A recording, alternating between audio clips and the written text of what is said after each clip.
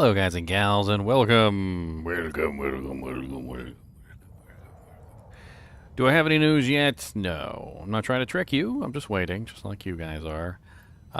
We are expecting news, though, any moment. So, I'm kind of just in the unfortunate waiting business at this particular moment. And I'm checking all the different sources, the Blizzard news page. Of course, the Blizzard tracker on the forums, and also the Twitter page clickbait. I mean, you're not wrong. It is sort of clickbait, but it's coming. Okay, just hold on. When I know, you will know. When I know, you want. My face gives it all away. It gives it all away. No, I do expect news any minute. So in the past, they have released their news on a timetable of Pacific Standard Time, obviously. I'm in the Eastern Standard Time, and if you convert 1 p.m. EST to PST, you end up with a nice roundly time of 10 a.m. So if you think about it, Blizzard headquarters is in California. They are a business like any other. They open their doors, and at their business, they probably open at 8 a.m. Right, so it gives them about 2 hours to actually get some stuff done, talk about things, get the post ready, and all that other stuff. And so 10 a.m. is a pretty roundly figure, so we might get something around 10 a.m. PST, which is coming up pretty soon. I guess we'll see. If I'm wrong, then I guess you'll watch me play my Godzilla for a little while we wait another hour probably for the next hour to come around. In the meantime, though, what I would like to do is poll you guys on what you think the potential change could be. So I'm going to create a poll, and we're going to put this in here real quick. So what do you think? What do you, I'm capitalizing that, think the big new feature is? All right, I'm going to put in a couple choices here. Let's put in as many as we can. So we're going to do currency tab. We're going to do loot filter. God, I really hope it's not that one.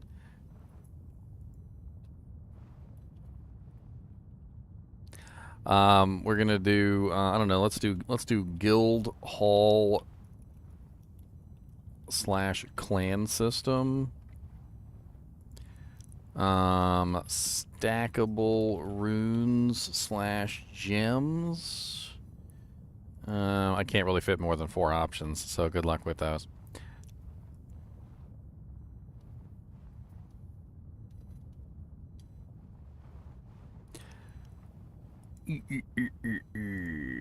One minute. 1 minute. If it doesn't pop up soon, I'm going to start doing some MF runs, and we will figure it out as we go along. Mr. Kubus, did you clean that entire container of cherry jelly? Did you clean the entire container, sir? Because it's very important that you clean the entire container, because we're going to throw it away, and we want to make sure that it's clean before it goes in the trash.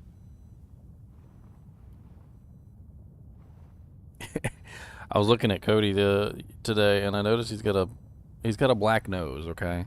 And there's this line straight down his nose. And I can only assume that he got scratched by one of the cats because he put his nose where it wasn't supposed to be. Cat probably said, "Bop!" That's right. I know the cat scratched your nose. You don't got to tell me. And you got a big old snarls, too. It's a big snarls. And he doesn't like it when people boop his nose either. 44% for currency tab, 41% for currency tab, 44% for stackable runes and gems. Only 11% want a loot filter and 7% a guild hall clan system. Seems like loot filter is the least popular option there, coming in at a measly 11%, while stackable runes and currency tab is way higher. How about Uber Cow King? What do you guys think about Uber Cow King? Wouldn't that be cool? So it's you have to collect like I don't know. Let's do something silly like Like you've got to collect the Cow King set and put it into the cube and transmute it or something. I don't know, something silly like that. And like each piece of the Cow King set, like combined with the right other pieces, gives you like a portal, and the portal takes you to a place where you've got to fight some uber Cow Kings or like uber hell bovines or something, and then you collect all the organs and you put them together and you make like an uber Cow King, and then the uber Cow King has something really awesome that he drops, like the cow udders of justice. You wear it on your head.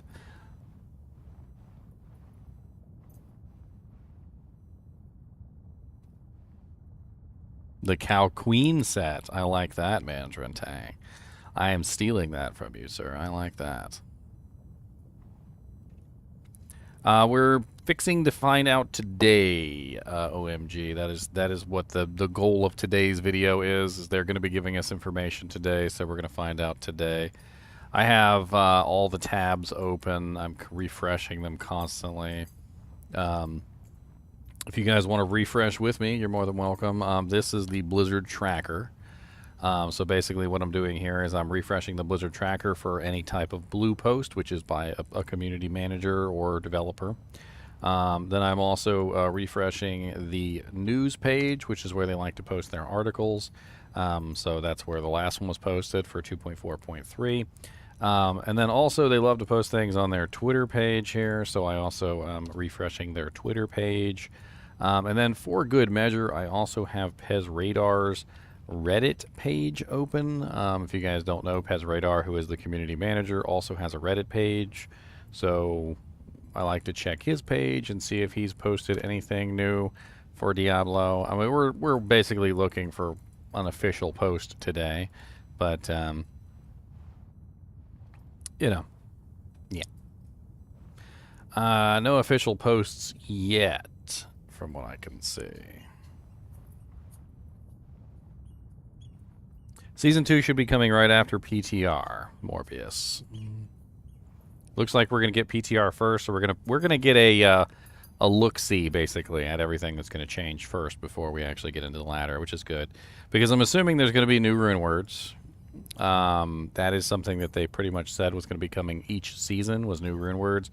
They also pretty much said that we were going to be looking at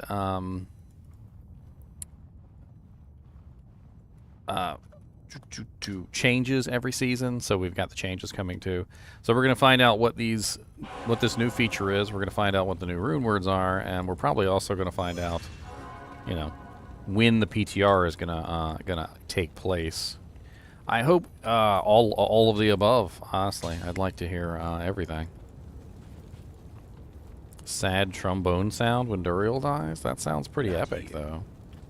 What's wrong with a sad trombone sound when Duriel dies, when he dies? You don't like sad trombones?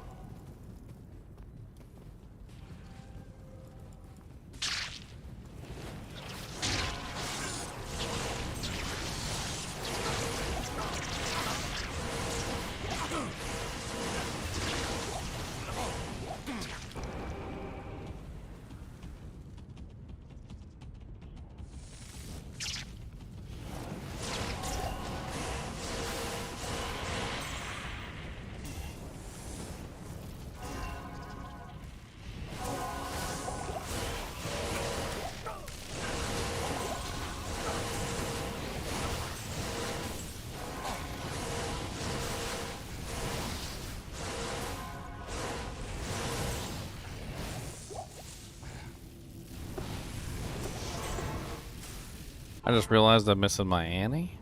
My Annie is on somebody else. Who stole the Annie?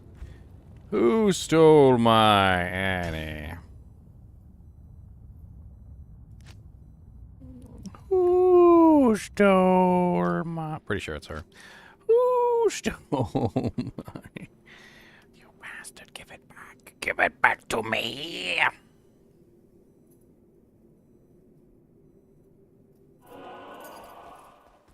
Uh-huh, there it is. Nestled up right in that inventory where it don't belong. Give it back. Give it back. Give it back. I did not manage to get level 99, unfortunately, Morbius. Other things kept drawing me away. I didn't really have the time. Life. I did manage to get to level 96, though, which I still was pretty impressive. I'm almost level 97, which I could possibly make it to 97 if I really knuckled down. If I knuckled down. But do I want to knuckle down, though? That's the question. The question that everybody asks. Is knuckling down as important as it seems?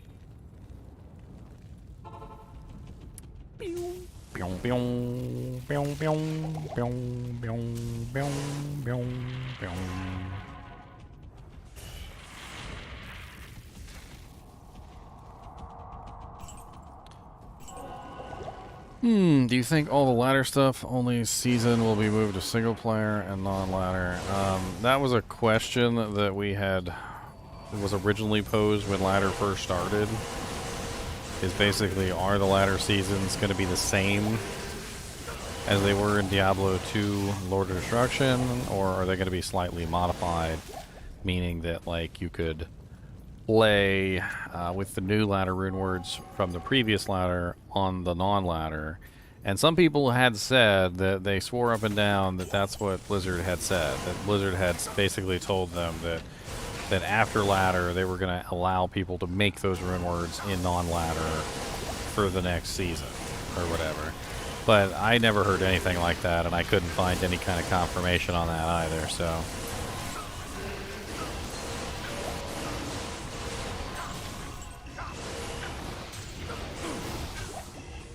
I never saw any confirmation.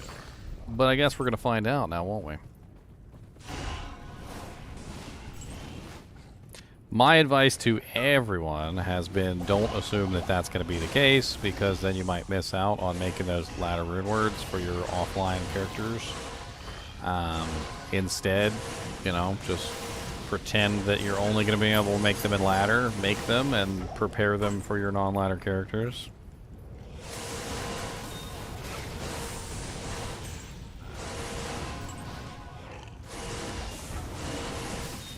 There's been some speculation that it could also be crossplay, but I don't really see how crossplay would be like the biggest feature in the world. But maybe a little bit. I don't know. Let me do another quick refresh here on all my doojanks. Mr. Cody, I don't have any more snacks, sir. I don't have any more snacks. 2.5 public test realm is live today. They just did a post 1 minute ago. Let's bring this up on the channel. This is what happened last time. It didn't show up right away. Looks like I was correct on the 1 o'clock time frame. So let's dig into this, shall we? We're gonna dig in, really deep. We'll dig in. Gonna go deep digging and I'm gonna find some fish in. Give me just a second while I get this set up properly, sirs. I know y'all are as impatient as can be, but we're gonna get to it, okay? We're gonna do it. Don't y'all worry about a thing. We're gonna get it. Alright, here we go. Public Test Realm 2.5 live today. Welcome back. Our next testing period, 2.5, goes live on August 25th, which is today. At 10 a.m. PDT, we're excited to share that for this PTR, we will be debuting Terror Zones, an experimental feature, and introducing a variety of bug fixes to address feedback the community has provided us. Quest log, Terror Zones, PTR focus and details, patch notes, how to participate. Terror Zones. The journey to level 99 is a celebrated experience for players and quite the milestone if achieved. A rite of passage, even. We want to offer an alternative to repeatedly farming Bale, Diablo, or Neelathak. We also want the journey to level 99 to be accessible to a larger population of players, full of variety, and most importantly, challenging. This is where Terror Zones come in. As we get into details, please note that players can choose to opt out of Terror Zones if desired. When playing a Terror Zone-enabled game, every hour the armies of the Burning Hells will focus their demonic might on specific zones, terrorizing them. The monsters in these zones will be at least 2 levels higher than your current level or their original level, up to a maximum per difficulty. The experience received and the loot dropped by killing a terrorized monster will be based on this new level. In addition, terrorized monsters will also grant additional experience points. Let me read that again because it's a little confusing. The monsters in these zones will be at least 2 levels higher than your current level or their original level, up to a maximum per difficulty. So if I'm level 98, that means they're going to be level 100. Here are the level details for each monster type per difficulty. Normal, base level, plus 2 levels up to level 45. Champion, plus 4 levels up to level 47. Unique, plus 5 levels up to level 48. Nightmare, plus 2 levels up to level 71. Champion, plus 4 levels up to level 73. Unique, plus 5 levels up to level 74. Hell difficulty, base plus 2 levels up to level 96, champion plus 4 levels up to level 98, and unique plus 5 levels up to level 99. The base player level used for the above calculations are taken from the creator of the game. If the host leaves the game, a new player will be selected for the base. Upon entering a Terror Zone-enabled game, you'll be informed of the current terrorized areas through a message sent to you via the chat box. When the time for new terrorized zones draws near, you will be informed of the impending changes via the chat box. In addition, you will be informed that you're entering a terrorized area by several indicators. Unique iconography next to a terrorized monster's name, on-screen text and messaging, special audio cue, in-game text on the auto map. Here's a complete list of all the zones that can become terrorized during the PTR. Act 1. We got Bloodmoor, Den of Evil, Cold Plains and the Cave, Burial Grounds, the Crypt and the Mausoleum, Darkwood, Black Marsh, Forgotten Tower, Jail, Cathedral and Catacombs, Tristram, and Moo Moo Farm. Moo Moo Farm can be terrorized? Ooh, that sounds like fun. Act 2. Sewers, Rocky Waste and Stony Tomb, Dry Hills and Hall of the Dead, Far Oasis and Maggot Lair, Lost City, Valley of the Snakes, Claw Viper Temple, Harem, Palace Cellar, Arcane Sanctuary, Tal Rasha's Tombs. Act 3. Spider Forest and Spider Cavern, Flayer Jungle and Flayer Dungeon, Lower Kurast, Kurast Bazaar, Ruined Temple, Disused Fane, Kurast Sewers, Travancore, Durance of Hate. Act 4. Outer Steppes and Plains of Despair, River of Flame and Chaos Sanctuary.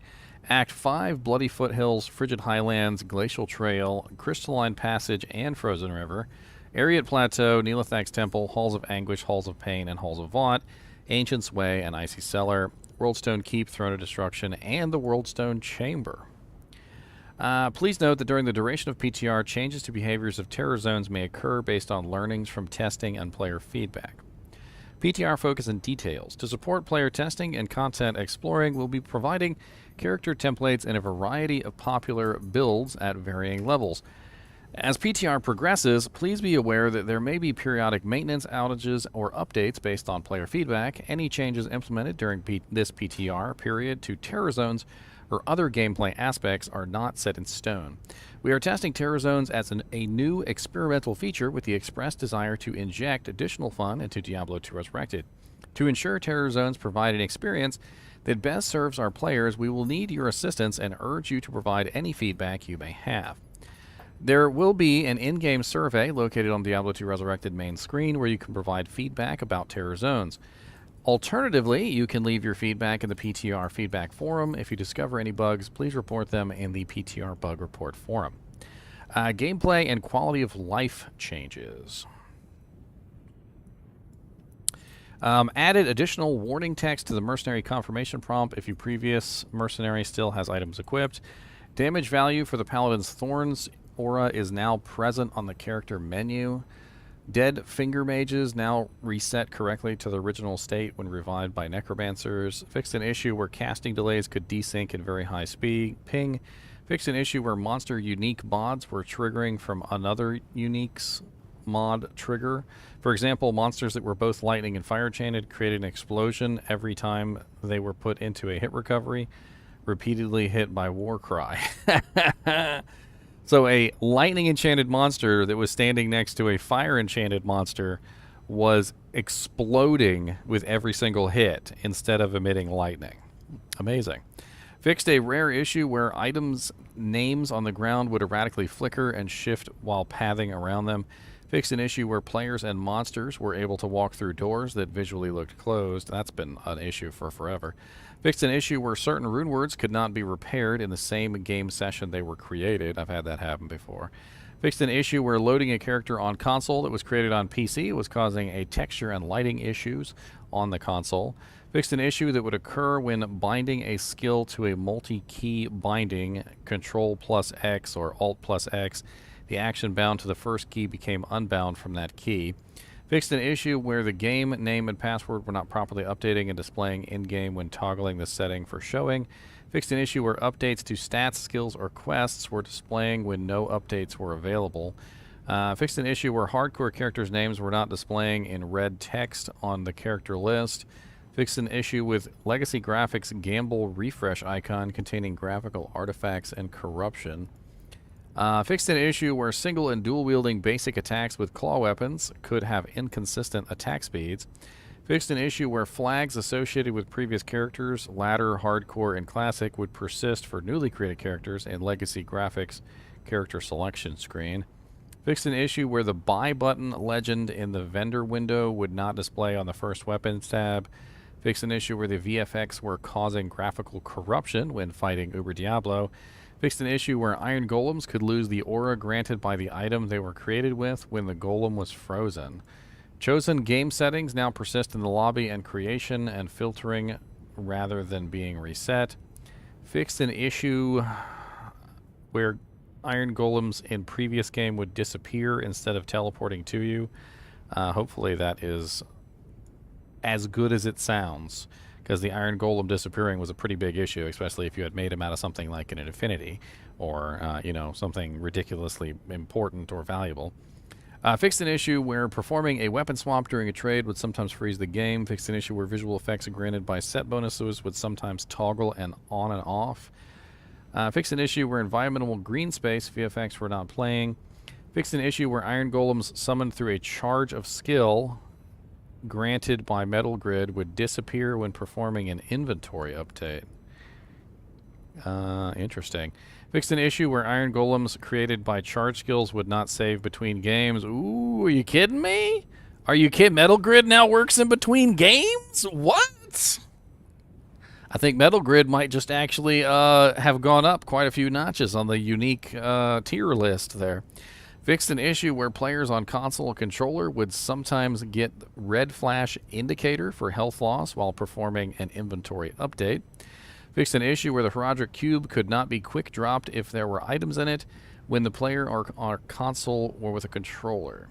Fixed an issue where similar items weren't grouping together when auto-populating into the belt when using the controller. Fixed an issue when quick moving a belt with items in additional belt slots it provides while using the controller.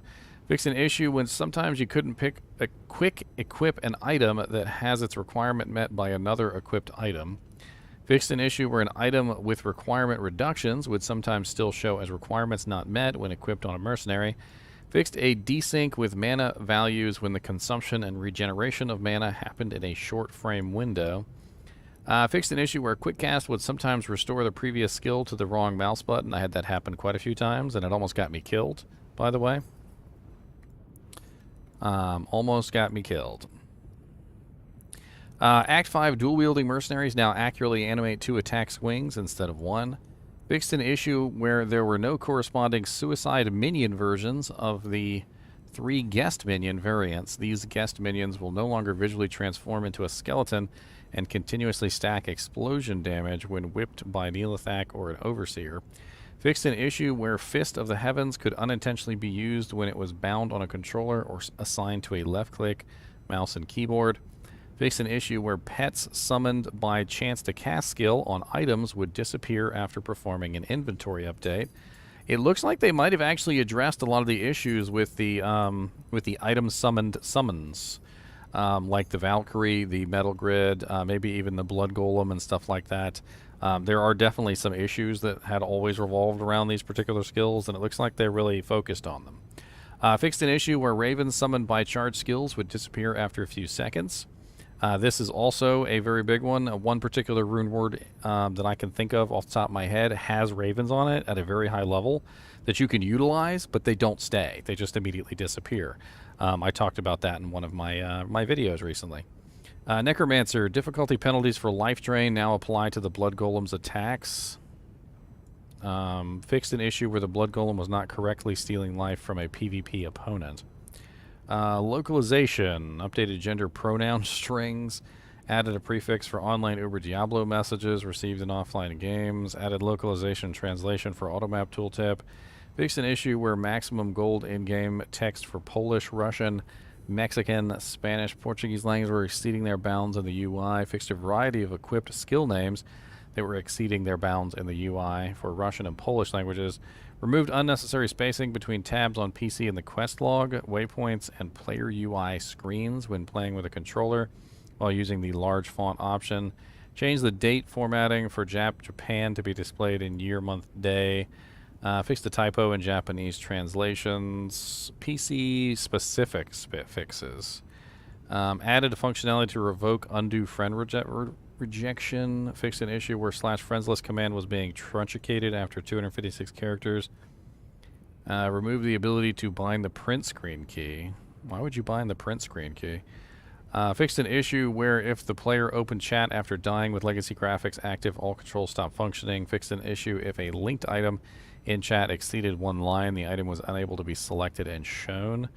Fixed an issue where if a player entered the lobby, then entered a game, the difficulty selection would be blank upon returning to the lobby. Removed the scroll bar and functions from the auto-suggest menu for chat commands. Fixed an issue where if a skill was bound and then the key was removed from the skill binding, the unbound skill would display without a binding.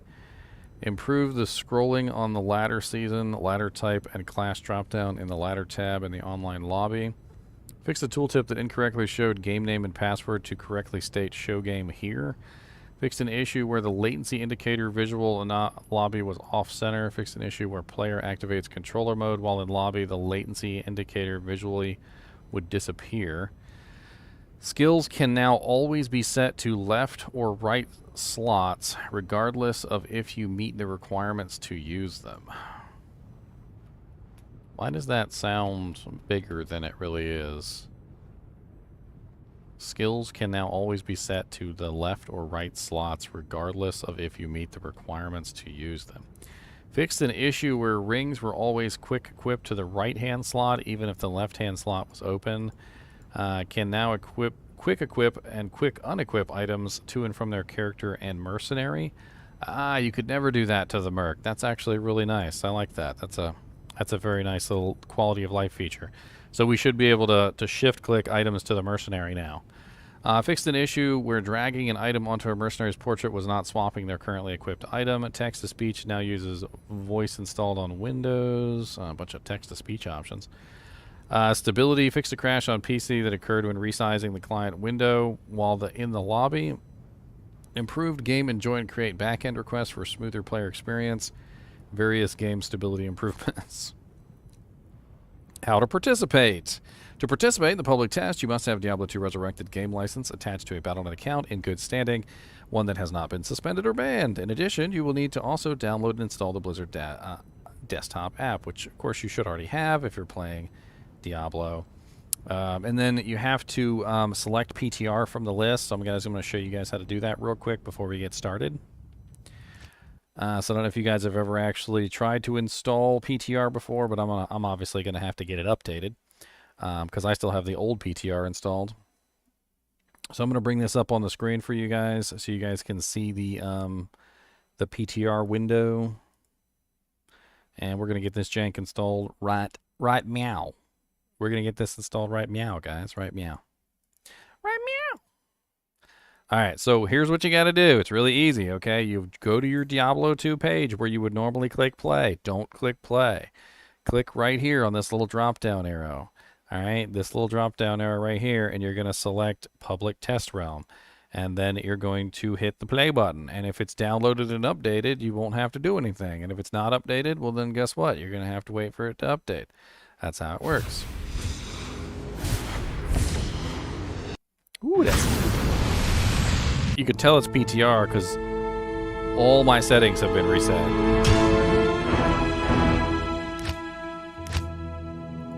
All my settings are reset. The sound is reset. I'm pretty sure all my things are messed up. It's definitely test realm. Terror hell. Look at all these terror characters. So before we get into this this other stuff, I want to test out some other things before we get started. Let's bring this down to about 10. Alright, we're going to test out some other things real quick before I get started, because I actually have these amulets sitting around. So give me just 1 second. I'm going to transfer over all my single-player characters to the public test realm, and we're going to test out these features. Literally, all I have to do is open up my Diablo 2 Resurrected folder, select all, copy, go into the Diablo 2 PTR folder, paste, and when I open it back up, I should have access to all my single-player characters that are now converted to the new version of the game. So we should be good.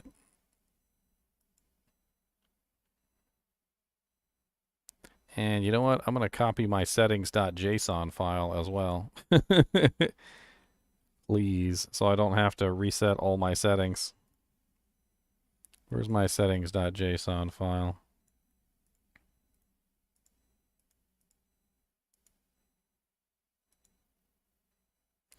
There you are. Copy. Paste. Alright, boys. Here we go. Open it back up, and I should have access to all my games. I really want to check out this metal grid. You guys might laugh at me, but I really want to check out this metal grid amulet. The possibilities of being able to actually have a working Iron Golem on a non-necromancer character by using that amulet opens up a huge amount of possibilities that were not there before, and I would definitely like to see some of those possibilities. So let's see, unique rings. Let me check unique rings because I might have shoved them all on the same mule. Good day. I did indeed. Where are you at, Metal Grid? There you are, my beautiful Metal Grid. What should we make him out of? How about an infinity? We want to make him out of an infinity, right? Why not? Let's make him out of an infinity. Who doesn't like making infinity infinity metal golems, iron golems? Who doesn't like that? Everybody likes that. Yeah. Let's see. Infinity Giant Thresher. There we go. Let's drop that on the ground. Let's get our little Iron Golem on there. Put my little altar set on. Yeah, boy. Infinity Iron Golem, my friends. Now for the testaruni. Now for the test Arunti. Does he die when I log back into the game?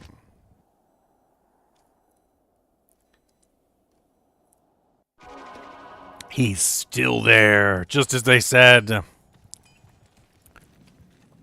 The Metal Grid Amulet has now just risen as a unique item into Halls of Amazingness. You guys don't understand. I know you guys don't understand exactly what this means, but you can literally now make an Insight Iron Golem on any character that you want.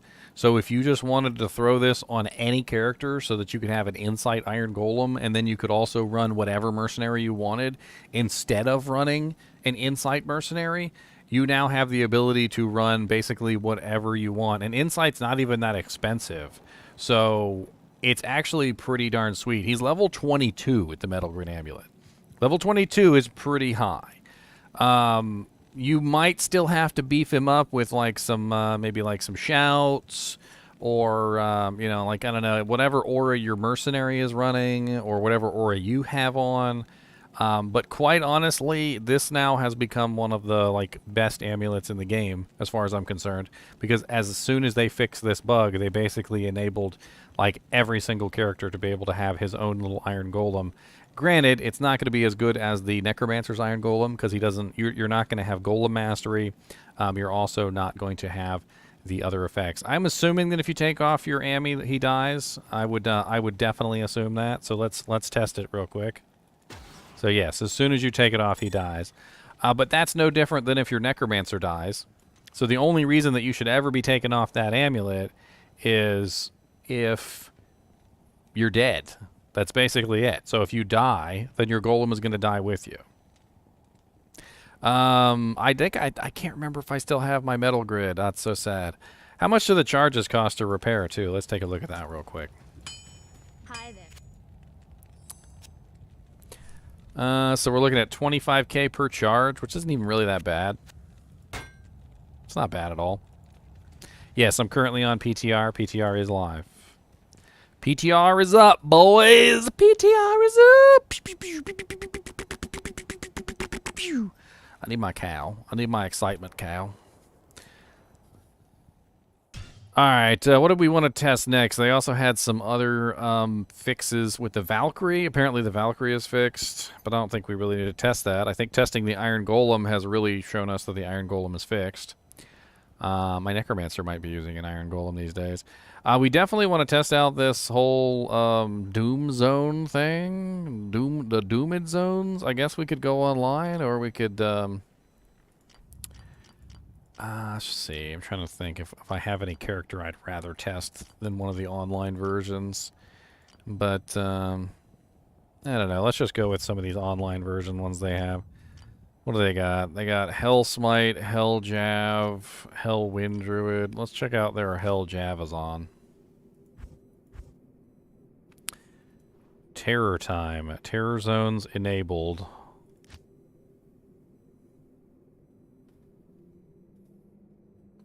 It is not like Rifts. The only analog that I can explain terror zones would be something similar to like invasions in like an MMO. Like you have zones and the zone can be invaded. That's kind of what it seems like. Like this particular zone could be potentially invaded by, you know, hostile forces or whatever.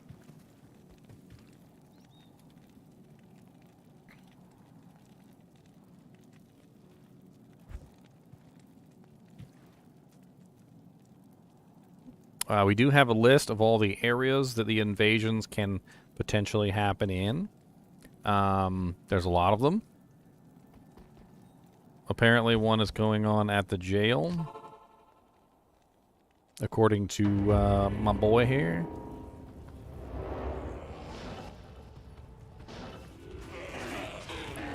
Oh, they got little special doojanks over their name. Invaders. Come on, invaders, let's go. We ain't got time for your invasions.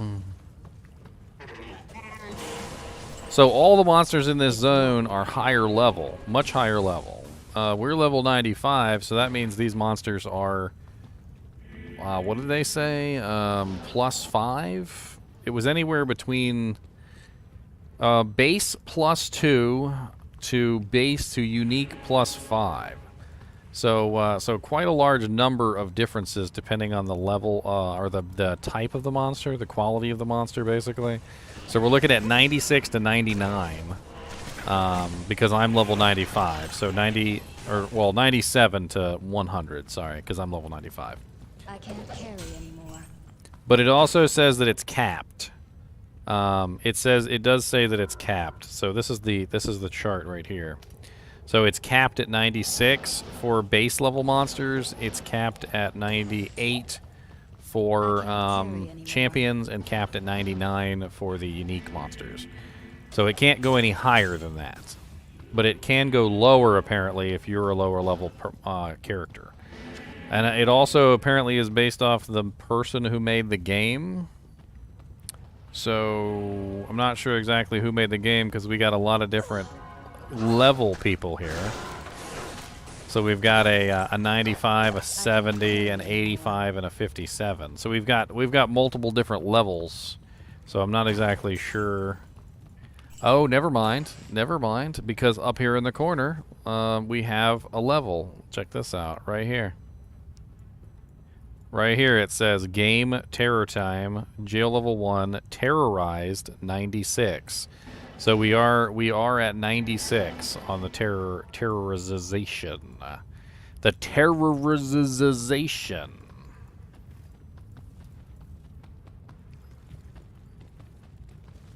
Ooh, I got a little purple terrorized jank when I went through the. Y'all see that? Look at that cool. That's cool. That's so cool. Look at the little terrorization. The little terrorized. Got a little terrorized. Terrorized. Terrorized. Look at all them terrorizations. I'm going down into the lower do janks. Let's see if we can find some more monsters down here. What's up, buddy? What's up? Get wrecked. Ain't got time. It's locked.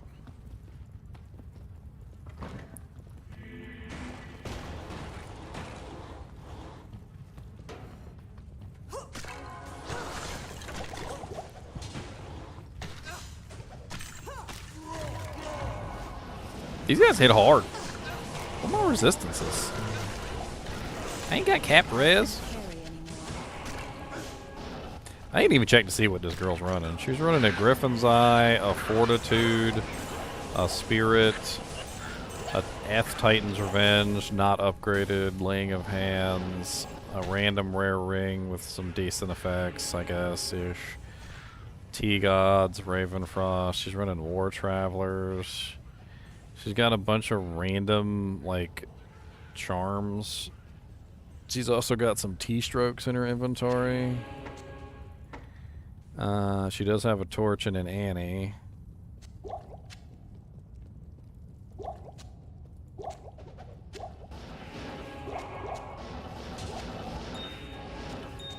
Looks like she's set up specifically for this particular gear. They give more EXP because they're higher level monsters in general, but they also said there was an EXP bonus along with it.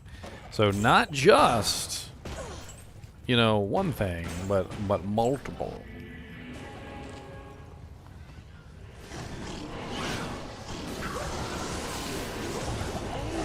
Oh, you guys are immune to lightning, huh? You guys think you're cute? You guys must think you're very, very frightening.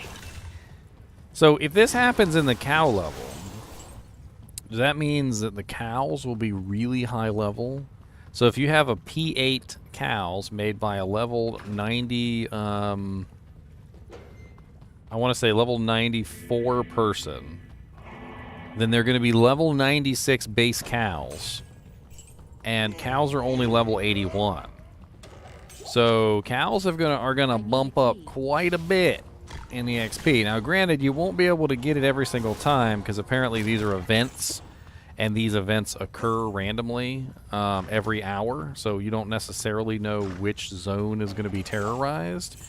But maybe I was correct. Uber cows, my friends. We literally have Uber cows. I was joking, but we literally have Uber cows because technically they are going to be level 96 to level 99, depending on whether they're champions, bases, or elites.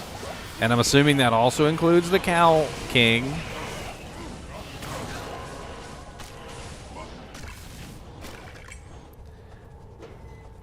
Trying to figure out why I was using Charge Strike and why I have Jab. What the hell is with this girl's skill points?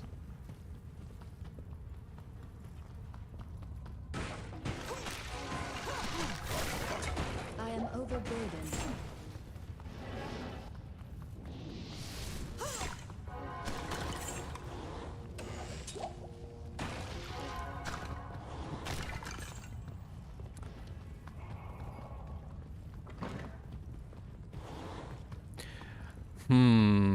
I need a key.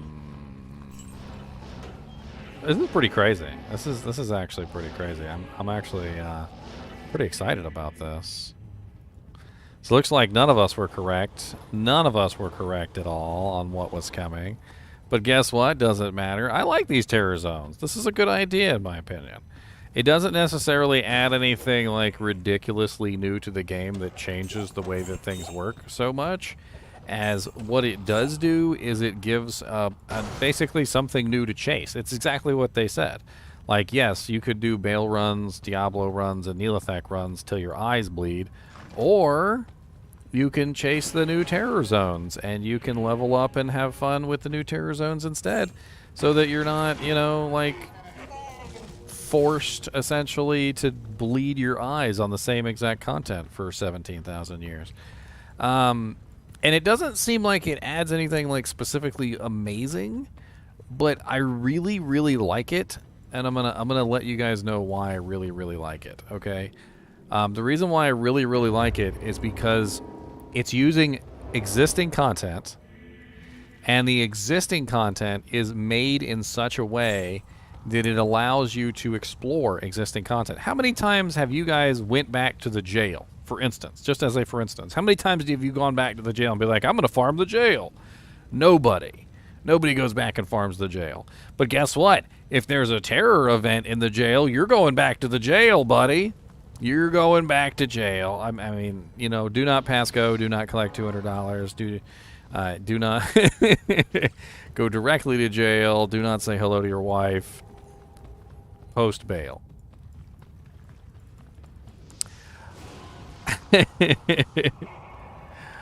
I'm kind of impressed. I'm a little impressed. I like this idea. I'm kind of curious at whether or not this will be an ambushing kind of thing for newer players. But they did say it was going to be based off the level of the character who made the game. So if a low-level character makes the game, then the monsters will not be that high level. They're only going to be +5. They're only going to be +5 the character's level who made the game. So if somebody who's level 60 makes a hell game, you know, they're not going to get ambushed with level 96 monsters in the Den of Evil. But if a level 95 character makes the game, then yes, you're going to have the highest level monsters in the game. This also comes into play because you're going to want to have more players that are higher level make the games at that point. So the higher level the character, the better.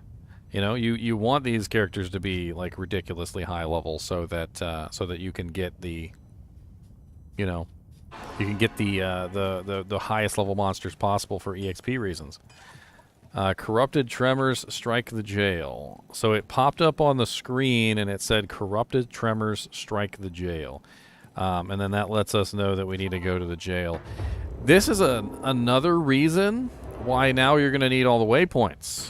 So depending on where the corrupted area hits, you might necessarily want to, you know, get every single waypoint so that you have all of the, you know, quick paths to get to the terror zones.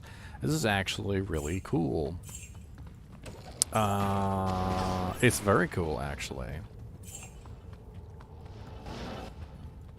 You know what? We're going to make a new thumbnail real quick here, buddies. Hold on.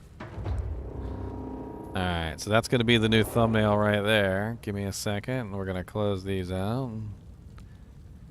Thumbnails. I need to make a new thumbnail for this video. Because now that we actually know what it is, I need to make a sexy thumbnail for terrorization.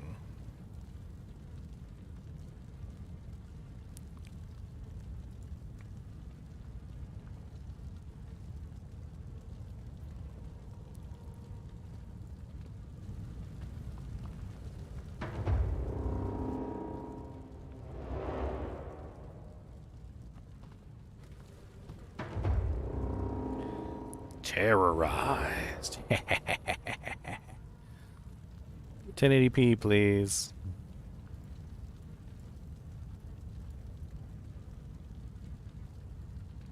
Oh, it's kind of hard to see the Terorrized on the stream. Apparently it's once every hour.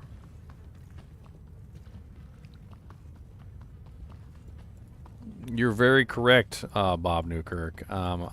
This is interesting because it may also change magic finding a little bit as well. So in these new zones with these monsters that are a higher level, Is the TC class of these monsters being changed? Are they capable of dropping higher level items than they otherwise would be able to? That is also a very good question.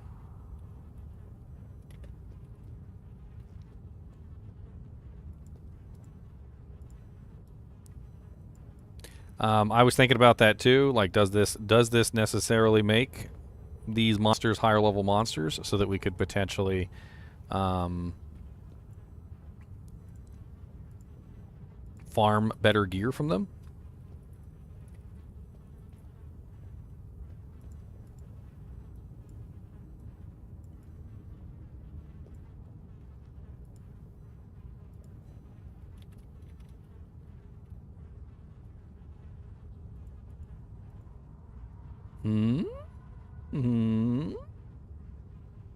Sorry, I'm having fun being dramatic with my thumbnail. I'm having fun being dramatic. I mean, I am a YouTuber, so, you know, I gotta be a little dramatic. It's important. It's important. I think 2.5 fills a good little niche role. It kind of fixes something that honestly was kind of broken. Nobody really liked farming Bale and Diablo and Neolithek for the entirety of like 95 to 99. It was a pain in the butt, and it made the entire process just absolutely stupid. And I think it was magnified quite well by the fact that literally the first person to get to 99 had like a full team of people to help him get there. So it really just kind of showed everybody that it wasn't really quite possible, like, to get to that particular level,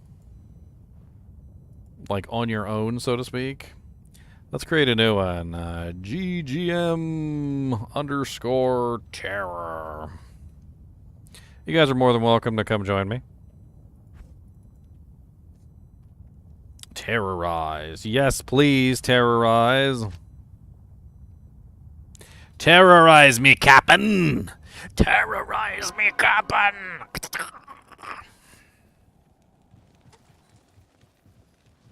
Alright, so it should pop up. Oh, it do? I don't know if that's the same one from last game, or if that's the one...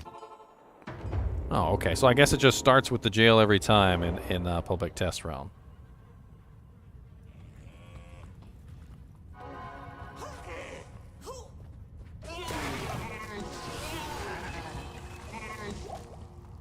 Yeah, but the problem with that idea, Sesafim, is they also have to be high enough level to make sure that the monsters are high enough level that the player actually gets EXP from them. So, so they're also going to have to be a high level.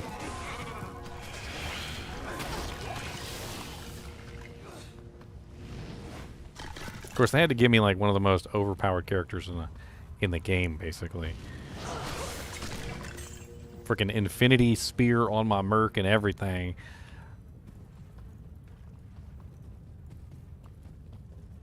I'm surprised I don't have Lightning Fury. Oh no, I do have Lightning Fury. Never mind. I was just joking.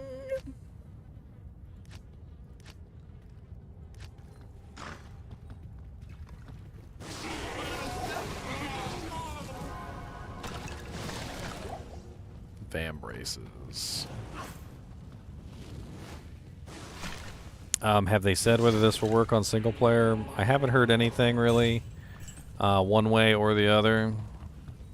On that, there was nothing in the notes about it. I'm kind of curious if there's any way that we can discover what the TC class of the monsters are. Like, is there any specific item that would not drop in jail level 1 that would drop somewhere else? That we could maybe, like, pinpoint and go like, okay, if this item falls on the ground, we will know that their TC class has been altered. Jail level 1 isn't that high level, is it? What's the M level of jail level 1? Can somebody look that up for me real quick?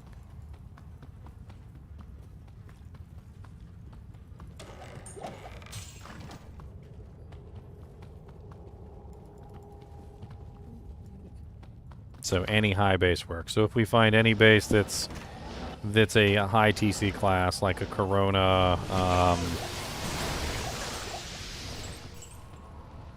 Berserker's Axe, I'm trying to think of all the high-level bases. There's quite a few high-level bases. I know Berserker's Axe don't drop anywhere except for 85 zones. Coronas don't drop pretty much anywhere except for 85 zones. Diadems don't drop anywhere except for 85 zones. I don't know all of them. That's the problem. I'm assuming it also doesn't affect the clickables though. So like despite the fact that the monsters might be affected, none of the clickables or anything in here should be affected. So it's going to be a little bit different. Yeah, it definitely needs a little bit more density. That's for sure. I do feel like there's a little bit of a density problem because I've been running around kind of like just dead zones a little bit.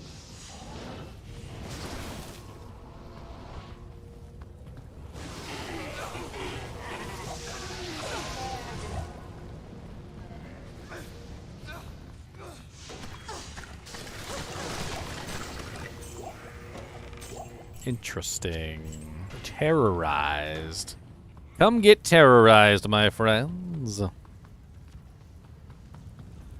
There's jail level 3. We don't know. That's what we're trying to figure out, basically. Case.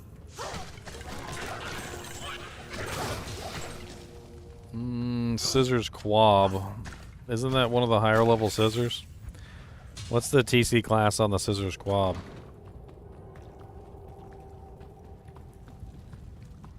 I'm seeing Double Bow, Hunter's Bow. Those are all low TC class items.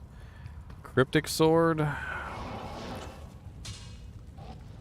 I guess I could always pull up the TC class list real quick. TC class D2. Cryptic Sword. Cryptic Sword is a treasure class 82 item. Jail.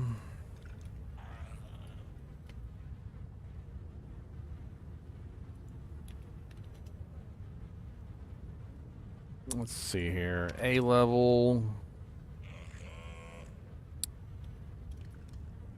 So let me pull up the A level for jail real quick. So according to this, the area level of jail is level 71, which even if I kill an elite monster, which is basically +3, that would be a total of 75. And the Cryptic Sword is a TC class of 82, so that means that the TC class is going up with the terrorized zones. So these monsters are dropping items that they shouldn't otherwise be able to drop while under the effects of the terrorization.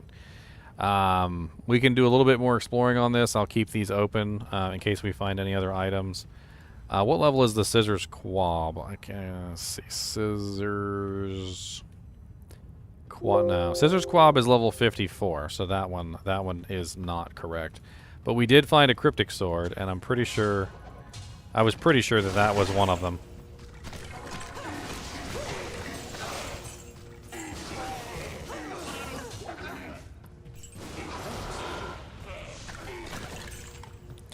All right.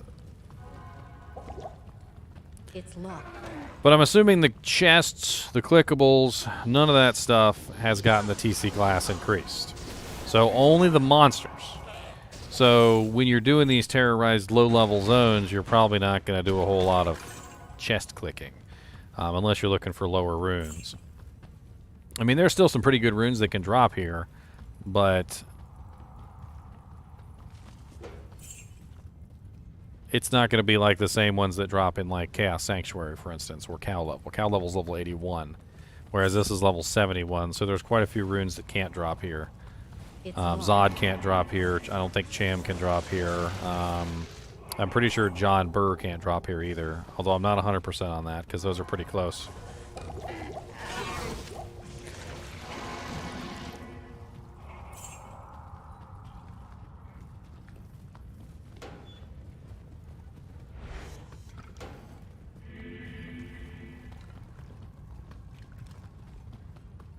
If only they were transparent with a real changelog. Okay, so the corruption begins to fade. All right, so this is the basically telling us that it's over, right? So I guess at this point the terror is going to spread to other zones. I want to open up the cow level, and maybe hopefully the terror will spread to the cow level. Let's try that. All right, so let me go grab the leg real quick.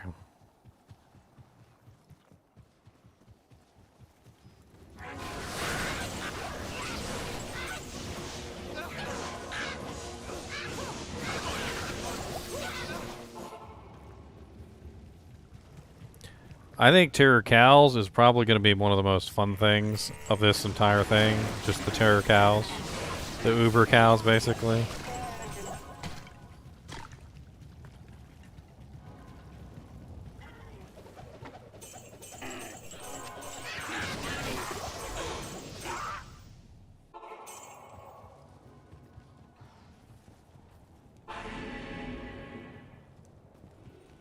The Javazon stocks.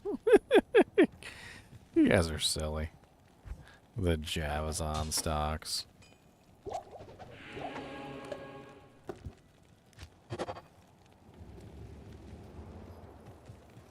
Hello.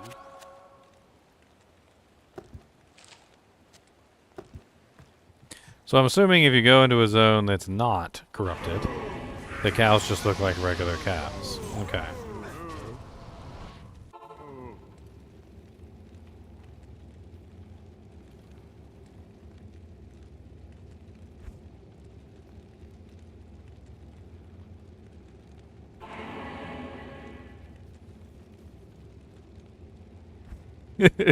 Don't murder all the cows until they're possessed. I want to see what it looks like when they're possessed.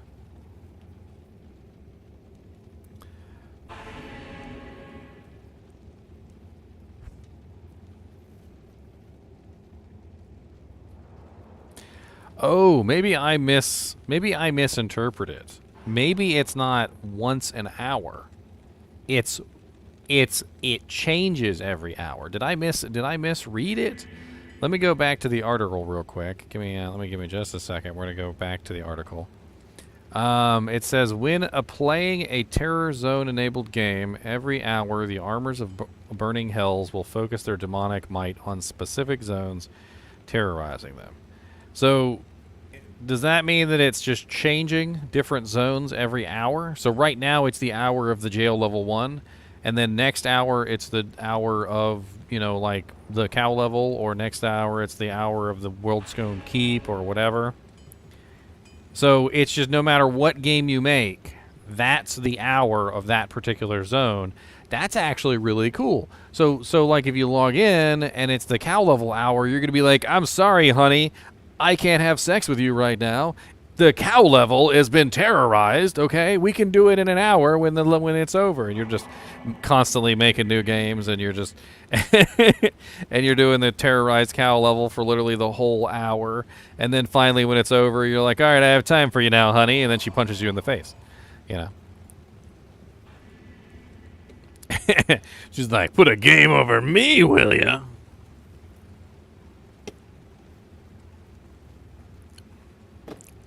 Jeremy said no one ever.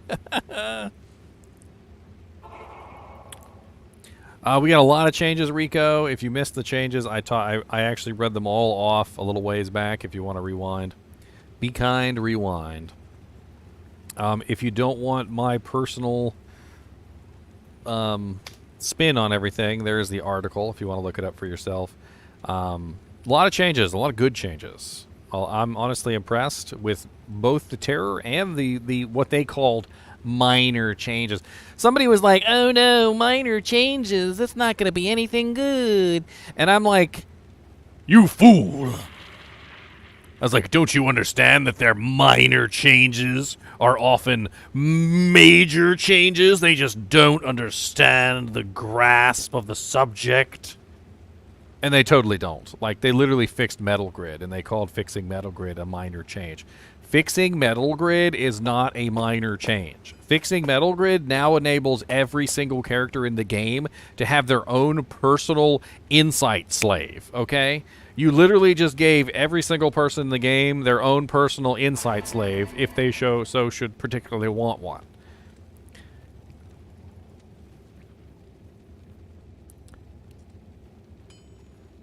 Yes, 2.5 will apply to the Switch, the PlayStation, and the Xbox when it goes live. Right now, this is the public test realm, so we are currently testing the features. The corrupted tremors strike the harem and the palace.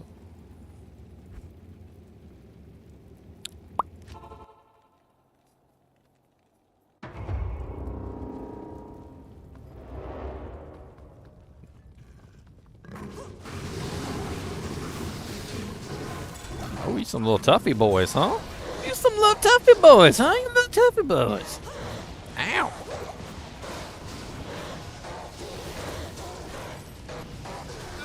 That's right, punk. Yeah. Oh yeah, Metal Grid is going to skyrocket in price. I guarantee you. If you've got a Metal Grid right now, hold on to it, because in 2.5 it's going to like be ridiculous. And in ladder, if you find a Metal Grid, in ladder, you're going to be like swimming in the doll hairs, basically. Because you know what this does, right? It gives somebody the ability to run both Infinity and an Insight at the same time, which some people literally will not run Insight. Will not run an Infinity because it doesn't allow them to run Insight. So now they can do both. They can have their cake and eat it too. This is the game I'm in right now, GGM_terror, although I do believe it's full. We got a nice little 8-man going here. I can't carry anymore.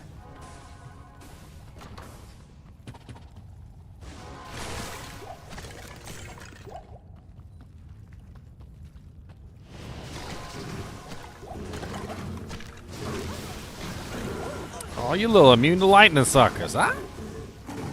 Immune to lightning, I'm at the get a little jab up in there.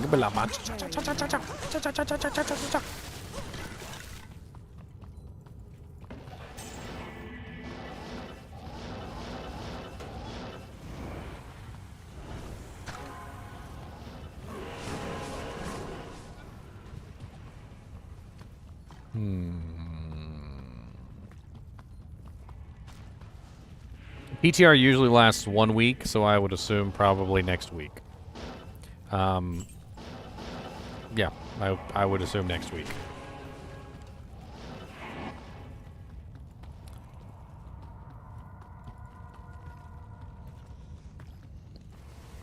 They're not going to give you a date. You know why they're not going to give you a date? Because they don't want to let you down. How dare you be immune to lightning, Steel Maul? I will jab your face.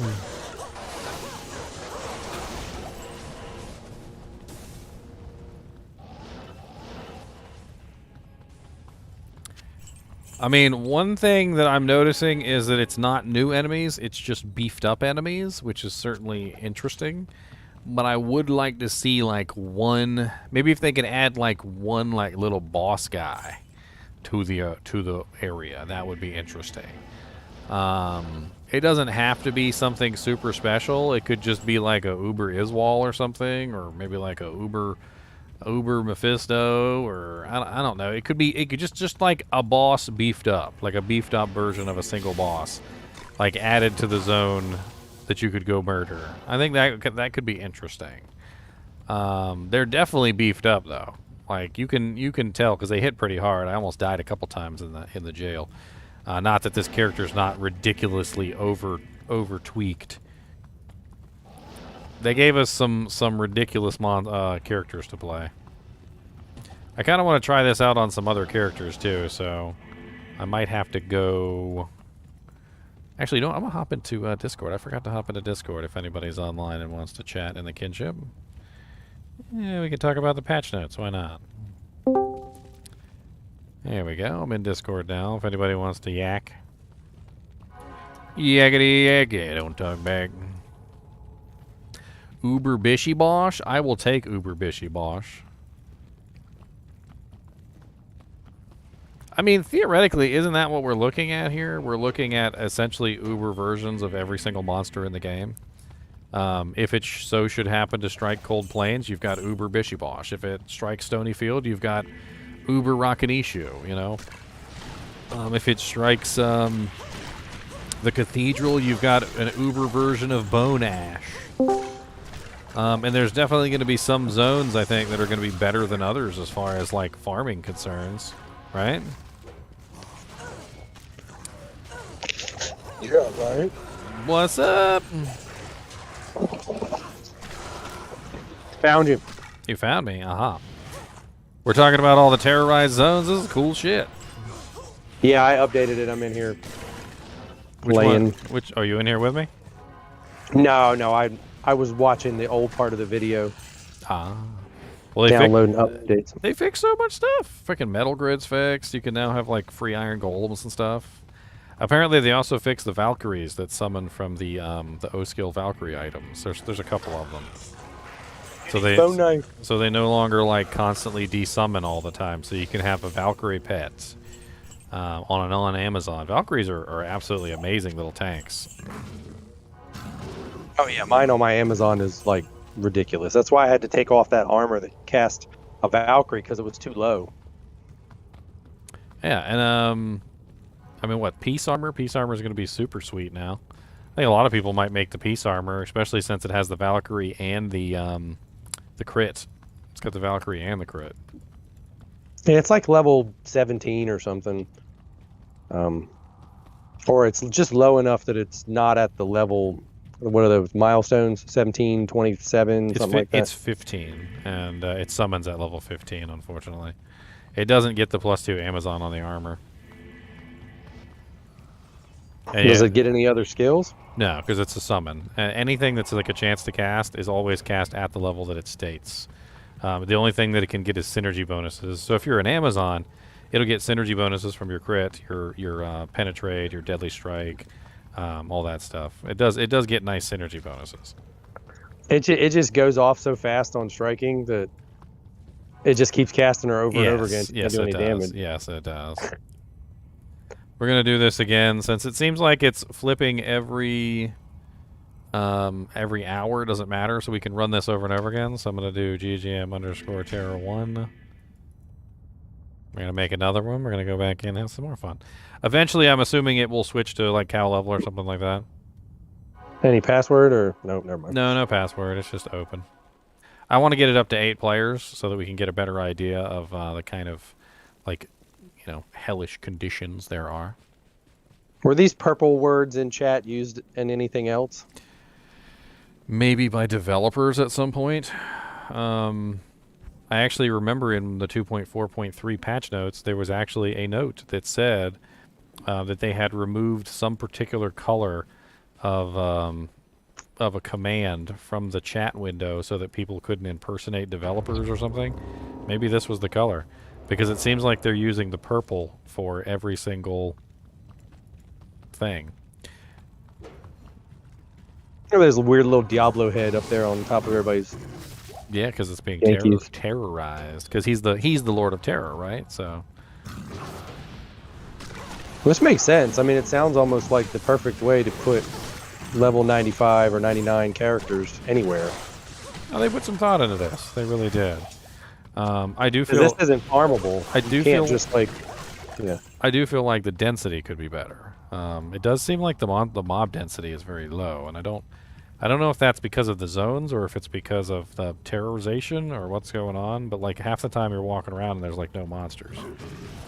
It seems like everybody's pushed into groups and not just stragglers. I don't know. These are stragglers. These invaders.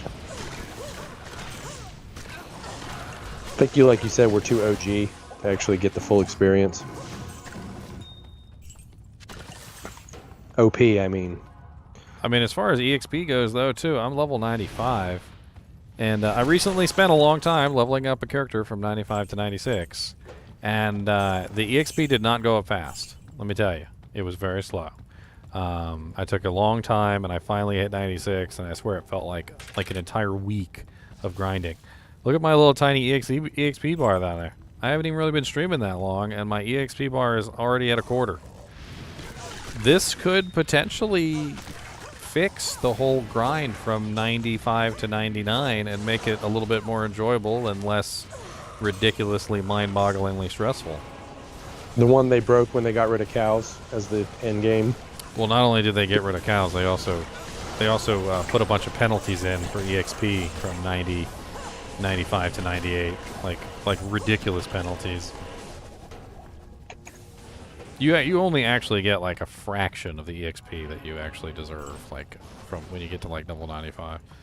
They're like, oh yeah, that monster has 1,000 EXP. Oh yeah, all right. Well, I'm telling you, there's a 95% penalty on that, so your 1,000 is going to go down to 50.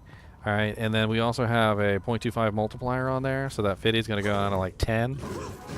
So yeah, here's your. I know you just earned $1,000 and all, but here's your 10, and I'm taking the rest. That's like taxes on overtime. They're like, we know you just worked that extra overtime, but we're taking half of it.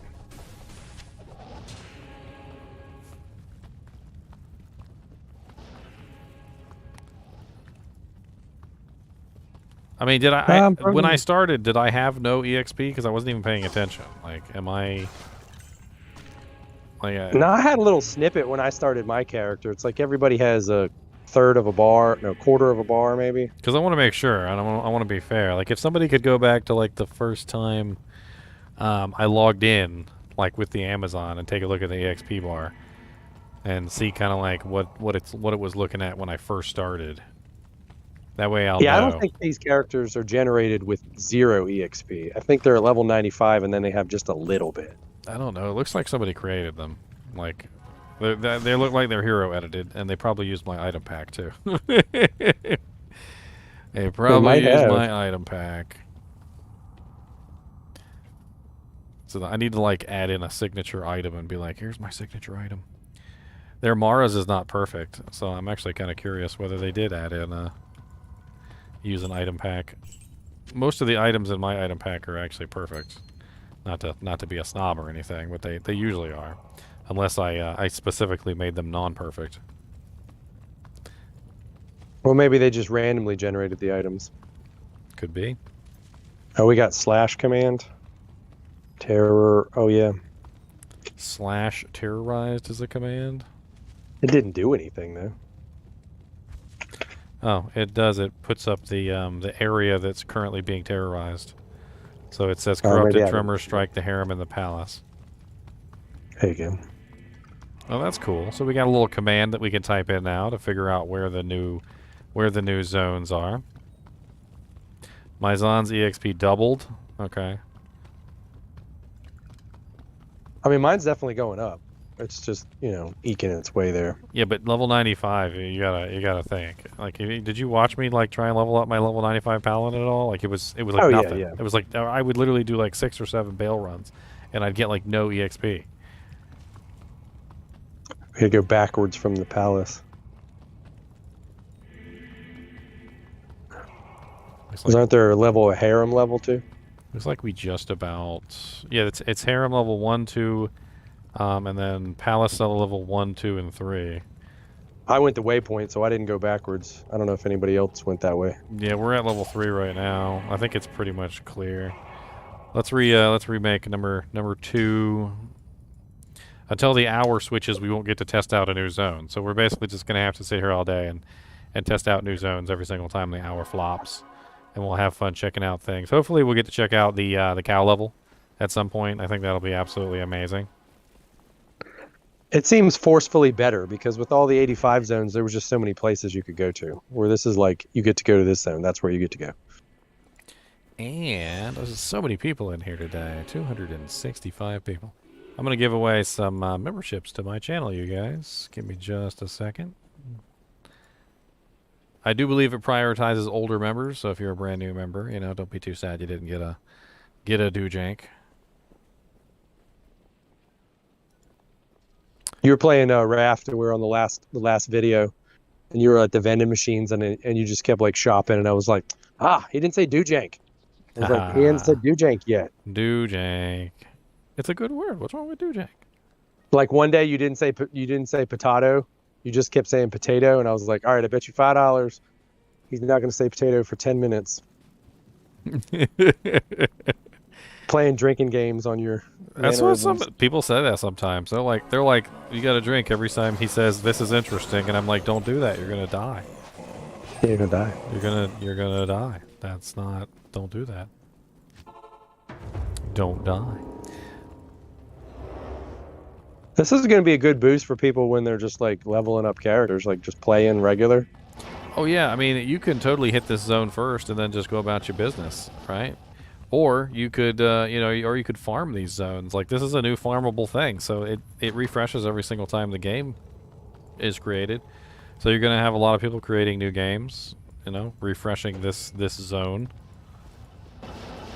Well, think how cool it was when they did the, like, Diablo walks, and people who had never seen it before, ever, would just post it all over the forums about, oh, I just killed Diablo. I just walked up to Rakanishu and he turned into Diablo.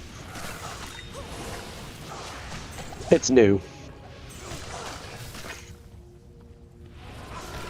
Anything new other than the terror mode, like changes to weapons? They changed Metal Grid. Metal Grid actually works now, so the golem no longer desummons when you leave the game, which is probably one of the most amazing changes I've seen in a long time. They also fixed the Valkyrie items, the ones that give Valkyrie O skills and summon Valkyries. The Valkyries will no longer randomly despawn. They also fixed the bugs that cause the Iron Golem, the Valkyrie, and whatnot to just randomly despawn, like even on the Necromancer apparently. So hopefully that is fixed. There's also a couple little other things in the bug patch notes. Not like a whole lot like 2.4, but these terror zones is certainly interesting. These terror zones have opened up a lot more than I think a lot of people realize. Like Bob was talking about earlier, was the TC class of the monsters change. So it has opened up new Magic Find zones. So no longer are we like stuck to Magic Find the same zones forever. Now we can do some of these Terorrized zones too, and potentially get some pretty good Magic Find places as well. We just found a Cryptic Sword that was TC class 82, I think it was TC class 82, and we found it in the jail level 1, which was a TC class 71 zone. So we should not have been able to find the Cryptic Sword in that zone, but because of the terrorization increasing their level, it also increased their TC class, which had the Cryptic Swords drop. So technically, you should be able to find some of the highest level items in the game from these terrorized zones that previously before you were not able to find, which is also just really interesting. And as it changes zones, you can switch up characters. Yeah, so if it's the cow level, the cow level, the Javazon is obviously the cow level queen, right? So you could have a Javazon ready in case the cow level hour comes along. The cow level hour, the witching hour. Oh, we have a PvPer in here. Hell Jav. I don't have any lightning resistance. Where's the waypoint? I'm gonna go ambush. I think you'll come backwards through the Arcane. Aww. My hit landed after yours. I hit your stupid mercenary. Yasa. PvP with a character you didn't make. Yeah, pretty much. That's why there's no honor in it. Plus, nor do I really care. I didn't make this character. Where the hell are y'all at? Assassinated. Running around Palace level 1, so level 1. Oh, from the waypoint. I mean, it's very similar to the old invasions and stuff that would happen in MMOs. I'm sure you guys have at some point played an MMO that had an invasion thing where basically people ran around and like a zone would just get invaded. And when the zone got invaded, you would basically just go to that zone and you'd start fighting all the invasion monsters. I don't know if they should do this, but it would be kind of cool if the monsters respawned. I know that Diablo doesn't have a whole lot of respawning going on. I mean, the Uber Tristram is probably the only place where there's like a respawn sort of a thing going on. But it's not hard to make a new game. You just lose all the players 8 you had going. Well, yeah, but it'd be kind of cool if they did respawn a little bit, like maybe some of the like the other monsters. But then in Uber Tristram, what they did was they made it so that the monsters didn't give any XP when you killed them because people were abusing the respawn mechanic of the monsters. So I don't know. Did you see my post? Somebody had commented about hardcore, and I said the boys pointed out that when Diablo kills you or when he talks to you, He says, not even death can save you from me. And in my interpretation, that implies that you're supposed to die in the game because even when you die, you still have to kill Diablo. Like, you have to keep going even though you die. You come back, you kill him again. But on hardcore, you can't die. So you kind of break the whole not even death can save you from me, because when you die, you are saved from having to play the game because that character is forever dead. Well, the game was originally supposed to be permanently hardcore. Like, David Brevik apparently wanted the game to be hardcore. That was his original intention, was literally just a hardcore game with no other game mode. And he was talked out of that by the original game crew. So it's not really like he didn't have that intention. At one point, that was literally the only way that you would have been able to play the game had they not updated it so that you had a softcore mode at all, which is pretty funny because, like, a lot of people, I don't even know if a lot of people would have ever played the game if it was only hardcore only. It's Nintendo rules. You have to learn what kills you and then not kill you the next time you play.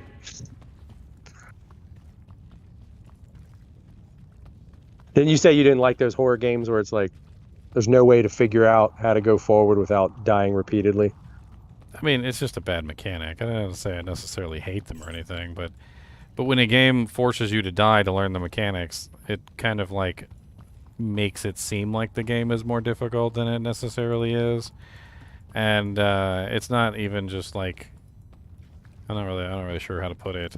It's just a bad mechanic all around, I think, to basically force people to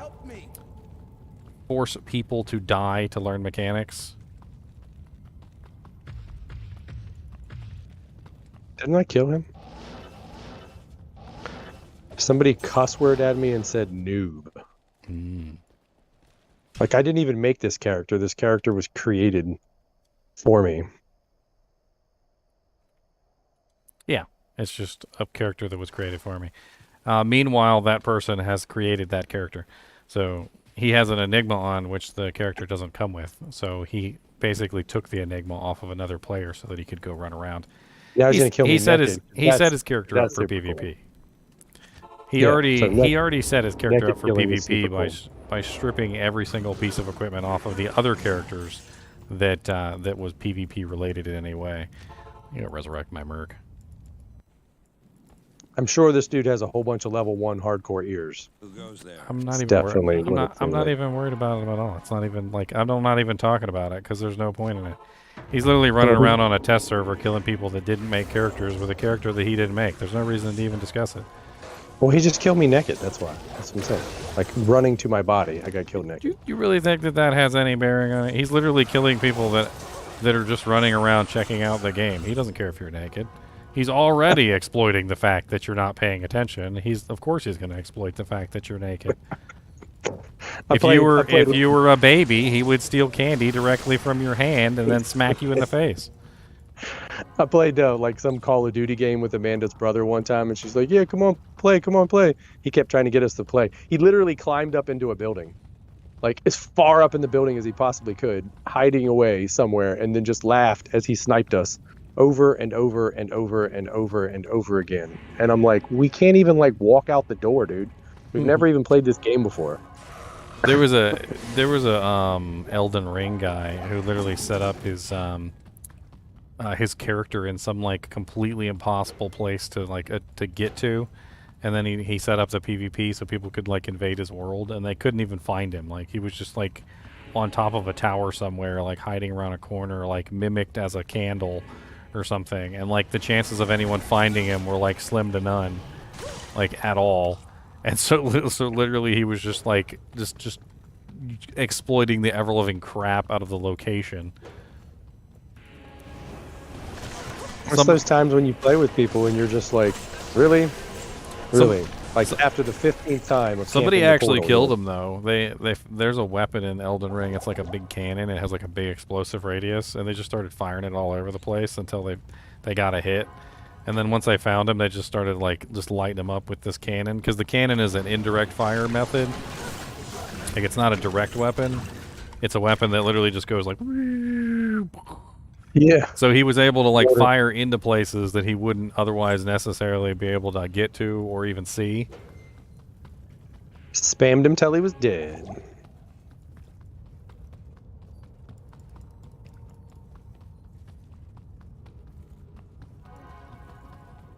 Yeah, so the only thing higher level than these monsters at this point is going to be the Ubers. Oh god, they hit hard. Those magic arrows are nasty. Did you make 4? Or are you still in 3? I'm in 3. Just running Oh, around I in thought 3. everybody left. Thought y'all left. No, not me. Now, fixing your keyboard was easy. The only thing is I didn't exactly have a USB jack that matched exactly the one that was there. I mean, honestly, it needs some kind of reinforcement, I guess. Well, it did have one. Basically, what it had is it had a jack with 2 ground legs, and then coming off the back of it were 2 extra legs that like reinforced the back. So the jack didn't break off the board. Well, no, I just figured it was loose. stayed on. No, it wasn't loose at all. It Oh, it was wasn't just that it loose? was broken. It was broken internally. Hmm. So the one I replaced it with didn't have the legs, but I actually took the security leg off the back of it and reattached it to the jack that I had so that it has that rear reinforcement. It's that roll. I actually wanted to show you this. That's what I was talking about the other day. I got this Xbox controller, and it literally has like a freaking plug on it that like goes into a little slot and then like locks in. And then after it locks in, it's got like a little clip, and you gotta like press the clip down to get it out. It's gotta be the coolest thing I've ever seen. Oh, here it is. Oh, I'd have to. Let me see if I can just show it. See if I can unwrap it from its doom here. Oh, look, there's Negative Tyrus. Negative Tyrus is here to tell us all how negative he was. Yeah, so let me see if I can bring myself up on camera here, just in case you guys want to get one of these too. So the controller has this like deep hole, like it's very deep, and the cord has these little clips on it. So what you do is you actually take this and you put it into it, and it literally clicks in. Like, I mean, there's an audible click. You can hear it. And to take it out, you have to press down these 2 clips and pull it out of the like this giant plastic like enclosure. So it would be very difficult to screw up the jack on this controller for the way that it's designed. It's really, honestly, a really cool controller. It's the Power A Xbox controller. Just honestly a design that I think just about every company should incorporate as far as like controllers are concerned. If you're going to have a removable wireless a wire that you can obviously plug in and out. And let me bring myself back down to normal size. I don't want to make my head bigger than it otherwise normally is. I mean, it's already humongous. It's already quite large. Ah, look at that.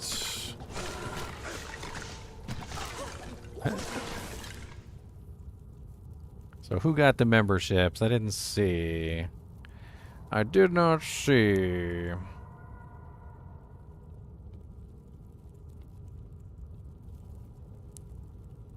Ah, der gut.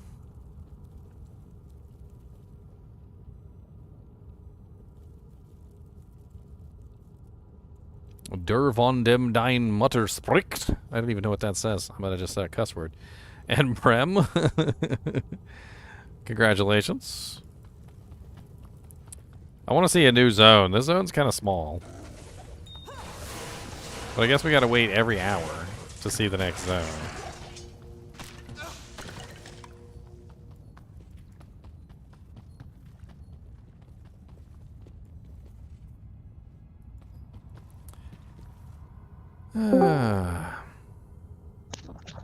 Okay, back when I saw your controller.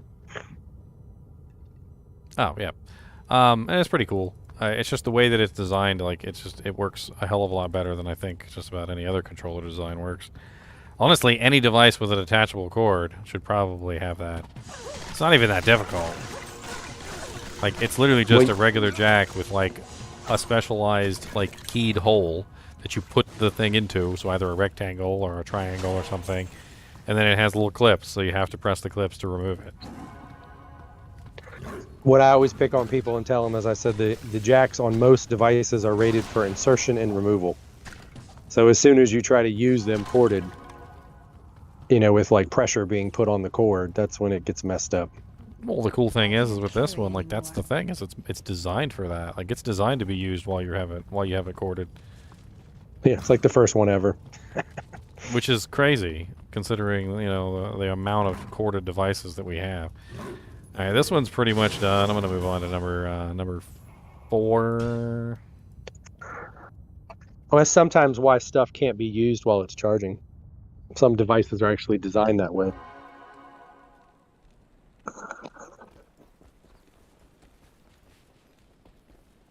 Oh, where'd our PK go? He ran away? He probably got bored. I wasn't engaging him or talking about it, and I didn't even acknowledge his existence. Which is the best way to deal with PKers, to be honest. See, they don't understand how OG we are. How we had to deal with all the, like, 7-year-old Asian kids that would come and kill us on a regular basis in every game we were in. I mean, it's not like this is hardcore. I'll be fine. It's not like I made this character. I'll be fine. Yeah, so I'm not even picking up items. I'm like, well, it doesn't really matter. I mean, yeah, we're not even picking up items. Freaking Co-Rune dropped earlier. I didn't even bother looking at it.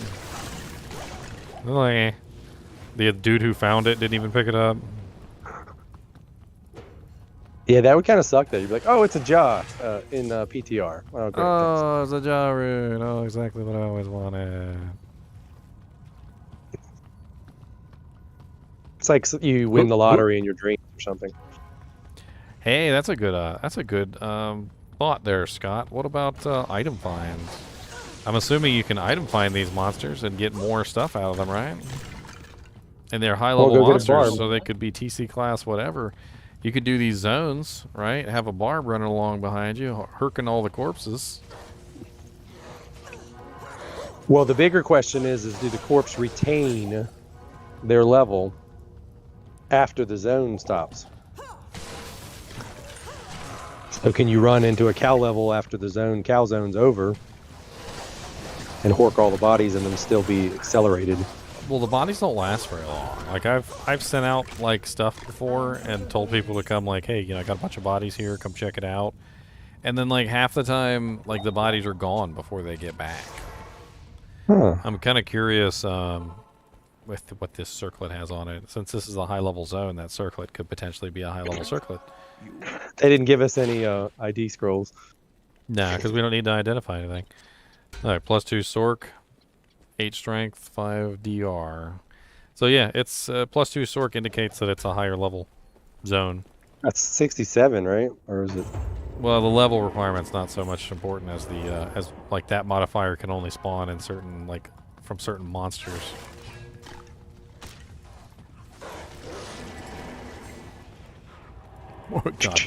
God bless the Horkers.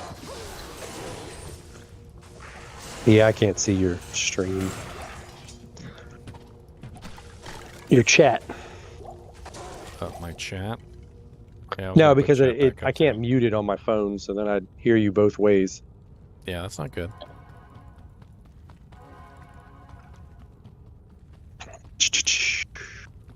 A Sky Spirit. That looks like a higher level item. I'm liking this update. I like it. I like it.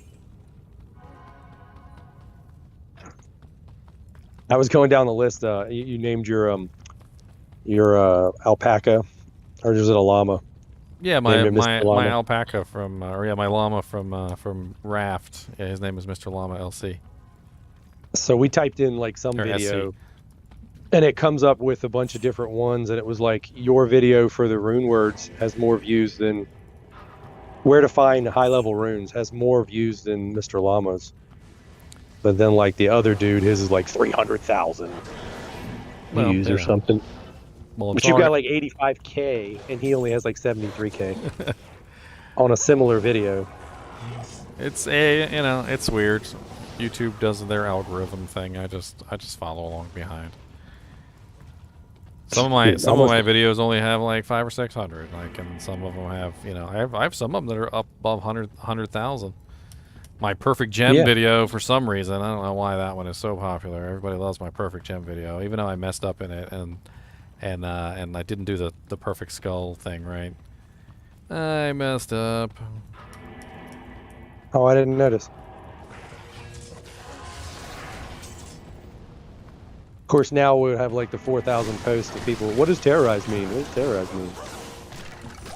Why does it say terrorized when I I'll join the probably game? be making some sort of video, and the title will be like, "Come get terrorized," or some stupid. I don't know. Yeah, you gotta make a song. You were doing what were you doing the other day? You did something like it sounded like a car dealership or something. It was like Oh, I just wrote one actually. I was messing with it today. It's that one song. What is it called? Tonight. Tonight. There's a party on the rooftop. Blah blah blah blah blah. Like, I was actually writing the lyrics for like a Diablo version of it. It literally goes, "It's been a really messed up week, full of giant demons, undead from their graves, and my character died to a redhead. She's from the halls of anguish and has too many piercings. Moo, moo, moo. Whatever. Moo, moo, moo. It doesn't matter. Well, don't spoil it. Moo, moo, moo. Oh well. Moo, moo, moo. We're going cowing tonight. Tonight." That's I got the whole thing. I'm gonna do some music to it. We'll get it. I'll probably get copyright striked. We'll see. We shall see. Does this work in single player too? I'm kind of interested. I'm gonna go check real quick. Offline, let's just take somebody, doesn't matter who, somebody who I can actually kill something though.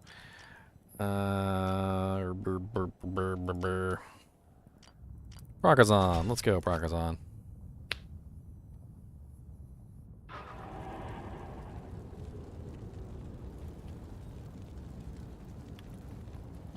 Alright, so if we type in /terrorized, does it do anything?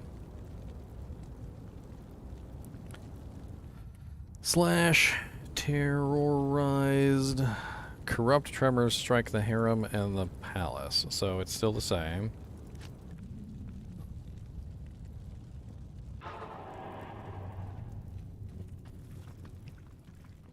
I didn't see a terror message. I didn't see a terror message, and the monsters do not have the terror symbols.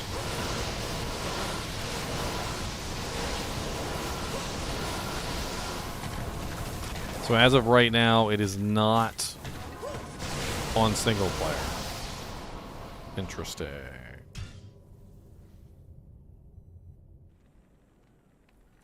Interesting. Let's see what other characters they've got. I'll play around with one of these other guys. That Javazon's OP as all get out. A Zerker Barb. Or level 85 Zerker. They got a bunch of different, like, doojanks in here. Why is this guy holding a chainmail armor on a stick?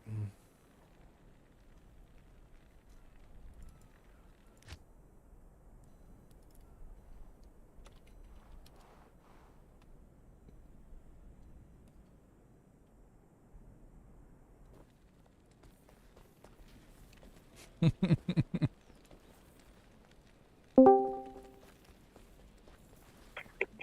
actually answer a phone call because I'm at work. Oh. I missed the rest of your song.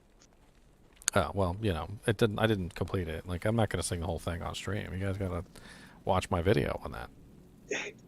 Well, this one you had done it. It kind of sounded like a commercial, for like, I don't know, getting dead or something. It was like come on down to, and so I did like a car dealership commercial, while I was watching your video, and then the next day Carter's doing something and he uses the same voice, and he like copies the little mock that I was doing of the. It's like, come on down to joesdead.com. We'll get you super dead, because if you're not dead, super dead, then are you really dead? And we were just doing like, I was like, he's not singing anything, and so I sung a song to like match up with what you were talking about. They think it's funny though that they're like watching a video that already happened. They're like, tell him he forgot this. Tell him he forgot this, and we're like, we can't tell him anything. He's like not. He's already done this like 3 days ago. Well, you got to catch me live. But you can tell me whatever you want. We were so far behind on watching that there wasn't any. Like we would have had to skip ahead Yeah. to watch it live. I think this one's done. Yeah, I'm playing around with a sorceress real quick. This is a normal difficulty level. It says Terorrized 32. So apparently this is all like all over the place, obviously. So you can be a low level character, a high level character. This is a normal difficulty. Oh, normal difficulty. So it's still the same one. Well, that's neat. It's the same one all throughout the difficulty settings. She got Biggin's Bonnet on. Did they really put Biggin's Bonnet on a level 30 sorceress? What the hell's going on with these people? Like, I gotta look at their gear choices. She's wearing a leaf. She's got a 37 mana amulet, a 52 mana ring. I don't even think that's possible for level 22. I've got a Mars on. It's not even a perfect. It's 25. Somebody tell them to download my item pack already. And this garbage ring that I'm wearing is just min-max damage. War Travs, T-God, Laying of Hands. War Travs is an MF choice. It's not really the best choice for that character. It's just an MF choice. I don't even have they're like legitimate small charms, like 10 and 11 resist. Well, they didn't give you like all godly gear. I'm actually kind of curious whether they're going to give us like a list of zones. Like maybe they'll send us like on a daily basis or maybe a weekly basis. It'll say which zones are going to be at which time frames or something. Might keep you on your toes. Could be interesting, or it could be completely random, and you never know. Yeah, well, random could still work to your advantage. I mean, you could hypothetically get cows multiple times within like a certain period. If it double cows or triple cows. Cows again. It's another cow. Like, I'm not complaining. That's like those raffles that we were doing and that didn't seem to win anything. And I actually used their own number generator, stuck my name into it in 2 places, and ran it 115 times. And did not get top 1 time. So that doesn't seem like a random number generator, does it? It should be able to fall, 1 out of 100. Well, no, their random number generator is weird because it rolls multiple times. Like, I don't like that. Well, that's the other thing they did. They were like, oh, we're gonna do it 5 times, and I'm like, okay, but then, like I said, even if you do it like 115 times, you still don't end up number 1. Any of the 115 times. It's like very weird. That's all right. I won 2 of them, and I got a whole bunch of, value out of the 2 things I won, but that's it. I stopped. Yeah, I stopped then. What's up, Tomas? We got some new terrorized zones, my friend. Terror has gripped the countryside.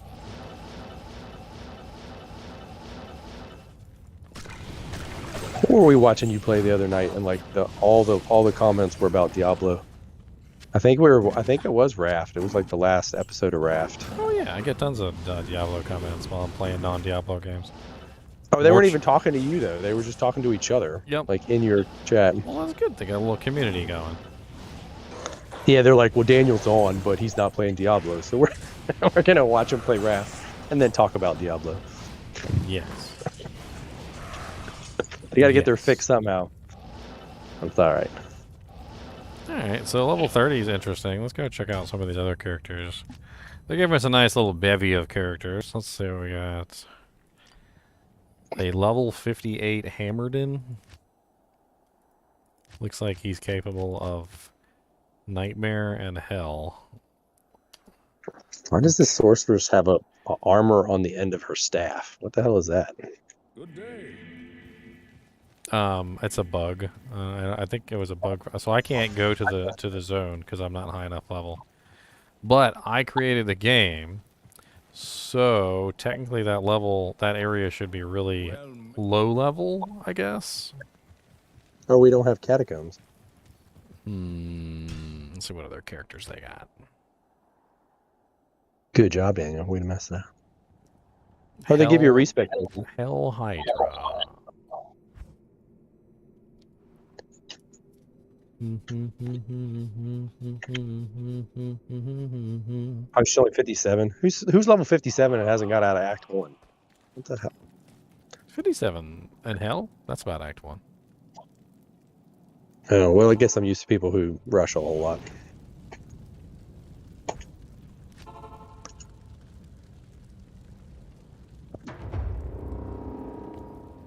Did you write down when they switched it, or Level 78. Switched what? when they switched? I don't know. Either you were late getting into it because the first one wasn't very long. I think it was already up while you were updating and reading the patch notes and everything. What, PTR? So, well, yeah, the first realm didn't last an hour, and not when we were playing it. I think it had already started, you know. Well, I don't think it's an hour from like when we see it. It's an hour from whenever it was originally changed. So it was probably an hour from like 1 o'clock when PTR went live. So like at 2 o'clock it changed, and so again it's going to change at 3 o'clock. That's what would be my guess. There you go, 14 minutes. Well, if it does it on the hour, that's pretty good, because then you know, like, yeah, you get out of work at 5 and you're like, oh, damn it, they're on pair of fucking cows. What the hell? Sorry. Because, you know, people always say that when the Ubers hit, you know, Uber Diablo, because they're like, oh, I'm driving home, I can't get on. That's when you need a switch in your car, right? Oh, they're going to be mad if the cow level hits and they not home. Ow, ow, ow, ow, ow. Well, unlike the Uber Diablo that you could leave your game running overnight while you were sleeping, these things will disappear. So one thing I am noticing is that magic damage, any monster that has magic damage, really hurts. So when I was in there earlier with my my Zon, like I was in there and the freaking little magic arrow archers were shooting me and they hurt like really bad. And I'm assuming that's going to be the same for just about any like situation. So if you're fighting like the Herodrum that have the magic damage dark stars, if you're fighting the snakes that have the bone spears, if you're fighting any of the characters that have basically like level escalated magic damage of some sort, you might be having a little bit of trouble. You might be in a little bit of issues there because they hit really hard with that stupid magic damage.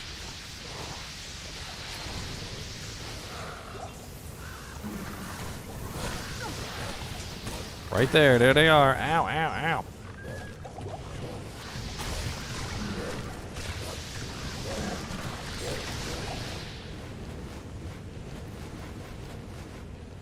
Oh, no problem there, Goots. Oh, look. Now you got some little emotes. Look at you. You already learned how to spam little gold emotes and little laughing gingers. Congratulations. Oh.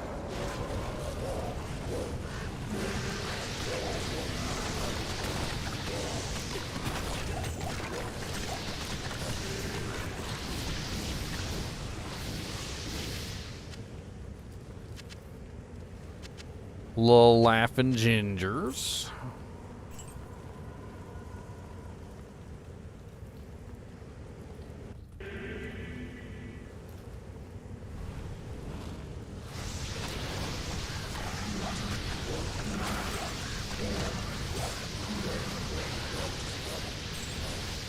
It's very interesting also because this is basically an area that scales with you.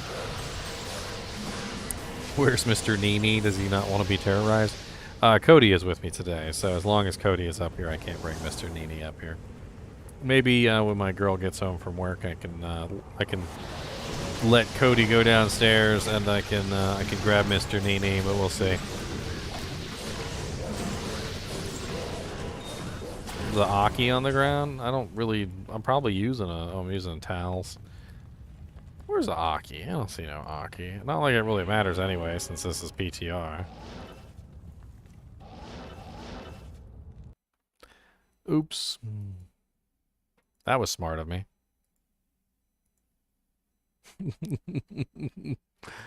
They bound the freaking teleport key to F4, which I don't know why they did that. And then literally I just like I'm holding down the Alt key to look at items on the ground, and I tap the F4 key because that's the key they bound it to. And then like an idiot, of course, Alt F4 immediately closes the game. So, way to go.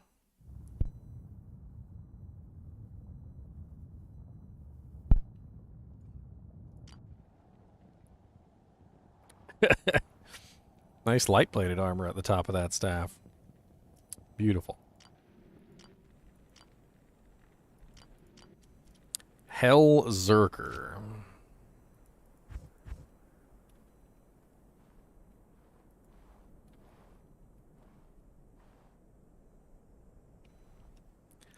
Let's just do Terror 7.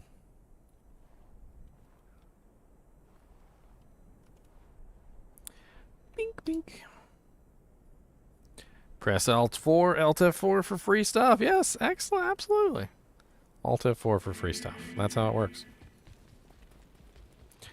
So this is a Zerk Barb. Does he have a find item? He's got some crappy find item.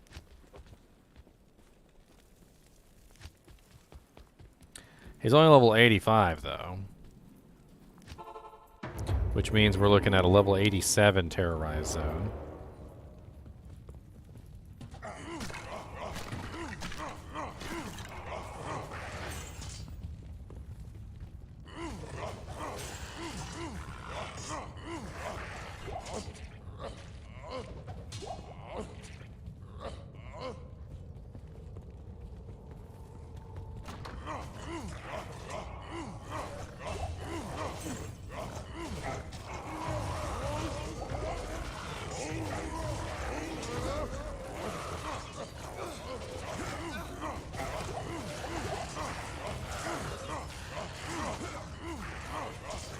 I got you, Tomac.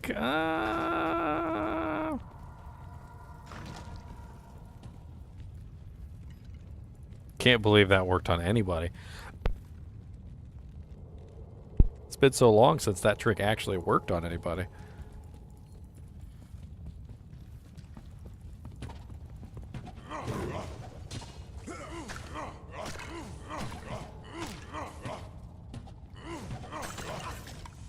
Why does this barbarian have cold damage? Oh, he's using a Raven Frost. Exactly what you're not supposed to be using for a Berserk Barb find itemer. Into the harem. Alright, so I'm kind of excited to see what the next area is going to be. I'm kind of tired of, already tired of looking at this particular zone. Hopefully this next zone will be interesting. Kubus, I don't know what you're doing back there, but you better stop. I'm going to drag you on camera and embarrass you in front of the whole world. Or at least 221 people. That's right. They're going to see you being a bad boy.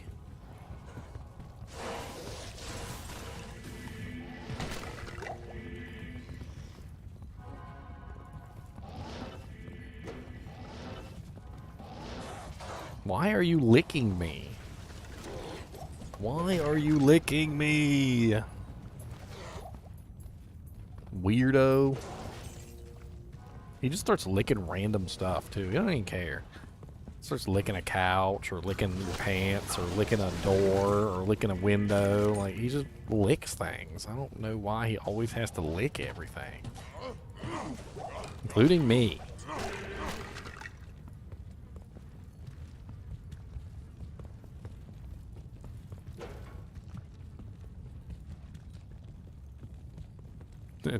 Harem level 1 is terrorized, but Harem level 1 has no monsters, so there's nothing here to kill. Which kind of proves that there's no new monsters being spawned in the terrorized zones, because Harem level 1 doesn't have any monsters in it, and there are no monsters added to it that would otherwise normally not be there. So we're looking at basically just the same exact monsters that already exist in the zone getting a little bit of a boost.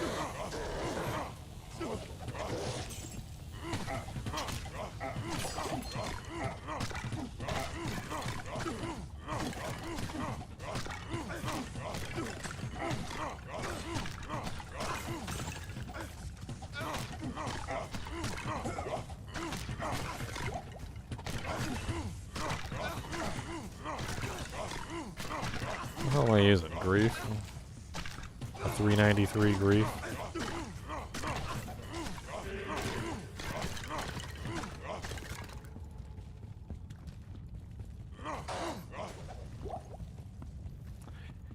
The corruption begins to fade. Alright, so there we go. So 5 minutes before the end of the hour. 5 minutes before the end of the hour, the corruption fades. And basically we are left with a regular zone. So we get, that's basically what, our 5 minute warning as the corruption begins to fade. So that's pretty cool. And it is on the hour. So it's on the hour every hour. So it's not random every hour, it's on the hour every hour, which is completely different, and they should have stated it that way, because that's definitely a lot different than the way that they stated it. Yeah. You never subbed, Caboose? Oh, you're fired. You're fired. Fired.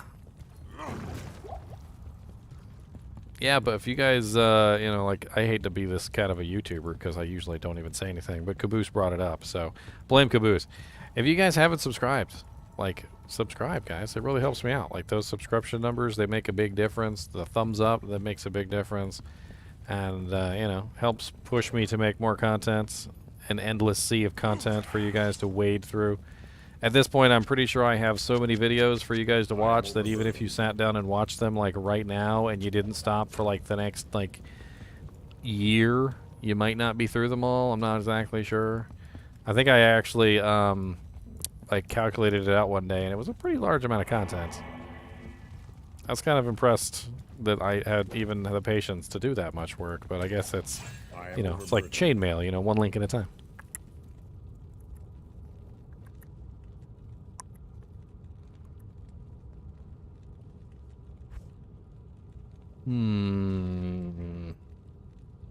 So what do you think the next zone is? We've got a list of zones, so we can go take a look at the list of zones.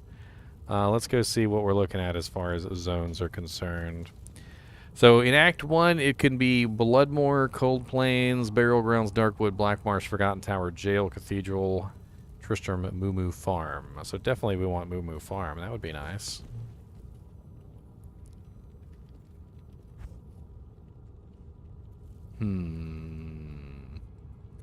I wonder if it's... because we went from Act 1, which was Jail, to Act 2, which was Palace. Maybe we're going to go to Act 3 next. Maybe that's how it works. Maybe it goes Act 1, Act 2, Act 3, Act 4, Act 5. Act 1, Act 2, Act 3, Act 4, Act 5. Act 1, Act 2, Act 3, Act 4, Act 5. Could be. I could be wrong. But if the next one is in Act 3, then I guess we'll know. Act 3 has Spider Forest, Spider Cavern, Flayer Jungle, Flayer Dungeon, Lower Kurast, Kurast Bazaar, Ruined Temple, Disused Fane, Kurast Sewers, Travancore, and Durance of Hate. Durance of Hate is going to be evil. All them little freaking little blow-up Stygian dolls in there. Freaking higher level with more HP, and they can explode and hurt you even more than they did before? You thought you hated the Stygian dolls before. Wait till you meet level 99 Stygian dolls.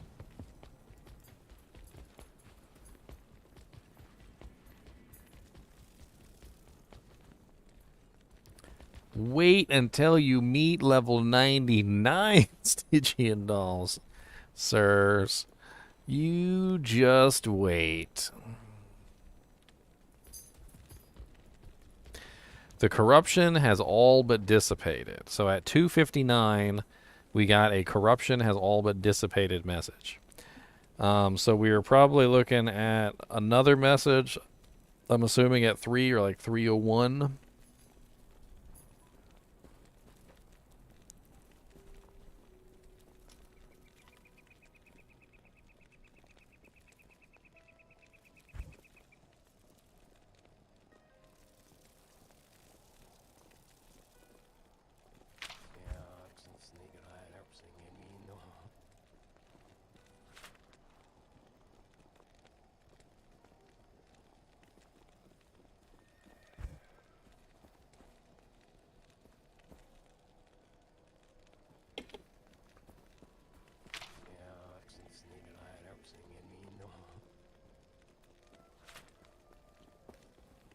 Forgotten Tower. Okay, so that invalidates my theory.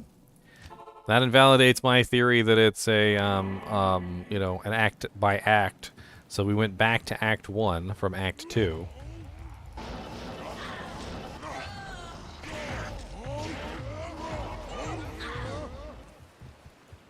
They gave me a teleport staff, by the way. I think they're funny.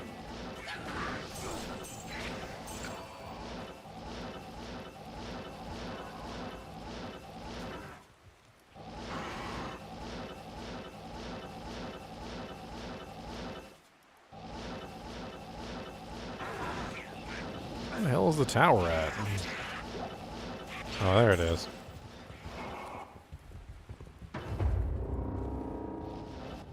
Entering Tower Cellar level 1. Tower Cellar has a lot of good stuff, and plus we got the Countess at the end, right?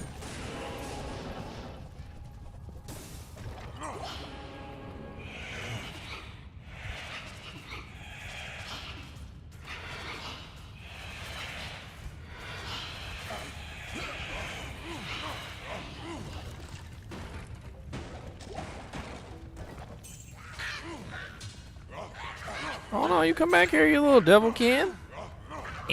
That's right, death.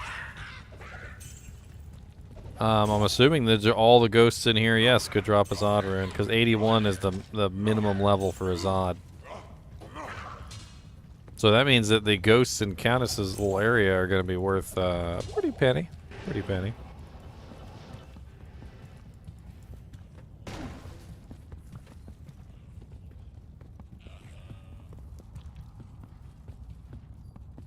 I always kill everything on my way up to the Countess anyway, so it's just the way I've always done it. I don't just farm the Countess, not unless I'm only doing keys. Some little, what was that? Scarab shells.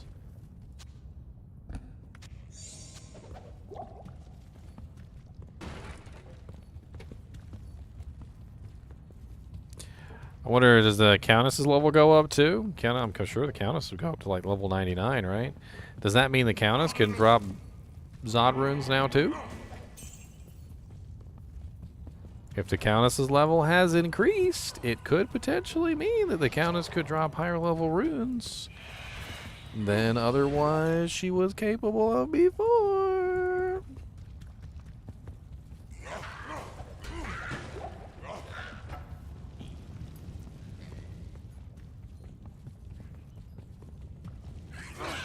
What's the matter, Kubus?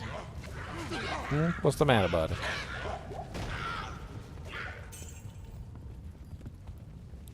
The new feature is the terrorized zones. That is correct. So now we have some fun. We have something fun to do, other than grind Bale and Diablo and Neelathak over and over again for the rest of our lives. Not really adventure mode, no. More like invasions. If you've ever played a World of Warcraft or any kind of MMO that has any kind of invasion technology, where basically like an area gets invaded for a certain period of time and special events can happen inside of that zone. Like it's more like an invasion than anything. So like the invasion is rotating, so it rotates every hour, and basically that zone is chosen for invasion. And then when the hour runs out, that area is no longer invaded, essentially. And I'm not sure if it's random or if it's on like a timetable or what's going on, but I guess we'll find out.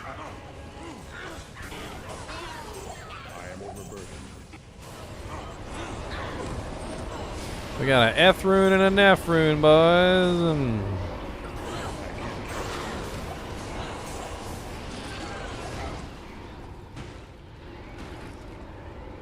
I guess it's raining out there, huh? It's just rain, buddy.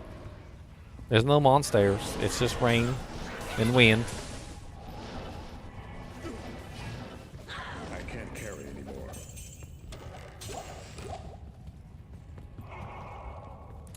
anymore. So there's actually a command. It's called /terrorized. I know you can't see it because I'm on the wrong side. Cody, stop licking me. Cody. Cody the monster dog licking away. So if you type in the Terorrized command, you notice it says Corrupted Tremors strike the Forgotten Towers. Yes, they released notes. The notes have been released. Release the Kraken.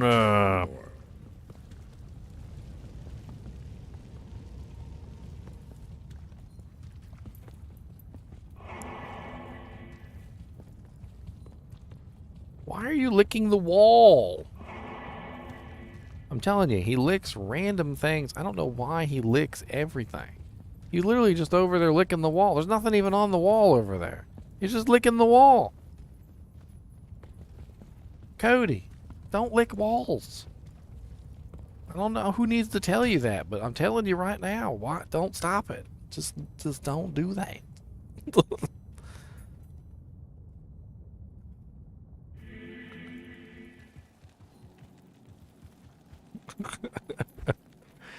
Stop.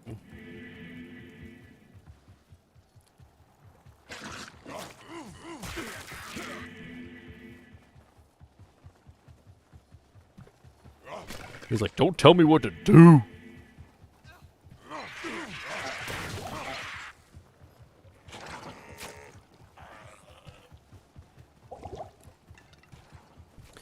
Overall, my assessment of this change, this addition to the game, I like it. I like it a lot. It utilizes existing assets. Okay, utilizes existing assets. Love it. Makes you go to zones that you would otherwise not go to. I love it. So in other words, not only does it use existing assets within the game, but it also uses existing areas within the game to promote you to go to a place that you wouldn't otherwise normally go. So very clearly, the first one was jail level 1. Like hardly anybody ever goes to the jail level 1. So when the zone is jail level 1, then yeah, you're gonna go to jail level 1. You're gonna have some fun killing some freaking terrorized monsters, and you're gonna do your best. There's a lot of zones on this list too, so I mean if we take a quick look at the list real quick, I'm kind of need to like actually take a look at it. Hold on. Let me pull up this list, and we're gonna take a look at it on stream here, and we're gonna talk about what these particular things mean. Beep, boop. All right, so here's the list right here. Let me move you a little bit right there. There you go. That's a good spot for you. All right, so Act 5. Worldstone Keep, Throne of Destruction, or Worldstone Chamber. So that means that Bale and his minions are going to get bumped up to level 99. All right, so if you're level 95 and you go into Worldstone Keep, Throne of Destruction, Worldstone Chamber, while it is active with this particular thing, you are going to literally have like super Bale and super minions. So that's a pretty interesting one. Give you all of his waves are going to have really high levels. Some of these are interesting, some of them not so much. I mean, Bloody Foothills and Frigid Highlands, that's Shank and Eldritch. So, I mean, Shank and Eldritch are pretty sweet for that, for farming. So, they're really easy farms, and they're going to be higher level than Pindleskin. So, Pindleskin, move out the way, Pindleskin, because guess what? Now we've got a level 99, potentially, Shank and Eldritch. So Shank and Eldritch are going to be new farming locations, just in general. So every single time that Act 5, Bloody Foothills or Frigid Highlands is active as the terrorized zone, you're probably going to do a lot of farming in Bloody Foothills and Frigid Highlands for items. Maybe quick runs, go in, run over, kill, Shank or Eldritch, leave, rinse, repeat. Doc Farron too. Doc Farron is in the Bloody Foothills. So you got two super uniques in Bloody Foothills, and you got 2 super uniques in Frigid Highlands. Iback the Unleashed is at the top of Frigid Highlands. And we got, obviously, Eldritch the Rectifier at the beginning of Frigid Highlands. Bloody Foothills is most definitely Shank and Doc Farron. They're going to be level 99 basically now. So these two at level 99 monsters are going to be pretty fun to farm. Chaos Sanctuary is kind of insane, and River of Flame, both of these. So when River of Flame hits, you're going to be able to farm Hephaestus the Armor at level 99, and Chaos Sanctuary being level 99 sounds really fun. I'm not going to lie. Sounds absolutely amazing. We also got Durance of Hate, so Mephisto and Mephisto's whole crew, his little council crew, are going to be level 99. And Travancore. So the entire Travancore Council is going to be level 99. Good luck fighting that thing. They're already a pain in the butt to farm. Now they're going to be level 99 when you farm them? Durance of Hate is going to have level 99 Stygian dolls. So if you guys have seen my video on the, deadliest monsters of Diablo 2, the Stygian doll is one of them. And it's because he does a percentage-based damage based on his hit point pool. His hit point pool changes depending on what level he is. At level 99, he's going to have a higher hit point pool than he's ever had previously. And those unique Stygian dolls that have relatively high HP anyway are going to be kind of insane. And they might just one-shot pop you. So be careful about that. Yes, Iswal, the health on Iswal is going to be nuts with Plains of Despair. So Iswal has always had some of the highest HP out of every monster in the game. And Players 8 level 99 Iswal is going to be kind of insane. I'd love to see that. Let's see. We got some decent choices here. These right here are really large. So Spider Forest and Flayer Jungle are actually really large zones. And that could be interesting. There are a lot of little tiny monsters in there, and it's actually really good for farming runes. And at level 99, you're going to be able to get every single rune there. So having all of these little tiny monsters that are a lot easier to kill than big giant ones, and in very high density, could be very interesting. It does look like Talrash's tombs are on the list, so we're definitely going to get a uber version of Duriel. And then Arcane Sanctuary, same thing. Arcane Sanctuary is really good for the ghosts. So again, we're in another situation where we've got a lot of rune droppers there. So when Arcane Sanctuary goes on the list, you definitely want to go in there and just farm Arcane Sanctuary. You can get Zod runes, Burr runes, Cham runes, Jaw runes, doesn't really matter. You're going to be able to get everything from those ghosts. Will you get it? I don't know. It's up to luck and fate, but we did get to see Harem and Palace Cellar earlier. It wasn't really too impressive. I mean, it's okay. The density is a little low in Palace. I think they need to bump up the density a little bit in there. Lost City, Valley of the Snakes, and Claw Viper Temple are paired together, and then Far Oasis and Maggot Lair are paired together. That's kind of interesting. Moo Moo Farms is probably the most interesting by far. I really want to try out Terrorized Moo Moo Farms. So this will be really interesting. Tristram. So we got Terrorized Griswold. So that'd be kind of interesting. Not really a whole lot going on in Tristram other than Griswold. I mean, we do have some champions. It's a small little zone. I mean, Tristram never was very large, but it is kind of heavily packed with lots of elites and stuff like that. So Cathedral and Catacombs. So Catacombs is pretty big, especially since it's Catacombs level 1, 2, and 3. So when that one hits, you certainly can have a lot of fun time, just grinding in there and just getting EXP and finding items. It's nice. Jail was okay, although the density was a little low. Forgotten Tower is 5 levels, and it does have ghosts in it, so very nice. We're going to do some more of that here in a minute. I'm not really sure what to say about the Bloodmoor and the Den of Evil being terrorized. That seems a little weird. But I guess you could run around and just have some fun in the Bloodmoor, killing things and a high-level corpse fire. Yeah, my dog is he's doing what he wants to do. He's living his best life, okay? Him's living his best life.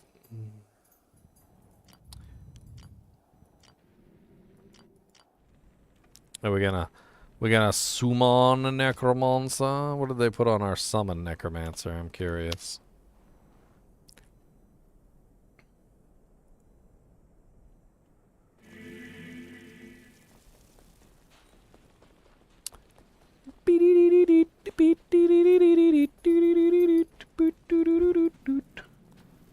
Yes, sir.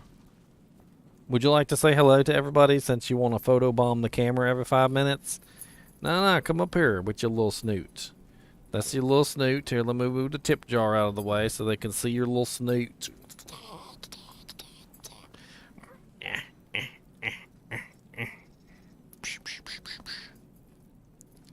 I'm going to show them your little scar on your snoot, too.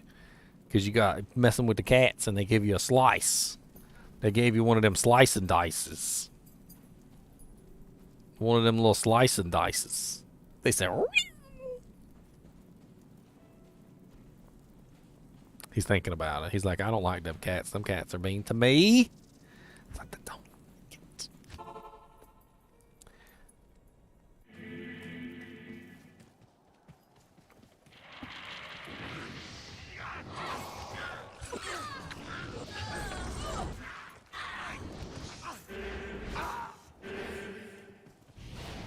Oh god, everything's set up so weird on this character.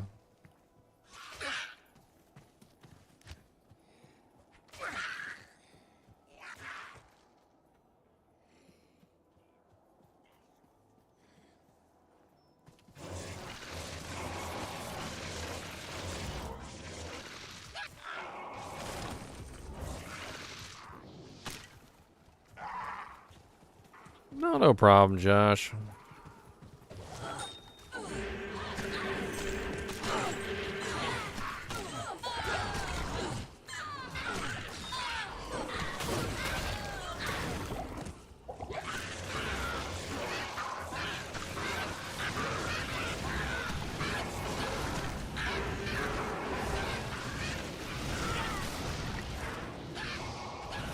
A good golly Miss Molly.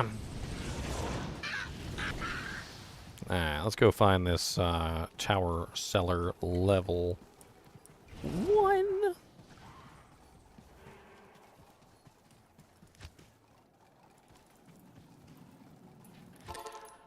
In the Black Marsh.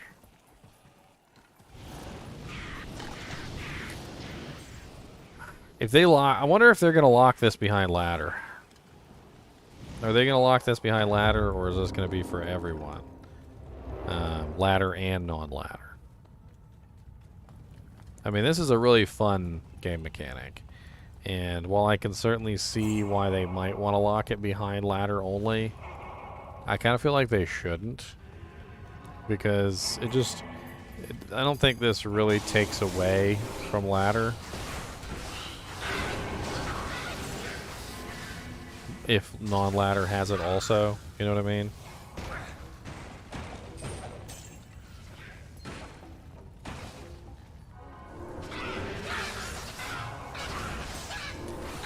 Level 99. Wow, I don't got any charms? What the freaking hell, man? How can I be a summon necro with no charms? Who was responsible? I was about to say. Who was responsible for this? Left-handed cube users. The only people who use left-handed cubes are the devil himself.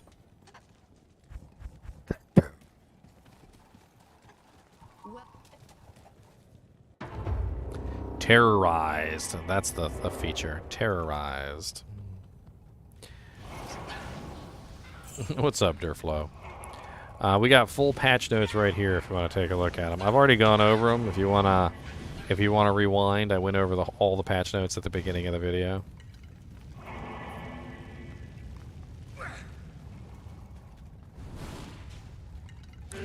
Why do I have Fireball set on my main hand? What is up with that?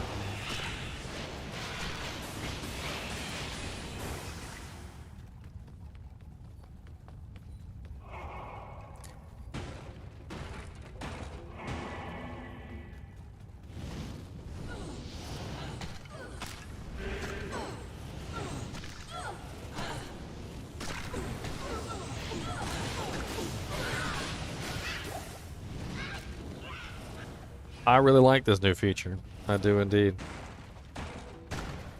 I really do. I really do.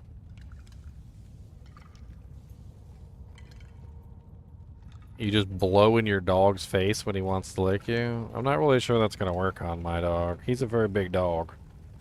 I would need some sort of like industrial powered fan. Right now he's staring at the rain, which I'm sure he wants to lick. He's like, I will lick the rain on me. I'm gonna lick the rain. I'm gonna lick the rain. Come here, beautiful rain. Gonna lick ya. I wanna lick the rain. Oh, let's lick it. I'm gonna lick the rain.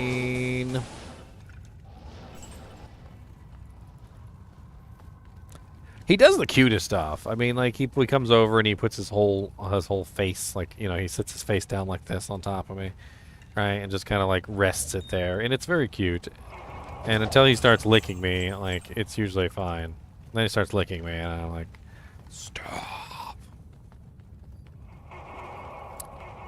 Is the price of Metal Grid in the beginning part of the stream? The price of Metal Grid? I mean, the repair price, if that's what you're talking about. I'm not sure what you mean by price.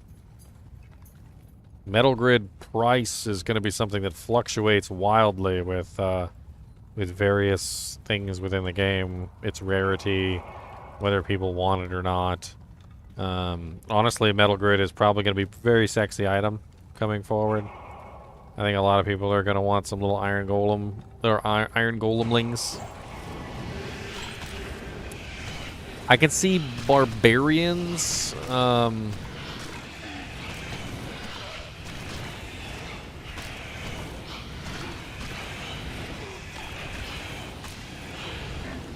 I can see barbarians getting a lot of use out of the iron golem because they can buff it up, obviously. You know, they could go, and they can give him extra defense, and they can give him, you know, all the extra bonuses that he's going to need, you know, extra life.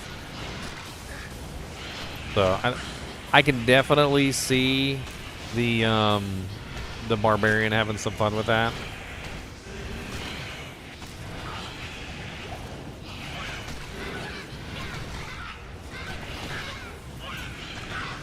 That's exactly what I was talking about, Caboose. Prices and trade value is going to fluctuate heavily, especially with this new information. With this new information, the price of Metal Rocket just skyrocketed. The Metal Grid just skyrocketed.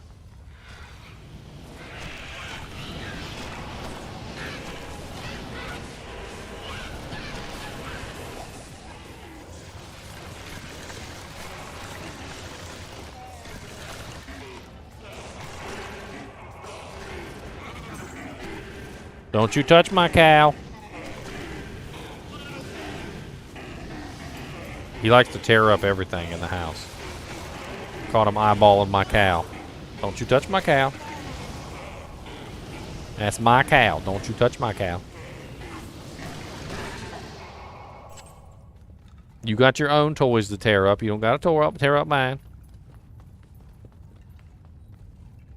Well, hold on to them until after 2.5 hits, and then they're going to be worth a pretty sexy amount of money, or runes, or currency, or whatever. You're going to have to wait until the trading price stabilizes, or just try and trade them early. I mean, it's up to you. It will most definitely be used more. Free insight? There's a couple different items you can make it out of that would give good benefit. You could do a flickering flame helmet for free fire res. You could do the obviously the insight pole arm for free meditation. You could do a lawbringer for free sanctuary. You could do a I'm trying to think off the top of my head here, but I'm not coming up with all the answers that I need. There's a lot of items. What's up? You back? Hey, does it say, Greetings. it said something about like charges, which means can you make the golem and then take the item off? No, the item has to be worn. Oh, it's okay. always been that way. But the problem with Metal Grid has always been that once you left the game, the golem would disappear, so you wouldn't get to keep your golem. They changed it so that now you can keep your golem. Sweet. I actually checked it out earlier on my my little Doojank offline character here. I made an infinity polearm iron golem just for lulz. And, I'll make another infinity polearm iron golem. Why not? Here you go. I got plenty of infinities laying around on my offline characters. And as long as you have the amulet on, you get to keep your golem. So it's not bad. And if you leave the game, so here's my Iron Infinity Iron Golem. If I leave the game and rejoin, What number game are you in? 9? I'm 10? offline right now, testing out the metal grid. Oh. Oh. And there you go. See, Golem is still here. I mean, we can leave and join as many times as we want, and the Golem will stay with us, which I think is pretty impressive. Yeah, if he doesn't get lost. Well, Let's see they if I can just- updated the Golem in several ways. They said that they also fixed the Iron Golem disappearing. Let me see here. Fixed an issue where Iron Golems could lose aura granted by the item if they were created when the Golem was frozen. Fixed an issue where the Iron Golem created in previous game would disappear instead of teleporting to you. Fixed an issue where the Iron Golem summoned through a charge of the skill, example Metal Grid, would disappear when performing an inventory update. Fixed an issue where the Iron Golems created by a charge skill will not save between games. So they did a lot of updating with the Iron Golem, and hopefully it's fixed pretty much all the issues. They also said they fixed the ravens from charge skills. So there's one particular item that has raven charges on it. I can't remember right off the top of my head.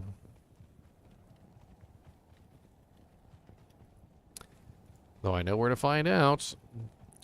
That is the Cranebeak Warspike. The Cranebeak Warspike has level 8 charges, and the Heart of the Oak has level 14 charges. 60 of them. I bet you there's a Hoto on one of these online characters. Not that I couldn't find one somewhere else, but I bet you he's using a Hoto. Oh, you can do public test realm on your offline stuff? Yeah, you just got to copy all your save files over. Oh, yeah, if you go into your save directory, you'll notice that there is a second Diablo 2 Resurrected PTR folder for the save files, and it's empty. Ooh. So here's the ravens from the Heart of the Oak, which let's see how good they are. Previously, when you did this, the ravens would just immediately desummon. Just immediately. Yeah, I did it on my Sork, and I was like, what the hell good are they? They stay up for like 5 seconds. Now, these actually could be really useful for something like a Hammerden, because you don't want the monsters coming near you, and the ravens will blind them. Well, aren't they supposed to like die after they hit a certain number of times? A certain number of times, yes. So these ravens are good for 25 hits, which is pretty nice.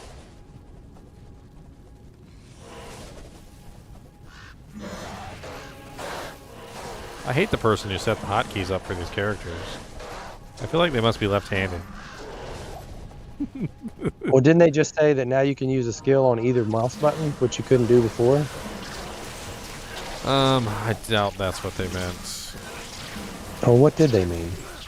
And because it doesn't seem to be that the case. Because like otherwise, I would be able to use something like Meteor or whatnot on the left click, and it doesn't seem to be doing that.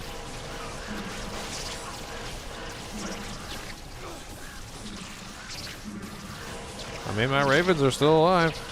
I've been at it for a little while, and they're still going. Nah, you definitely wouldn't be able to put 2 auras. They're not going to let you do that. Oh, yeah, because that would break it because of the auras, yeah.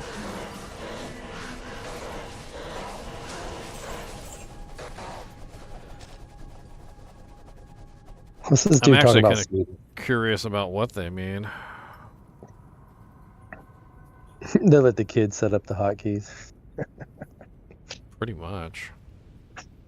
Come on, they're the D2R. We've had all these like pictures of kids, like 8-year-old, 9-year-olds playing Diablo, learning how to play it. No, it seems to have something to do with requirements. It says skills can now always be set to the left or right slots regardless of whether you meet the requirements.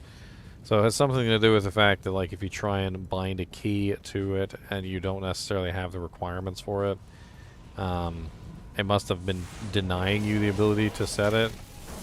Oh, there you go. My ravens are finally dead.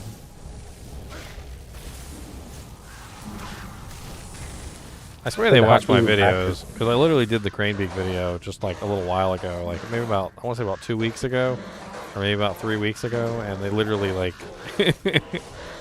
I literally just changed this, like, around the same time I did the video. And talked about the ravens not being active, and literally had a bunch of people complain about the ravens, like, not working. Are you putting in the requests or whatever those things are? No, I don't. You make them come look through your video and figure out what you said? Well, I mean, I make a big old video and everybody sees it, I mean... Good enough. Well, maybe other people are complaining because you're pointing it out to them, you know, and then they see it. Could be. I gotta remake the video. He said, I hope they watch all your videos and buff the ones. I don't know, like, what is the glove? Hand of Rock? The one that nobody ever finds. It's like God gear for anything under 20. Yeah, it's dual each. Yeah. And people would say that's crap. If they're walking around and they see a pair of, you know, unique gloves on the ground that are obviously normal gloves, oh, that's a great. lot of people just walk away. Great to find a hand of rocks when you're leveling up. I've only found them one time. So Secretly, Joy. Secretly. No, that's out in the open. I don't know what you're talking about. It's right on my shirt. It's, see, Ginger Gaming Blizzard developer. See, that's what it says. Surprised you didn't get tapped back in the day when they made D2, since you had your Diablo 1. Yeah, I mean, your website on Diablo 1 was literally like the only website that gave that much information back then. Diablo's Cody info. Yeah, I actually had a webpage called Cody61's Diablo information page. It is completely defunct at this point because it was an Angel Fire webpage, and Angel Fire died and took my webpage with it, but... Yeah.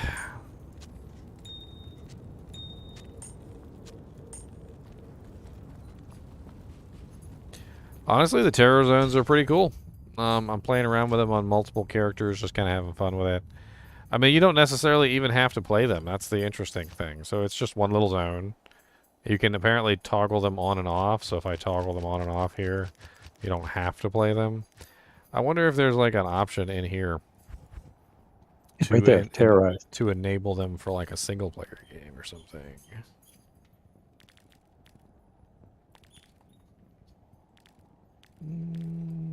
Players 8. Terrorized Players 8. Let me see this toy. Give me this cow.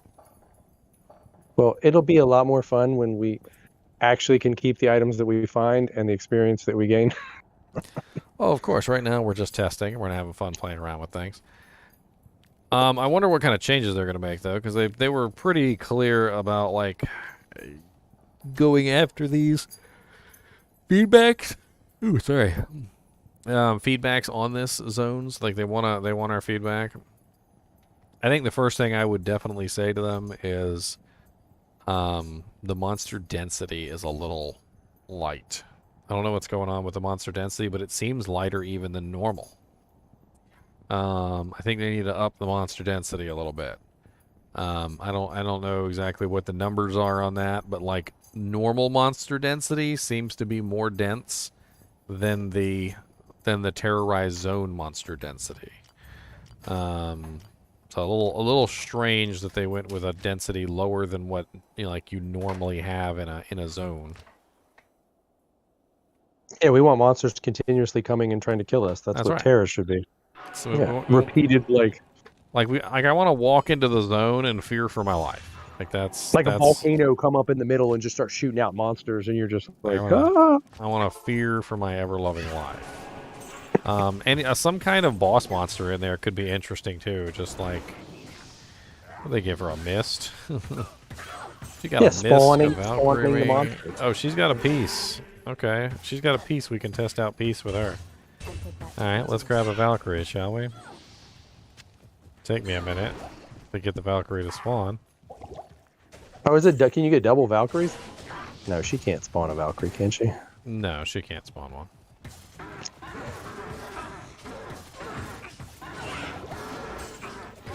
There you go. There's my Valkyrie. Now, if I take off the armor, do I get to keep the Valkyrie? I do.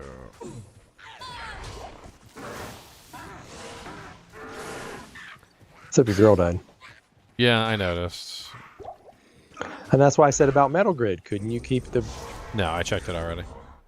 Oh, you checked That was it, the yeah. first thing I checked. But why can you keep the Valkyrie then? Because the Valkyrie is not a charge, it's a cast on Oh, striking. cast on strike, yeah. I'll put that to good It can't use. afford more monsters due to inflation. Ah, we can afford more monsters. Well, it's like when you walk around Act 1. You know, Nightmare, there's like a few extra mobs. And then Hell, there's like way more mobs. But all the normal monsters are still wandering around. You know, they don't just like merge together into super packs. These terror zones look like everything's merged together. I'm just so glad that it wasn't loot filters. Everybody was like, oh, one big feature to rule them all. They're like, loot filters. I'm like, why would they do that? That's just torture. And what's Like, the point of that? We're only going to just add color? one filter. Like, if they told you they were going to only add, like, one big change to the game, and then it was something silly like loot filters, you'd get pretty mad. Oh, this boy's immune to cold and physical. I don't even have any damage type to kill him with. But my Valkyrie is still here.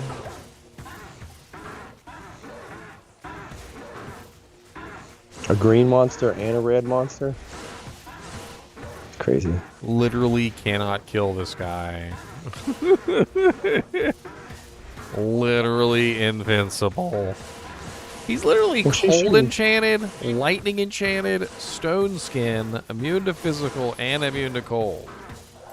And you got a cold merc. Put on Holy Fire or something and beat him. Oh, I already played around with Metal Grid. That was the first thing I did, Alumnist. That was the first. I made an infinity out of it. Here it is.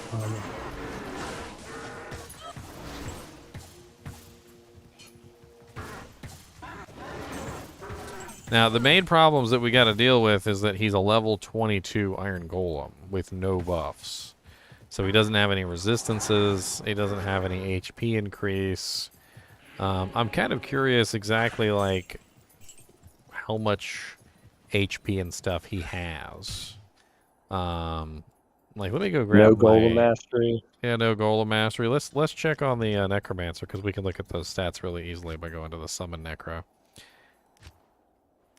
I'm just watching you now. That way, if any customers come into my shop, I don't have to act like they're inconvenienced to me. Alright, so, did they give me a token? They did give me a token. Alright, so let's reset this boy. Let's make sure we have no equipment on with plus the skills. Let's take our Annie off. And we don't have a torch. We got a Necromancer doesn't have it. They gave us a bunch of weird stuff, didn't they? Necromancer doesn't You have can a get a torch on torch. your Necro? It's like one of the most important items for a Necro. Is he Alright. low level? So, he's got, why do I have level 7 already? Oh, that's right, I got summoning charms.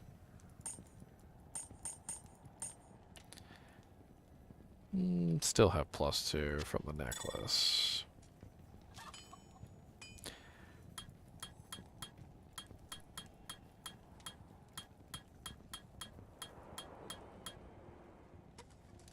Alright, so level 22 is the metal grid, so we need +2. So that gives us a golem with 1,029 life. Not exactly too amazing. Damage is 12 to 33, which of course is going to be affected by the weapon that you create him out of. Defense 910, not exactly high on the defense. And he does have thorns. He's always going to have the thorns aura, obviously. Yeah, I mean, he'll survive, but you're probably going to have to buff him up with other effects. So he's going to have to get buffed up with something like the like I can't use this the yet. shouts from a barbarian would definitely be useful. Let's play around and see if we can actually like, grab the metal grid. I'll grab an item to create him out of. Let's see how survivable he can potentially be. Well, you have a blood golem and a clay golem. They're affecting it, aren't they? 1 point. 1 point. It's not really that much. That's why I did it that particular way.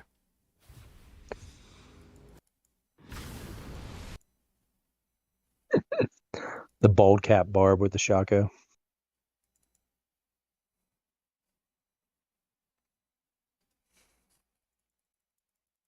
I don't know. Some people thought they were going to give us the ability to pull runes back out of items.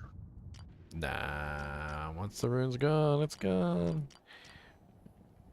Here it is, llama. They literally made him a character, huh? Yeah, there's your armor chick.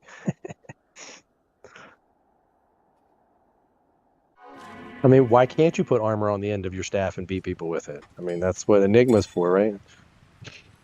They gave him a gemmed dimensional blade. Zod, zod, zod, zod, zod, zod, zod, zod, zod, zod. Zod, zod, zod, zod, zod, zod, zod. Alright, what are we going to make him Why would you need out more than one of? Zod? Let's make him out of a, what was that, an insight?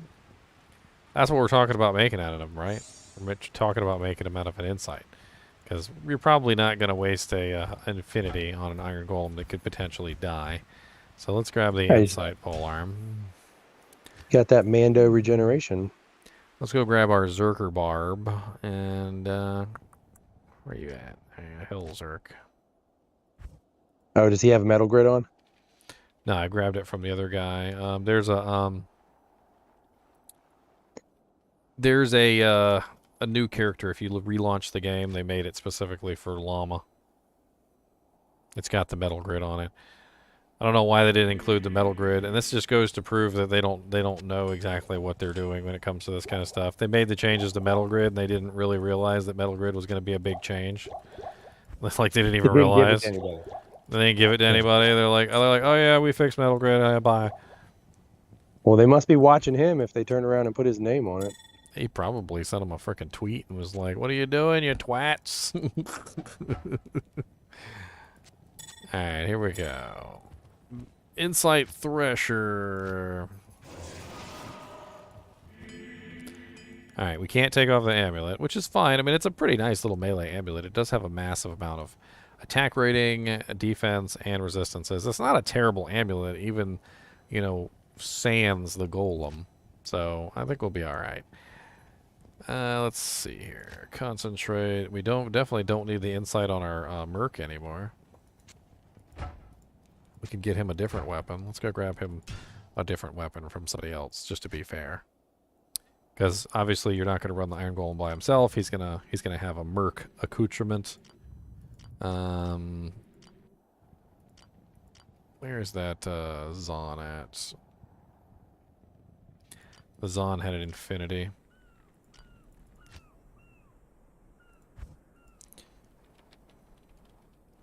Put infinity on him.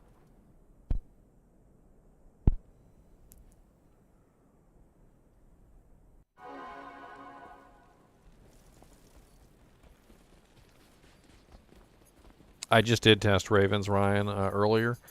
They definitely do stay, and you can use them off the Heart of the Oak and the Crane Beak now, and you couldn't do that before. That's pretty cool.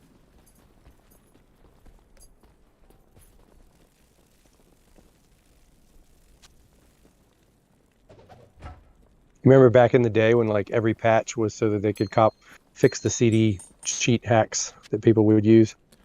Well, I mean, that was their copy protection at that point. But the funny thing is that now they use digital copy protection, so they don't even care, and they just patched that in. They were like, here, have the no CD cheat you guys were using. Yeah, you'd read through the patches and it'd be like, fixed CD check protection on Sanyo model, Toshiba model, Samsung. You get that obscure CD-ROM drive that didn't know how to handle copy protection. All right, so what are we running? We're running level 5 Shout, level 24 battle orders, and level 5 battle command. So he's going to get a really nice boost to his HP and a tiny boost to his defense. Probably if you were going to run this, you might want higher on the defense, but I guess we'll see. We'll respec him and throw it in there.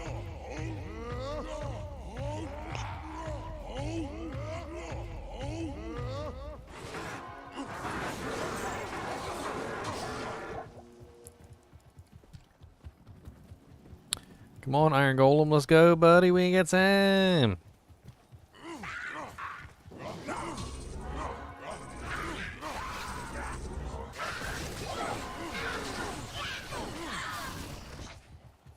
So if the numbers are correct, what is he running? He's running plus 107% max life, so he's got about like 2k. And his defense was about like 900, and he's got like 150%, so he's running more like almost 2k defense. So like 2k HP, 2k defense.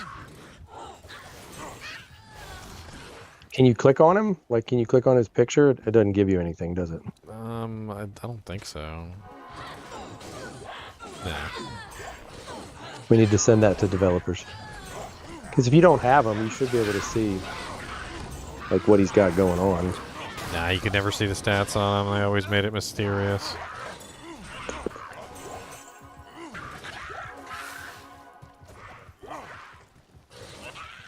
What's your mana regen? Like 1,000? Oh yeah, it's crazy. I don't even know why this character needs such high mana regen. They had an insight on his merc to begin with. Not really sure what's going on with that. Why he's using insight. I feel like there could have been a better 575. choice there. He's set up for MF if he's got 297. Yeah, he's got 297 magic fine. I'm talking about just the mana regen in general. Like, did he really need the insight? Could have went with something else, maybe. Well, my Sork when the merc has an insight is like 1,000, and that's hers isn't even that much. I think hers is like 100 or something. So as you can clearly see, the Iron Golem is still there. I'm sure that if I die, I'm going to lose the Iron Golem, which is how Iron Golems work in general. So if I die, that's the end of it. If you accidentally like use the skill on something, which you shouldn't be accidentally using the skill on anything. You shouldn't even have it bound. Like, it should just be off your bar. He's certainly not dying in the stony field. Let's go somewhere a little bit more dangerous. Let's go to River of Flame. That sounds dangerous.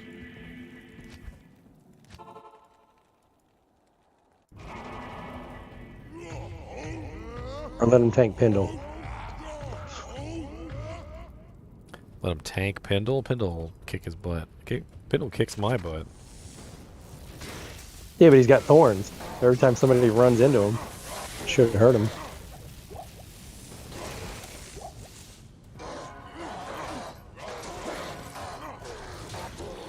I mean, with a merc, like, he's a lot safer probably than he would be without a merc. So if you have a melee merc of any kind, he's definitely going to be a lot safer within that field of play. On top of that, if you're a barbarian, obviously you're going to be able to buff up the Iron Golem, so that's definitely another plus. And, I mean, he hasn't died yet. We did test that sour, and we were able to find items that shouldn't drop in the original zones. So if you go back on the tapes, so to speak, you'll find that I was in Jail Level 1, which is a TC class Level 71 zone. And we managed to find items that were much higher than that should not potentially drop there. So when Jail Level 1 was being terrorized, we were able to get some pretty good drops.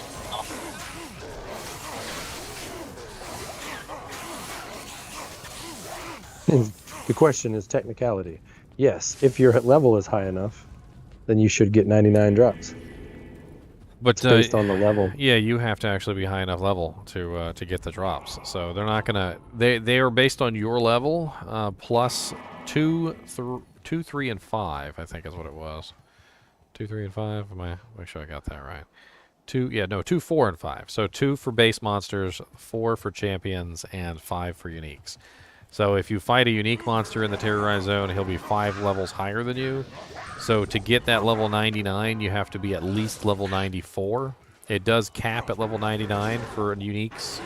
It caps at 98 for champions, and it caps at 96 for the base level monsters. So you will find them there if you're high enough level. If you're not high enough level, they're not going to be the right level. So the terror zones for, like, say, a level 50 character are going to be different than for, like, a level 92 character, and so forth and so on. It's also based off of the person who makes the game. So if the person who makes the game is level 95, then everybody gets those high-level monsters, which I like. Kind of encourages teamwork and, you know, people making the games with higher-level characters. Trying to see if I can get my Iron Golem killed. Also, I'm trying to look for Black Marsh. We'll have another. We'll have another thing coming up here in about 10 minutes because it switches every hour. So we're gonna have. I hope Moo Moo Farms. I want to check out Moo Moo Farms.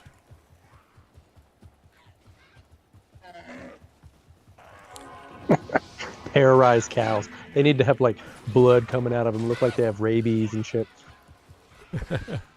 It would be interesting if there was, like, a visual difference in the monsters as well, besides that little thing over their name. So the only thing that shows up right now is the over the name is that special blood, you know, like a Terror Diablo kind of logo on both sides of their name.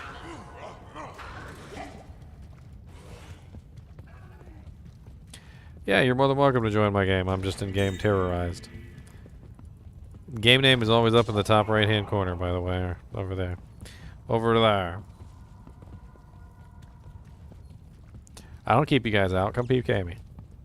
Come PK me, sir. So I can ignore your existence.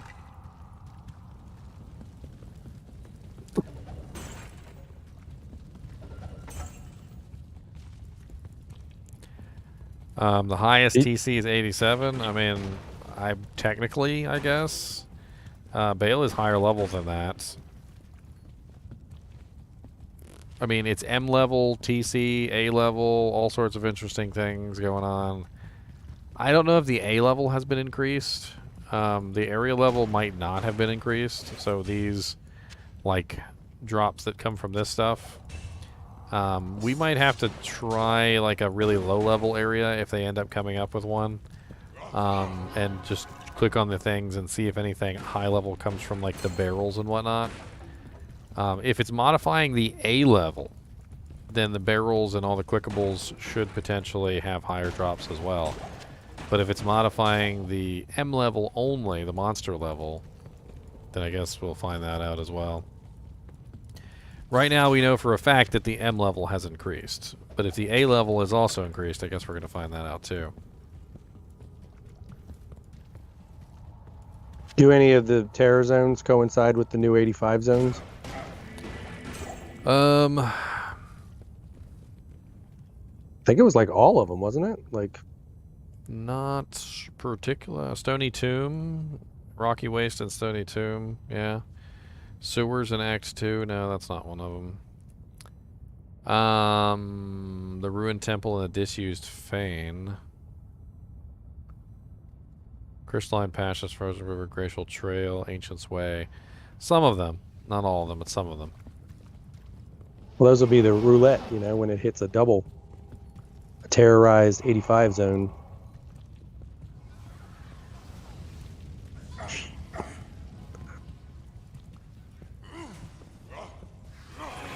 Ghosts. Terrorized.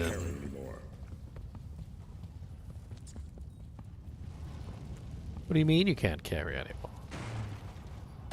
See, they could have brought back, like, the Diablo 1 friendly fire. No, that'd be killing people left and right. My bad. Oh, sorry. My bad. I think it would be funny if friendly fire was just turned on, because it would be a really different game mode. People would have to build their characters differently, try not to kill their friends. Yeah, I was watching you play Diablo 1 and you were like, ah, my lava. What is it? My sparks are uncontrollable. Stand away. Carry anymore. Yeah, I can't control it. Random. People Yeah. kept running into them and getting killed and stuff. And I'm like, stop running over there. Yes, Omni Dragon. The new feature is Terrorized Zones, which is pretty darn cool. I already went over it all. If you want to take a look at it, Omni Dragon, back in the like the beginning of the live stream. But there's the link if you want to take a look at the notes. Well, there's a terrorized Black Marsh will give you, tower, I am overburdened. give you a better chance for rune drops maybe from the... Well, everything in here could potentially drop all runes. So as long as you're above level 81, since it's +2 for base, so that's level 79. So at bare minimum, level 79 would get you all rune drops in that particular zone. And then, like, if you wanted to do just the champions or just the uniques, at that point, you can be a little bit lower. But 79's not bad. An ist for Metal Grid. That's what he said. An ist. I think Metal Grid's going to go for a lot more than an ist soon. Oh, he was talking about now.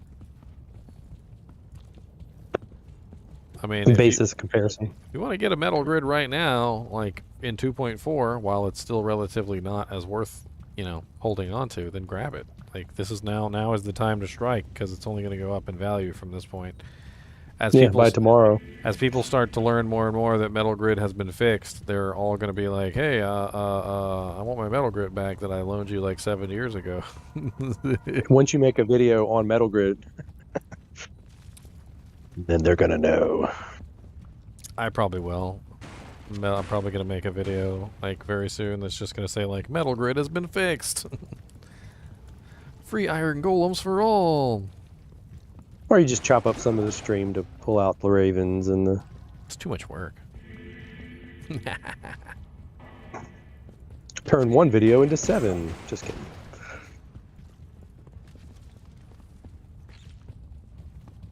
We were kind of wondering on your raft one, where like you had like 10 blueprints that you didn't do at the end. No, I did. I guess you basically, when you find the blueprint, you go up to the thing and you look at it, and then it has a research button and you click research. It doesn't actually consume the blueprint, which is kind of weird. And I was thinking about just throwing the blueprints away, but once you research the thing, you bring it back to the raft and research it. That's it. There were items that I didn't create, but not enough titanium. Couldn't make a bunch of stuff. A lot of those required titanium, and I didn't have any of that. I had like no titanium. Well, it didn't seem like the game ended. It seemed like you could just keep making your raft if you wanted to. Yeah, I mean, you go back out on the Doojank and you could just sail for your life. Parker said one of the places, like, you went to I don't know, you went to one of them and he was like, that was the place he was supposed to go to like 3 back. Like, you got another code and then you went somewhere else and skipped it and then went back to it, like, accidentally. Maybe, yeah. Happens sometimes. He wants the game. He wants to play it now because he watched you play it. Well, it's PC. It's not. I don't think it's very expensive. Well, his birthday was yesterday, so He's gonna get eaten by a shark. Oh, they were giggling, laughing, like, Bruce, I just made that. They thought it was crazy. Good. I aim to be entertaining. And then Bruce stopped attacking you. I was like, oh, okay. Yeah, because I reinforced all my raft. He didn't have no more stupid little things to exploit. Yeah, he's just there to terrorize your bad raft. Yeah, and then once you like reinforce it with steel, he's like, "Oh, it hurts my teeth. I'll just wait for you to jump out of the raft and bite your butt." Yeah, he should get like harder as you go in the game. Like every time you kill him, he should respawn harder than last time. I don't know. In the beginning, he's really brutal. Like it is really brutal because he just constantly keeps coming and he never stops. And it like he'll consume all your resources really quick if you don't like know what you're doing. I mean, and on top of that, every time you leave the raft, he bites you, and before you know it, you're dead. Like, it happens pretty quick. I need a key. I could totally see like a PTRs are hard, weak, right? like a hardcore run. Oh, Lower Kurost is on the list now. Interesting. Lower Kurost, we've swapped it in. Well, we think maybe it'll go like one act at a time, but that's Act 3. You had started with what? We started with 1, it went to 2, and then it went back to 1. So this is the first time it's been to 3. So far it's gone 1, 2, 1, 3. That's been the pattern. Well, there was what, like 35 areas or something that it could do it on. Well, I had originally theorized that maybe it would just like do one area of each act, like in rotation, so that it might go like 1, 2, 3, 4, 5, 6, or no 6. Act 6 confirmed. 1, 2, 3, 4, 5. 1, 2, 3, 4, 5. That's what I thought maybe, but it doesn't seem like it because it seems to be going back and forth. It's got to be random, otherwise it would be exploitable. If it's random, then you can't like capitalize on it. I like the idea of it being random more than I like the idea of it being set. Some people were talking about maybe if it was set in such a way that like they could put like a list up, and the list would be you know, like saying which zones it's going to be at what times. You know, like it's going to be Moo Moo Farms at, you know, Saturday at 10 p.m. or something. You know, like We break the damn server. Everybody would get on at the same time. just found a freaking Arcane's Valor, a +2 Arcane's Valor at that. You know what? I'm putting it on. I don't even care. Look at my beautiful Arcane's Valor. Look at my beautiful red beast with his horrible green helmet. Yeah.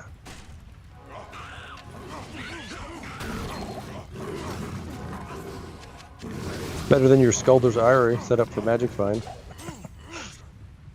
Oh, your golem's getting low, man. Your golem's getting low. I can't. I don't think I can heal him in any way. I wonder if I can like drag a potion over there.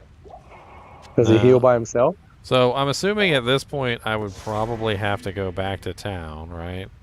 He's gonna kill him. Talk to Ormus or whatever, and Ormus would heal him up for me. Ormus will heal him up, right? I don't know. Yeah, he does. He don't ever cure the does. poison of my freaking dude. When my guy's poisoned, he don't ever cure him. He dies in town. Well, you gotta talk to him. I'll go to a Kara or something like that, and he's still poisoned. Oh, well, it sounds like they hate you then, because they always heal mine. I swear my Merc just stays poisoned. And I'm like, what in the hell? What do you say? What in the hand biscuit? I mean, if it's truly random, then nobody's going to know what the next terrorized zone is going to be. But if it's not random, then... And this is really interesting, too, because it gives people a reason to check, you know, and see, like, what's going on. For those of you who are out there, you know, like, what the terrorized zone might be something that you'd want to know, like, on a regular basis. In fact, I just got a brilliant idea, and I think I need to contact one of my friends.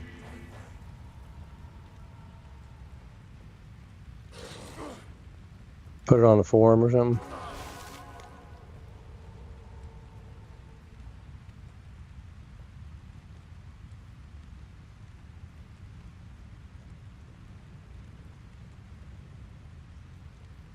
No, there's a guy who programs these cool little apps and stuff, and I thought it would be really interesting if he programmed an app to basically tell us, you know, like when what the terrorized zone is. So like every time the terrorized zone update, it would like maybe send us a little message, or in Discord or something. It would just like, hey, the new terrorized zone is, you know, such and such. He said they made it lower cross just for llama. Daniel, tell them you want cows, a whole lot, so they'll make it cows.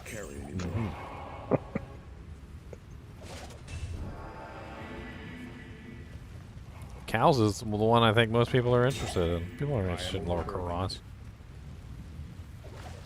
Says Mr. Llama's favorite one. There's bugs here. I mean, the bugs are nice. I want to see the super cows.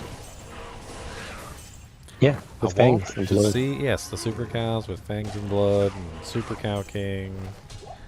I wonder what the drop table is on Uber Cow King when he's freaking like above TC class 87. You can drop every item in the game, right? What if every time a new zone hit, that everybody had like a random statistic, like the Stygian dolls, like everybody has corpse explosion, all the monsters, or they all have a particular aura, I can't carry anymore. make it super hard. Don't go there. I can't carry anymore. See if cows with Stygian doll explosions. Like, don't go there. Don't do it. Well, that would be extreme. I mean, but maybe something else. Like, I mean, they're harder, but it doesn't seem like they have harder stats, though. What's that? Bone spear snakes with multi-shot? What? No, like gloams all shooting at you.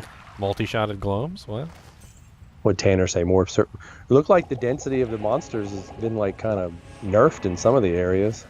Yeah, I mean, it feels like they brought the density of the monsters down for these zones, because I swear they're usually not this light.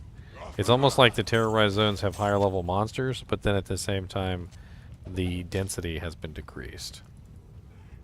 You didn't spawn any bugs, any mosquitoes. I mean, normally when I come to Lower Kuros, this thing is like overwhelmingly filled with, like, for instance, bugs. Like, and you'll like run into like a pack of bugs, like literally 8 feet thick. Like, it's literally just like buzzing around trying to consume your soul through your skin. But like, it doesn't seem like there's half as many in this one. Well, doesn't the game do like 3 monsters? Like if you go to Frigid Highlands and you walk down, there's always like 3 distinct that changes. Has my Iron Golem died yet? I wasn't paying attention. Nah, you saved him. Still alive? So, I mean, honestly, the fact that he persists between games is honestly enough reason to actually use this amulet specifically for that purpose now. But I mean, the massive attack rating on the amulet, the defense, and the all-res is certainly not anything to shake a stick at either.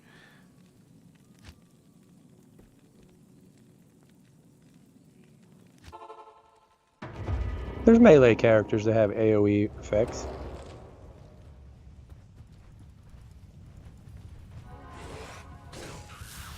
I mean, not really as much. I mean, even Zeal, it attacks everything one at a time. Because you're supposed to play with other people.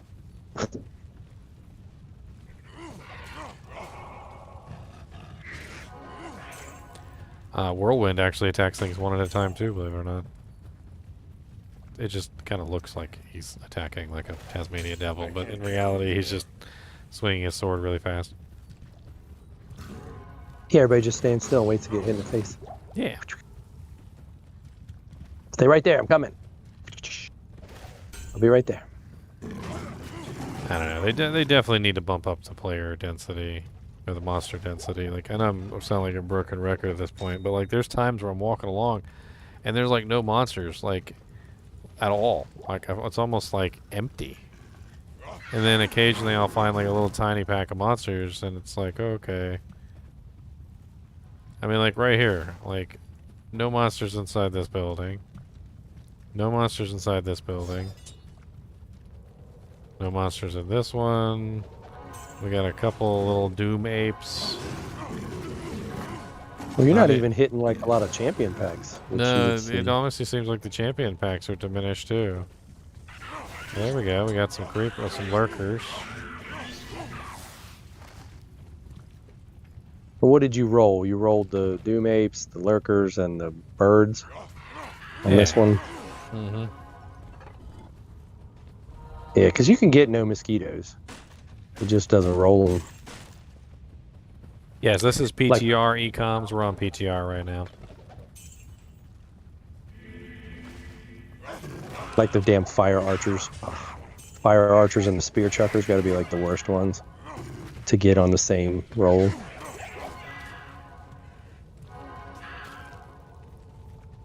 The brick and spear cats are the worst because they pierce. Or when you get the snakes and the gloams together.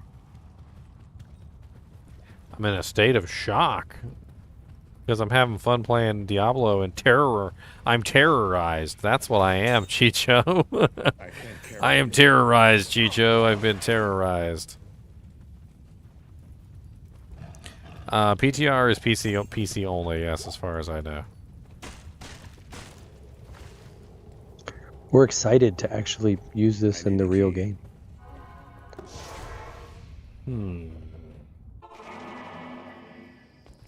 I grab some keys for these super chests.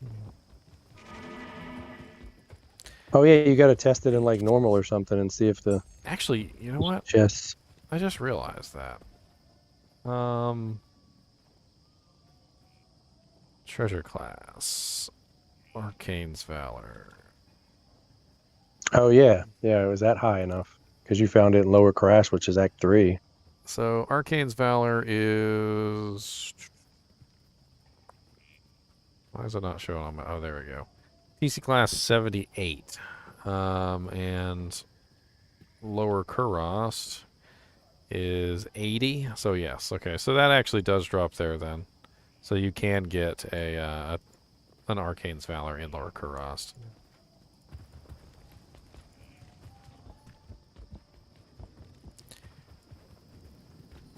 Terror Hellzerk.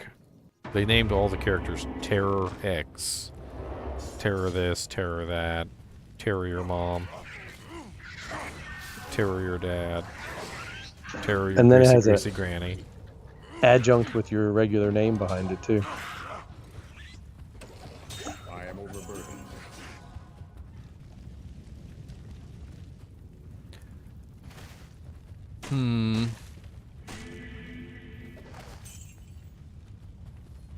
Does your item pack show you how many times it's been downloaded? You know, I tried to figure that out, and it doesn't seem like Google Drive keeps track of that statistic. Huh, it's weird. Or I think it did at some time, but I think they took it away or something. Anyway, it doesn't really matter too much because I'm sure it's being hosted on other websites at this point. You didn't put like a watermark in it or something to... Oh, there's plenty of stuff in there to identify it as mine.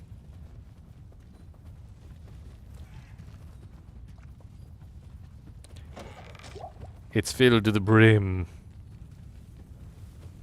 Yeah, I can't say I've ever used Hero Editor for anything, but... It's fun. You can create all sorts of crazy stuff that you would never be able to create otherwise.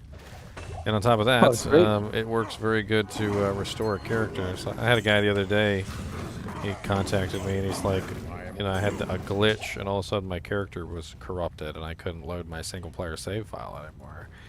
And I'm like, well, great, download my hero editor, you know, just edit back in your character. You remember what level he is, you remember what gear he was wearing.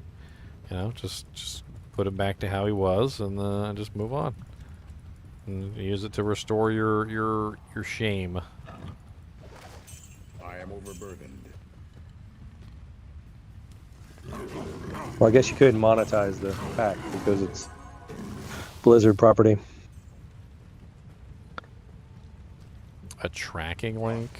What is that, Jeff Burns? See, he said the same thing. Any skill on left and right. We looked at it. It doesn't seem to work. No, it's talking about skill requirements, whether the skill can be actually used by the player or not. So, like, take for instance throw. I'm pretty sure before, if you tried to equip throw to a thing on right or left click, like if you didn't actually have a weapon to throw, sometimes it wouldn't work. Sometimes it would. I don't know. I think that's what they're talking about, though.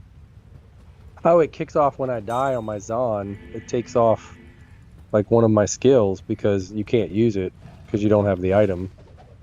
And then you have to change it back. It's kind of funky. Well, there's also multiple versions of my item pack at this point, too. So I believe we're up to version 6. If you download the latest version, it's version 6. I've basically just been bumping the version number by 1 every single time I make changes. Yeah, I saw people commenting on it that there were things that were, you know, that they're proofing it for you. They're public test realming it for you. Oh yeah. Anytime there's something wrong, just let me know.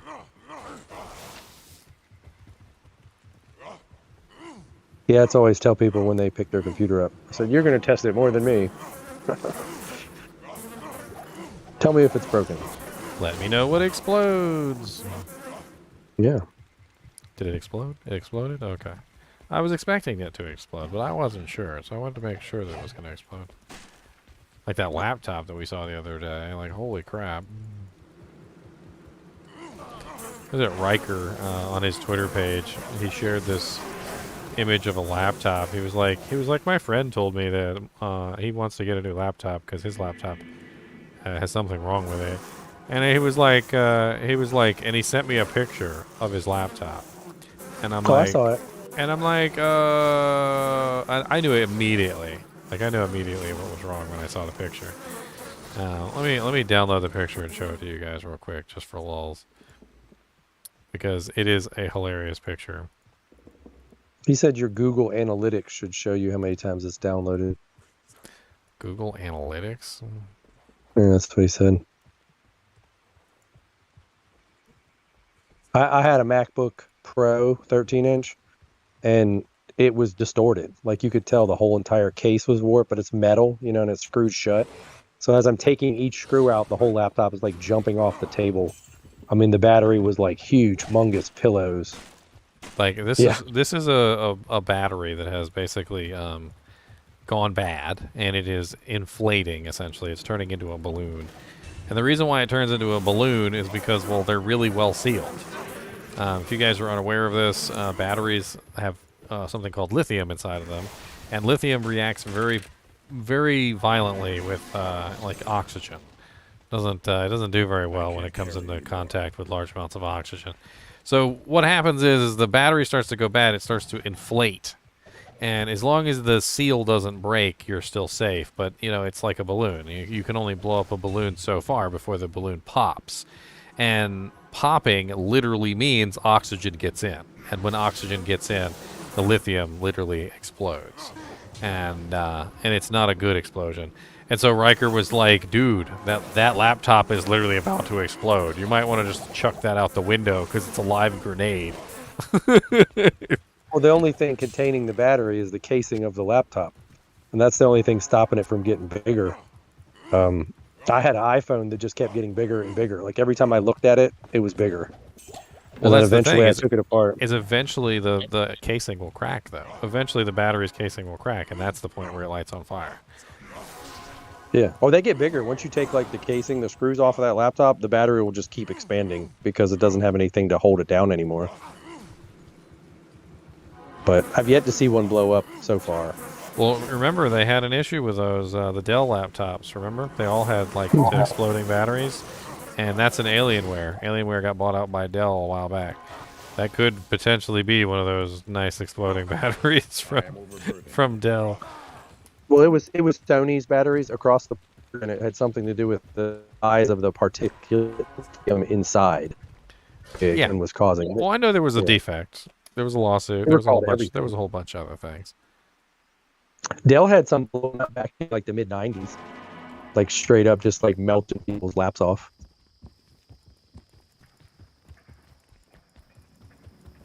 Yeah, he's got his hand on it. He's got a cooling pad underneath the laptop too. You can see in the picture. It's getting hot. It's really hot. Of course, it's hot because the battery gets hot when it's used and it's charging. So most laptop batteries have a suicide function that kills them just for that same purpose. But that battery has been depleted too many times next to nothing. And that's what causes it to happen. Iron Golem's almost dead. No, leave my. Oh no, he killed my Iron Golem. I forgot to buff him. I didn't buff the Iron Golem. I've lost him. It can explode. I mean, if you just wanted like a super tank, you could always make your Iron Golem out of something that would make him tanky. Like a freaking Storm Shield or something. My Necro, I just take random uniques and be like, oh, I don't need this Eisenharts. Let's just make a Golem. Oh no, the Iron Golem probably wouldn't last very long at Ubers now. Iron phosphate batteries. I mean, I Well, probably see, still wouldn't make him out of anything that was like too valuable. Like that's why we tested an Insight polearm, because Insight polearm isn't really that valuable. It's pretty easy to make, pretty easy to come by, especially late into the ladder. Like when you have like by the time you get a metal grid, because metal grid is level what is it, 80, 81. So by the time you're level 81, you can actually use it. Usually, you know, you got enough runes and like materials laying around to probably make several Insight pole arms. So I think you'd be fine using him for Insight pole arms. I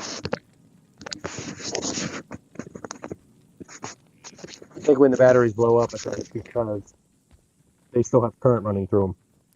Am I developing a hero editor? I was actually trying to contact a couple developers to see if they could modify hero editor to work with Diablo 2 Resurrected, but no luck so far.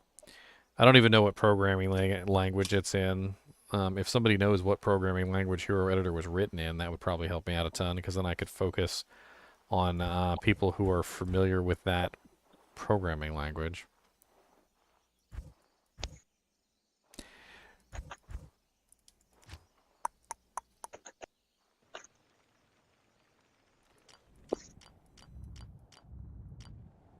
Hell Smiter. Got a kicks in, a traps in.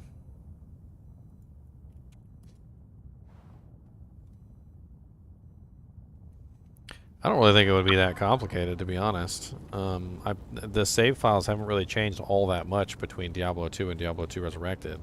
The difference, of course, is the existence of the shared stash, which would have to be added into the program.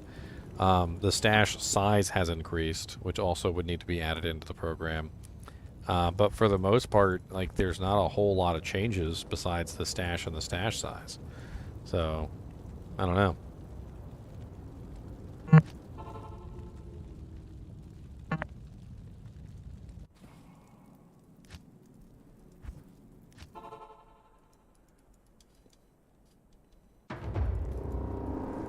It's always the questions on every forum, everywhere. What would you think if we took Diablo 2 and changed it? Well, then it wouldn't be Diablo 2, would it? I mean, We keep coming. at that point, play another game. Maybe all right. Yeah, we keep coming back to this game because this game seems to be, well, how did you describe it? Like the only one of its kind? I mean, there are many copies. Yeah, but we said what's the same that? thing. What's that army song? Goes. This is my rifle. This is my gun. No. It's like, there are many copies, There are many like it, but this the is only one. mine. Yeah, there are many like it, but this is the only one that's mine, or something. Like, there's many copies of Diablo. I want to call them poor copies because they're not really that good. Some have come close in the past. I mean, I think among the games that have come the closest, Hellgate London is definitely one of them, but it kind of cheated. Yeah. It literally had like the entire staff from Diablo 2 working on it. It's like when WoW came out and people would be like, if you were referring to a game that was pre-WoW, they would go, oh, that's like WoW. And you're like, no, WoW is like that game. WoW came out after that game. Yes. You know, that it was a copy of a lot of other games. I had to catch myself with animes and stuff. Like, I would watch an anime, like a newer one, and then I'd watch a really old anime, and I'd be like, oh, this is just a copy of this new anime. And I'm like, oh, wait, no, this one came out in, like, 92. I'm like, there's no way that new one is a copy of this one. It's got to be the other way around. Yeah. Did you see those pictures that people put of that, like, circa 2004 D3 shots before it got canceled? A Dark Souls version of Diablo 2? I don't really know if that's even possible. What is that? Just with more death?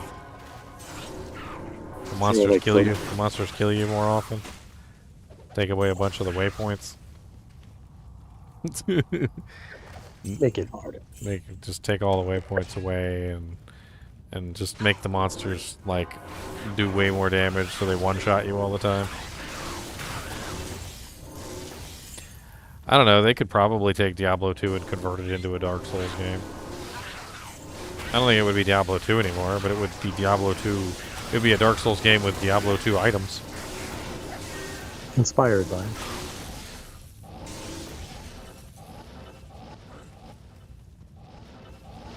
I thought about that too. If you took the exact Diablo 2 game, like Diablo 2 Resurrected, but you somehow kind of modified it into like a first-person kind of thing, but it was the same game. I know that would be harder for the melee or the non-melee.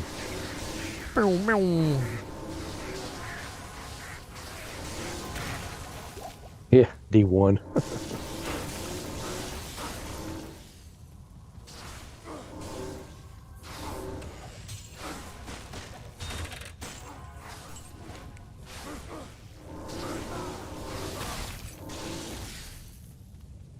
My cow.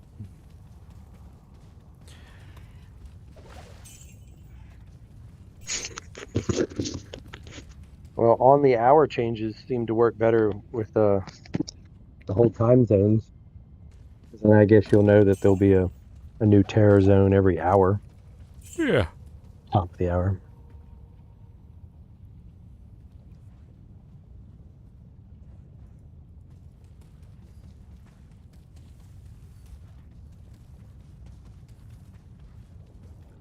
I'm going to assume, Sovereign Knight, that we'll probably get a firm date on ladder as soon as BTR is over, which usually is 1 week. They usually don't go longer than 1 week. In fact, I'm going to go ahead and put in a feedback real quick. Might as well do it here on live stream. Oh, okay. That just immediately took me to a survey. Would you like to take a survey? I didn't want to do that. I wanted to pull up the provide feedback. Oh, okay. Well, please do not show this survey to anyone else. Definitely not your viewers who are watching, all 200 of them. Sure. I agree to keep the survey and all contents confidential.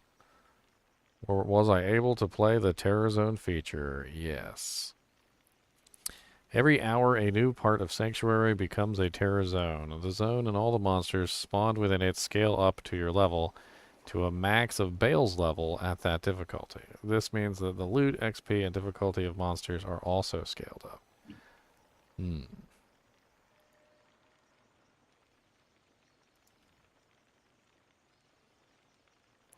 How fun were the Terror Zones? They were moderately fun. They need more density. What do I like most about the Terror Zones? Increased difficulty. Better loot. Fun in zones I would not normally visit. What else can we add on here? Good use of existing areas and monsters. EXP was nice. What do I dislike about the Terror Zones? Very low monster density. Often felt like the zones were empty until I found a pack. The monster density really needs to be upped by quite a bit. You know, it almost seems like to a more reasonable level. It seems like it was capped. Like there was a certain number of monsters for every area. I'm gonna say, to be honest, an overwhelming amount of monsters would be preferable, simply because it's supposed to be a terror. Supposed to be a terrorization, right? So why not have it be a scary amount of monsters? Which difficulties did I play? I played all 3, I think. I don't do Nightmare yet, but I'll do Nightmare. What's a currency tab supposed to be anyway? Do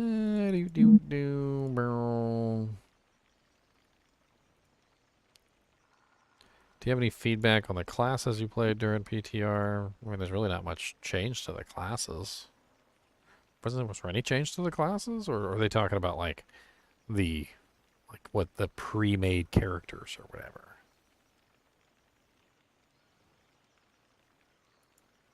Just gonna move on from that one. How challenging were the terror zones?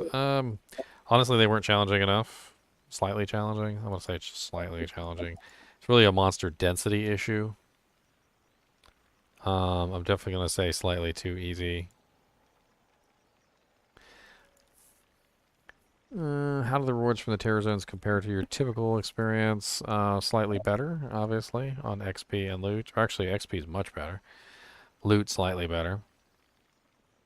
Depends on the zone. Are the rewards from terror zones worth the challenge on hill difficulty? They're extremely worth the challenge. I just wish they were more challenging. How clear was the message for active terror zones? Extremely clear. Yep. Do you have additional thoughts on labeling or announcing the active terror zones? Honestly,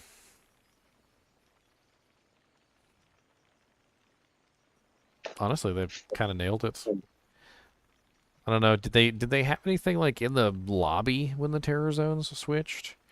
Kind of interested in that. Whether there was like a lobby notification. Has anybody been playing around with that and seen like a lobby notification? I don't see anything in the lobby. Can I type in the /terrorized command in the lobby? I can. I think I'll add that in there. It would be nice if it announced the zone in the main lobby chat on the hour.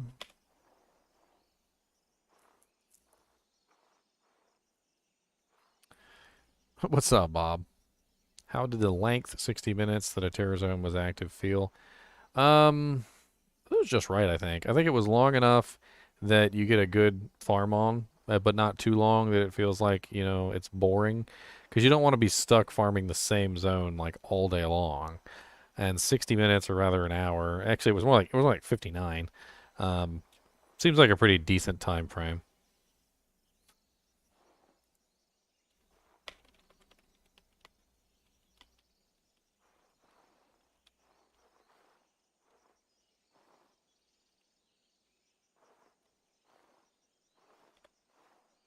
If anything, it might be a little too long. I don't know. 60 minutes might be a tad too long, because you could probably farm cows like, I don't know, like probably 10 or 20 times in 60 minutes if you were fast with it. Were there any specific terror zones that stood out?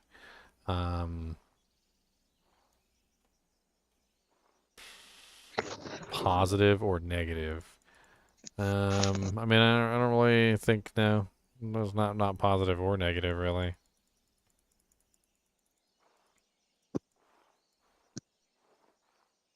How many hours have you played each of the following games? Yeah, a lot.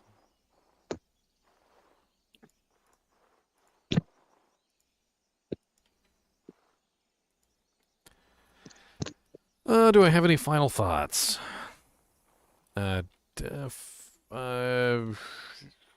think it would be cool if a monster of some renown were added to the terrorized zone.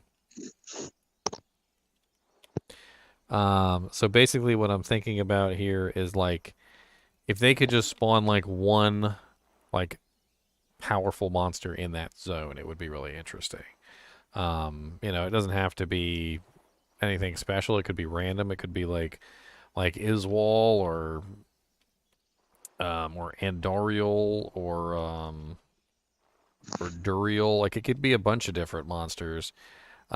Just any, like, kind of like boss monster to that zone. I think it would be kind of cool. Like the captain or the lieutenant or whatever that attacks the zone.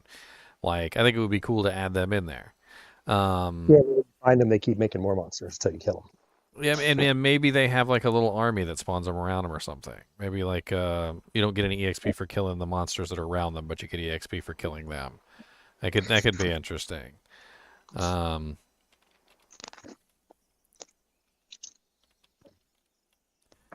Yeah, make it hard. Make it terrorizing.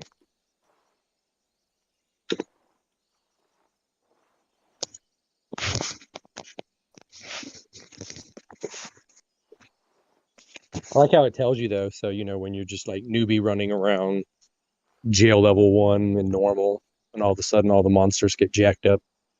they get jacked. You're like, whoa, yeah, unlimited power. You see one of them like lift up He-Man's sword. He's over here like, I He have picks up the his demon friend and like breaks him over his leg. You're like, ah, they're killing each other. power.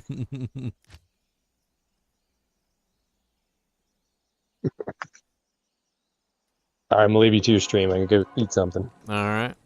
Later. So what else can we test from these patch notes besides the terror? Because I kind of want to see a new area now. We've seen Lower Kurast. It's good. We've seen Lower Kurast. Let's move on to the next zone. The Valkyrie thing is pretty cool. I'm actually kind of interested now in maybe running a Valkyrie on some of my little dudes. Could be nice to have a piece armor just like sitting in your stash or your cube or whatever. Put it on. Summon a Valk, take it off. Like a free Valk on just about any character you want to put a Valk on is certainly very interesting. I'm not sure about this blood golem thing. Apparently, his life drain is now apply the difficulty penalties for life drain now apply to the blood golem's attacks. The blood golem was never like overpowered. I don't know why they felt the need to nerf him in the higher difficulty settings. The ravens is pretty cool. Being able to summon the ravens, a lot of summon fixes. I mean, we've got the ravens have been fixed. We've got the Valkyries been fixed. We got them, the Iron Golem from the Metal Grid has been fixed, as well as the normal Iron Golem has been fixed. Blood Golem somehow got nerfed among all that. I don't even understand why. He didn't deserve nerfing. Why exactly did they feel the need to nerf him? He needs buffs, okay? The Blood Golem is without a doubt one of the characters who needs the most buffs.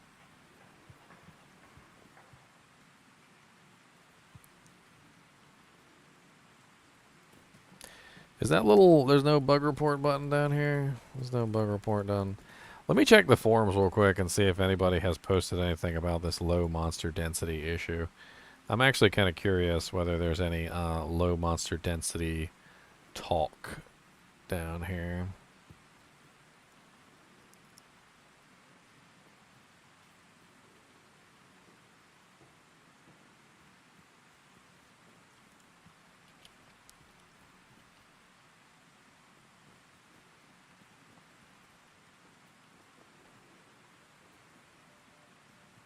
Well, nobody has said anything about it, and there's like 1,000 posts.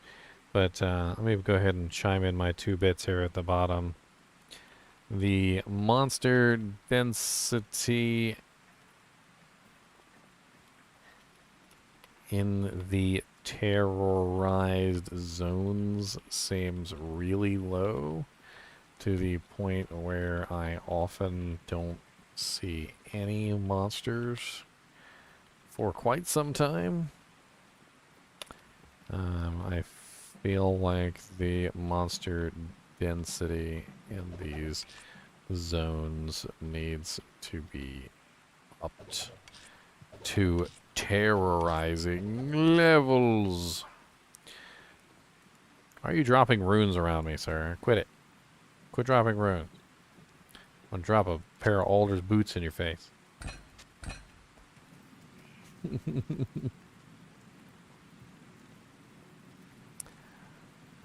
I do it. I do it.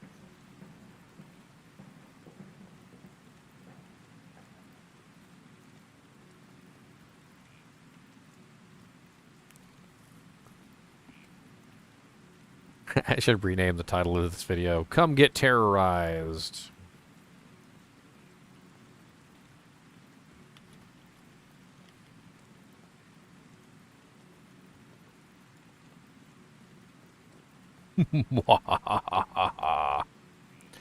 It's definitely going to change the way that that people play ladder. That's for sure. I mean, when you're trying to level up as fast as you humanly can, and you've got a new level 99 zone to potentially exploit, if you're capable, it's definitely going to have a huge change in like where you're going and what you're doing. Like you're gonna have people farming these new zones whenever they spawn.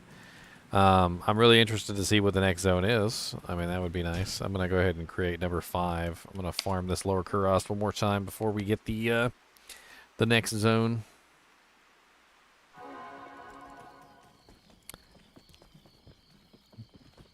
Okay, Sovereign Knight, I'll get right on that. We're going to buff Frozen Orb for you. Don't you worry about it. I am indeed a game developer, as it clearly says on my shirt, Ginger Gaming Developer. So I will totally buff that up for you. Don't you worry about it. Don't you worry about a thing.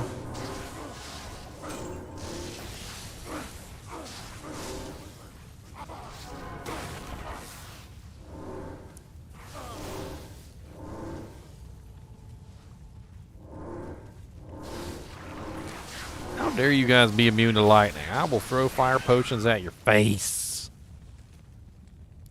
Pew, pew, pew, pew, pew, pew, pew, pew. Pew, pew, pew, pew, pew.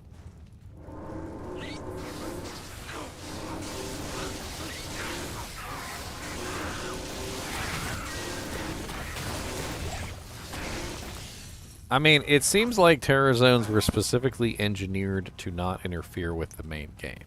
So if you don't want to play the terror zone, you don't have to play the terror zone. Like, if you just want to do your normal thing, if you want to turn the terror zones off, they even made them a toggle so that you can just turn them off entirely. So you don't have to play them if you don't want to. Which I think is a pretty clear thing here. You know, they're basically telling you in a nutshell, you know, hey, this is a new feature. If you want to play with this new feature, you can.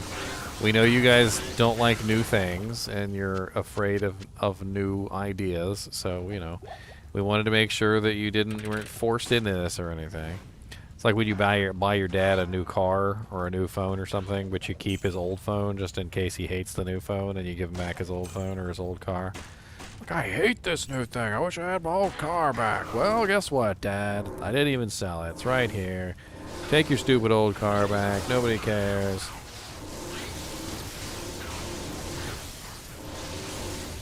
I can't tell you.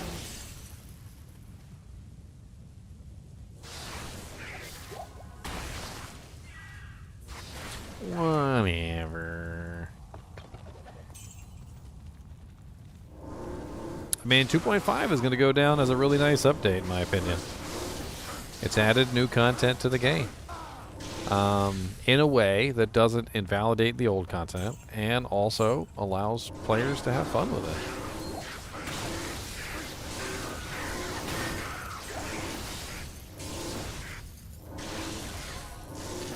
Yeah, there's a toggle for it right on the main menu. So if when you create a game, you can just turn it off. It's right here. It just says Terorrized. It says allow zones to become terrorized. Play at your own risk. So if I toggle that off and I create a new game, I'm assuming, of course, that if I go to lower Kurast, it won't be terrorized unless it's bugged. Unless it's bugged. I like how every character has a freaking infinity on. Like every single one. So yeah, no more terror. So we are currently in regular lower Kurast. Let's check out a nightmare zone. I'm kind of interested in a nightmare zone. So we didn't do nightmare yet. So let's check out this level 57 Sork. She should be capable of nightmare.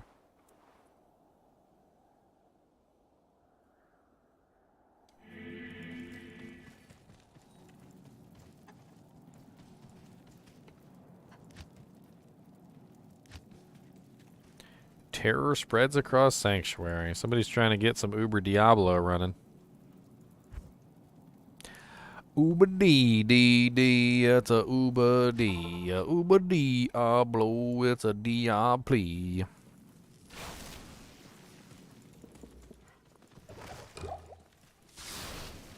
Man, the monster density is so bad. It really is just so bad. Oh, yeah, that's right. I turned off the frickin' thing. So I'm going to turn it back on. I'm going to make number 8 now.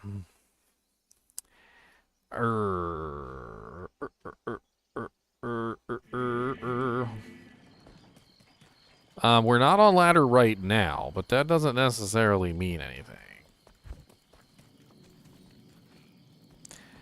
Diablo clone would not be stronger because Diablo clone is already higher level than level 99, and the cap is level 99.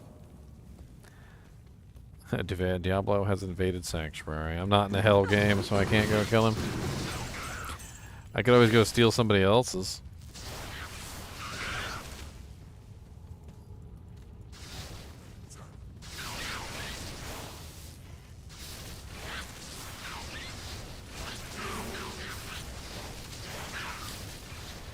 So these monsters are currently level 57 plus 5 if I find an elite. My quick math is terrible. 58, 59, 60, 61, 62. So they're currently level 62 if I find an elite.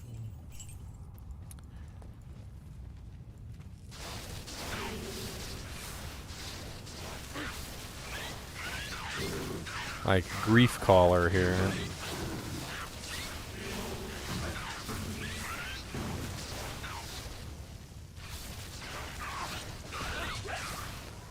Ow.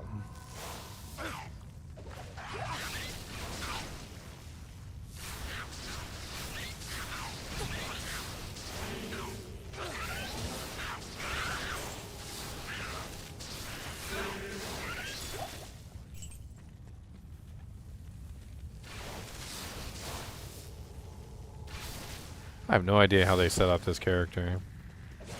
She could be rocking like the worst gear ever. A stealth, a lore. Why is she wearing a druid amulet? She's got an insight staff. Yeah, her gear is not that great. It's not amazing. Her gear is not amazing. It's actually quite bad. I don't know what to do about it, but it's pretty rad.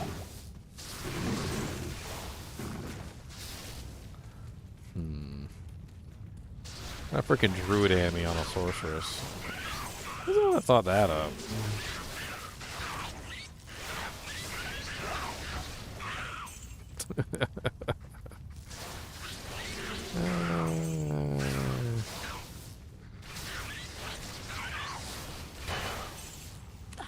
Well, my Merc leveled up. What they got on my Merc? A Ginther's Rift and a Hedge Striker and a Myth. My freaking Merc is better equipped than I am. He's got a Ginther's Rift and a Hedge Striker, and he's running a freaking Myth armor.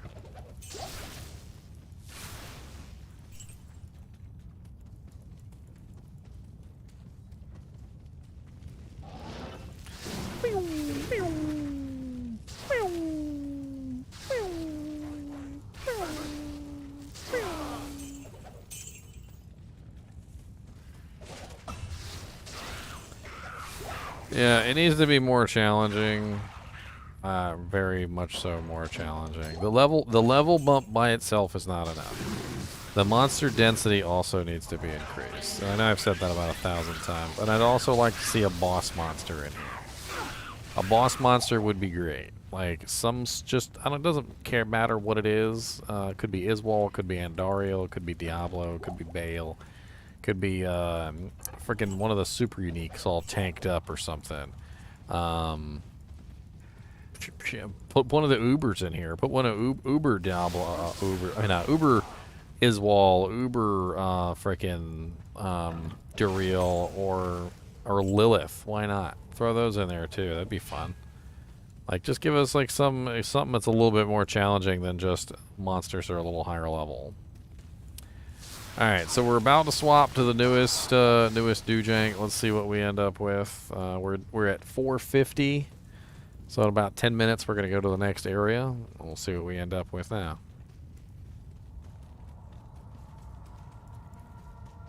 World Stone with spirits. Let's do it. Level 99 spirits. Alright. You know what? That could be an interesting thing too. Maybe the terrorized zone could have a different P8 count. A randomized P8 count from 1 to 8. Plus the number of players in the game. That could be interesting, right? Make it even more difficult. Have like a freaking P16 area. I'm coming up with ways to torture you guys. I hope you're listening, Blizzard. P16.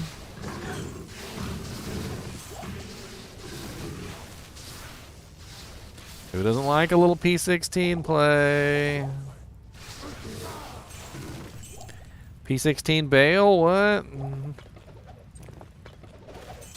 P16 Stygian dolls. P16 Stygian dolls, my boys.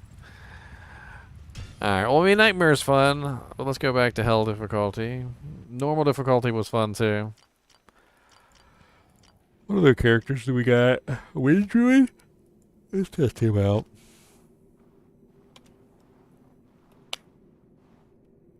You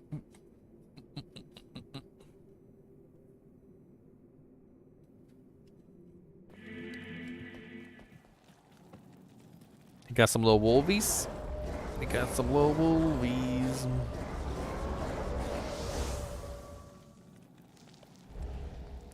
He got some little wolvies and he's got a bear and he's gonna run around with no hair.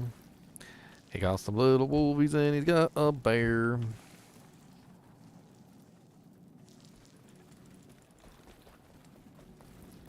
Does Metal Grid IG override Necro IG? Yes. They don't stack now. If that's what you're asking. But you can get synergy bonuses. So if you were to use the Metal Grid on a Necromancer, you could get the level 22 Iron Golem for free, essentially, as long as you're wearing the amulet.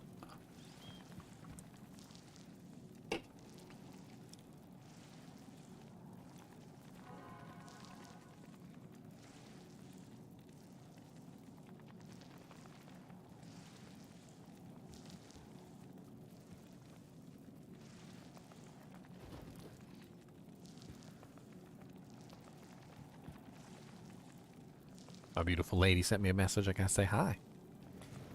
I do love my beautiful lady.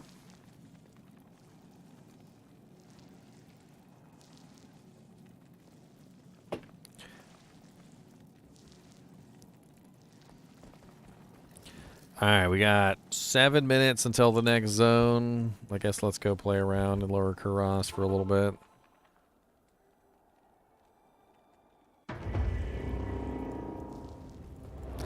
Seven minutes.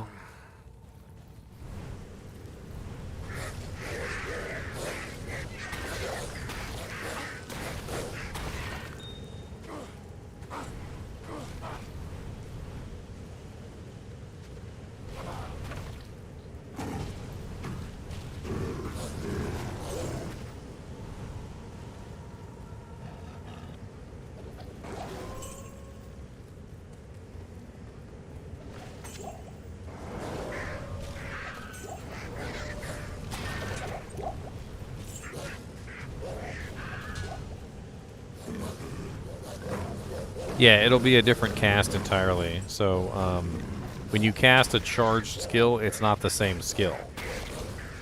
So you actually have to go to the charged skill and cast it.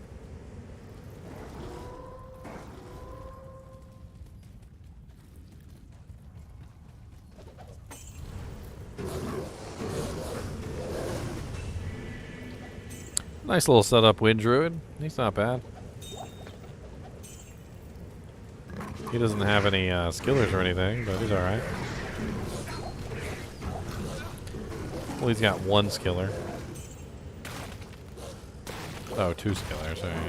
He does have an Annie, but no torch. I wonder if they didn't give us torches because they wanted us to get them ourselves.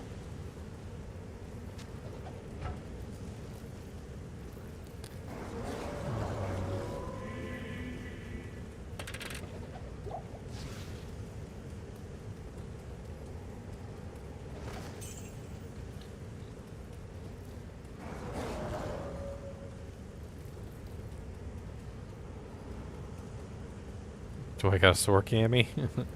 No, I have a Maras. 22 Maras. It looks like they're randomly generating the items. Because one of the other characters had a 25 Maras.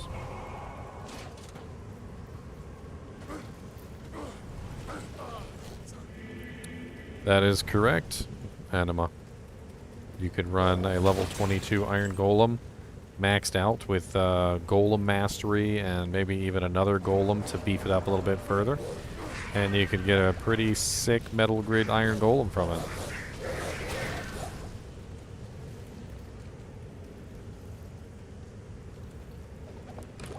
Oh, we got Terror approaches Sanctuary. Fortunately, I don't think there's a super unique in this zone, so we won't be able to spawn him here, but we could go spawn him somewhere else.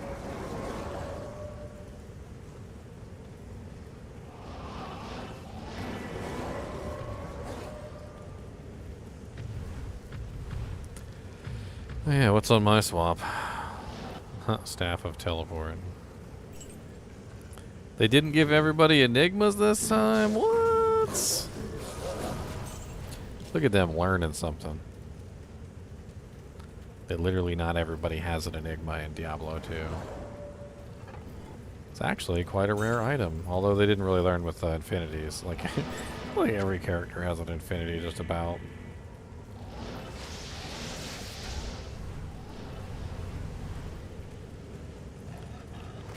Alright, it's about to swap to the next zone. I'm going to take a quick break to go to the bathroom. By the time I get back, we'll find out what the next zone is. Oh, man, Cody probably has to go pee too, so I'm going to let him take a quick urination.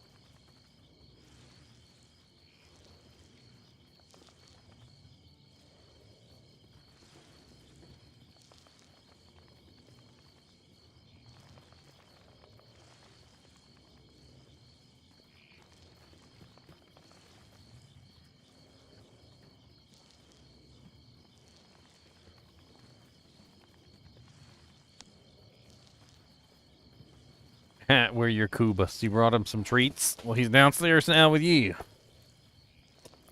Got the Kubus. The Kubus a boobus. Alright, have we swapped yet? Still got 1 minute. The corruption has all but dissipated. Come on, cow level, come on. Ooh, ooh. Come on, cow level, come on. Ooh, ooh. Come on, cow level, come on. Ooh, ooh. We need the cow level. Stony Tomb. That's a neat one, too. That's a neat one. So, Loot Go Lane. Off we go to the Loot Go Lane. Uh-oh, my girlfriend's coming in here to tear up. She does tear up, too. You better watch out. She's got quite a talk back on her there. So don't get in her way, she'll beat you up.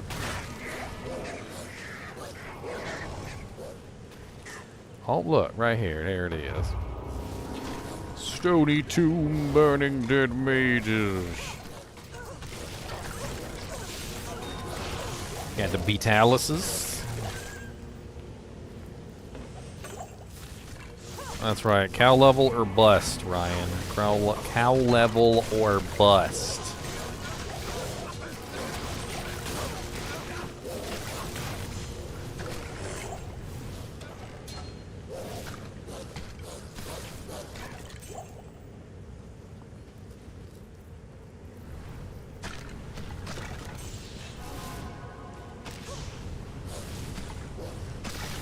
Look at my tornadoes, aren't they fantastic? Coming at you with some spastic elastic.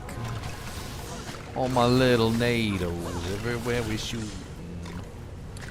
So Stony Tomb is one of those places that's kind of like deceptively small-ish, big-ish, because it has multiple levels.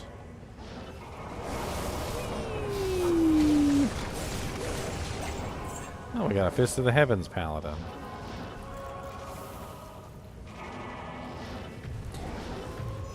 I think this update has promise. As it is right now, it's not quite there. But I think if they're willing to make a couple little changes here, a couple little tweaks, I think this could be a killer update. I think this could be a very well-loved feature. I think a lot of people would have a lot of fun with it.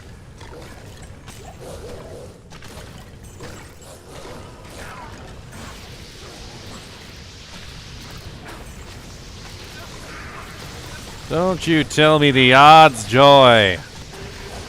Never tell me the odds.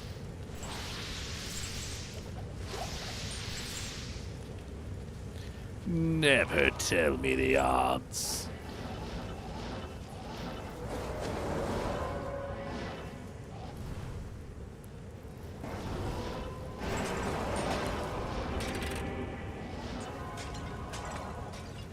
So Stony Tomb was one of the new levels that got bumped up too, and it definitely did get bumped up in level and stuff, which is interesting.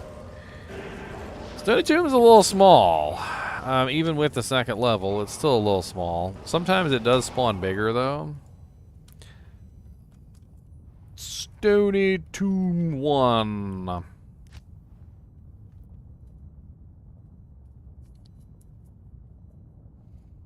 That's right. Never tell me the odds.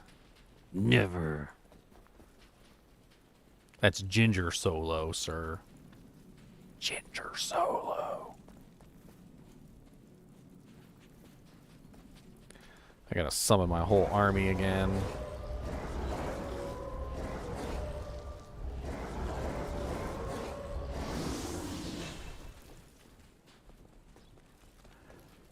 Skills can now always be set to left and right slots.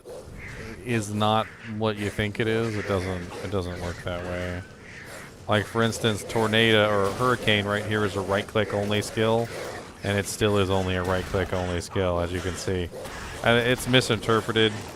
I'm not sure exactly what the hell they mean by that, but it doesn't mean what we think it means.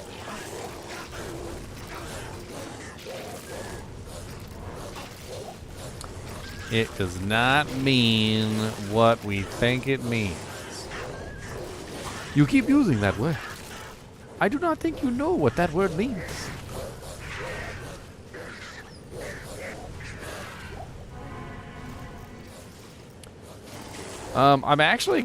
I hope that they do have this for single player, because if they don't, I'd be really sad. I think the single player characters deserve this. Offline single player definitely should have these terrorized zones. Because it's going to help them get to level 99. It's very difficult to get to level 99 on an offline character. Extremely difficult.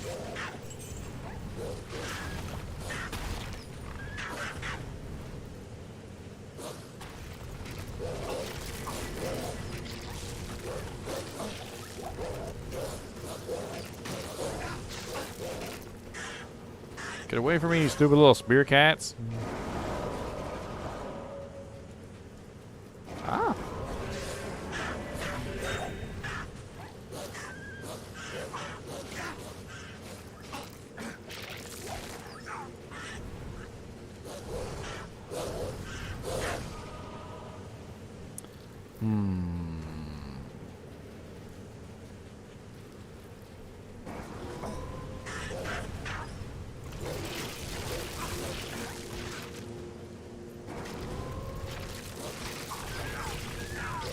Got lucky with that stony tomb right by the door, and now I'm an idiot and I'm running around trying to find the dang thing.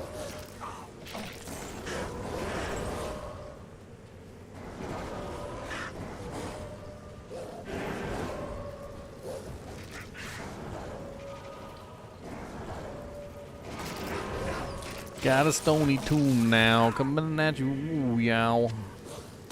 Here's a stony tomb, wow. Where is it? I don't know. What was my hurricane? 36? Marv, I literally went over all the changes at the beginning of this video. If you go back, you'll find a section that looks basically, you know, not like the game because it'll stand out like a mile. And it's literally me going over all the patch notes and changes. I think I can pretty much sum up all the changes, though, in probably about a couple sentences. New terrorized zones, and they fixed all the summons. I think that's about it. New terrorized zones, and they fixed all the summons.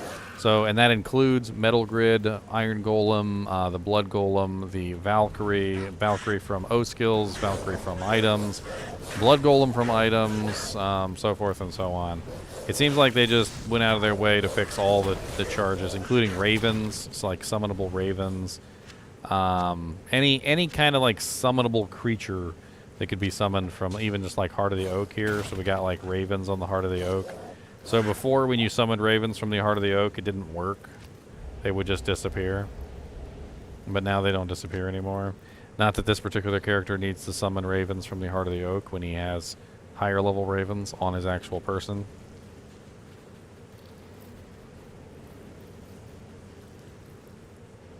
But those ravens are actually interesting. Oh yeah, can walk through closed doors. Can't walk through closed doors anymore. That's a game changer.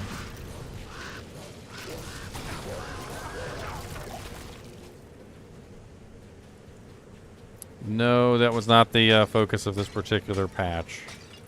So it looks like the big feature is the terrorized zones. That is the big feature, and it's actually a really cool feature.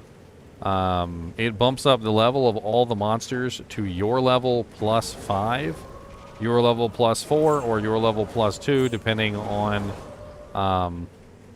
the cap. So the cap is level 99 for uniques, level 98 for champions, and what was it, level 94 for base level monsters. It's every single hour it shifts. So right now it's Stony Tomb, which for some reason I cannot find to save my life. Who needs to find Stony Tomb? Not me. I don't need to find Stony Tomb. You know, whatever. It's not like I was looking for it or anything. Nope, not me. I'm totally not looking for the stupid place. I'm gonna start teleporting around here. Hold on. Let's do some teleportation. See if we can find it. Don't know where it's hiding. Probably in plain sight.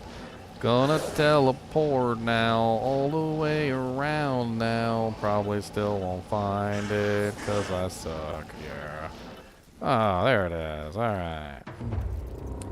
So when you enter the terrorized zone, it's very clear that it's a terrorized zone. There's a special sound effect. You know what, let me turn this up real loud for you guys. I want you guys to really hear this sound effect. I'm gonna blaze it right through your skull.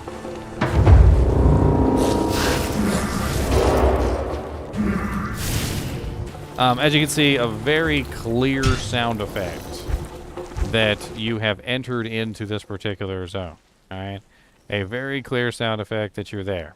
Not only that, but there's also the words that appear on the screen: terrorized, And up in the top right-hand corner, it lets you know what the level of the terrorized zone is. So it's a level 87 zone, which is plus 2 levels of the druid, so 85, 86, 87, because the minimum increase is plus 2 levels from you of the base monsters. But the uniques are higher than that, because the uniques are plus 4 or plus... Sorry, the champions are plus 4, the uniques are plus 5.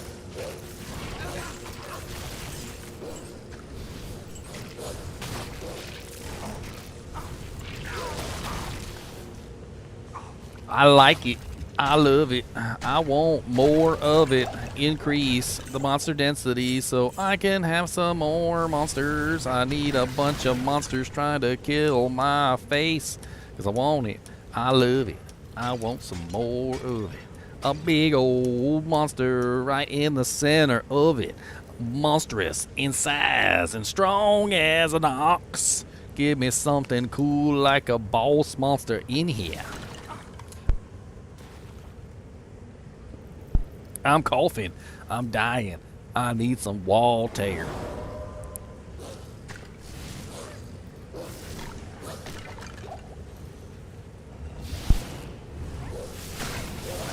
Yes, it does. We tested this conclusively by checking the eye level of the items, or rather the items that drop against the TC class for the area. So one of the earliest zones that we had was jail level 1.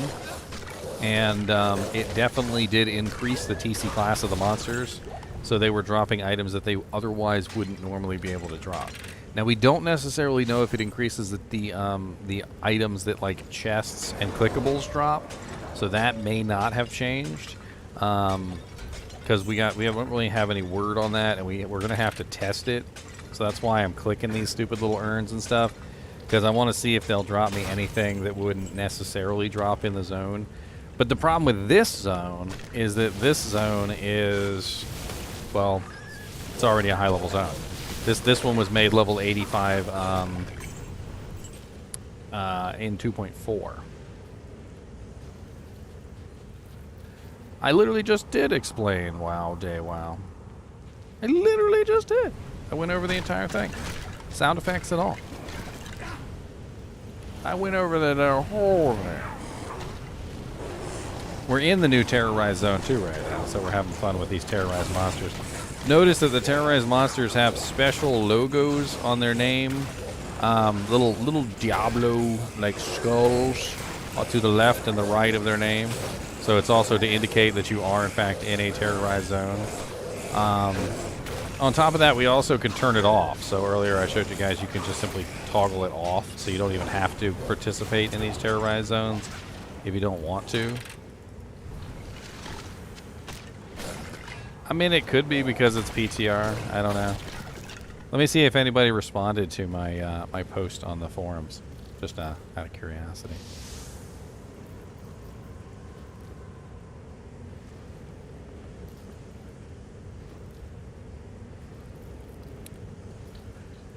Let's see.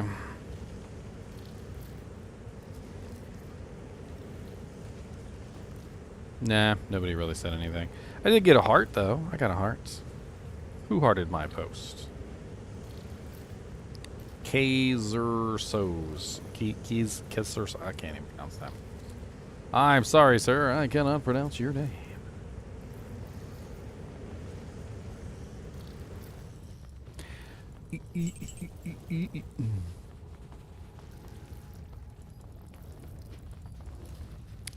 It's higher eye level, yes, depending on the character, your character level. If you go back WoW Day WoW to like the beginning of the stream, I go over everything, including all the patch notes, and talk about the zones. I literally just read it off the actual post, or you can check it out for yourself. It's just a lot to go over. The zones are interesting, though. They definitely are interesting. Much higher level, drops better items. Monsters are a little harder, of course, because they're higher level.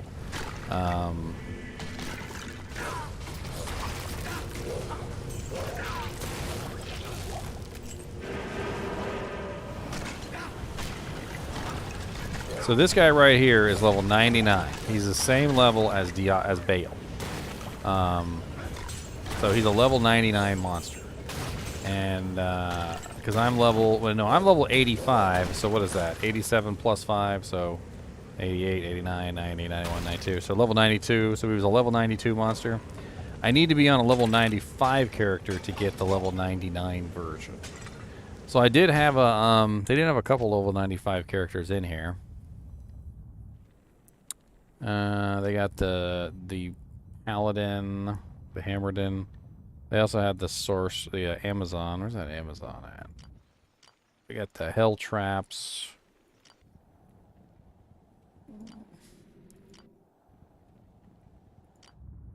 Where the hell's the Amazon at? I stole her thing too. Anyway, her Infinity.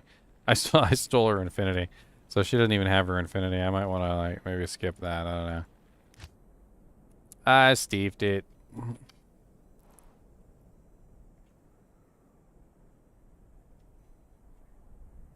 Hey, Killa, you got your membership. Grats, man.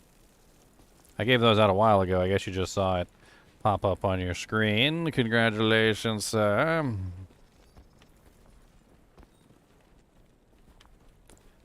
Where is my merc? Yeah, he doesn't have the Infinity anymore. Well, good. It'll be more of an accurate test, because not every Javazon has an Infinity laying around. Not every Javazon has an Infinity. They all don't have super rich things. Not every Javazon has an Infinity. Dun, dun, dun, dun, dun, dun, dun, dun. Back off, suckers. Ain't got time for your shenanigans. No, I ain't got time. No, no, no.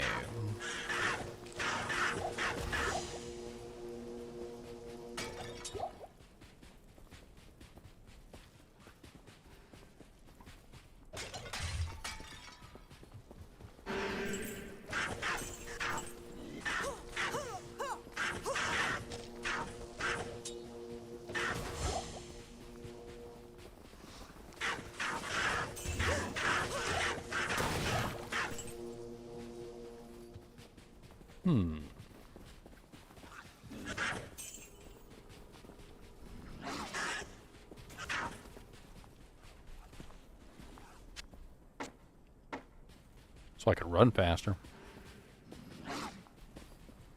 Run speed on Titans is so sick. I used to use them all the time on a character that didn't even want Titans. She wasn't even using Titans, and she would just swap to Titans whenever I was running around. And then I would swap back.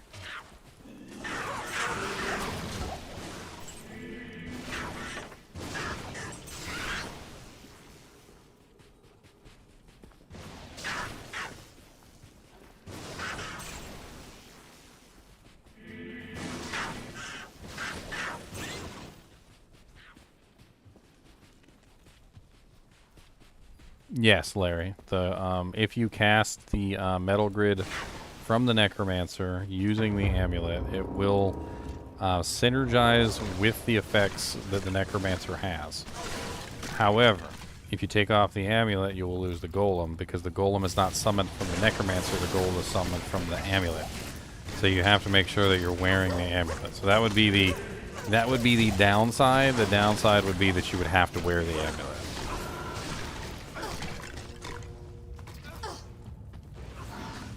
Quite a few monsters here who are immune to everything that I have. Do I have a plague javelin?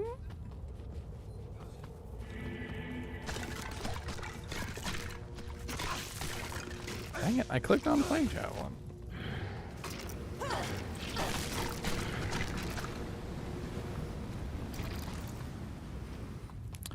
The Terorrized zone changes once every hour on the hour. So, you know, just like the chiming of a bell.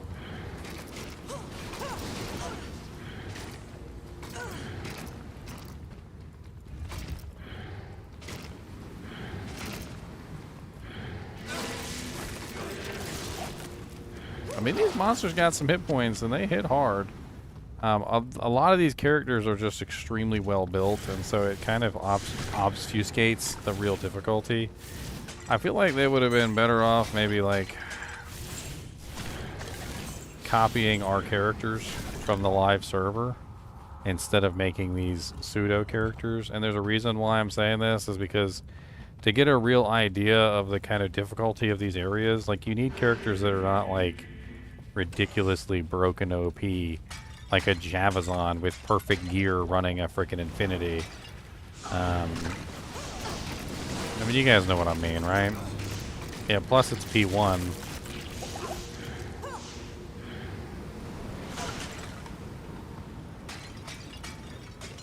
Like, I really wish they had enabled it in offline mode so that I could have played around with the played around with it on Players 8 and stuff like that, single player, and my test characters and stuff, and had a little bit of fun with it.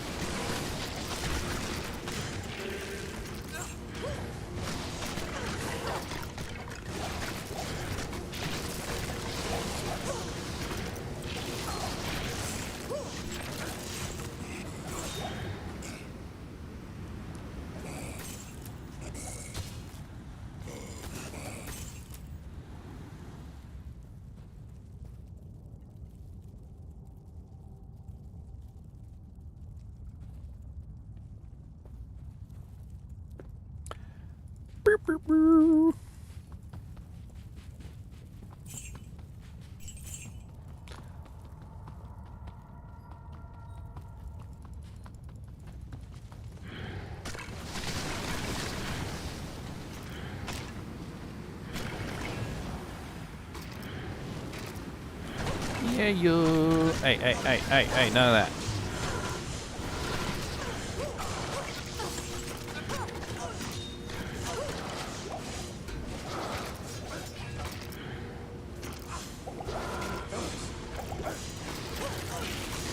Rust burn, physical immune and lightning immune, a little turd. Have some poison, turd.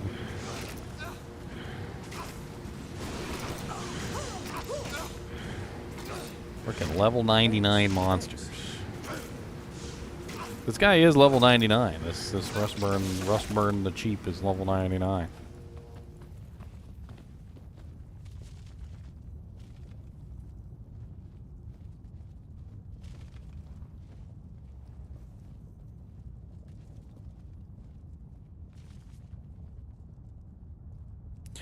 Diablo has tweeted, "Hell welcomes all."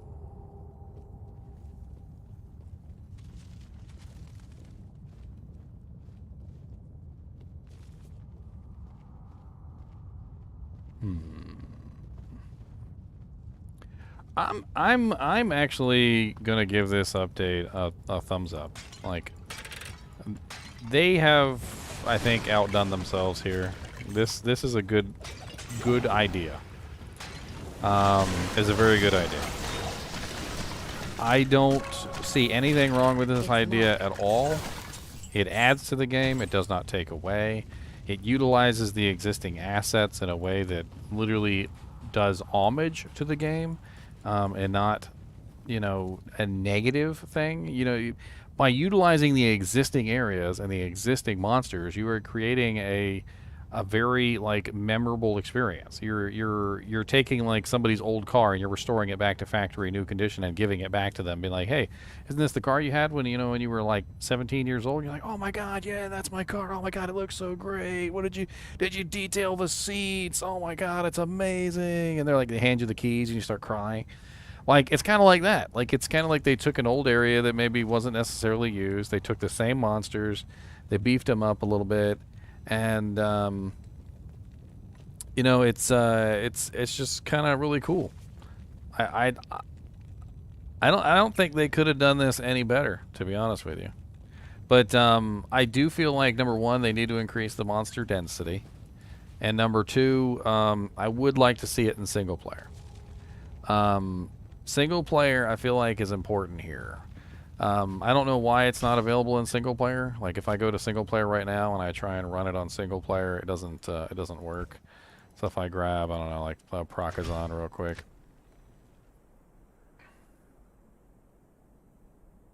The Killer of Worlds.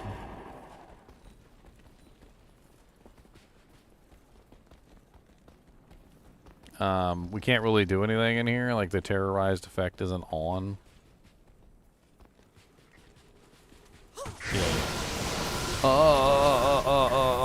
Yeah, what'd you think? What'd you think? What did you think? This is the proxy. Back off. Back the up. Back up.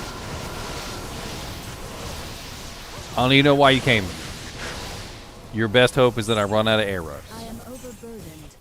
And I'll punch you to death.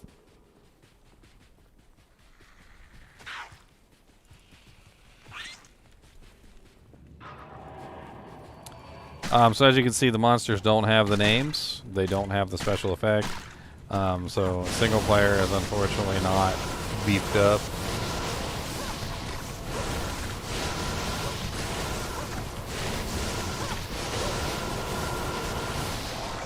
I mean, they could be making this into a ladder only thing. I don't know if ladder only is the right choice for this. This is something that I think the entire game should get their hands on.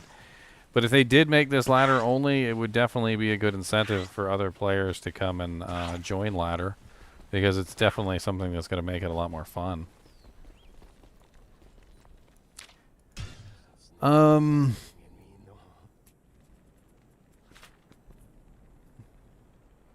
I'd like to see the terrorized monsters do more damage. Like, I want them to be scary as all get out. Like, if you're gonna call this the terror, you know, this is the terrorized area, right? I want it to be like so terrorizing that you're literally like, you know, fearful for your life. Like, I'd like to see it like that. I'd like to see it as a really scary zone. Like, give them more damage so that the monsters hit harder, so that when you make mistakes, you're punished for it. You know, I mean, it could be very interesting to focus on making it scarier, just scarier in general. What is this? What is this paladin anyway? Fist of the Heavens, Pally?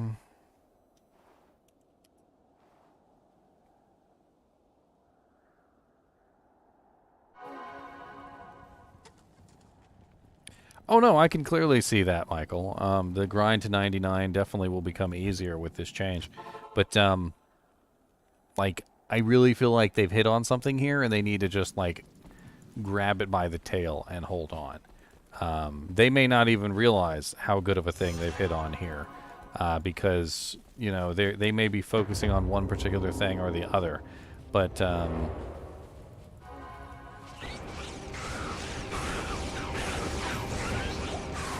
I forgot Rocky Waste was part of it. I wasn't even paying attention. Rocky Waste is part of it.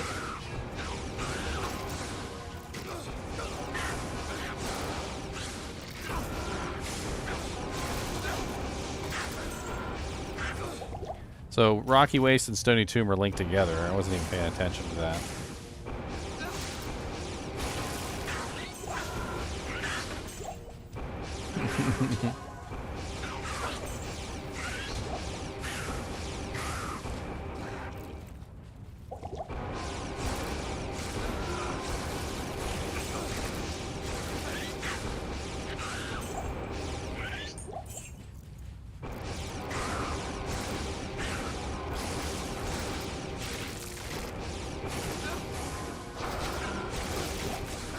Alright, what do you guys think the next zone is going to be? So far, we've done the jail. We've done the palace cellar. We've done Terorrized, and we've done Stony Tomb.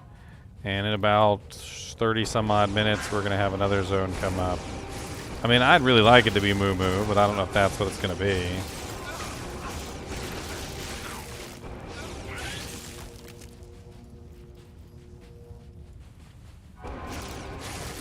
I mean, they've got enough variety in the zones that it's certainly going to keep people, you know, having fun. You're talking about one every hour, so you're talking about 24 different zones a day. You know, full cycle essentially. And how many zones were there on the list again? Let me double check that real quick. So we've got 1, 2, 3, 4, 5, 6, 7, 8, 9, 10, 11, 12, 13, 14, 15, 16, 17, 18, 19, 20, 21, 22, 23, 24, 25, 26, 27, 28, 29, 30, 31, 32, 33, 34, 35, 36. So basically, you will have a full cycle every 36 hours.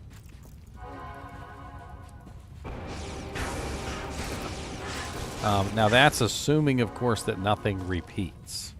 So if nothing repeats, then you'll get every zone in 36 hours.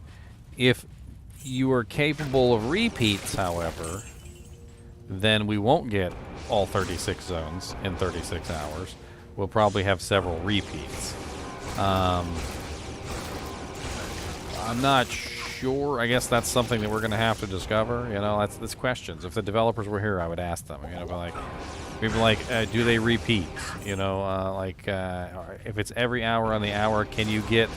If they do repeat, can you have 2 in a row that are the same? So, like, if it's Stony Tomb right now, can I get Stony Tomb again on the next hour if it rolls Stony Tomb a second time? Are you guys going to increase monster density? That would be awesome. I feel like that would be awesome.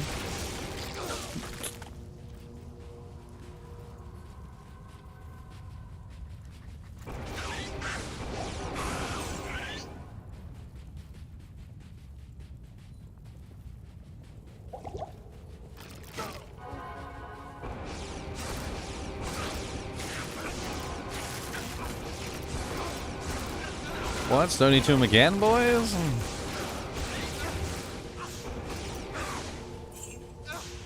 I was trying to look at the list and see if there's any kind of, like, rhyme or reason to it, but it doesn't seem like it.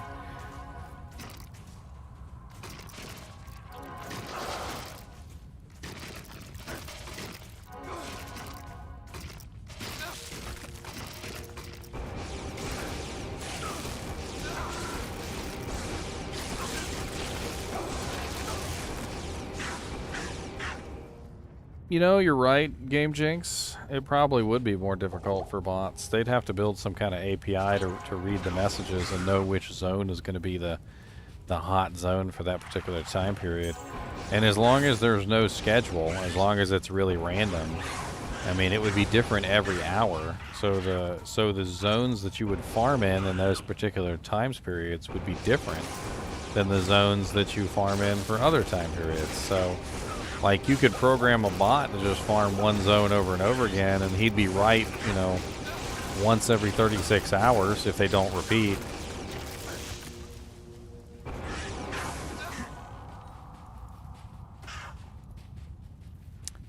And then on top of that, even if you did have some sort of bot that would know, like, all the different zones, you would have to have programmed routes for every single zone.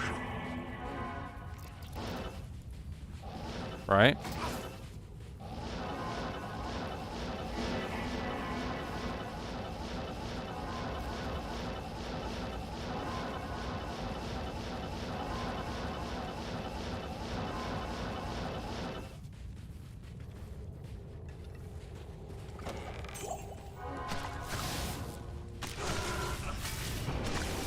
Yeah, but having 36 different bot scripts,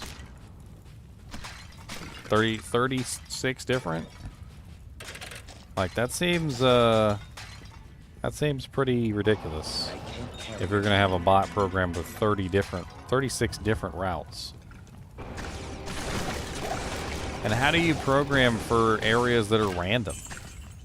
Not all rare areas have the same structure or pattern. So, like, when you're farming, like, Mephisto or something, he's always in the same place. But when you come to a place like Stony Tomb or Jail, like, it's different every single time, and you're killing every single monster in the jail, not necessarily just... No, I can't pit test solo because it doesn't seem to work on the offline function. I don't know, I think this will be more difficult for the bots to program for. And the added benefit of being able to drop every single item in the higher levels, all of which I think is going to make them want to as well. I mean, granted, they could just stick to their old farming routines and not even bother with it, and they'd probably still do fine. I mean, the old farming routines aren't going to suddenly be invalidated. I don't know how you could metal grid a faith bow. Aren't all bows wood? No bows are made out of metal. You could metal grid a beast axe.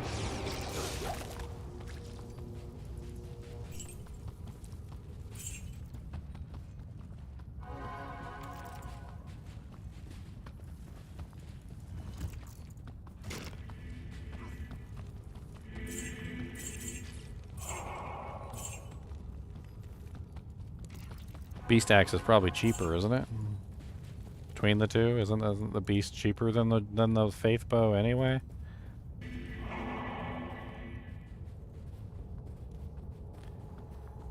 Bur tier mal lum ja lem eld. I don't know. I mean, yeah, I get a little bit. I think the beast is a little bit cheaper. I mean, it's Bur versus Ja, and Mal versus Ohm. So yeah, I think the I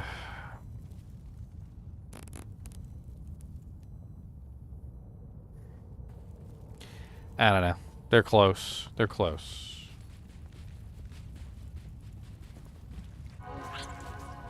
Definitely is something that you could test out, though. I may have to test that out just for fun. So this one's pretty much done.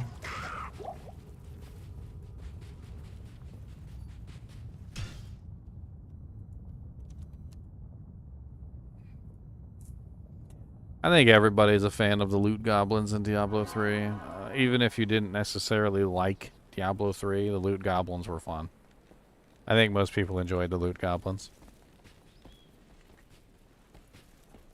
Chasing them down, the fact that they ran away from you, the fact that they could escape, set up a certain level of tension. That was it was very interesting because you basically were like, oh, okay, well, I have to actually catch these guys before they run away. Like, it's not just a matter of can I kill them, it's a matter of can I kill them fast enough.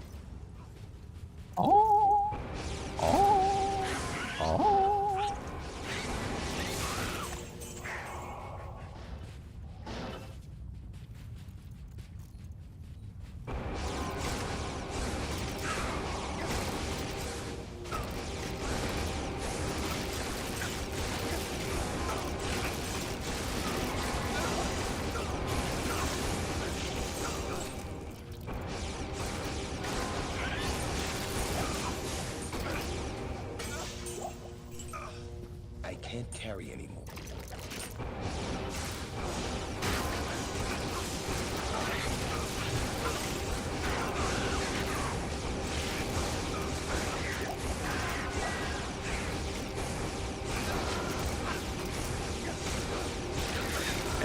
Yeah. Actually kind of fun fighting these monsters. You know, it's really cool because I like to go to random areas. Like, I kind of like to go to random zones. And I always have.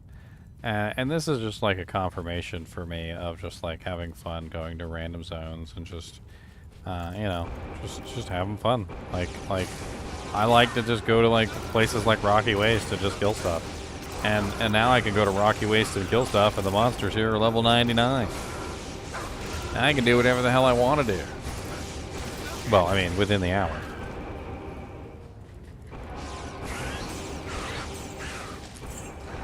I mean, the general idea is that it increases the difficulty for these zones. A lot of these characters that they have built are just kind of overpowered broken, but I think that a lot of the characters that are playing the game will probably have a very nice challenge playing these zones. People that are actually on level, people that are actually geared, you know, correctly as normal characters would be, not running like full OP broken equipment, enigmas, and freaking infinities and all the other crap that you can possibly put on your character. Like, I feel like if you're in a situation where you're properly set up, they may not serve a huge challenge to you, because you know you can already kill Ubers, and you can kill, you know, Bale, and you can kill Diablo, so you're already pretty well geared and set up.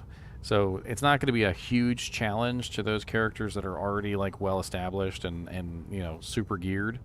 But any character that's not super geared, that's using regular equipment, I feel like is going to have a much more of an issue with this kind of stuff. This cannot happen every hour. It doesn't happen every hour, it changes every hour. More specifically, it changes every hour. So every hour, it changes to a new zone. You can also turn it off if you want to. There is a toggle for the off feature. So if you don't want to play around with the new zones, that's up to you. And they really kind of scale with you, which I think is the coolest thing, is they're scaling with you. So if you're a low level character, it's not going to be a level 99 zone. It's going to be, you know, somewhere like closer to your level. So for a player who's level 54, it's going to be +2 of your level, so 55, 56, and then it's going to be +5 for the unique monsters, so it's going to be, you know, a +5 of that. So it's not bad at all. As you can see up in the top right hand corner, it says Terorrized 96 because I'm level 98, so +2. Actually, 96 is the highest level it can go. So there's caps as well on each zone. So in normal difficulty, base is capped at 45, and for bases, champions is 47, uniques is 48. In Nightmare, it's capped at 71 for bases, 73 for champions, and 74 for uniques. And in Hell, it's capped at 96 for bases, 98 for champions, and 99 for uniques. So a nice little thing there that kind of gives you something to do no matter what difficulty you're in. I mean, if I took this character to Nightmare difficulty and ran this real quick, I mean, the monsters would be bumped up from their normal level quite extensively. So what's the current level of Stony Tomb in Nightmare? I have the window open. I just need to find it real quick.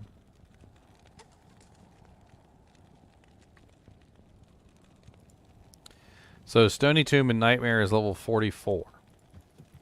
So these monsters in Nightmare are going to be bumped up from level 44 to level 71. Right? Yeah. And some of them will be as high as level 74, specifically for Nightmare difficulty. That's kind of insane for Nightmare. So we're walking out here, and these monsters are level 74 in Nightmare difficulty.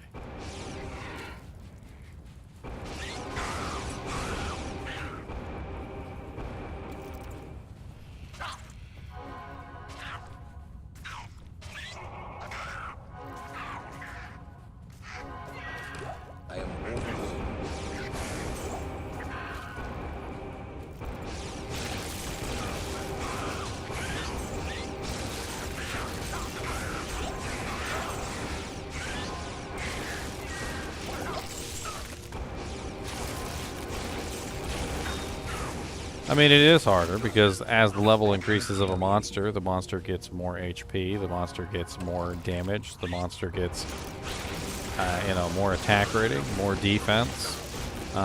Leveling up the monster does in fact increase the difficulty. The problem is that I'm in Players 1 and I can't test this in Players 8. And I'm playing on just a broken, overpowered character with max combat skillers. I've got frickin' Torch, I got Annie, I got a Spirit Shield, a Griffin's Eye. I mean, I'm running frickin' Hoto, I've got 2 Soges. I mean, if I stripped off some of this equipment, I would probably not be doing as well.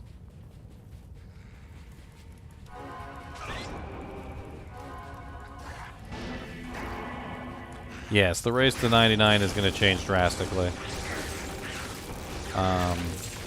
It will probably not take anywhere near as long. It will be less boring. Definitely less boring. Far less boring, actually, since you're going to have to change zones every single hour.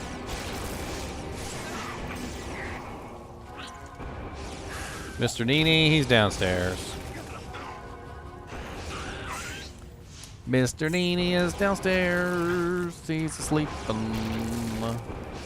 Cody was up here, so I can't really bring him up. I could always go get him, I guess. If you guys really want me to get Mr. NiNi, I could go get Mr. NiNi. You know what? Let's leave it up to a poll. How about that? There. Create poll. What? No. No. What's going on? I didn't even create anything, you little turd. Create poll. Should I go get Mr. Nimoy? There you go. Yes, no. Yes. No.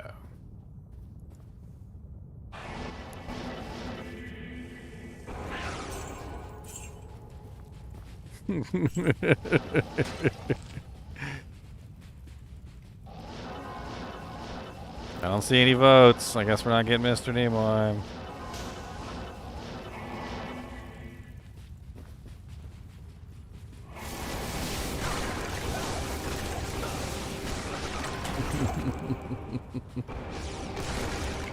Imagine voting no. Who voted no?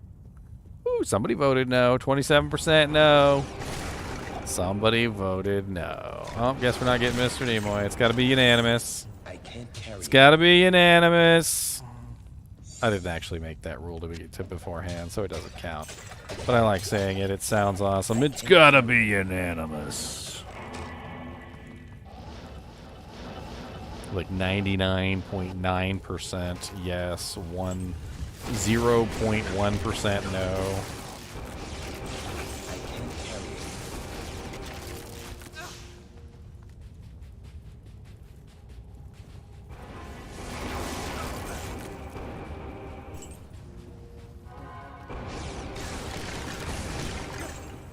Ha, die.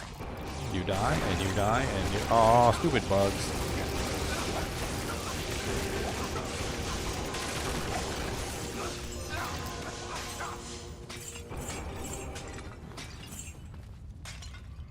I am overburdened. And a cat. And a cat.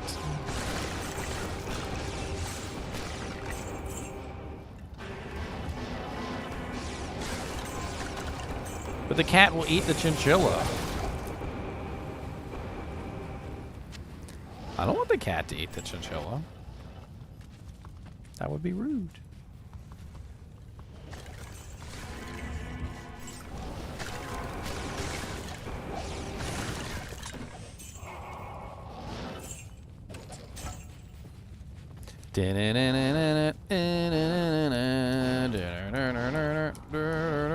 This is so much better than a currency tab, in my opinion. It's amazing. Uh-oh, 23% no. I think people are voting no now, just to be obtuse.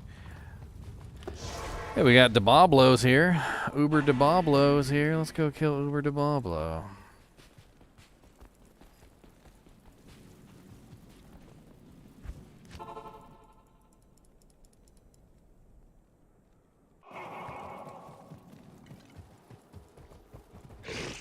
Aw, somebody already spawned him somewhere else. Where'd they spawn him at?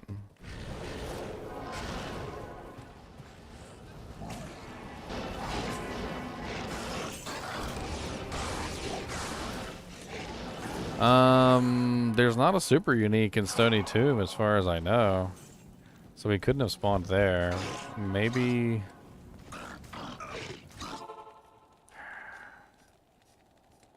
don't know. I don't know where he could have spawned then. I don't think there's a super unique in Rocky Wastes. I don't think so, anyway. I mean, that's where we were.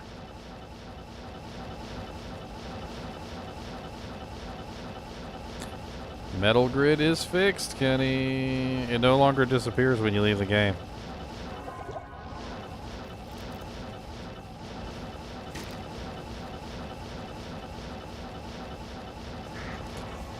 Persistence.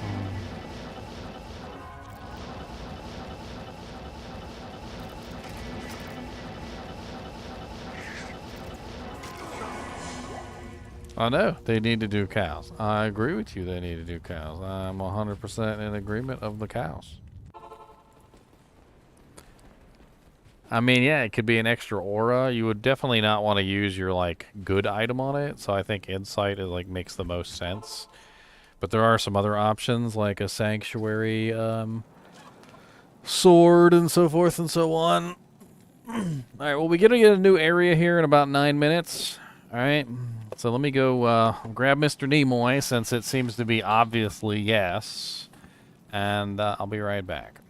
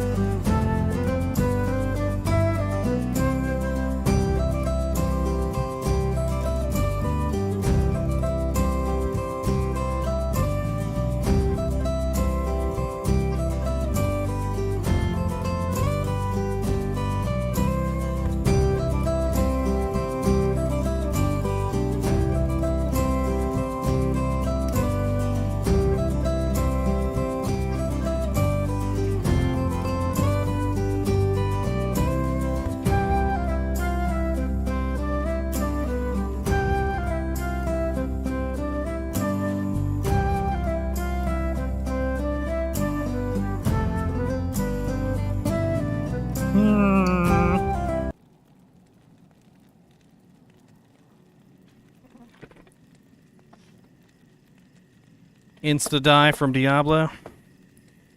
Yeah, I feel like if you're gonna use him, the Iron Golem, you probably do want some kind of like beefing up of him, like his HP, call to arms or something like that. That's right, eat your little chips. All right, we're almost there. 59.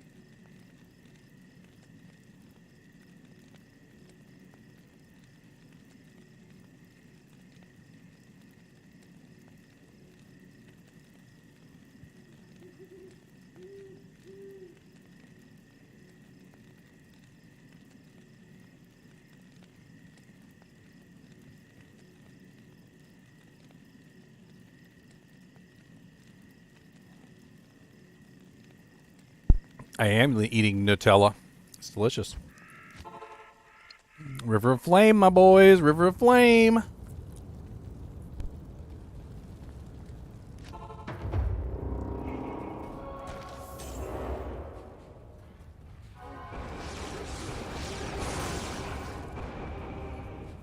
Does that include our Chaos Sanctuary, I wonder?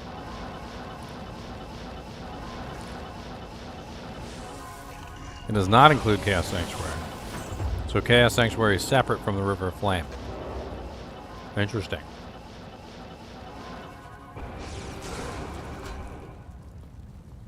No, something even better, Kaio. Level 99 zones everywhere. Does Nimoy chew his food? Of course he does. He's eating the Doritos right now.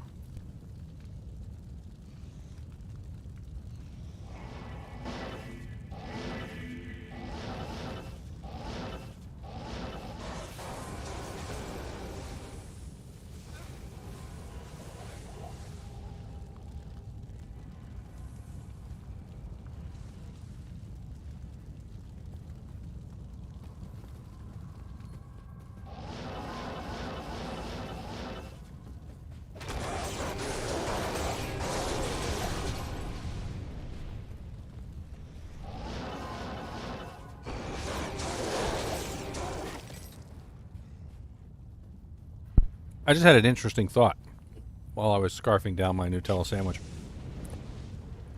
What if you're a necromancer using revives and you revive the level 99 monsters? It's got to be like the best revive you can get, right? And when you take those revives and you bring them into like Uber Diablo or something to kill.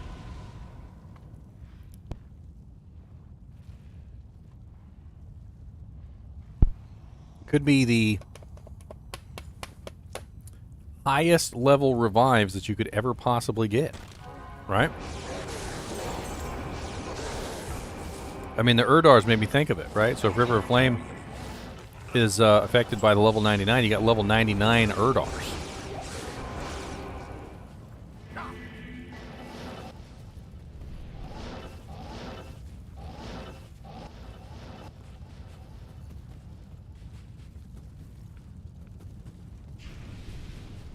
I mean, according to the list, I thought River of Flame and Chaos were linked together.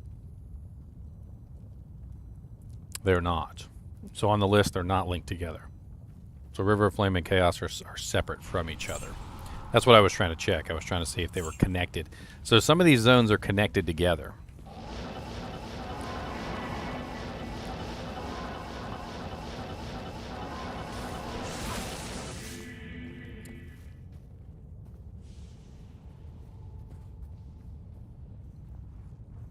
And I got Doritos.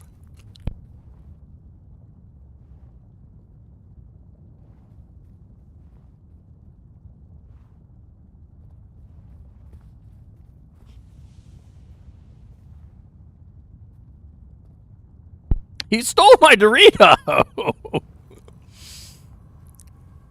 Did you see that? He literally just came out of my shirt and stole my Dorito. Little shirt gremlin.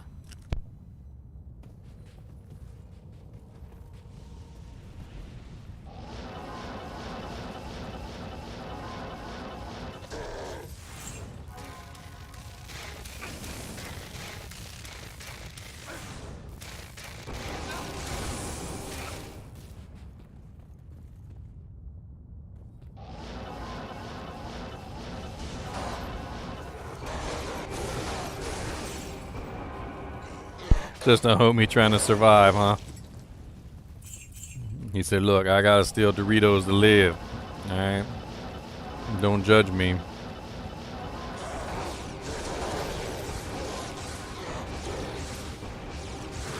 Don't judge me.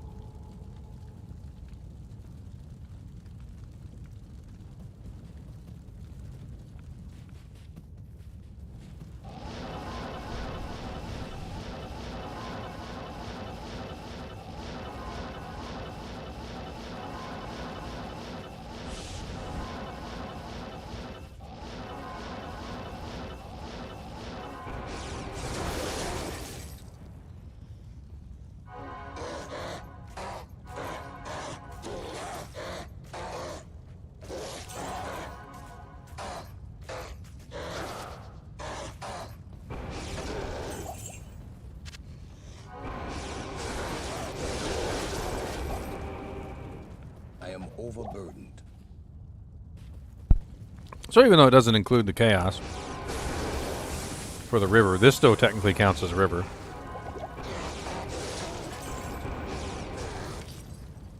The little causeway right here. Oh, yeah, the blood golem got nerfed. We forgot about that. I don't know why the blood golem needed to be nerfed, but maybe they're nerfing him to buff him later.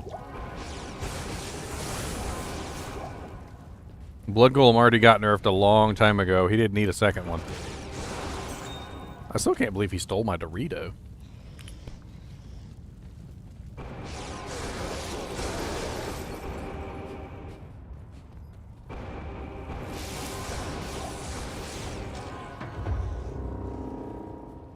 Alright, so here's something interesting that I just realized. So in Chaos Sanctuary, monsters can come out of Chaos Sanctuary into the zone. Right? So I can take a monster and I can trail him, right? So I can trail him. I think I need to unsummon my Merc. Can't unsummon the Merc. God bless it. I'll just steal your weapon. Oh, you don't even have a weapon. Never mind. I don't even know how you're killing things. Oh, because I'm in Nightmare, that's why. Ah. That makes sense. So that was Nightmare this whole time. Let's switch to Hell. Derpity herpity derpity burp. Herpity burpity derpity burp. Herpa burp.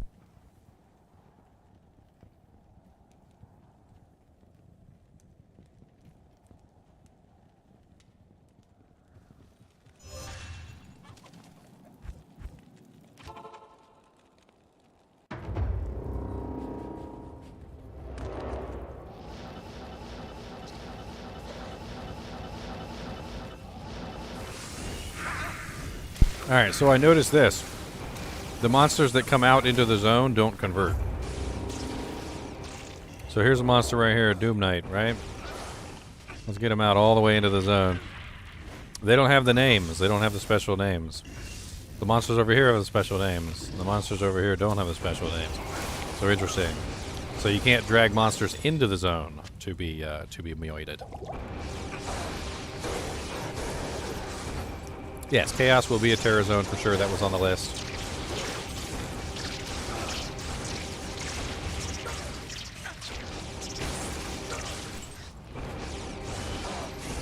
Hey, what's up, Trix? Trixie.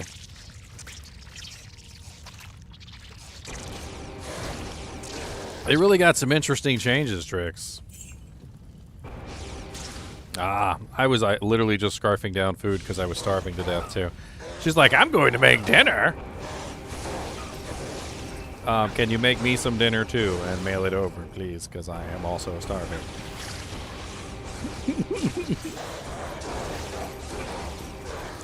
This update is pretty crazy, I'm not going to lie. Watch this make traps level 99.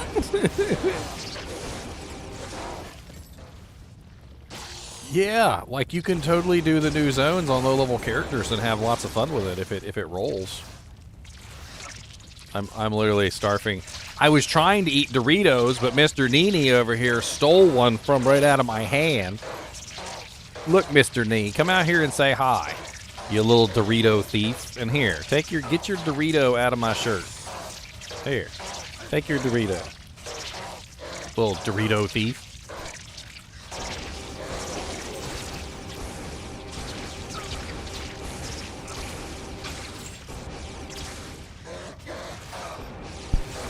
I mean, he does. He likes Doritos. Here, take your Dorito.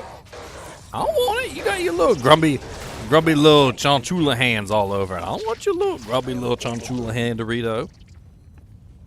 That's right. Eat your little Dorito and shush.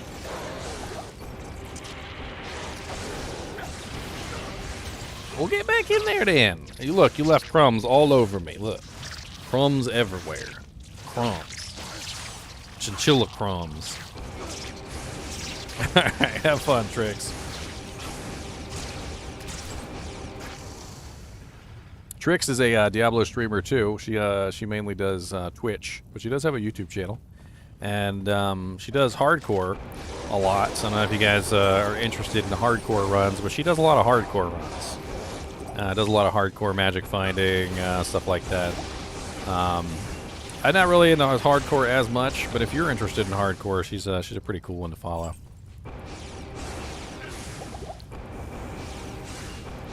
Immune to lightning, eh? That's all I got is lightning.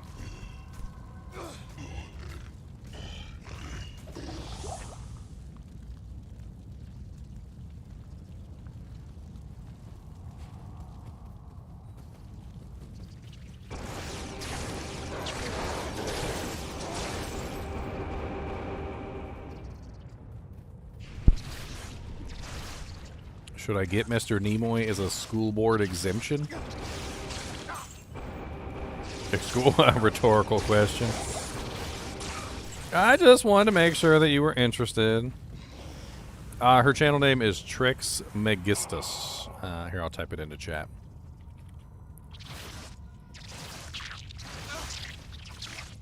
And I should be able to link her channel too.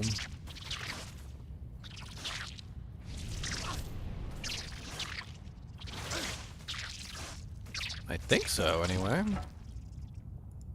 Yeah, there we go.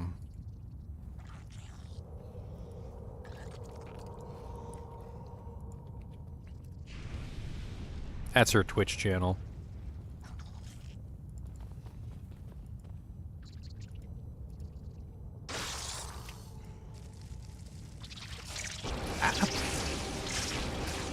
So many little monsters.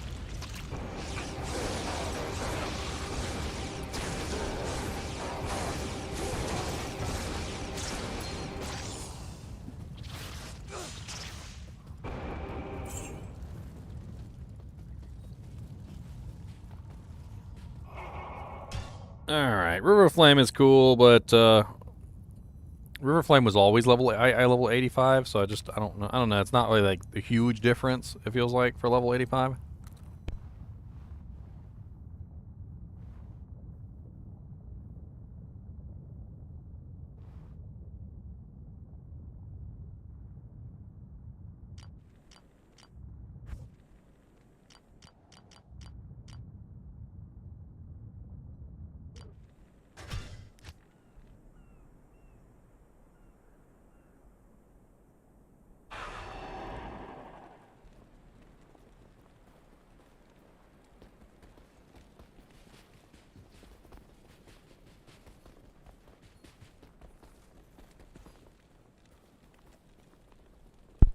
Twitch partner non-exclusivity. I've never been a Twitch partner. I was a Twitch affiliate for a while. That's why I stepped down from the Twitch affiliate program because of the exclusivity clause. I'm assuming affiliate is still exclusive.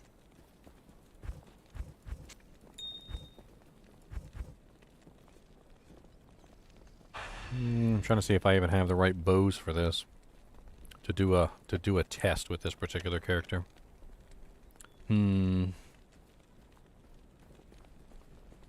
She would need to be using a wind force, pride on a merc, might merc.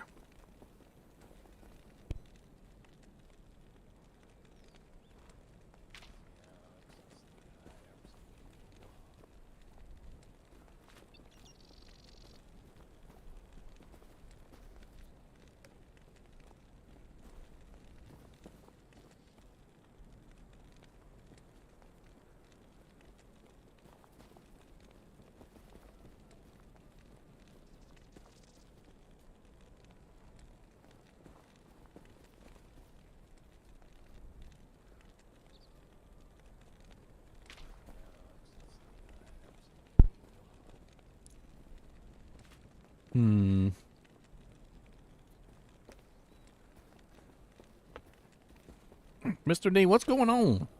Here, you want your chip back? Here. Here.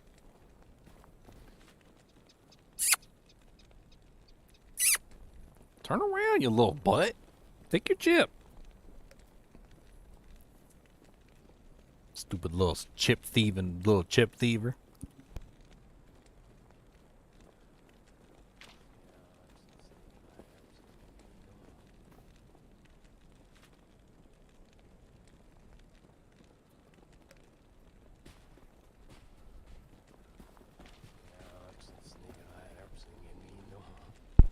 I already qualified for partner a long time ago, but I'm sure that my requirements have fallen off since then. I used to have like a large number of people on Twitch, but everybody kind of switched over to YouTube at one point. Not that I don't particularly like Twitch, it's just I didn't want to violate their contract.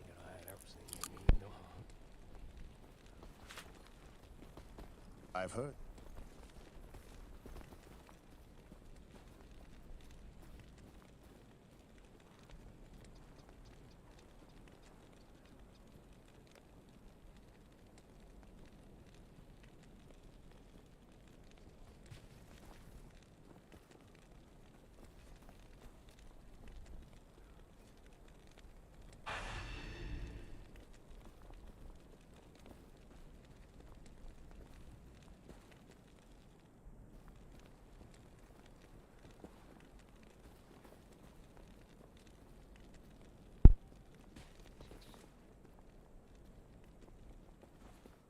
I was trying to think if I had a character already set up for this.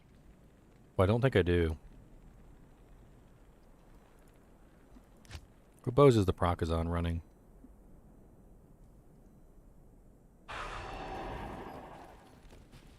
If you want to get in there, get in there. I ain't trying to fight you, sir.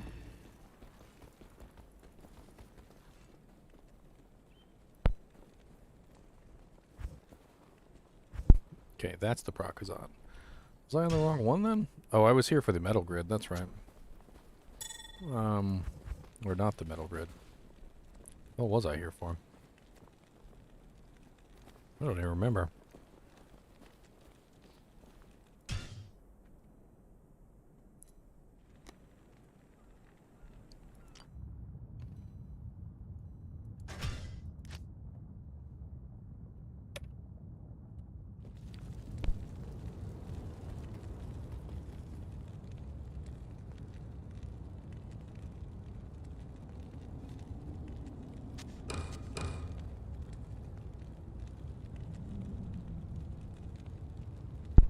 Do I got enough max damage charms?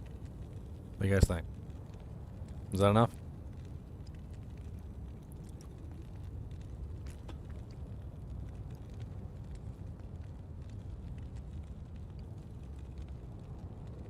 We could probably set it up on this character. She's wearing a fortitude. She got a G face. She could be set up a little bit better, but it'll work.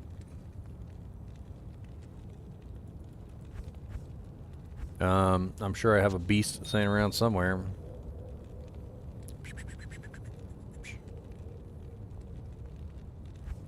Where's that amulet?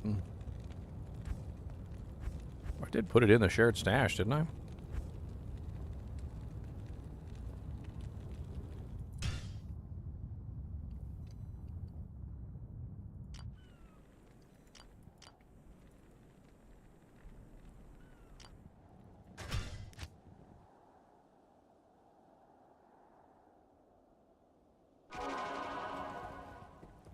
Oh no, Infinity Golem, goodbye.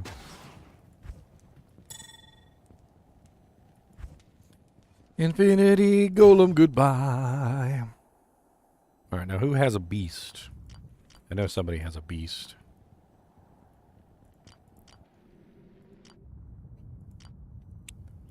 Pretty sure this guy had a beast, if I remember correctly.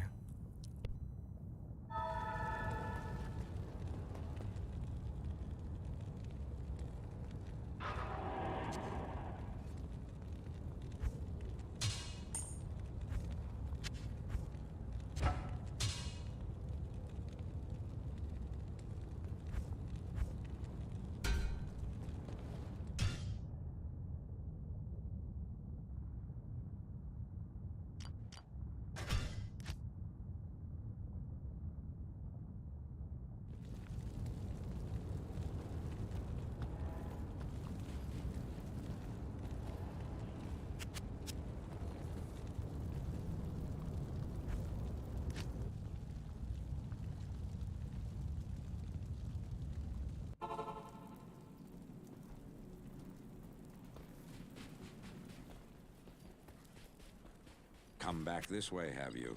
What, didn't you see enough action here the first time?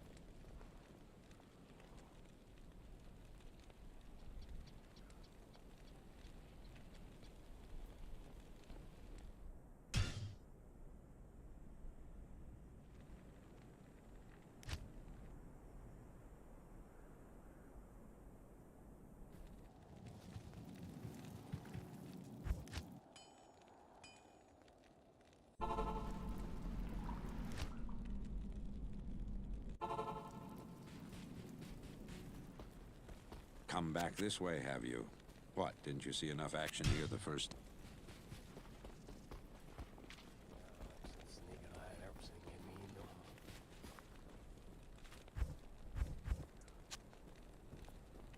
I'll put that to good use.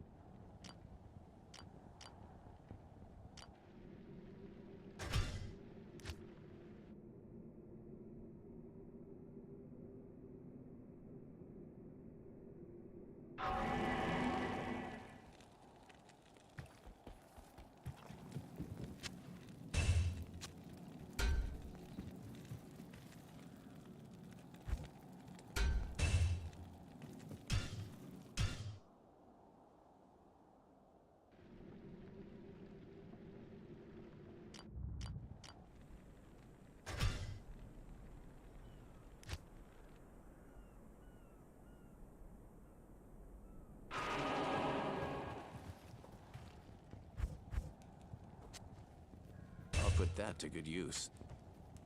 I'll put that to good use.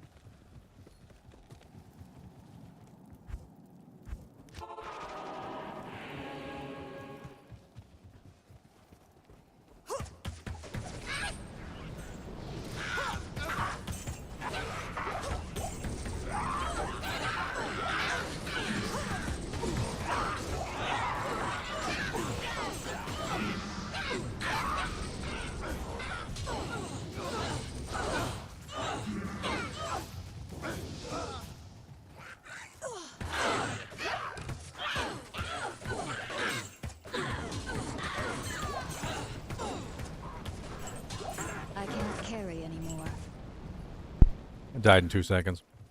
Merc died too, which was honestly kind of surprising. Am I still on Players 8? I am still on Players 8. It was Players 8, but still. I was up to 13k damage on my strafe. 13k strafe damage. Rake that pile of cladded metal from the ashes of existence.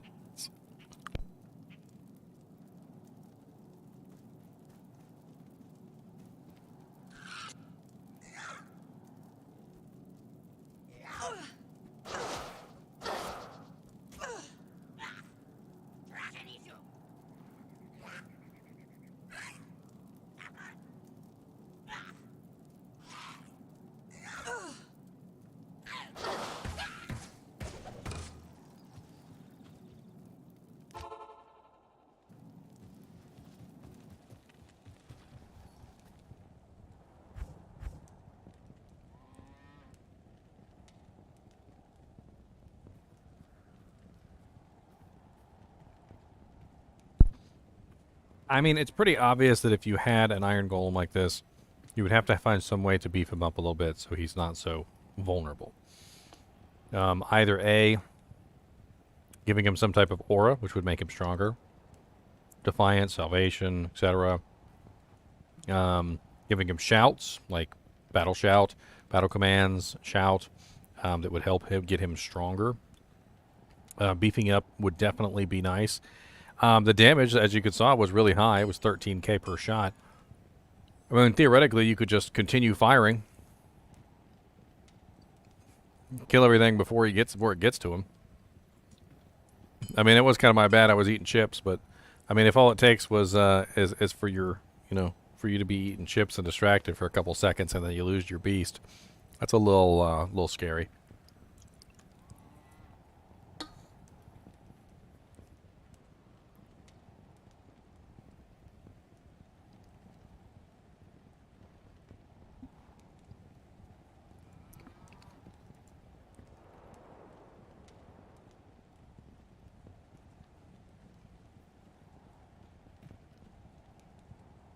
No, Metal Grid doesn't vary between 22 to 40. It's just 22.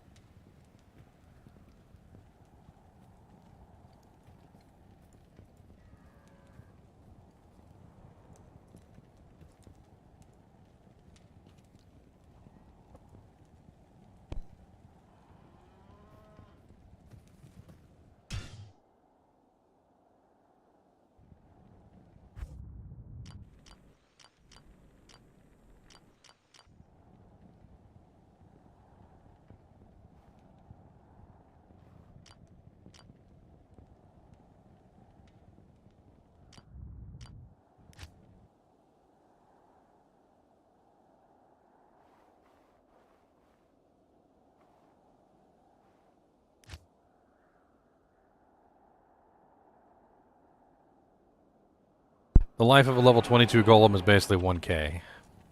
It's 1k. The defense is about 900. So 1k life and 900 defense. With no resistances. You could make him out of something that has resistances on it. That is an option.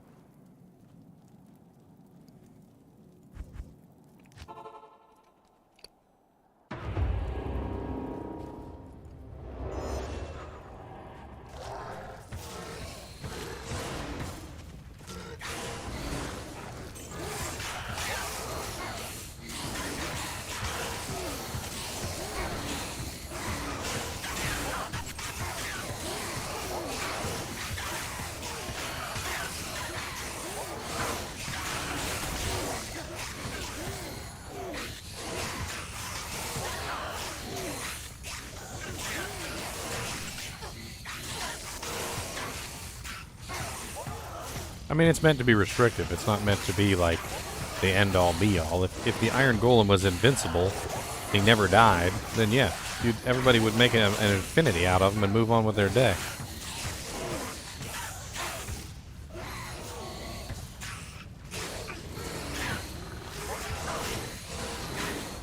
I mean, you could still use it on a boson. The general idea would be don't enter combat range. I've seen Bozons do it. They're called like zero. I mean, all dex Bozons, like all they do is put all their points into dexterity. And what they do is they literally just stand as far back as they can, and they fire their arrows, and they kill things from like 1,000,000 miles away. I mean, your Iron Golem would never be in any trouble if you were playing from max distance, and you never actually entered combat.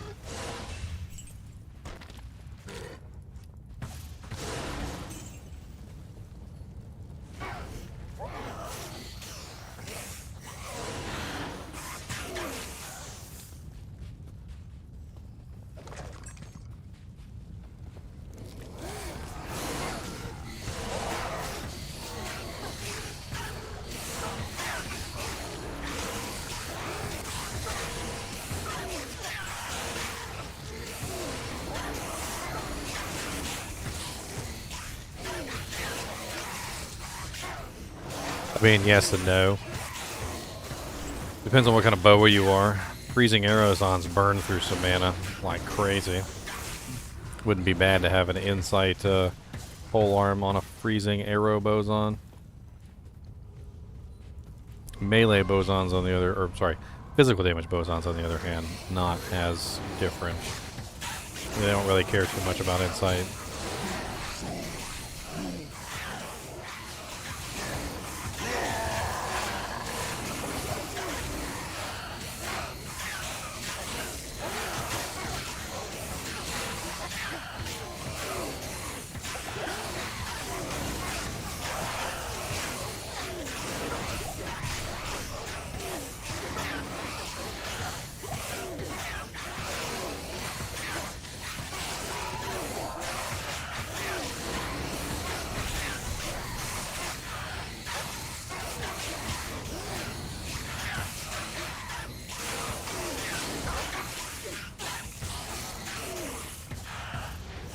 I mean, the other thing is you could make him out of a treachery so he gets fade.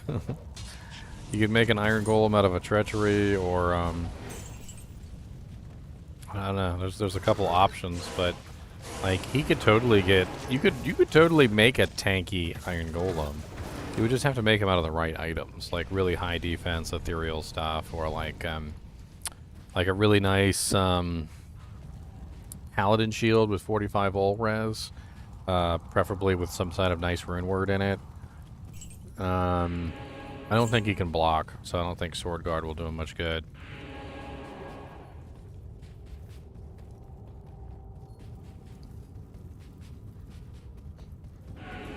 I mean, in a way, the Iron Golem would give a DPS boost just simply for being there. That's kind of the thing. Like, if you have something that can actually tank alongside your Valkyrie, you've got a little army going.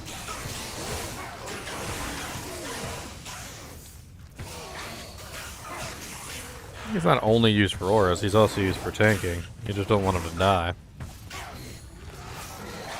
The other thing is that you could potentially keep him alive by teleporting him away. So, you know, you could just zoop, teleport him away, zoop, teleport him away. So like every time he's in danger, you would have to just, you know, like keep control of him. Could be kind of exhausting, though, trying to teleport away all the time. On the Necromancer, I feel like it has a really interesting use because you can basically save 20 skill points and get a free level 22 Iron Golem, which you could utilize for whatever purpose you want, and you could synergize it. So you could spend those 20 points in a Golem Mastery instead. Cast your Iron Golem from the necklace, save those 20 points, move on with your day. Put those points somewhere else. Then he would be a really strong, really tanky Iron Golem.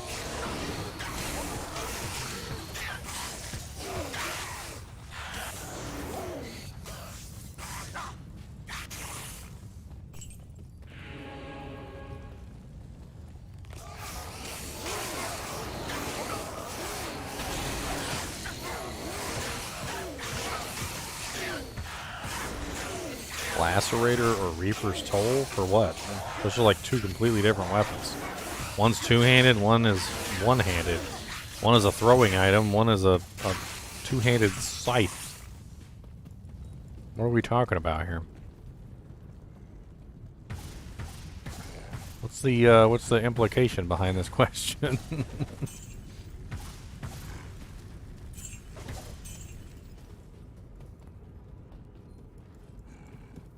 Proc, amp, or decrepify? Yeah, but they're like two completely different weapons. Like, what are we talking about? Like, on your character? On a mercenary? Most people use Reaper's Toll on a mercenary. If you're talking about on a character, like Reaper's Toll versus Lacerator, I mean, there's other implications. Lacerator makes things run away, which is the reason why it's on a throwing weapon in the first place. Whereas Reaper's Toll does not make things run away. Lacerator can't be put on a mercenary, whereas Reaper's Toll can. I mean, I guess you could make a Merc out of him, Iron Golem out of him, if that's what you're talking about. The hit causes monster to flee on Lacerator would cause the Iron Golem to chase after stuff, which would get him killed. So, probably not Lacerator.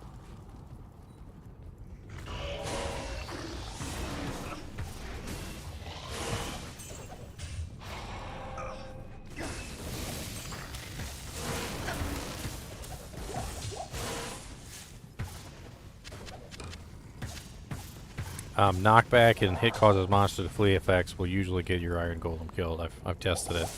He just chases after the target.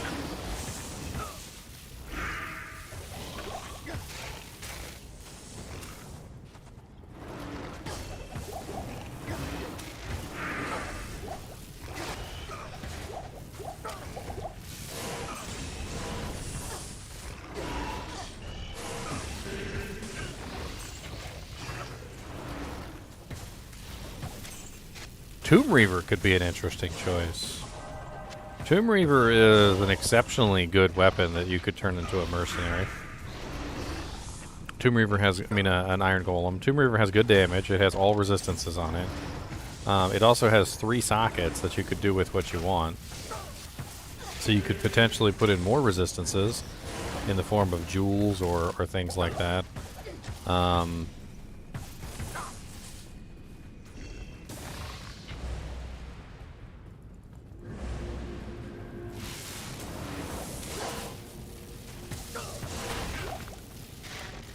What? Burr, burr, burr.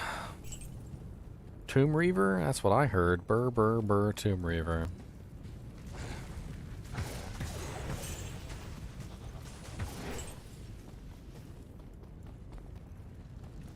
I used the Golem earlier with a Barbarian, and he didn't really have too much issues. His Golem stayed alive for the most part, got into a little bit of trouble here or there, but with max BOs, the Iron Golem was actually really powerful. He's very survivable. I think I still have him. I think he had finally died toward the end, but it wasn't like... It was my fault. I'm pretty sure it was my fault. I think I was just standing there doing something stupid.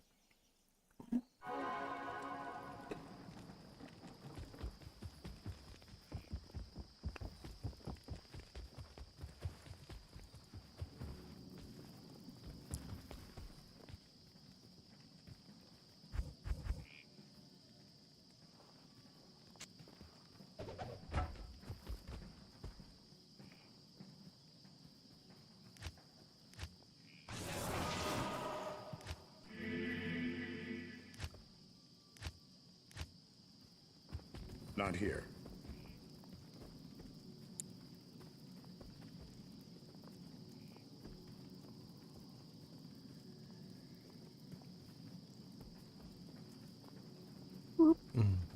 That's about the best you're gonna get. That's about the best you're gonna get, sir. So you might as well calm me down. Incorrect, David. I've tested several items that perform better than Grief. And there are quite a few builds in the game that Grief doesn't work on. So that statement is patently false. There are many items that are better than Grief, and also there are many builds that Grief does not work in. The damage effect does not work for all skills. I can give you 2 right off the top of my head, Vengeance and Blade Fury. Neither one of those will work with Grief's damage effect. Do I got a token? Can I reset this guy? I do got a token. Alright, I don't really want to reset this guy, but I think it's 15 points of natural resistance. What the hell? That's a lot.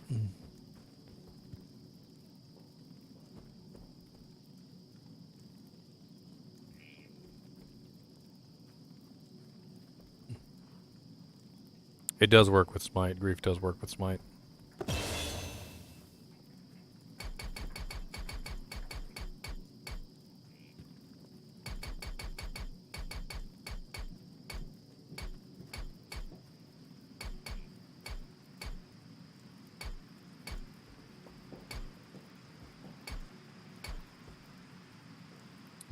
Okay.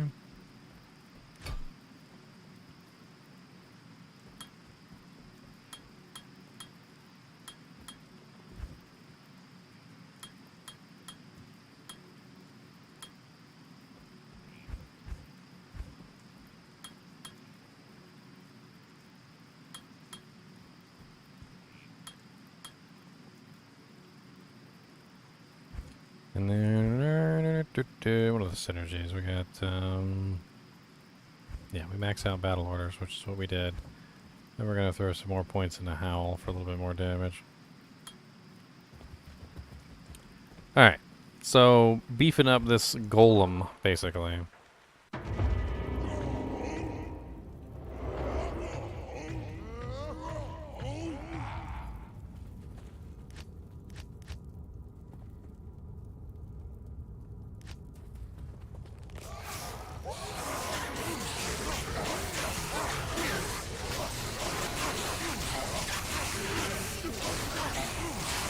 Golem is amped.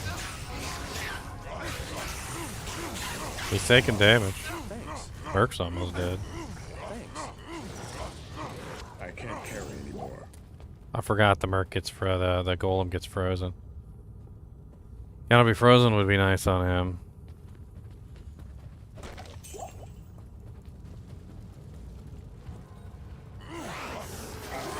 This is the Terorrized zone too, so this is a very high level zone. And we are playing on players 8 also. Or no, no, that was offline. We're not offline. We're playing on players 1 also.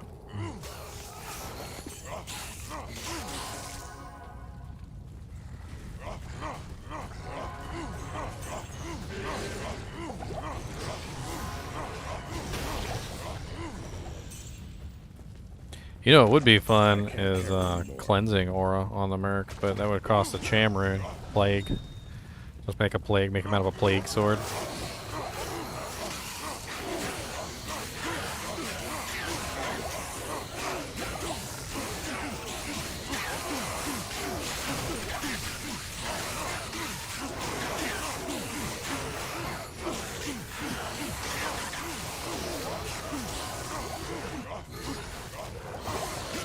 They're higher level. Stuffs. They're just higher level, like in general. So they're +2 of whatever your level is up to a maximum level, and then they are up to in hell difficulty up to level 99 for the boss, for like the unique monsters, the elites. The champions are +4, so they're up to level 98.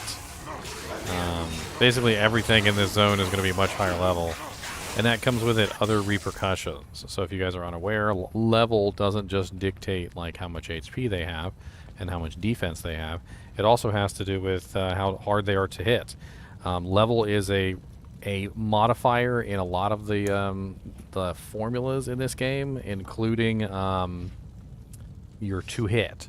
So hidden underneath the character panel, because you don't actually see the character panel, it's also going to affect your to hit rating, because you're not going to be high enough level to actually fight these guys, especially if you're with somebody else. So if you're running with like a level 95 character who's running level 99 mobs, you're going to have a hard time hitting them if you're not like level 95. So if you're rolling with a level 99 and you're in a 99 zone, and you're like level 80, you're probably going to have a really hard time actually hitting things. Even if your indicator says 95% attack rating, there's still going to be a large 2-hit penalty because you're such a low level character. Oh, there goes the golem. Golem down, golem down.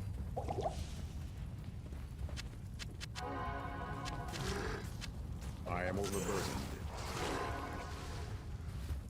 Well, what's an item that is extremely defensive that also offers an aura?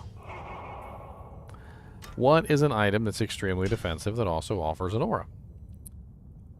Exile. Exile is extremely defensive and it offers an aura. Do any of these little paladins have an exile? That's probably a Haas. I don't know what the MC Hammer is using. I doubt he's using an exile.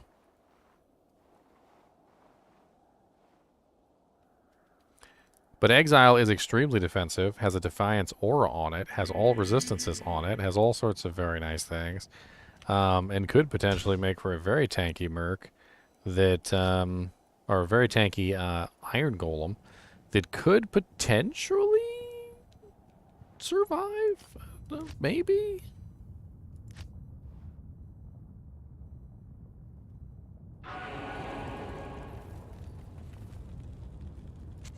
Hello. A non-ethereal exile and a royal shield.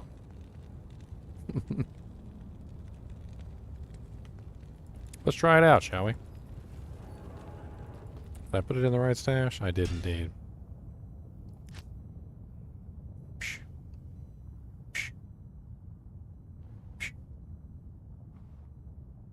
I mess with Mr. Knee.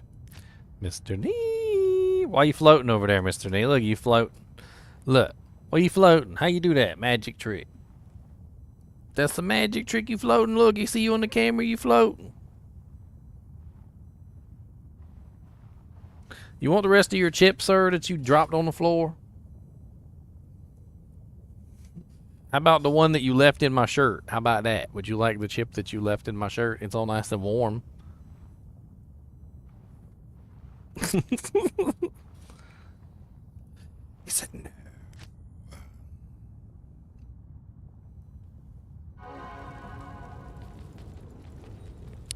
Alright.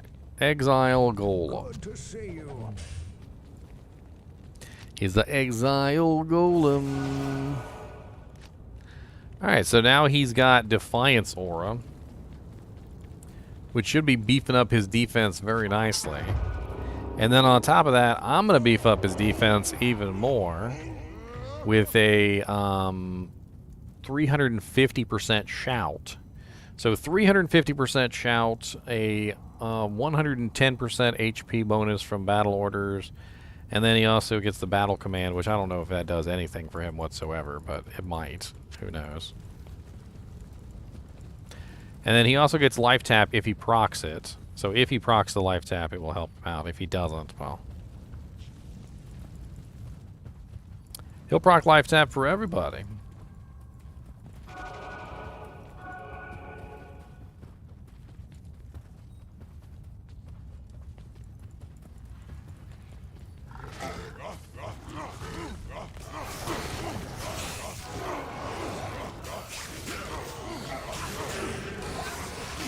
Well, there's his amp.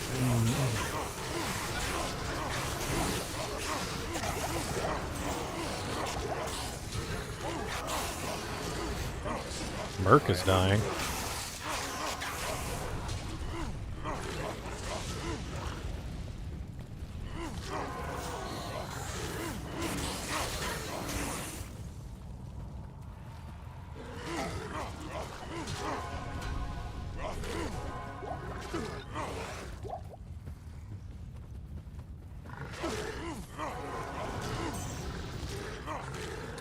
I mean, he definitely seems a lot tankier, that's for sure.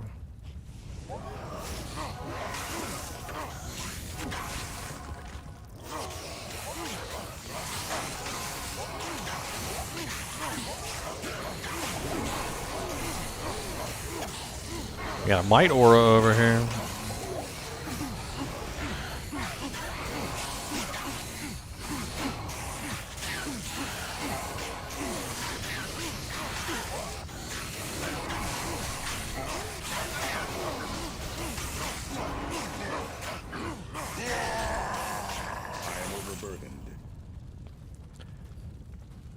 He's holding up pretty good so far.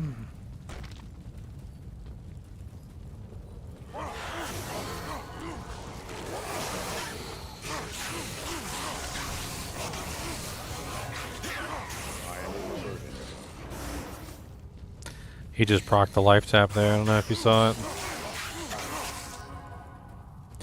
The tremors show signs of slowing. We're moving on to the next zone.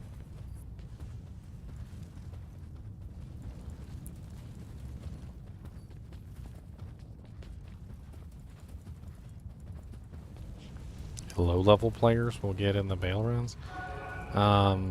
I mean, one of the things that the people were talking about was low-level characters, like using the zones to level up with.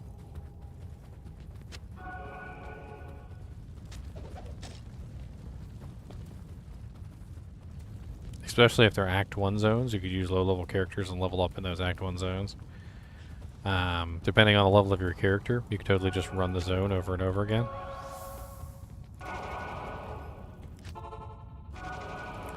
Alright, come on, cow level, come on, hoo, hoo. Come on, cow level, come on, hoo, hoo. Maybe I should sing you guys my cow song, just so that we can definitely get the cow level. Let's see.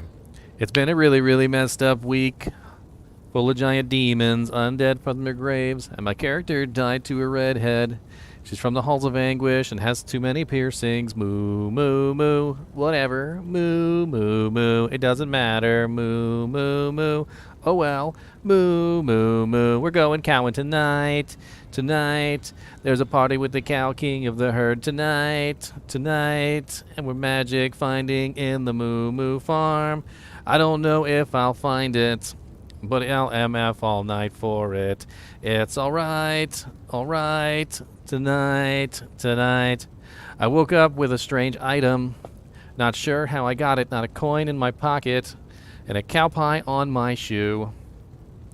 Moo, moo, moo. Whatever. Moo, moo, moo. It doesn't matter. Moo, moo, moo. Oh well. Moo, moo, moo.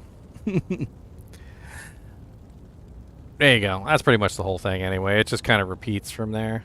Like, it just kind of repeats. Actually, this part doesn't repeat. Just don't stop. Let's keep the cows moving. Keep the cows moving. Let's drop the cows down. It's my cow level. Kill the king if I want to. We can get the loot. Just let it all out. It's you and me, and we're running this farm. It's you and me, and we're shaking the ground. 'Cause this is my show. Everybody, moo, moo, moo. Come on, moo, moo, moo. All you animals, moo, moo, moo. Let me hear you now, moo, moo, moo.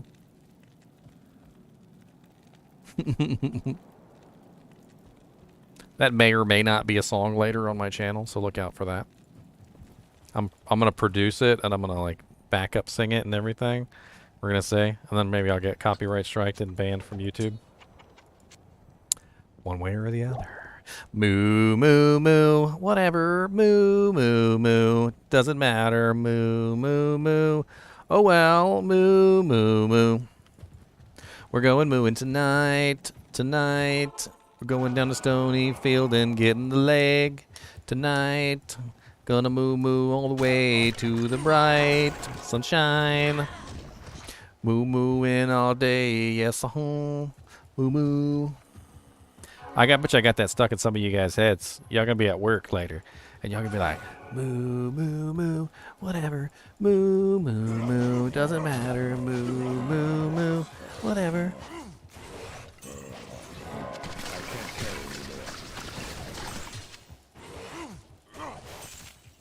It's catchy, is what it is.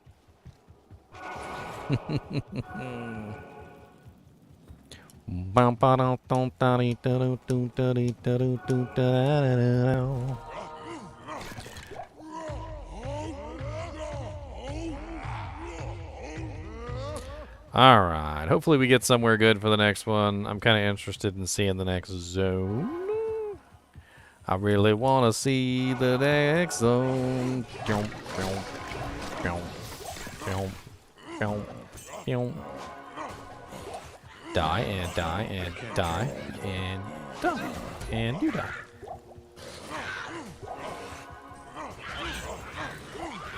Well, an Exile Iron Golem is certainly very tanky and doesn't seem to have any problem surviving. That's for dang sure. I mean, maybe he doesn't exactly fulfill the net goal of what he's trying to fulfill, but I mean, he gives me a Defiance aura. I'm super tanky. He's super tanky. He's got lots of nice resistances.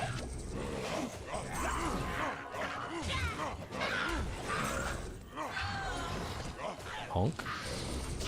Double punk. Triple punk. Quadruple punk. Moo, moo, moo. Whatever. Moo, moo, moo. It doesn't matter. Moo, moo, moo. Oh well. Moo, moo, moo. We're going mooing tonight. We're mooing. We're going to tip some cows in the graveyard tonight. Moo, moo. With the necromancer. Yeah, uh-huh. Moo, moo.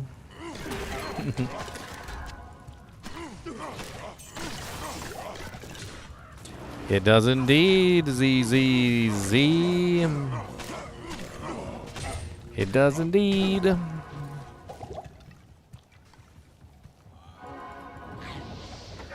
can't carry anymore.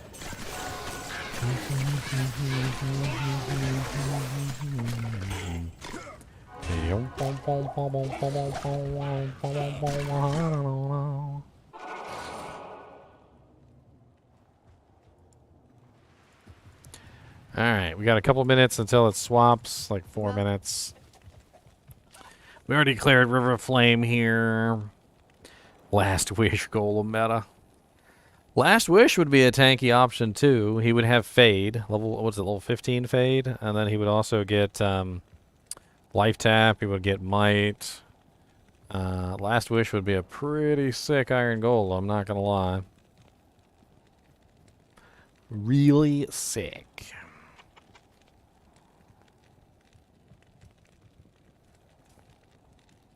I mean, Last Wish is like a defensive cocoon. Many people have talked about Last Wish as literally just kind of like protecting your character. And it does. It really just kind of protects your character. I mean, you've got 6% chance to cast a level 11 Fade when struck. So your golem would have Fade all the time. You've got 10% chance to cast level 18 Life Tap. So he would have Life Tap going and he'd restore his own health all the time. You also got 20% chance to cast level 20 Charge Bolt on attack, so he'd be spamming Charge Bolts everywhere. He also has level 17 Might Aura when equipped. He would have really nice physical damage, because Last Witch, of course, has the 375% ED, along with ITD and 70% Crushing Blow, with Prevent Monster Heal and Hits Plants Target, along with a little bit of Magic Find, just to really dig it in. I mean, all in all, it definitely would be a defensive cocoon of a weapon. But it would certainly be really sad if he died. Being that Last Wish is made of Jaw, Mal, Jaw, Sir, Jaw, Burr. But you know what? We could always test it out. I mean, we could always test it out. It's not that difficult.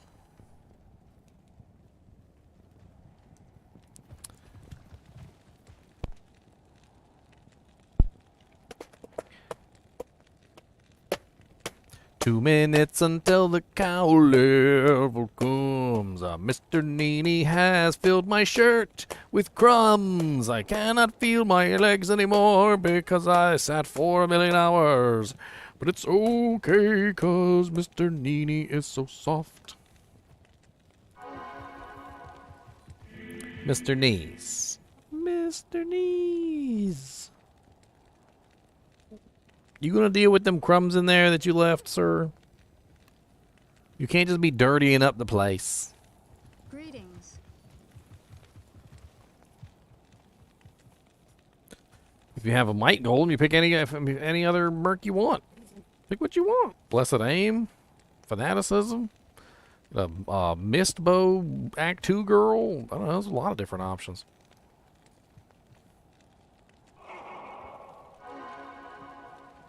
Yeah, the Crushing Blow works really good on the Iron Golem too, because he does apply the crushing blow.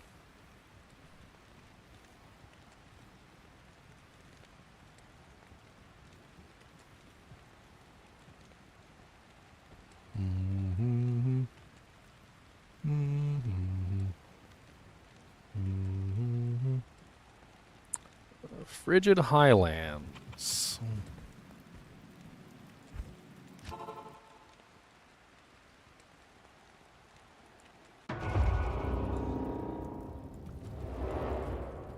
So Eldritch got a buff.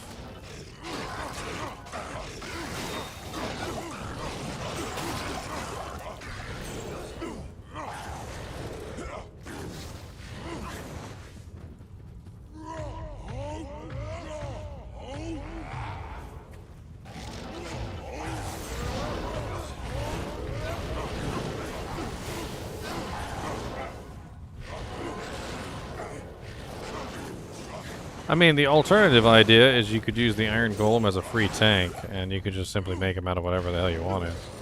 Any random unique that you find that you don't particularly want, IK Mauls, all sorts of interesting things that would make decent choices, I suppose.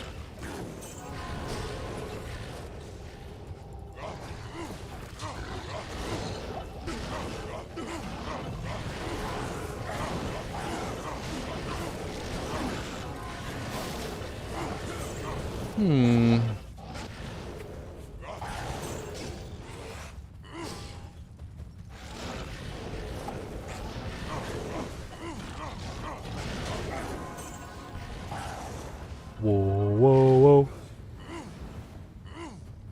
Moo.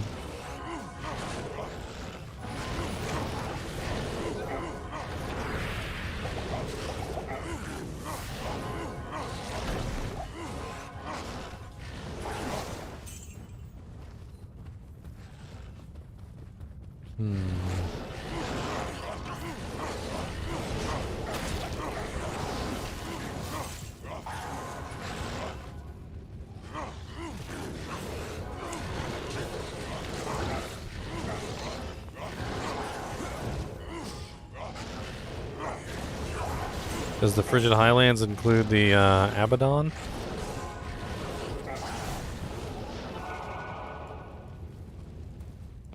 Doesn't look like it.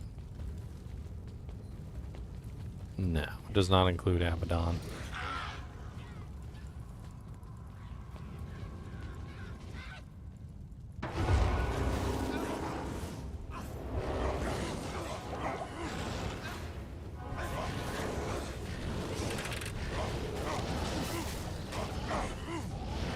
I'm gonna have to make a lengthy post on the forums specifically to outline why I think this is a good idea, but also outline what I think could be changed to make it a little bit better, and go over the different aspects of it.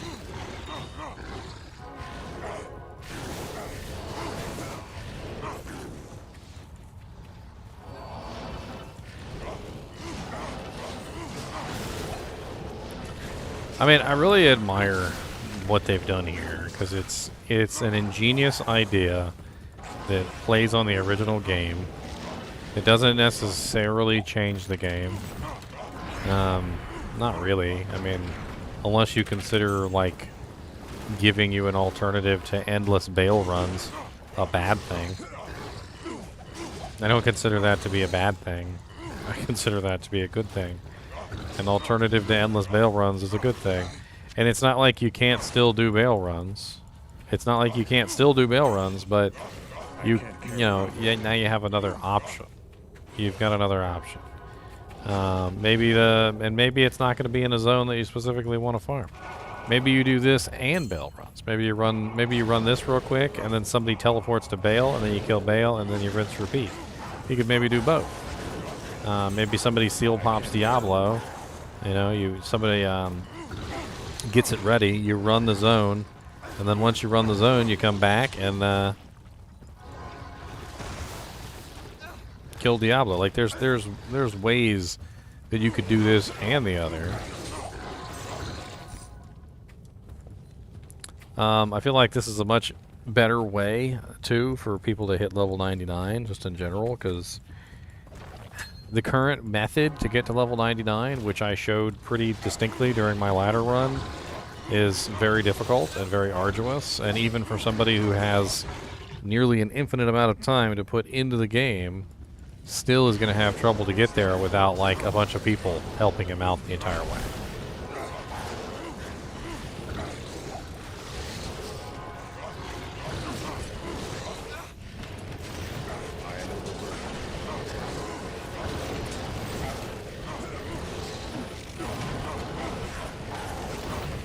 I mean, I'm already noticing much better EXP here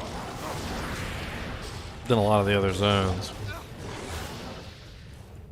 I mean, granted, it's probably going to take me still a couple runs to actually do anything, especially on Players 1, but if I was running Players 8, it'd be a different story.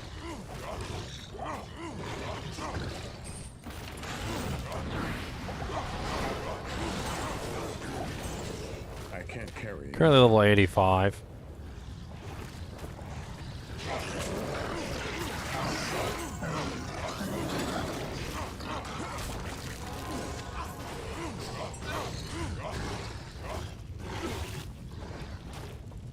Yeah, so my current level is 87 because I'm a level 85 character. However, the elite monsters like this guy right here, Rust Snarl the Unclean, is plus 5 levels over me, which is 92. Or it's 90. So he's level... No, yeah, he's level 90. So he is much higher level than me. The cap is 94, 96, and 99. Or 90, 96, 98, and 99, respectively, depending on the base champion or elite. So, you know, it also doesn't make every monster in the zone level 99. It's making every elite monster 99, every champion monster level 98, and every base level monster 96. So it's very similar to the magic finding that a lot of people would do in places like the pit, where they wouldn't kill all the monsters because not all the monsters actually had the ability to drop all the items, or specifically the items that they were looking for. So they would hunt specifically the elite monsters. Like if you wanted to hunt specifically the level 99 monsters, you could just hunt the elites and the champions. But being that the non-elites and non-champions are still extremely high level, I don't know.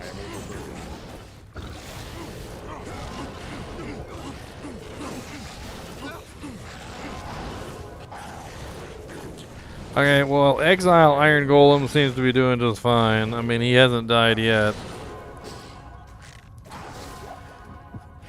I mean, I doubt if I just stood here that he would die, because he has life tap and he's kind of healing himself. So unless it, like, straight up one-shots him, I don't really see how he's going to get, like, muted.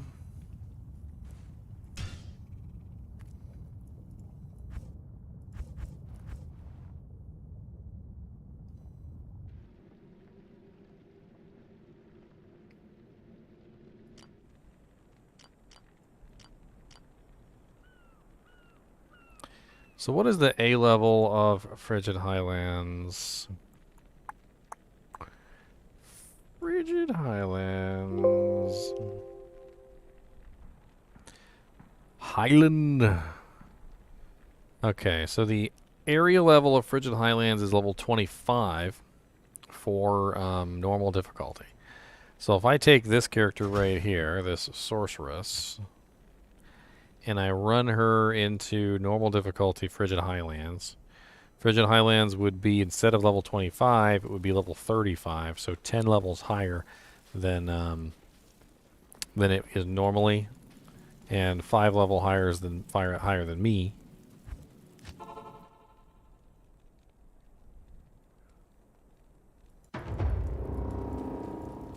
What does it cap out for normal? Actually, I'm kind of curious. What was the cap for normal? It was 45. So the cap for normal is 45.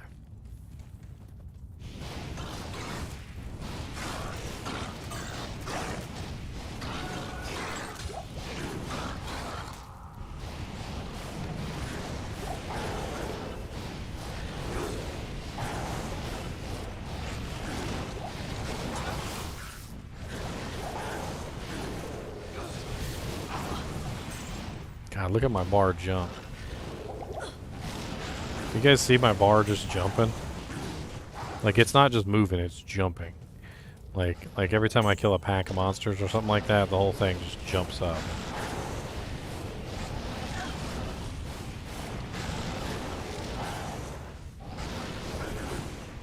Like, the potential side effects of having these zones allow you to level up faster like this is kind of crazy.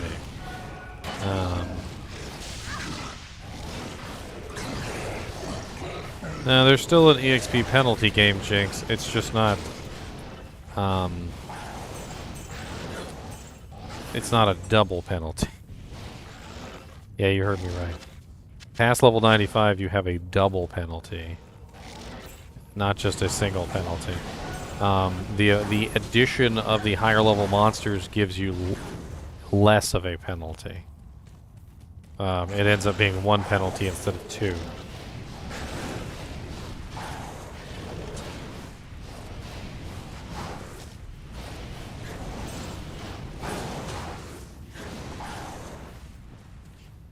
It's still going to take a while to get to 99.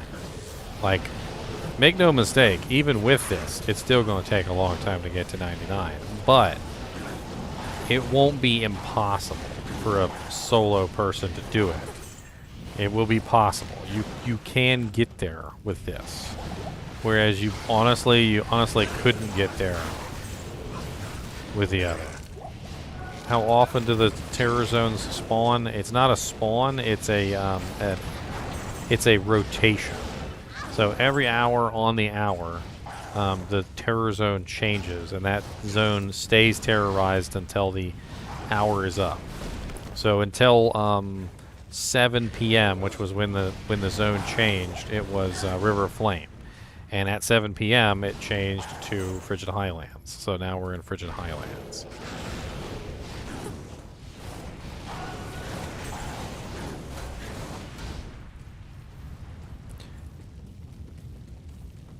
There's always a terror zone active during that hour, as they stated. So this particular hour, it is Frigid Highlands. And that's if you have it turned on. So you can toggle it off, which I'm assuming some people will. I mean, once you kill everything in it, it's done. But you could leave the game and you could join again. Too Long Didn't Read version is they fixed all the summons, aggro. So like all the summons, the metal grid, the peace armor and everything. Anything that summoned a critter, like now stays. So you can actually use a metal grid amulet through areas. Like, so when you leave the game and rejoin, your Iron Golem will still be there. It's pretty cool. The Valkyrie no longer despawns. There's all sorts of interesting things. On top of that, we also have the new terror zones, which are once every hour, or sorry, every hour it changes to a new zone, and all the monsters in the level are level scaled, essentially. That's what I would call it, level scaled. And the level scaling is capped for each zone, and it goes up really high, like level 99, depending on the level of your character. If you rewind to the beginning of the video, aggro, I go over all of it. Around the beginning of the video, you'll see me pull up the web page, and I go over pretty much everything. Honestly, Amazon, Paladin, and Necromancer are my favorites. I really can't choose between them. I like all 3 of them. I love the summon play of the Necromancer. I love the versatility of the Paladin. You know, everything from the Vengeance Paladin to the Holy Shock Paladin. I mean, there's tons of versatility in that character. And the Amazon I've always loved. It's just a fun character. A very fun character. Whether you're playing a Bozon or whether you're playing a Javazon or whether you're doing something weird like a Tankazon, there's lots of fun to be had with the Amazon.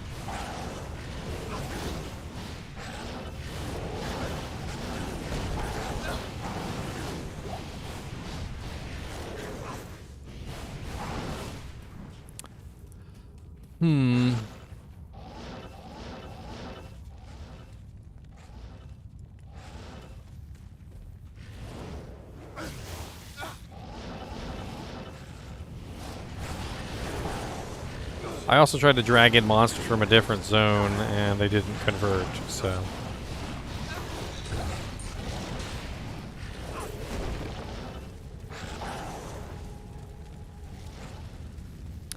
You know what would be funny if you made a little army? If you made an army with a particular character.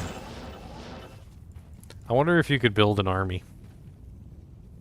So if you took an assassin and you maxed out Shadow Master, then you got Metal Grid cast as your Iron Golem, probably out of something really tanky so he doesn't die. Then you grabbed the Peace Armor, procced the Valkyrie, grabbed a Merc, obviously, so you'd have Iron Golem, Shadow Master, Valkyrie, Merc. That's 4. Could you add in anything else? I'm trying to think. I'm not really sure if you could add in anything else. That might be the limit.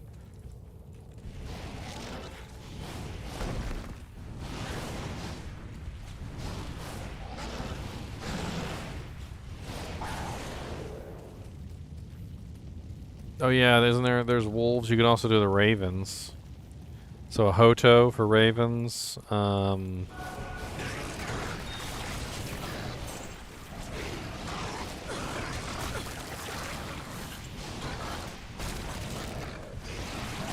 Wisp Projector has the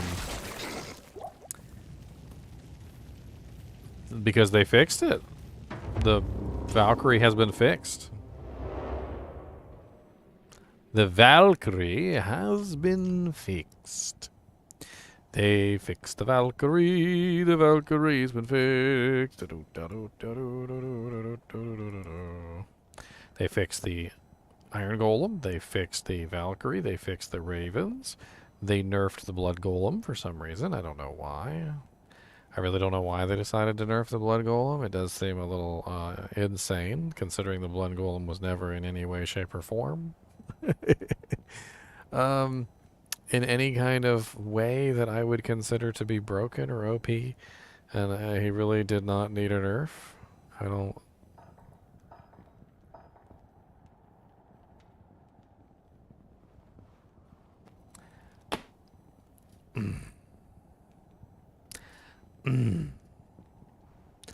Did they nerf the Worker? What Worker? Did the Worker?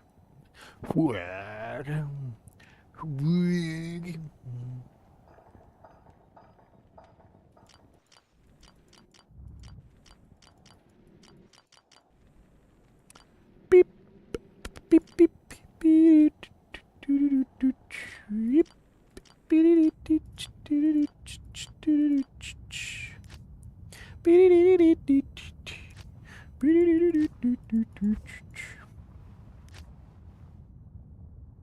Dang it. Wrong difficulty setting. Wrong difficulty setting.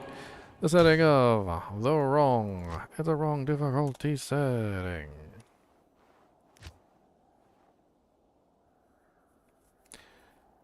Wasn't there a leak of the new Act 6? There was a leak of new Act 6? Really? I didn't hear about that. I ain't hear about no Act 6.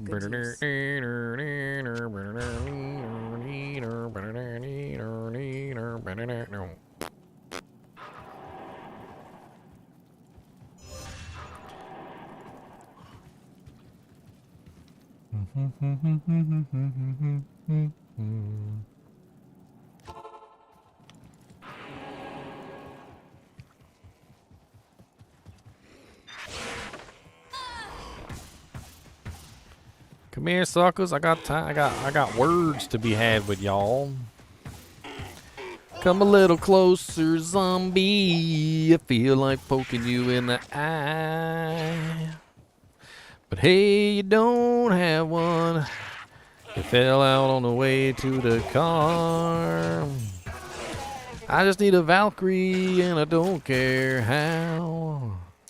If you could give me one, I'd appreciate.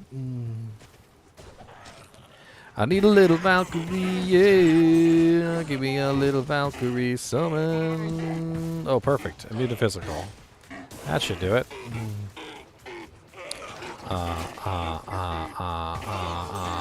Really?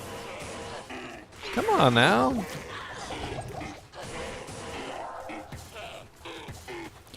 One of these days, Valkyrie. One of these days, I need a Valkyrie. One of these days. There we go. Man, it almost never takes that long to summon a Valkyrie. As you can see, now I no longer have the Valkyrie armor on, and my Valkyrie is still alive. So now you can get a free Valkyrie just for making yourself a peace armor.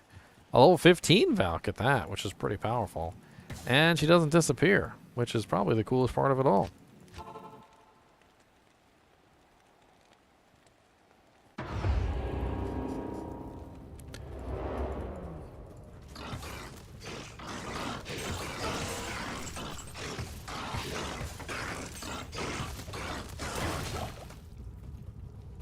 I used his exile to make a to make that golem, and so now now he doesn't have an exile, so he's using a Grim Shield. He was OP anyway. He was OP anyway. Ow! Stop shooting me with your stupid arrows.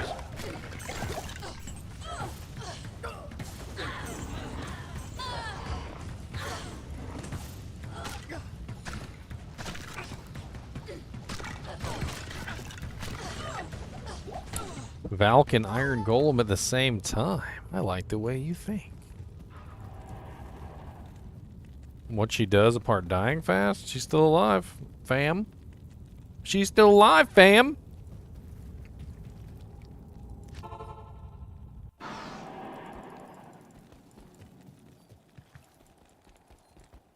Up the destroy.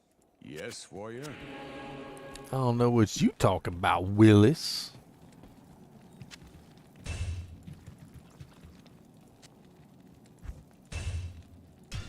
Let's get our boy. Let's get our boy an extra minion.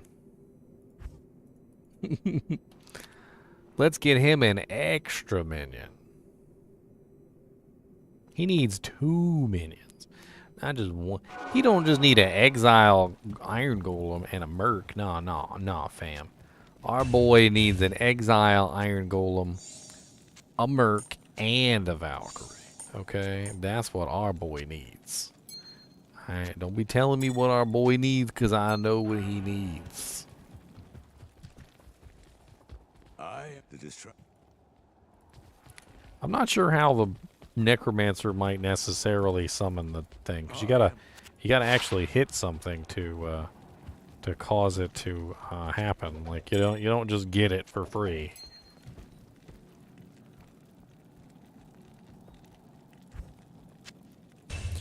Alright, let's go summon our Merc-a-lurk.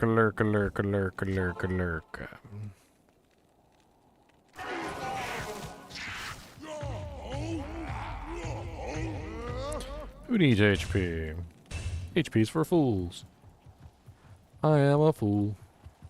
A fool for you. I am a fool. No, the Valkyrie never stayed when you rejoined. But the Valkyrie also never stayed at all.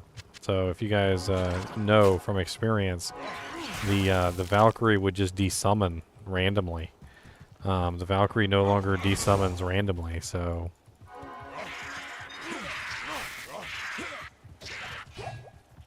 So basically now you can actually have the Valkyrie out. You could never have the Valkyrie out before. I can't carry anymore. Just never worked. There's also an item that has a Valkyrie O skill, doesn't it? Melody? I want to say it's Melody.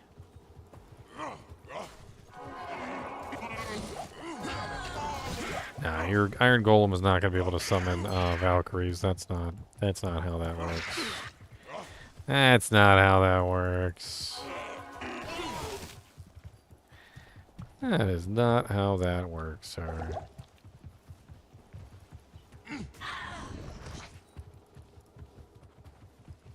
No, the Necromancer cannot summon 2 Iron Golems. He can only summon 1. but the amulet could function as a free level 22 Iron Golem cast that would synergize with the Necromancer's abilities. Harmony. I knew it was one of those. One of those bows. Melody, harmony. Sounds like a bunch of ex-girlfriends.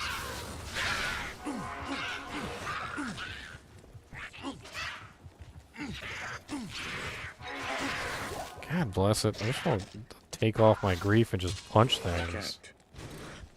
What is in there? Oh. I'll take off my grief and punch. That's what we're going to do is punch. Oh. And on the first punch. Okay. All right.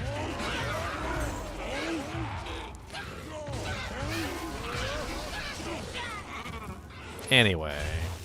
Then you put your regular armor back on, the Valkyrie stays, and now you got a Valkyrie for the entire playthrough of the game.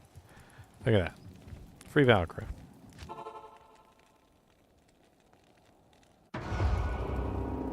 Now I have 3 minions. I've got 3 minions, and they're all beefed up with my battle orders. I feel like this is a solid win for the Barbarian all around. Like, out of all the characters, the Barbarian is the one that gets, like, the most benefit from this, because it's basically just a bunch of free warriors that they can have running around. I mean, you could beef up an Insight Golem or whatever the hell else kind of Iron Golem you want. You could run a Valkyrie, too, so you'd have another little doodad just running around tanking for you. Beef them up high enough. I mean, you're beefing up yourself in the process, so it's not like it's a bad thing. They teleport with you. The Valkyrie is not exactly a slouch in terms of damage either. She actually hits pretty hard with her stupid little impale ability.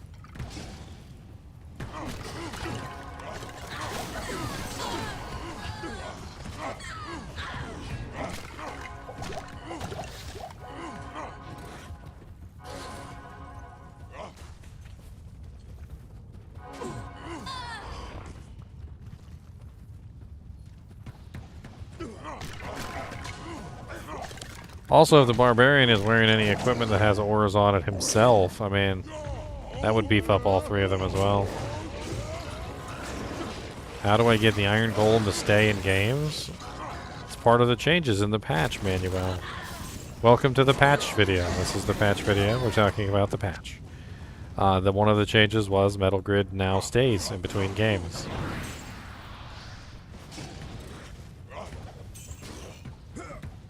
Which is a very good change, in my opinion.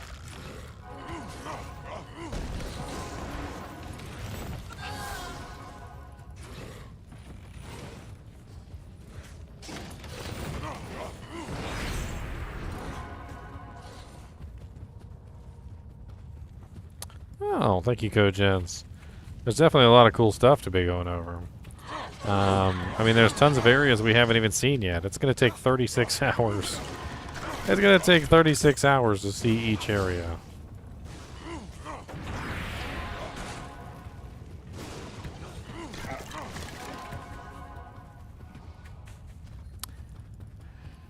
It's going to take like a million hours. It's going to take like 72,000 hours. Cause we gotta wait till everyone is finished on the rotation sun. So come on down and get a chair and wait. What? 36-hour stream? Alright, let's go. Alright, but if I go 36 hours, one of you guys is ordering pizza. Alright? One of you guys, I don't know which one, probably you. You're ordering pizza. Okay?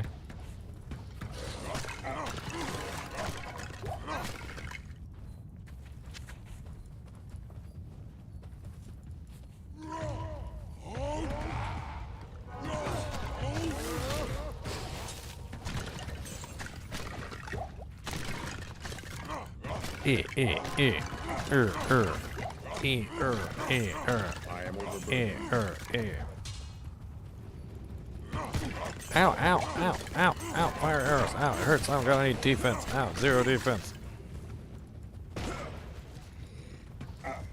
It's locked.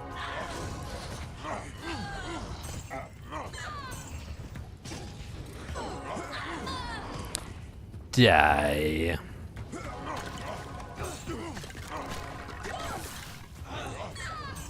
Honestly, I should probably make videos on all this stuff. Terror zones. 1,000 videos.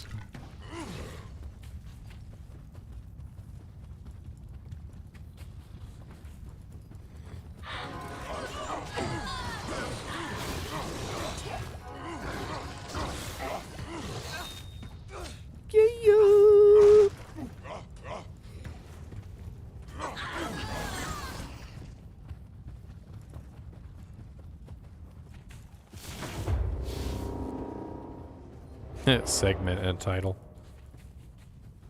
Mr. Knees. What I really need to do is clip that bit where Mr. Knee stole my Dorito.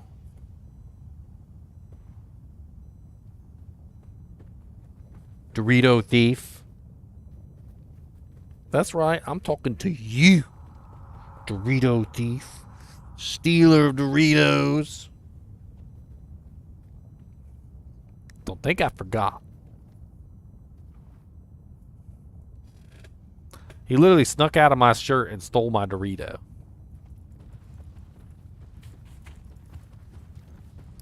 Don't think I forgot.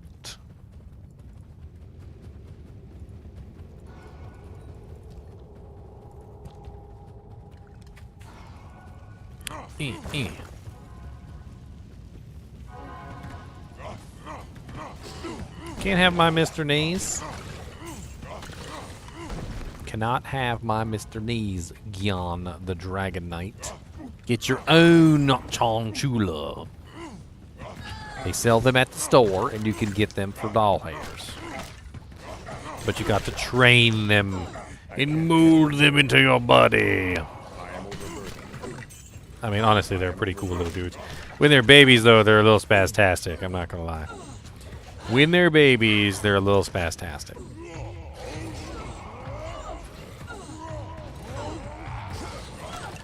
I feel like the ability for the Barbarian to have basically a permanent Valkyrie and Golem is kind of OP. Especially considering that Peace Armor is relatively low level. And I think, what is it? What is Peace Armor? Level 43? How long do Chinchillas live? Oh, level 29? 29. So Peace Armor is level 29. You could have a permanent level 15 Valkyrie at level 29. She'd kick butt at level 29.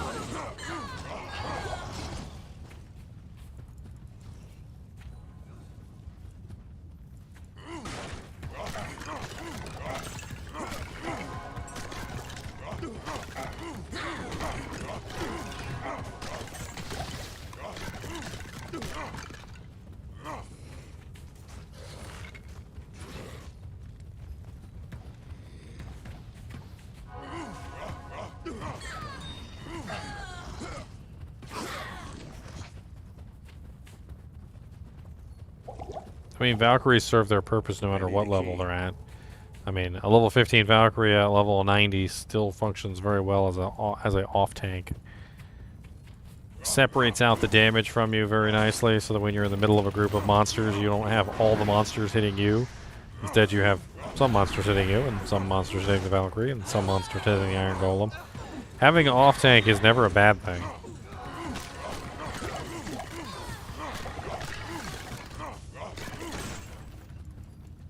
And it's a free off tank. But then on top of that, yeah, she's freaking BO'd. So she's probably not dying anytime soon. Not with freaking max BO and shout on her. She's just a tank at this point.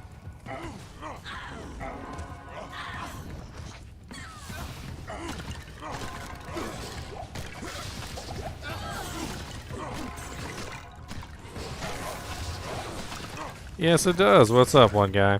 You're actually on live stream right now, buddy. Discord, that Discord live stream channel is connected to the live stream. I am overburdened.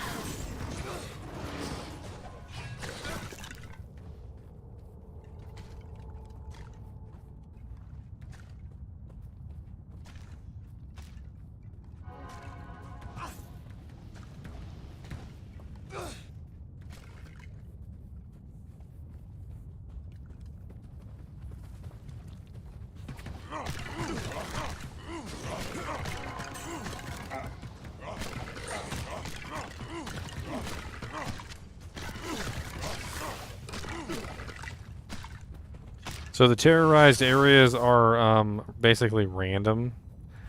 They change every hour on the hour. So they're announced. There's also a command that you can use. So what you do is, let me move myself out of the way real quick. Here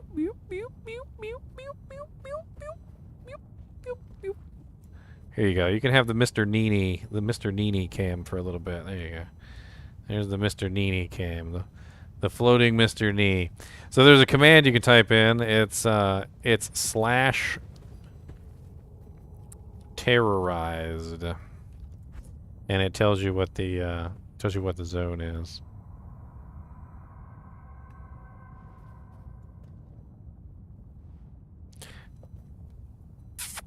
Mr. NiNi, you want another chip? You want another chip, Mr. Knees? You want another chip? I got a lot chip for you. Go steal it out of my hand because you're rude.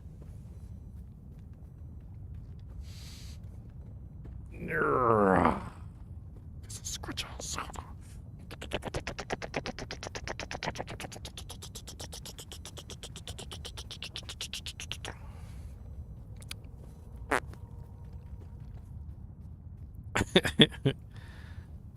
Mr. Knees. Mr. Knees. I was half tempted just to like get like a live cam or something and just like point it at Mr. Knee's cage so you guys could just watch Mr. Knee all the time. I thought it would be pretty funny. He's a chinchilla, Mr. T.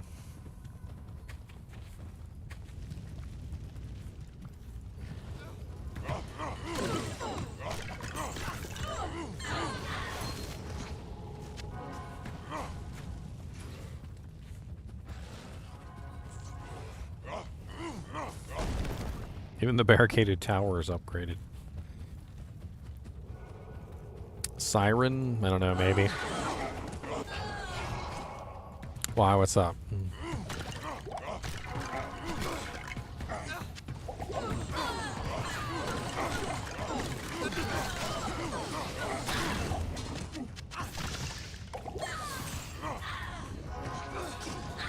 24-hour Mr. NiNi cam? Did you hear that? 24-hour Mr. NiNi cam.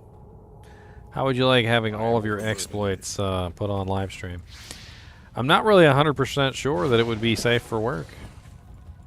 I don't know if I've ever told you this, but there's something that chinchillas do that is not exactly safe for work. I wouldn't want to intrude on Mr. NiNi's privacy.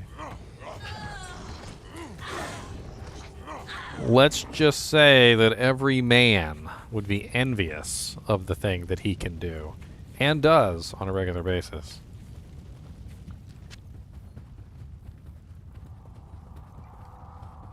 A little bit of this.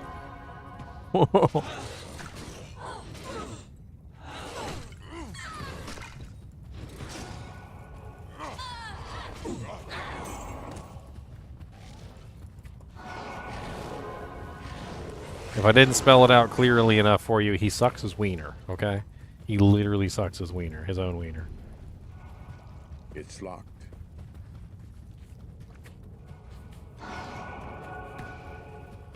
You want to see that on the Mr. NiNi cam? I don't think I'd get arrested.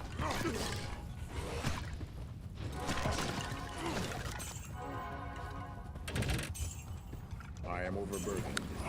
Yeah. There's just something fun about going to all these random zones and killing all these monsters.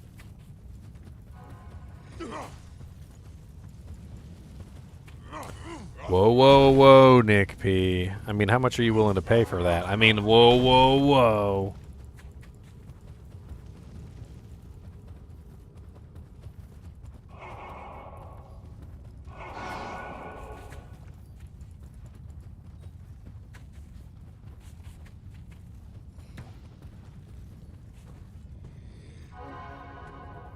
That's right, Christopher Leslie. You heard correctly. That's what Mr. NiNi does. I was talking about a 24-hour cam on Mr. NiNi, and I said I don't think that would be a good idea because he happens to do that thing that you heard that I won't repeat for sensitive ears.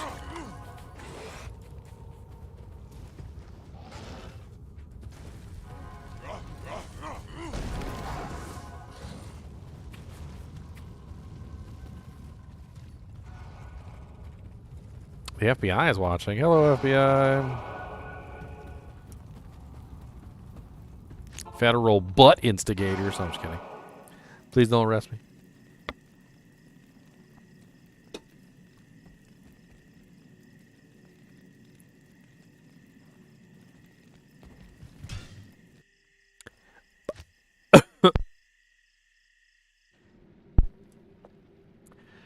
Mumble, umble, umble, umble, umble, umble.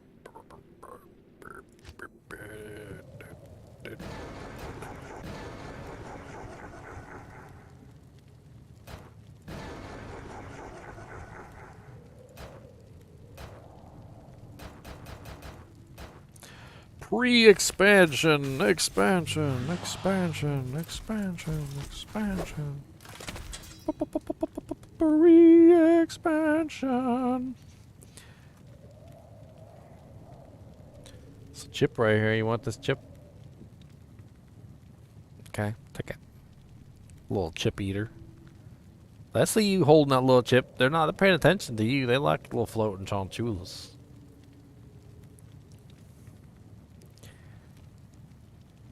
Chinchilla.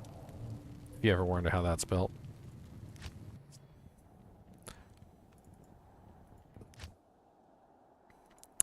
Chinchilla the Paladin. Chinchilla the Paladin. Good day. Terror zones not available. Terror zones not available. So I guess the pre-expansion characters do not get the terror zones. Unless maybe it's just, I don't know.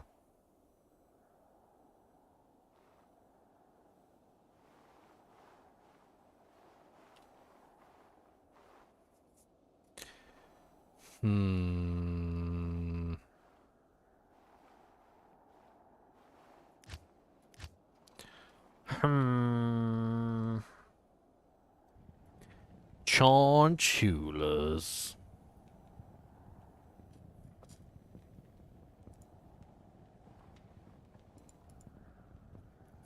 Where we are in 2022? What?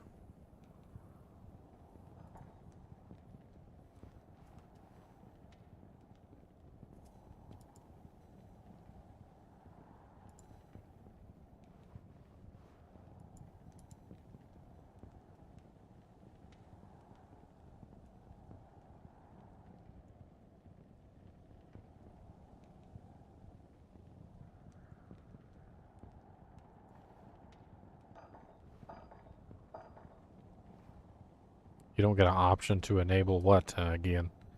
Or Jean or Jean. Jean.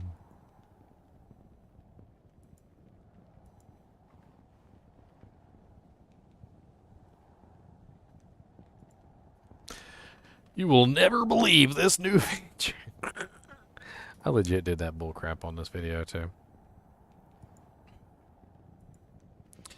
8% click-through rate, my boys. What else do I want to test with this new update?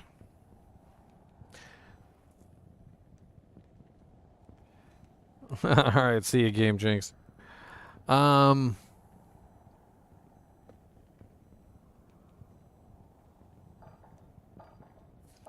to think here.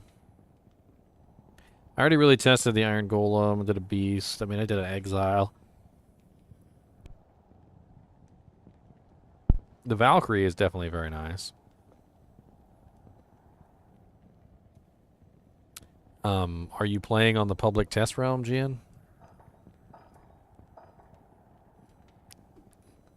Why do I get the feeling you're not playing on the public test realm?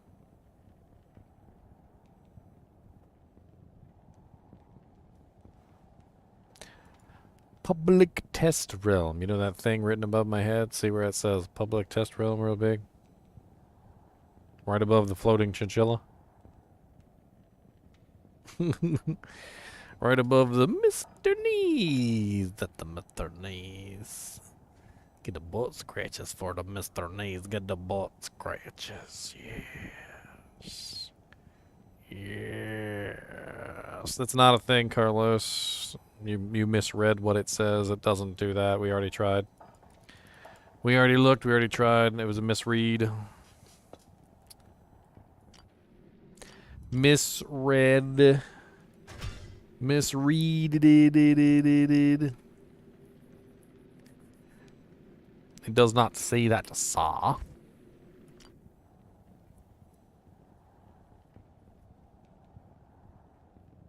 Stack the auras from the pallies? No, the auras don't stack. They compete. So if two people have the same aura, they compete with each other. Hey, you're looking at buying a chinchilla? Oh, yeah. Well, do yourself a favor and get one from an actual reputable breeder. Chinchillas do have a common defect of inbreeding, which is congestive heart failure, and it comes from inbreeding them. So do yourself a favor and save yourself some heartache, and don't get one from just a random person, unless it's free. Because the problem is a lot of times they're inbred, and they end up dying really early because of congestive heart failure, and it's just really sad. It's just really sad in general.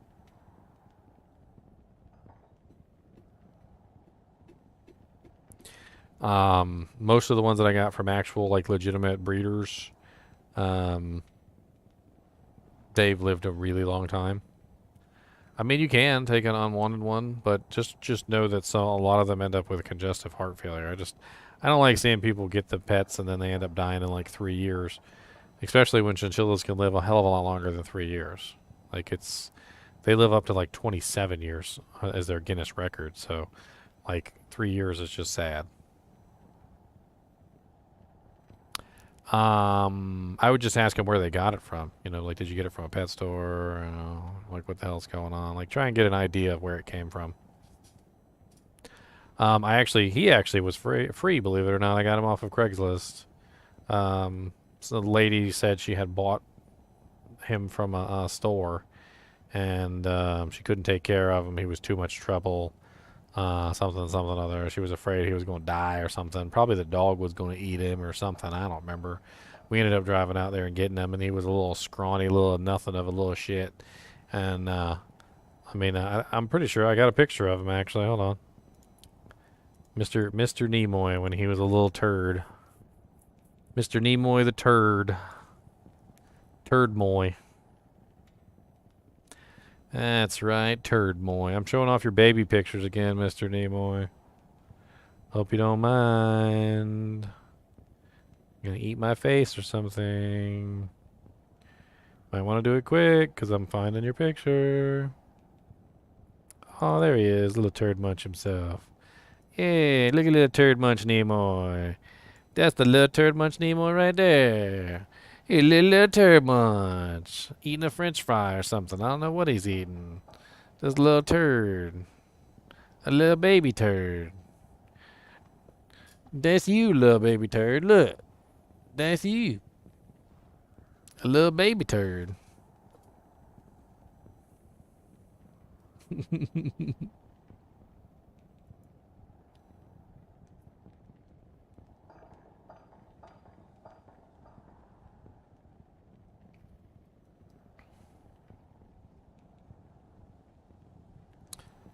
Oh, man, Randy. I'm sorry about that.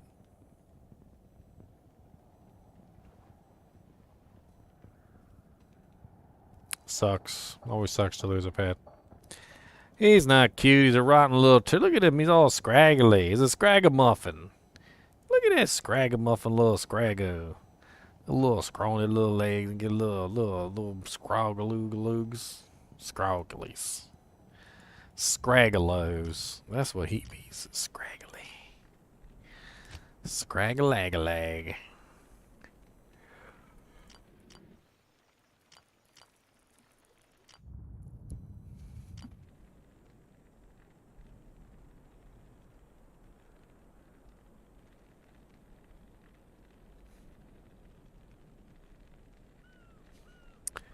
Trying to see what other characters they add on here to test with. I got a Meteor Orb Sorceress, level 86. Can I roll him into the ball? I mean, he is flexible, but not like ferrets, no. You can squish him flat.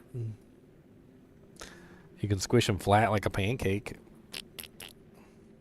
He has a collapsible rib cage, so you can literally just squish him flat like this. One time, I was letting him run around the like the hallway, and one of them literally slipped underneath of a door. That giant was crazy. They can make themselves so flat that literally they can just slip underneath of a door. It's kind of mind-boggling how flat they can get. Like little pancakes. I'm not pancake. It's like, you pancake.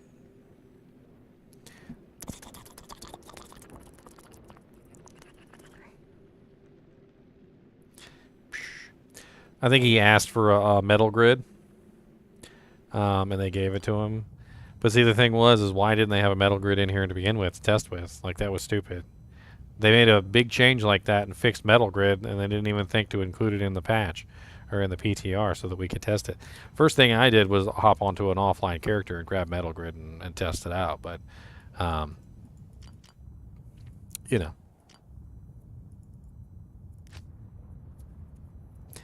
But apparently that's what the character is about. They basically gave him a metal grid.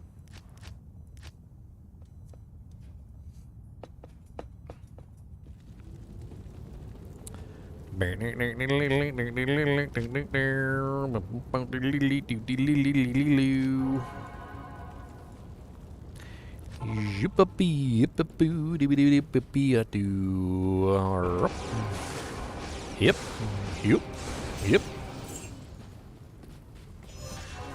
What's up, champions? Oh yeah, I forgot it changed to frigid. It's about to change again. I know you're all just hanging in here waiting for the cow level. I know you are.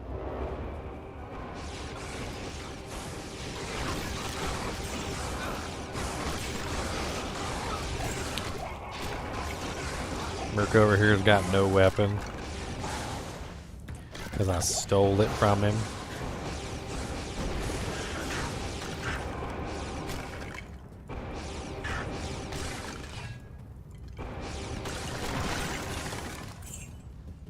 Man, that freaking Fist of the Heavens works so good on those guys. It's pretty amazing.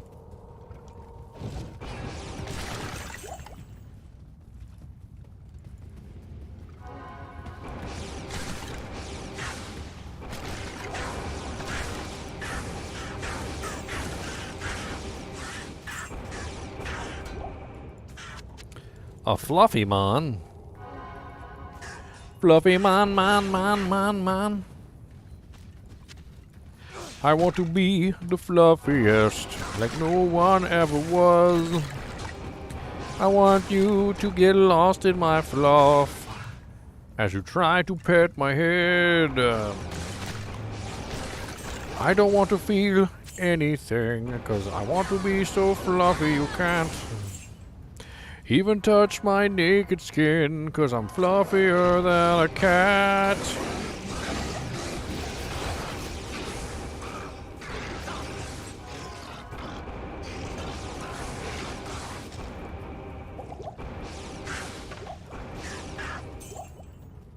The change to Holy Bolt, does it melt Diablo?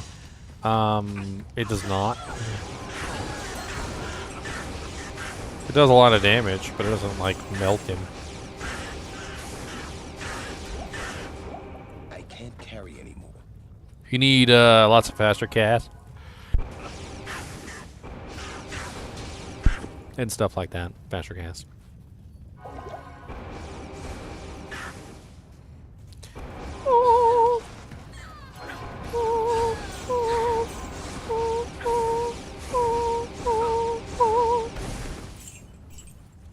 I am overburdened. Mr. NiNi, man.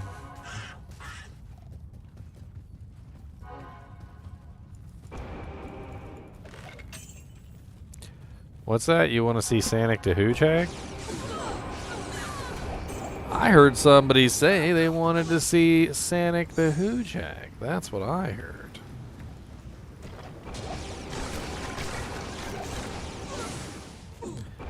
Sanic the Hoojag. Sanic the Hoojag.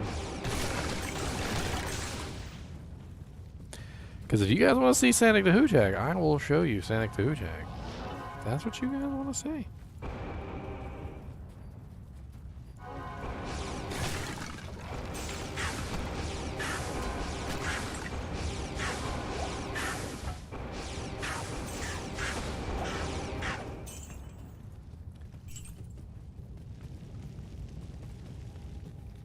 Now, Public Test Realm isn't on the consoles as far as I know. Man. I can't carry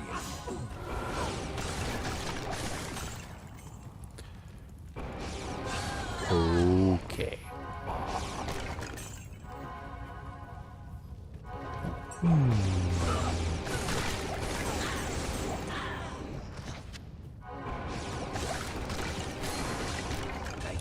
Dang, so many rings and amulets. Like, I found more rings and amulets playing on PTR than I have like ever in my whole life.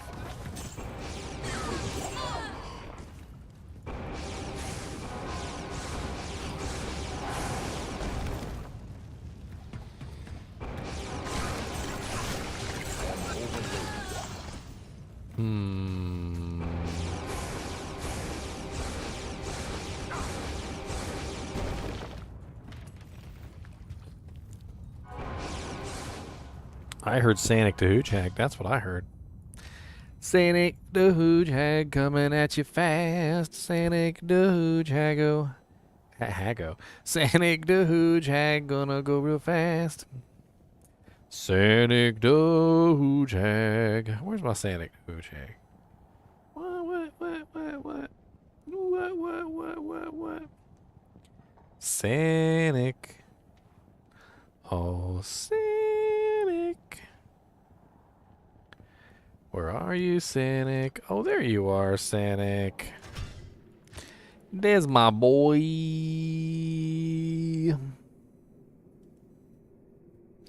There's my boy. He's my running fast, my boy. Gonna be running real fast. Got my Sanic the Hoojag, and I'm running really fast. And you don't even know how, 'cause I'm running faster than the fastest person in the world. So freaking fast.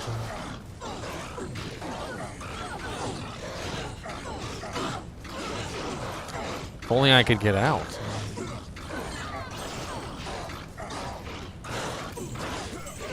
Can I escape? No, I was so close yet so far. Ha ha ha! You'll never catch me, fast as fast can be.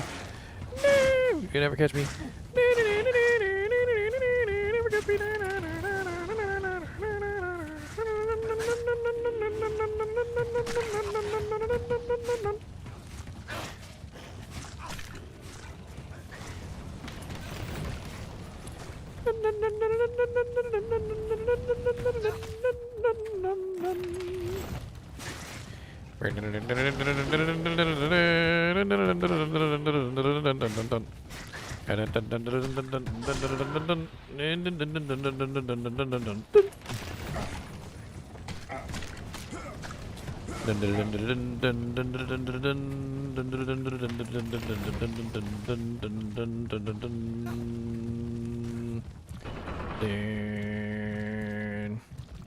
What's up, Mala? What's up, Larzik? What's up, Kane? What's up, Anya? What's up, guy with rabbit?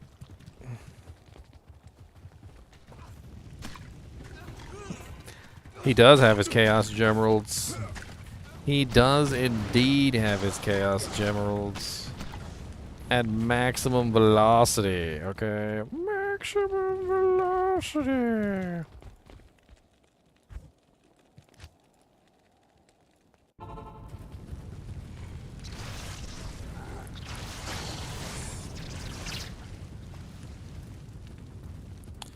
Most of the time, the only reason he stops is literally because he gets stuck on something.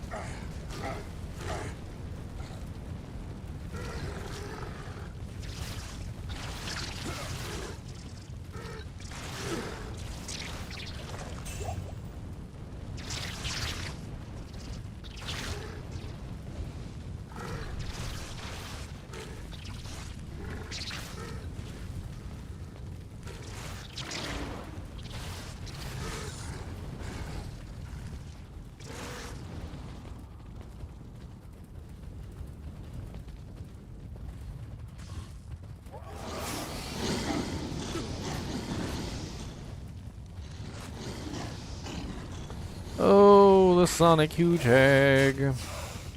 The hag of the Santic. Holy Jesus. Sometimes it's even too fast. I can't even click fast enough half the time to even, like, tell him where to go. Sanic. Go, Sanic.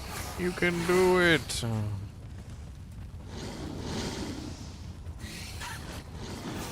The Chaos Gemerals are with you. We need to get back to hell.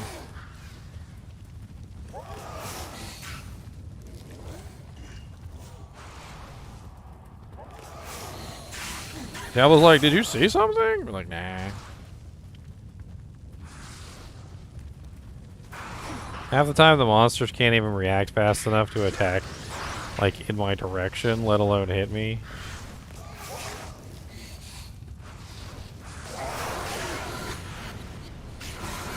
Chaos Gemerals!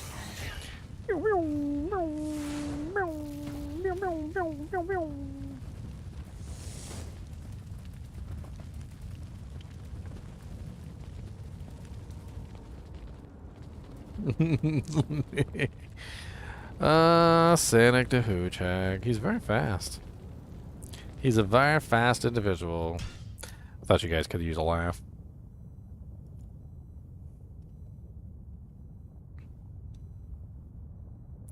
Alright, we're on to the next zone, I think. We Sanic'd our way to the next zone, so let's test out the next zone, shall we?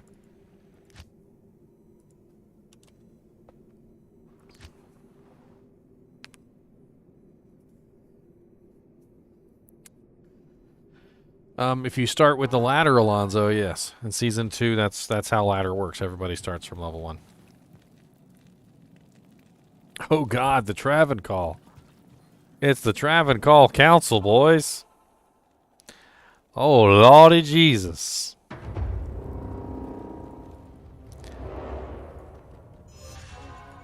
Terrorized Travancore. Level 99 Council, boys.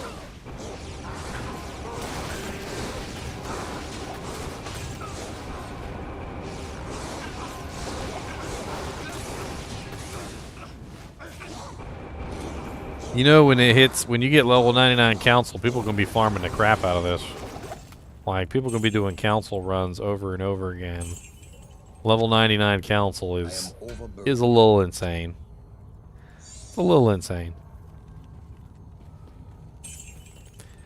Man, as much crazy gear as this character has on, he don't have no cannot be frozen. None?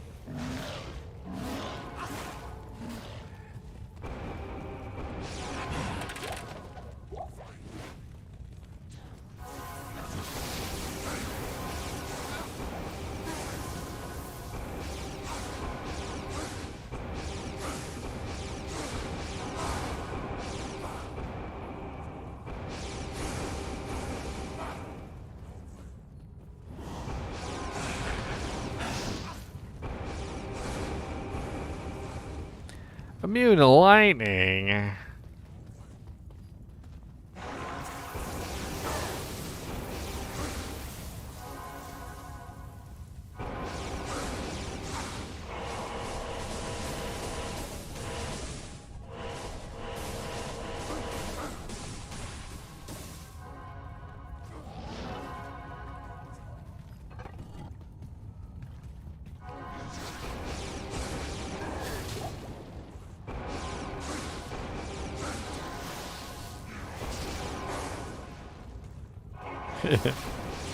All the minions are immune to lightning, but the healer's not.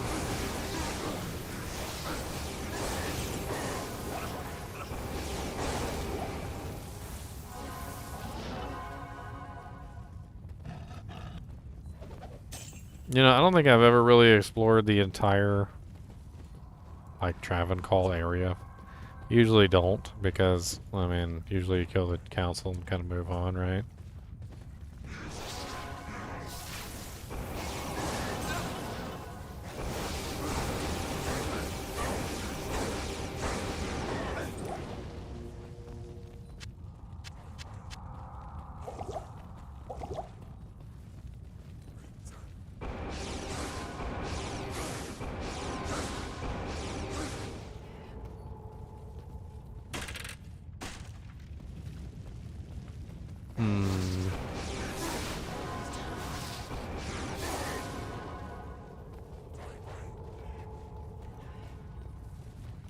I mean, it's a fairly large area. It's a little bit of a pain in the butt to farm this kind of area, though, because of the way the monsters run away from you and whatnot.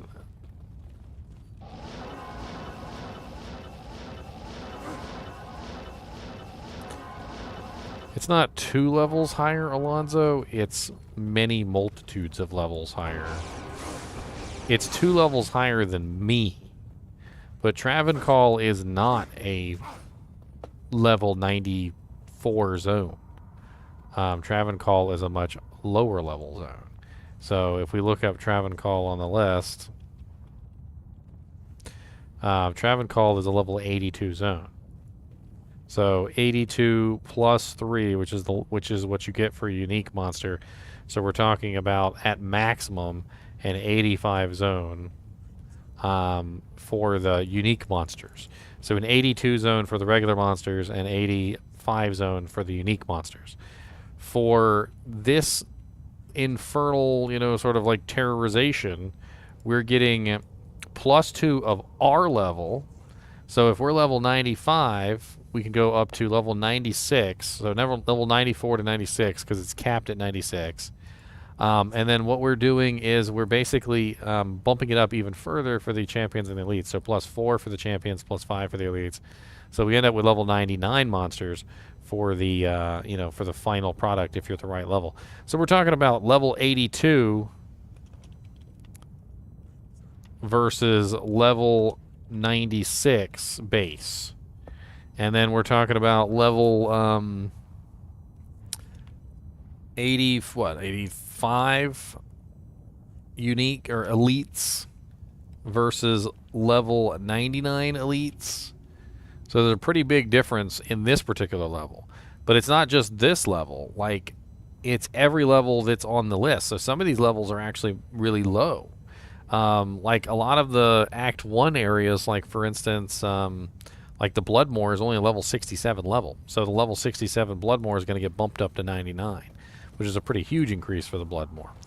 Same things for the Den of Evil and some of the other places like Black Marsh and Darkwood. They're all relatively low-level zones by comparison. They're like level 67, 68.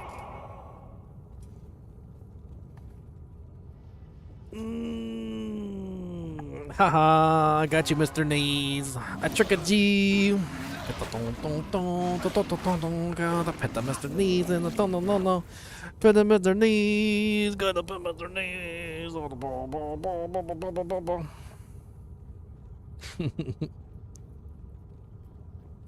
It's a don't you dare pet me.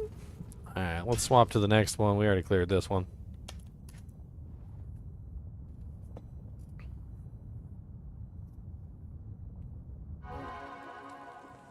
Got Mr. NiNi fur in my eye.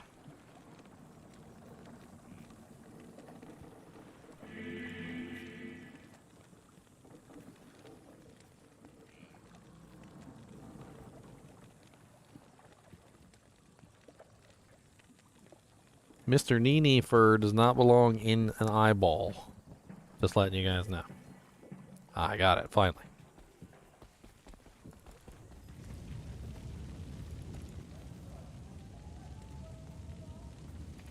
A level 85 Barbarian wouldn't be hitting a level 96 monster. A level 85 Barbarian would be hitting a level 85 +2. So level 87 monster. With the possibility for elites being +5. So level 85 +5, so level 90. So they wouldn't be trying to hit a 96 mob. They'd be trying to hit a level 90 mob. If it's an elite. Level 94, level 89 if it's a champion, and only level 87 if it's a non-elite base monster.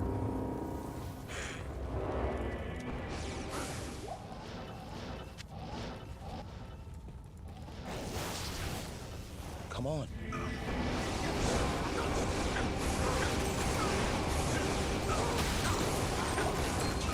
I am overburdened. Dang. 2 Grizzy plates. Not one, but 2 Griswold ornate plates. And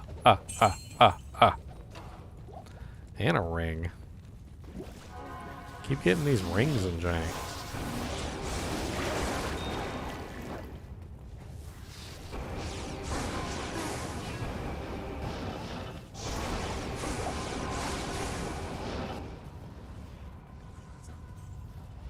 Yes, the game creator's level. That's correct. But why would you be joining a game with somebody that's like level 99 or level 95 or whatever, and then running terrorized zones with a level 95 character?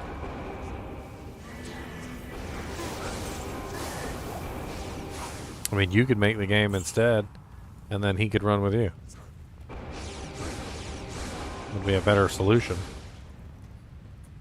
Or you could just run with him and Leech and get EXP. One way or another. One way. Or some EXP.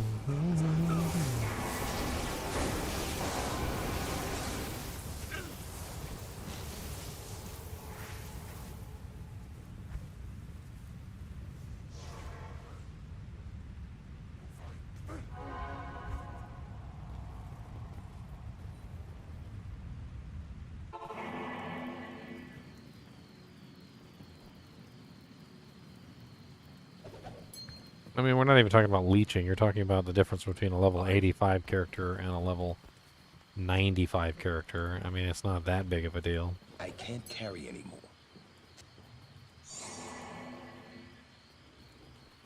Stay a while and listen. Got a G-Face, a bunch of random rings.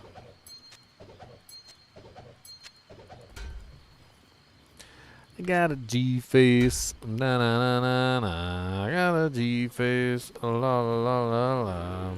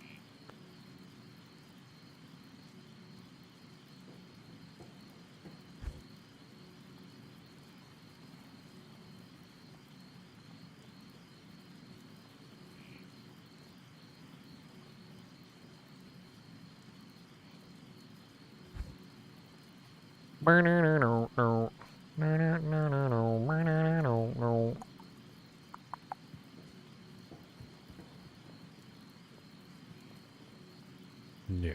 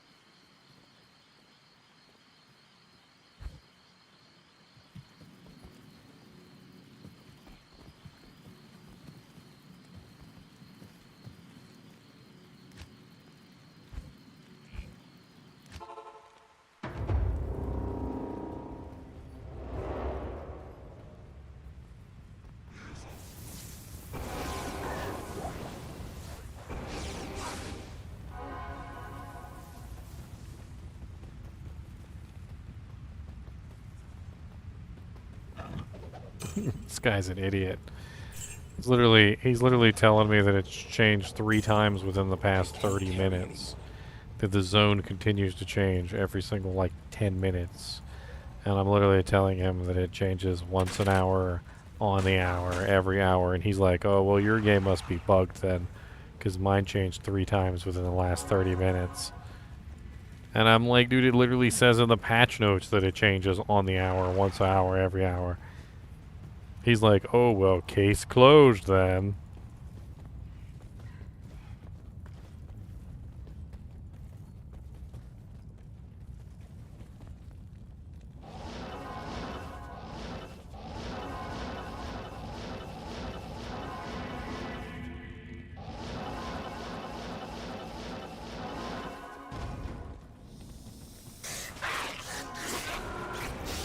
Oh, that merc just got wrecked.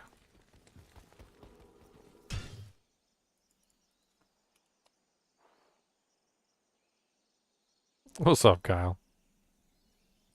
That merc got demolished. That traffic call was clear anyway. Moving on to the next one. Moving on, moving on, moving right along, moving on, you see. Oh, my merc didn't die. What?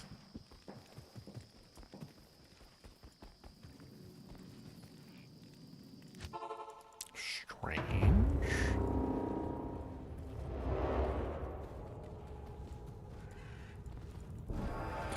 Oh, an EXP shrine. 230 mil.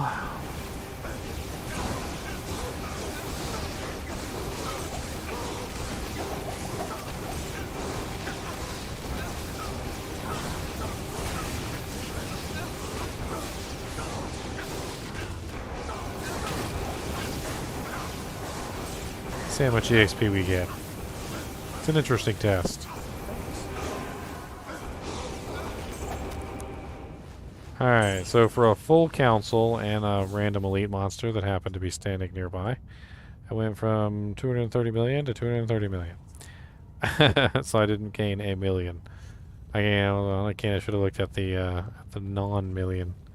Oh wait, I'm level 9. Never mind. God bless it. I think this character is already capped on EXP or something. I'm gonna test this on a different character. Let's do the Berserk Barbarian. Well, he's only level 85 though. I don't want to test it on a level 85 character. Trap Assassin maybe?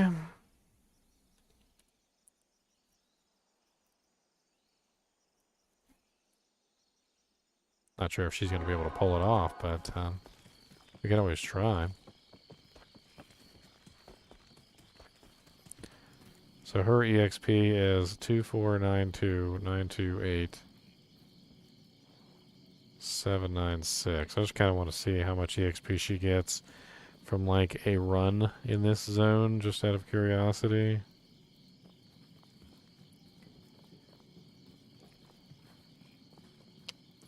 Write that down so I don't forget.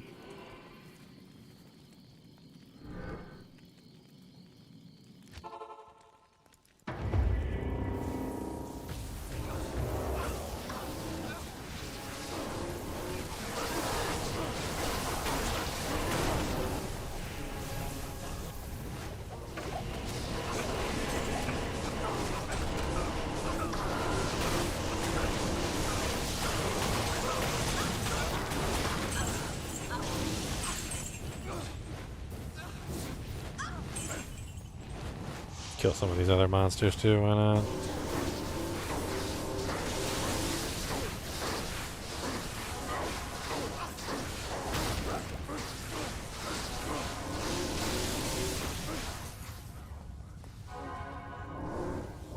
Stupid immune to lightning monsters.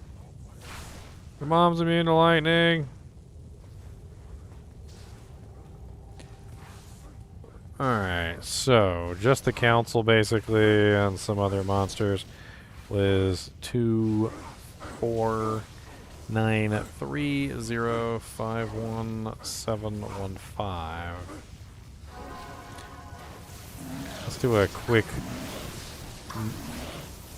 reduction of subtraction real quick so I can see how much EXP I got for a level 99 council. Kind of interested. Alright, so the original base EXP, let's see, 24930511715 minus 24929288796. Got 122k from running a Players 2 council. That's actually not bad at all. Especially considering that was just the council. So like 122k EXP Players 2 from just the council is pretty darn good. I'm kind of curious what that would be Players 8, but I don't know. I am overburdened. I really wish they would allowed us to do this on offline as well, so we could have played around with it.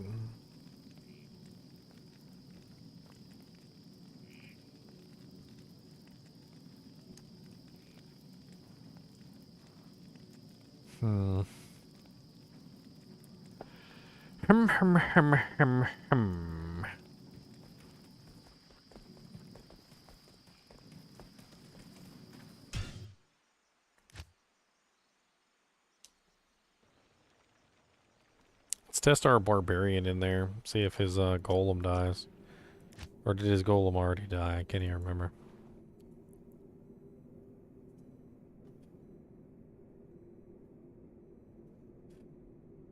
I don't know. Reaper's Toll, Reaper's Toll Zotted works really good on the new shapeshifter builds. A lot of people have been using it.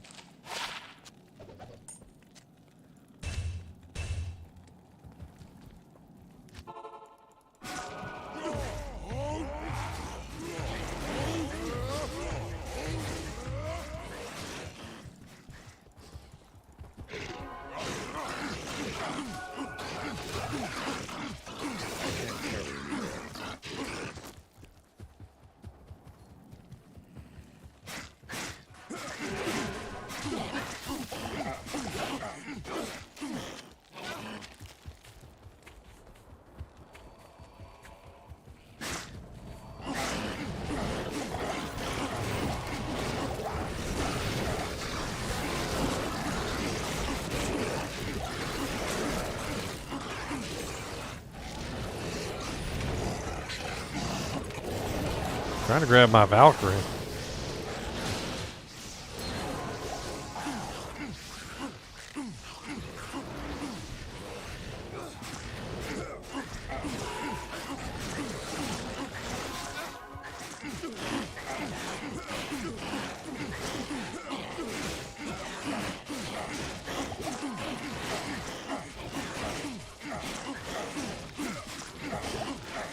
Punch these spiky quill rats in the face.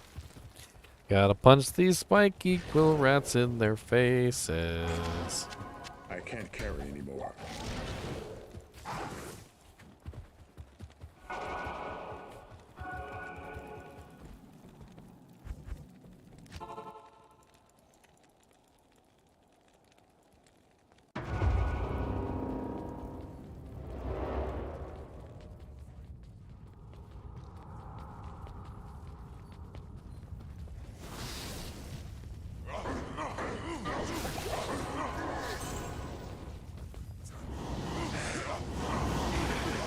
Literally punching things to death? Oh yeah, I'm berserking them to death. Never mind.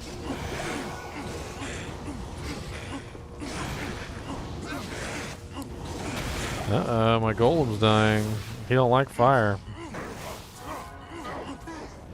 I can see he does not like fire. Sam I am. Does not like it. Green eggs and ham. Does not like that fire. No.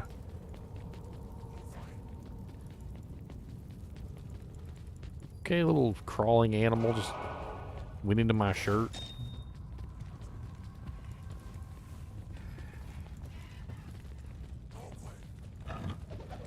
They said, go away.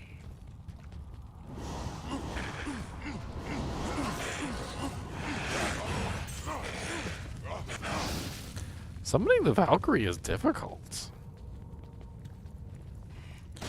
All I wanted was a Valkyrie, and I spent about 100 years Trying to get my stupid Valkyrie, and I punched everything to death. No, come back here. Come back here. I want to punch you. Come back here. You too. Come here. Come here. Punch you in the face. Come here.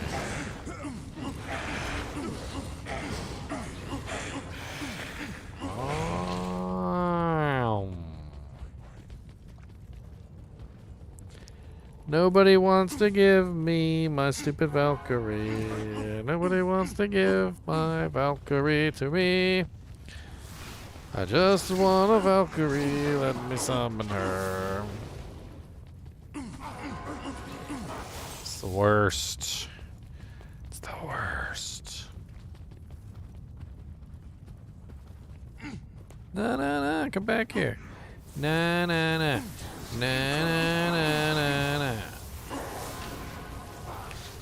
You guys started these fights. You started these fights and I'm finishing it. Come back here.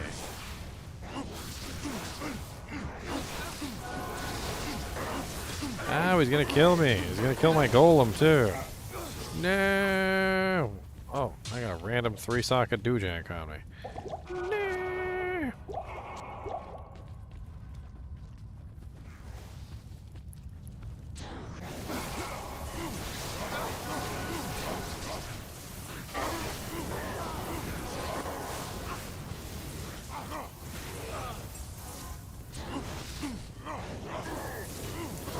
She does not summon easy. I'm gonna tell you what. She does not summon easy on this character.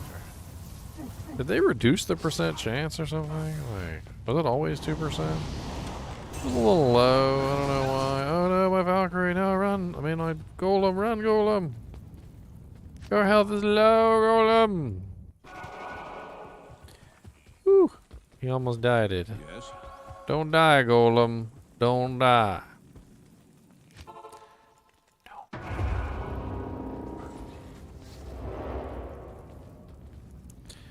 My freaking Mert just like wrecked that dude.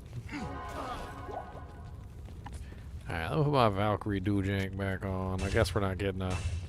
Yeah, I guess we're not getting a Valkyrie. Let's go for it, shall we?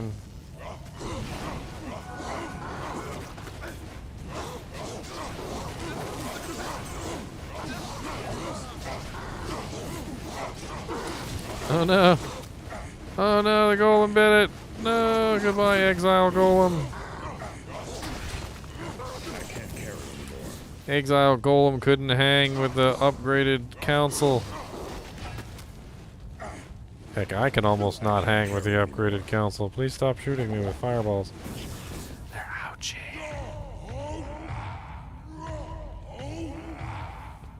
I think his cries might have wore off.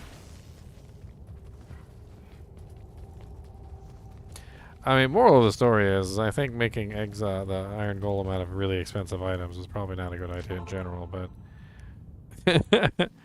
I mean, the Exile one did live the longest out of all the golems that we made so far. For sure.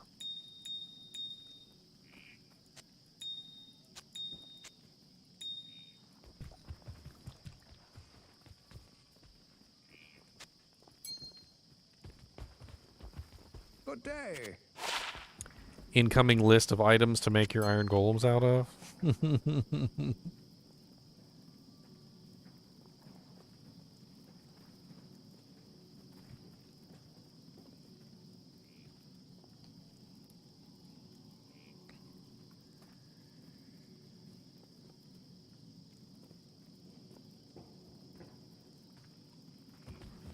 Another Exile clone. What do you think? Exiles just grow on trees, Jeremy? Is that what you're saying to me? Is that exiles just grow on trees?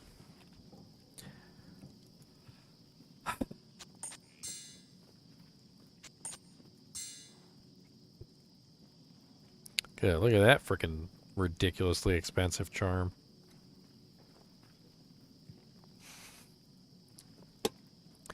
A +1 barbarian combat skiller with 40% extra gold for monsters. I'm pretty sure that's worth a pretty hefty sum. I'm not exactly sure how much, but I think that's worth a bunch. Like a whole lot. Oh, thank you, Nick P. I appreciate it. Mr. Nee, did you hear that? He likes our stream. He said he likes it. We did a good job, Mr. Nee. You ready to do a little dance? We're going to do a little dance. Take a little, get down tonight. Get down tonight. We gotta, ready? We gotta do a little dance. What do we do? You dance this way, but you won't dance the other way. You don't want to look at the camera. What's wrong with the camera? You put your tail out here. Stand up. Ready? We're gonna do the dance. It's another wanna do the dance. Nobody gonna see me dance. Look, he said no, no, no, no, no, no, no, no. Okay, this way is okay though. You're fine dancing like this. All right, fine. Do a little dance, do a little dance, do a little dance,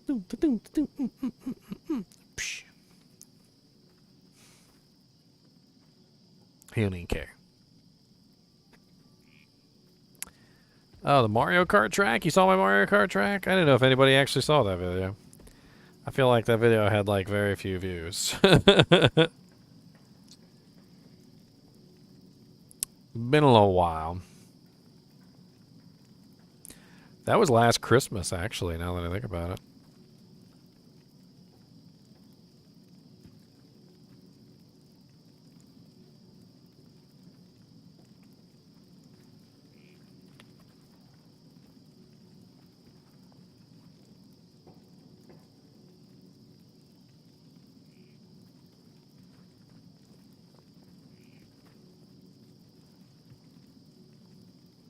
Sounds like you're one of my loyal viewers, Nick P.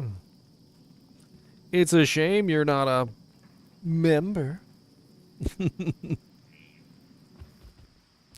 Could be a member of the channel. Oh yeah, there was some other feature they said they added to the game. I forgot. They said they added the ability to shift-click items to and from your mercenary. Sounds kind of interesting. Hello there. I never tested it out. I'll put that to good use. I'll put that to good use. I'll put that to good use. I'll put that to good use. I'll put that to good use. Impossible.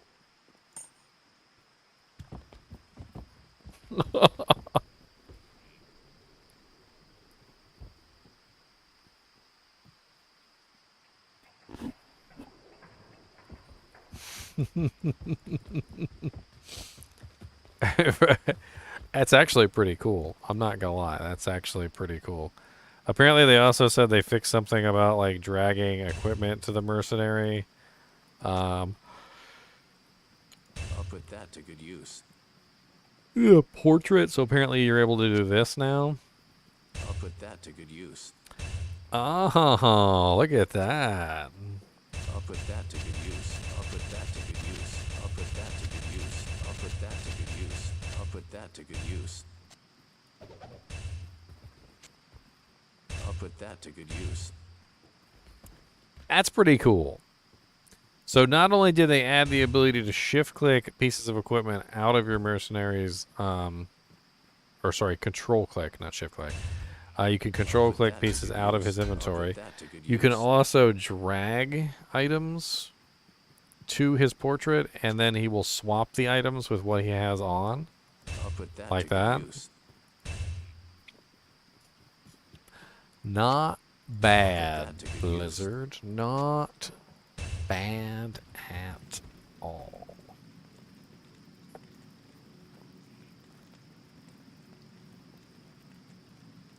Man, I got lots of videos to make. I need to write down a list. Let's see here. I need to make a new video on Metal Grid. Make new Metal Grid amulet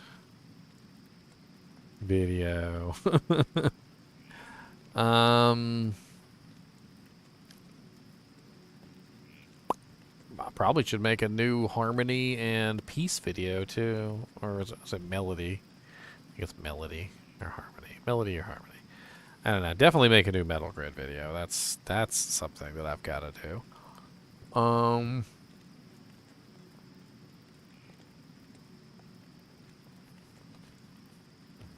At the bare minimum.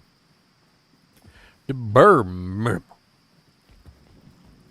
You got them burn the sister, burn the sister.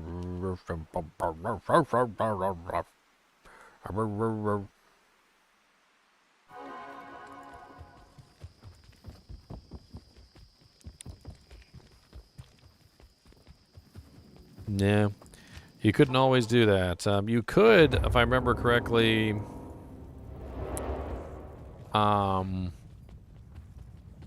drag something to a portrait, but it wouldn't change out a piece of equipment.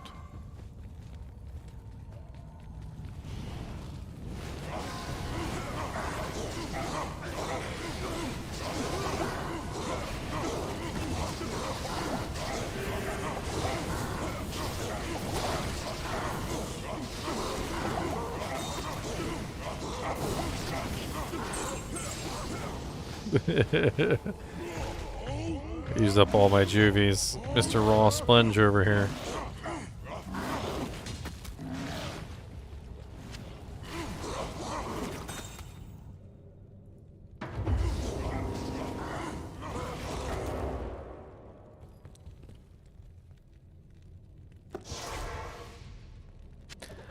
Mr. Bare Necessities, where is my cow level and necessities? I need a cow level to test the game. Doo-doo-doo. Going to keep on streaming until we get a cow level, cause it's just so much fun to kill the cows. Doo-doo-doo.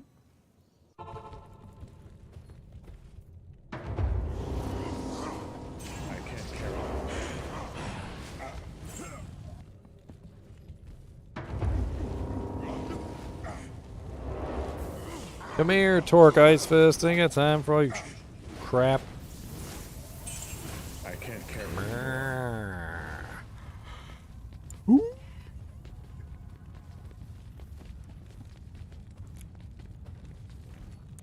What's the matter, Mr. Knees? What's the matter, buddy? You be like a boy?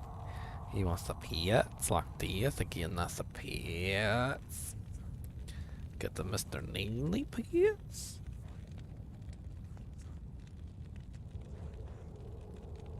Yeah, what's the matter with your ear, buddy? You got a boo-boo?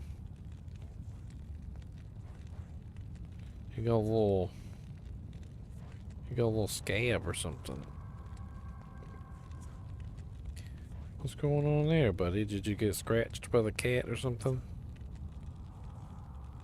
Oh, I'm sorry. Got a little scab on there. What happened, buddy? What happened to your ear, buddy? Big mean cat get you? Don't let them cats get you. You got my permission to bite them if you need to. You just give them a big old chomp and bite their whole toe off. I don't even care. You bite the whole toe. Just take a whole toe off. That'll teach them. That'll teach them.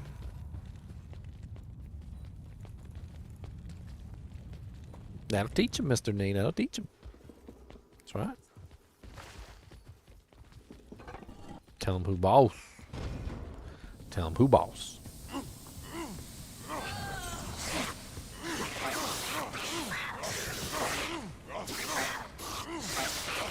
Oh, God.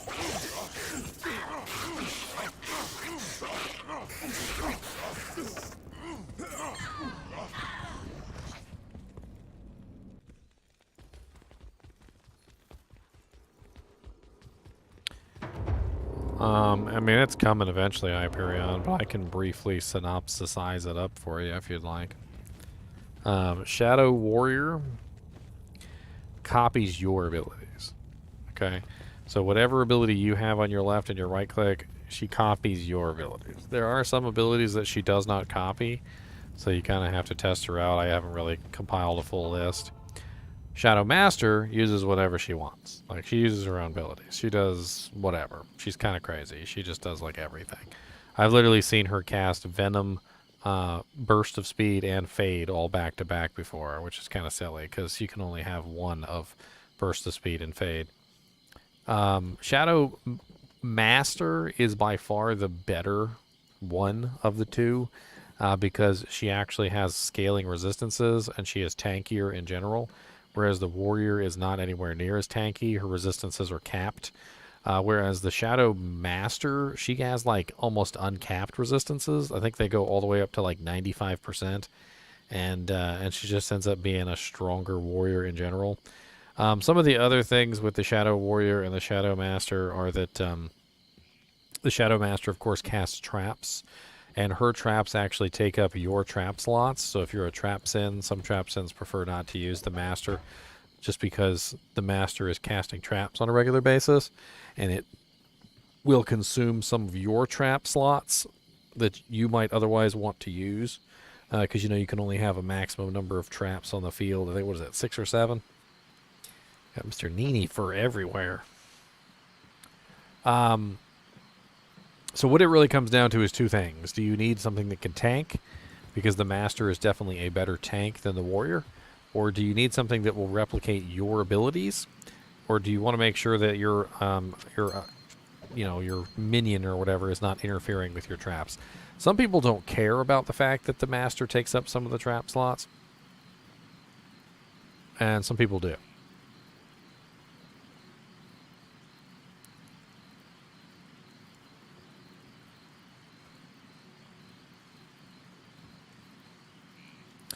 Ruins the intensity.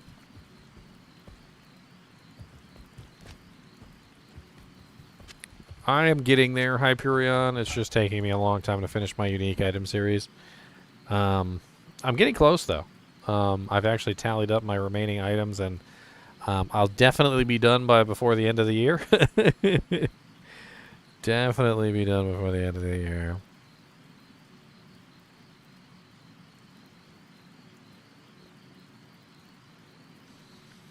Diablo tweeted about a new Zoom background.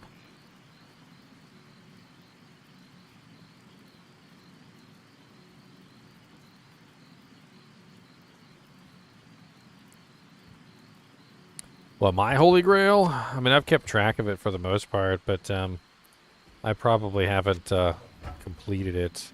I did find Ethereals, and I found the Templars eventually, and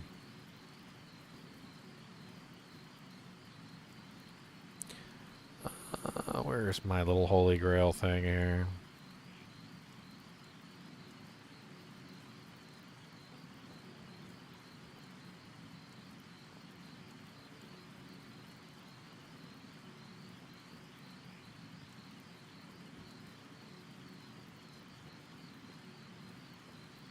I still haven't found a frickin' Spirit Ward.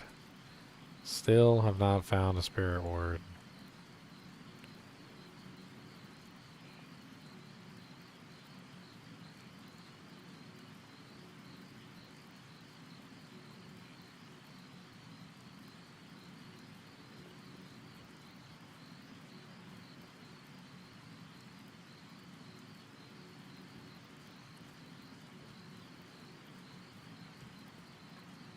I'm actually looking at my list right now, trying to update it a little bit because it has been a little while since I updated it.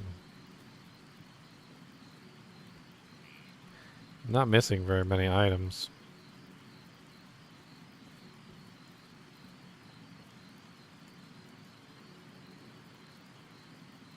I still have not found a damn Soge. Saved my life.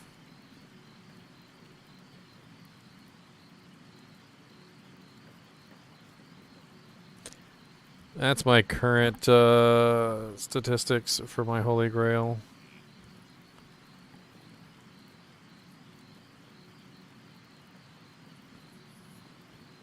Not quite complete. There's still a couple of crazy items that I haven't found. It's funny, though, because I have found Ethereals already. You'd think that would have been one of them, but I still haven't found a Soge either. The entire time I've been playing Diablo 2 Resurrected, I've still not found a Soge. And I've farmed Andy quite a bit. I don't know what's going on. I seem to be the anti-Soge magnet. Just like the repeller of Soges. I don't know how people find them all the time. They're like, oh man, I found 3 last week. And I'm like, do you want to die? Because come in here and brag about your sojas one more time. Come in here and brag about your stupid sojas one more time.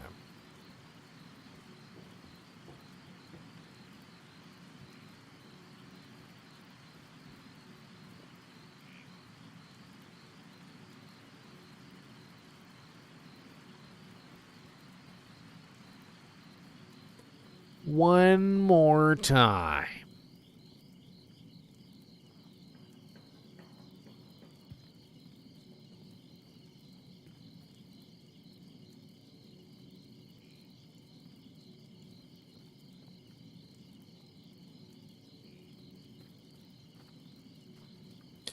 Alright, are we approaching the next frickin' zone yet? Because it's been Travancore for 1,000,000 hours. 1,000,000 hours. I can't leave until Cow King. That's what I've been told. I'm not allowed to leave until Cow King.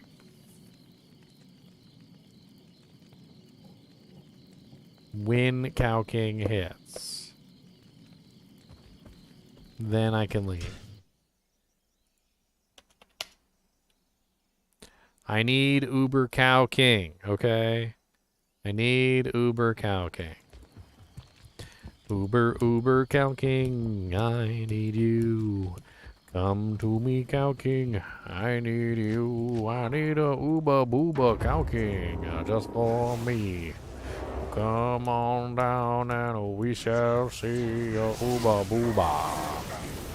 Yeah, a Uber Booba.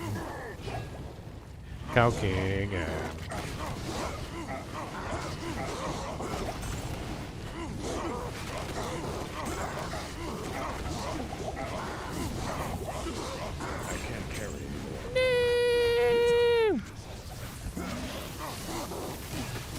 Oh, freaking gold rune.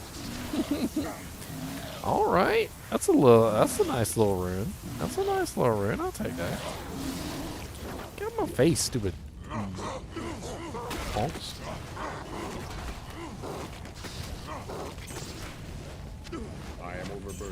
I am overburdened. Has Cal's been a terror zone net? Obviously not, since I was just talking about we can't leave until we get to Uber Cows. I'm literally like, we can't leave yet until we get to Uber Cows. We can't leave. Oh, wow. That's kind of sexy. Wow. +2 barb, 10 strength, 5 energy, 55 life. All res 11. It's kind of a sexy little dude there. It's a sexy little dude jank. I mean, man, we're magic fighting, so technically the Harlequin crest is better, right? Because we're magic fighting. But also found a gull rune. Also found a gull rune just for me.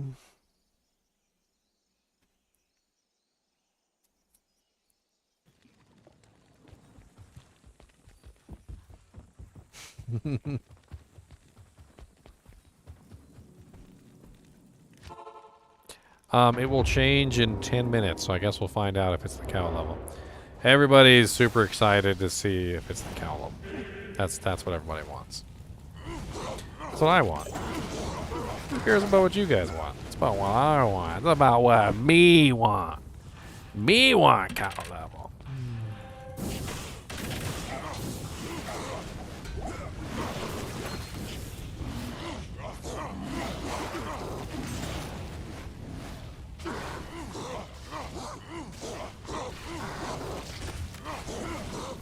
Ah. 80 health, run! Whew. Well placed, well.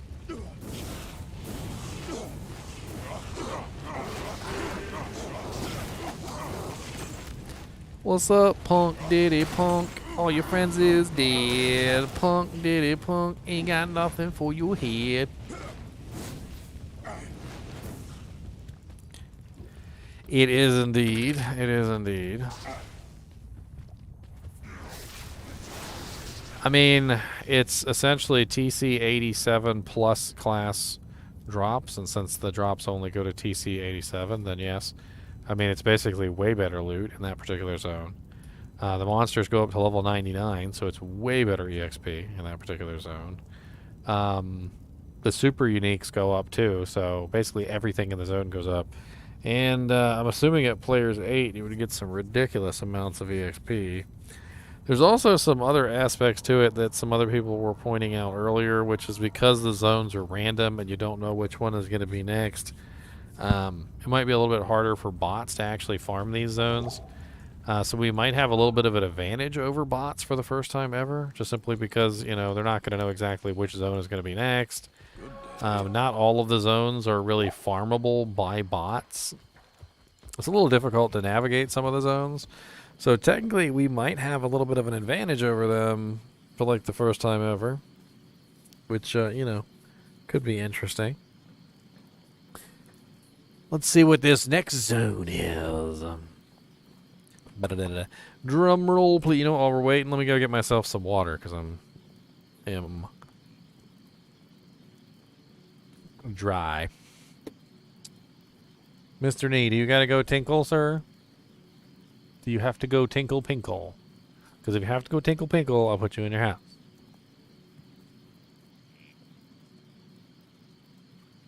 Okay. I'll be right back. I may not. I'm going to be filling in all the rest of the ones that I'm missing, though, Michael.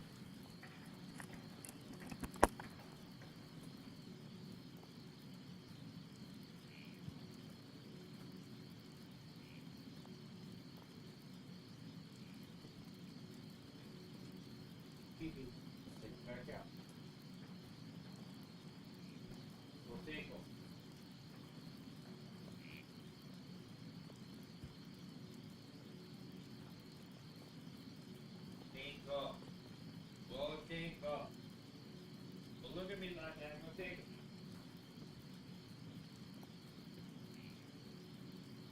Do the heck and tingle. I think on me. No, sir. We'll do that tinkle in there.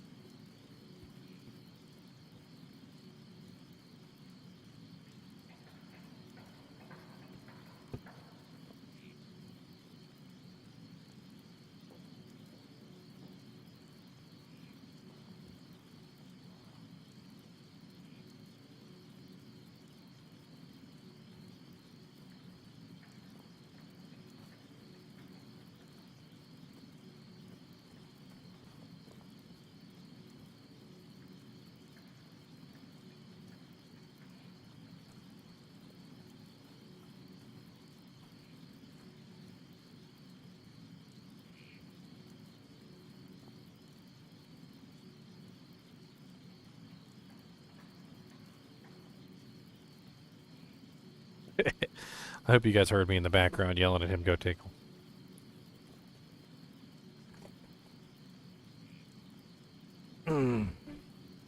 Terrorized bail runs should be really fun. It's definitely going to bring a little bit of urgency to the game that kind of wasn't there before.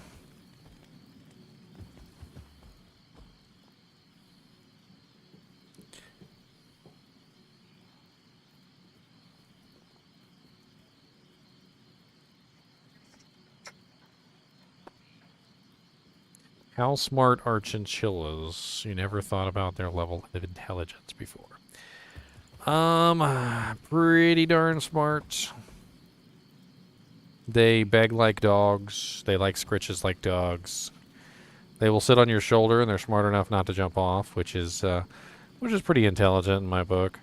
They understand commands, even though I haven't really taught him very many. One that I have taught him, though, is attention. It's just a simple one that means attention, so it usually goes like this.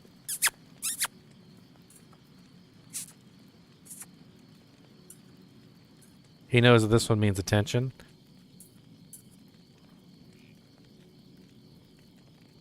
Hey, come here, buddy. Come here, you got something on your head. What is that on your head?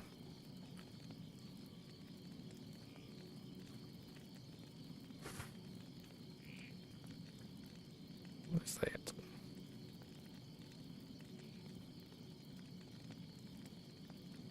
It's like a knot.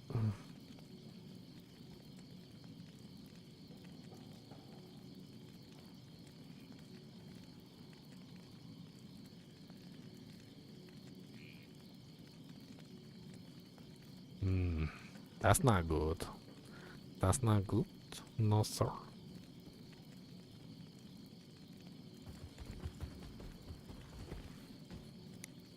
Might have to bring Mr. NiNi upstairs. Looks like the cats finally actually got him. I need to check him all the time to see if he's been hurt or anything. And he usually has never been hurt, but he's got a couple scratches on him. Carry anymore. Nothing really too fancy, but...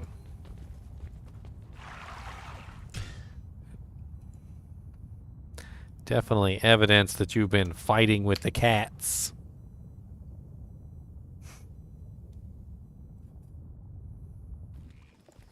When I say that he's fighting with the cats, it's because he's in a big old metal cage, and they can't really get him. Like, he's smart enough to know that they're there. He's a little aggressive little crap, and he tries to bite them. And that's the only reason they can even do anything to him at all, because he's aggressive.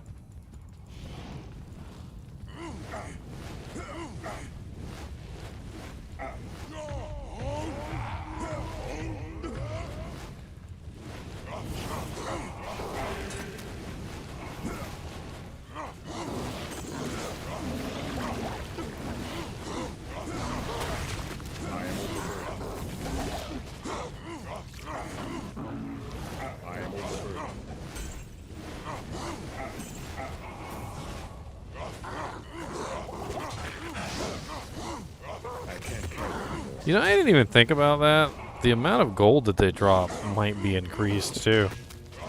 Could be like absolutely insane gold runs. I mean, I don't even have like a high amount of gold. Like gold find on this character. I mean, is the amount of gold that a monster drops determined by the monster's level? I mean, if so, these guys are going to be a higher level than they've ever been before. They really want you to know you've entered into a terrorized zone. I tell you what, that sound effect and everything, like, it's just like... like, here I left, right? Well, let me go back in. Like Law and Order freaking sound effects.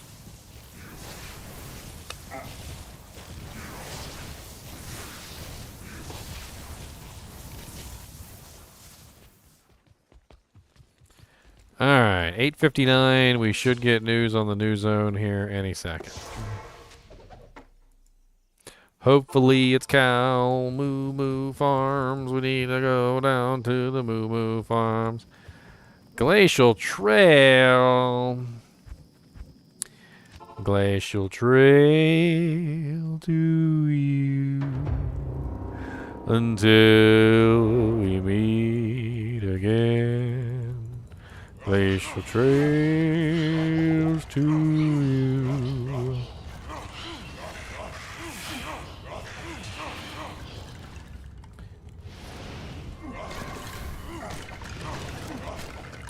So Glacial Trail also includes, not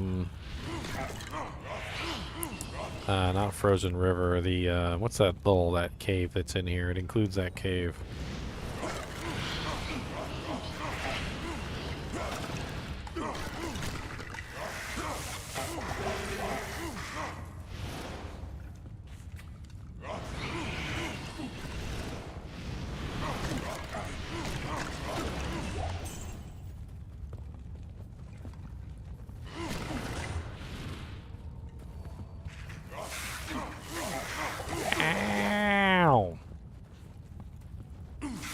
Stupid amp damage.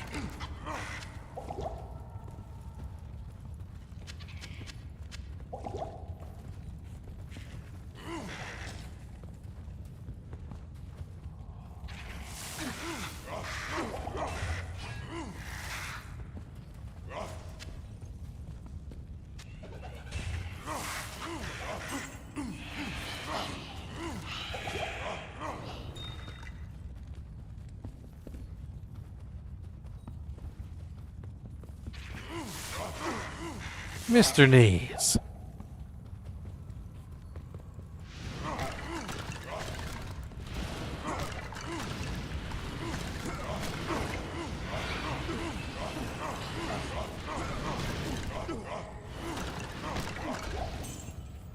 I am overburdened. I can't carry it. I am overburdened, please don't kill me. I got amplified image on my head. I am overburdened, please don't kill me. Ha.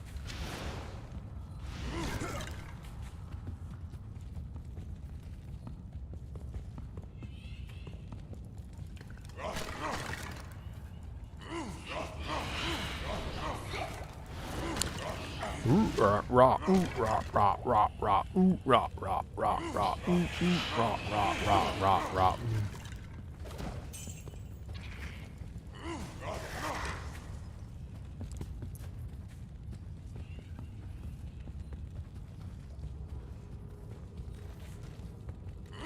Here it is. I'm pretty sure it said that the Drifter Cavern was included in this, so...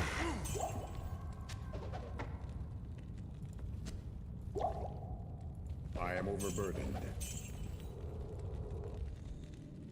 It's not included? I thought it said it was included.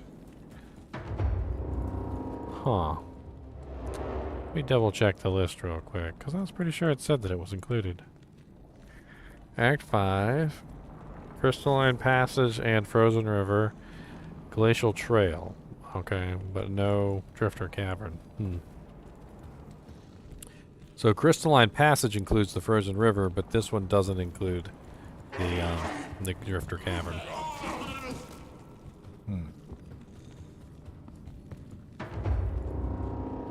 Unfortunate. I think they should probably have it include the Drifter Cavern.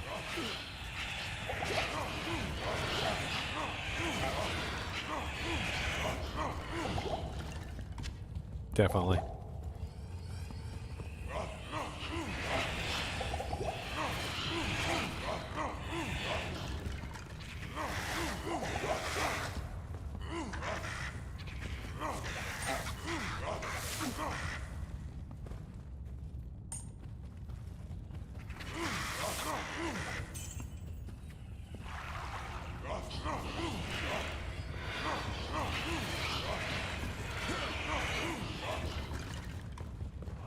Pit Zerker certainly does well, doesn't he?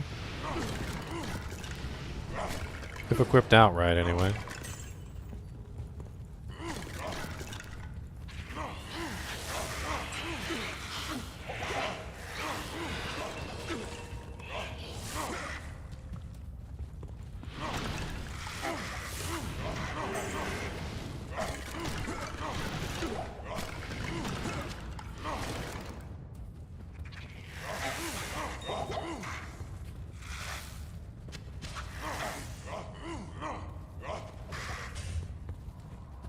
Hey, a Monarch Shield. 4 sockets. Ooh, fancy. I got a 4-socket Monarch Shield and somebody stole it. 4-socket Monarch Shield and somebody stole it. Never gonna get another. Never gonna have a brother. Singing stupid songs is what I like to do, and I really want to go along with you, but we're gonna take our time, and we're gonna make a rhyme.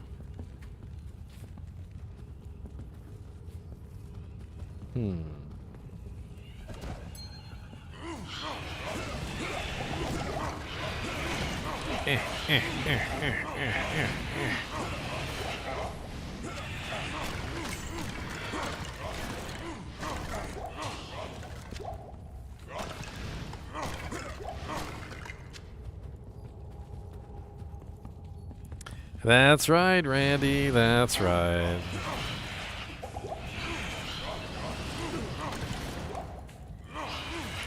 Sin Killer the Flame.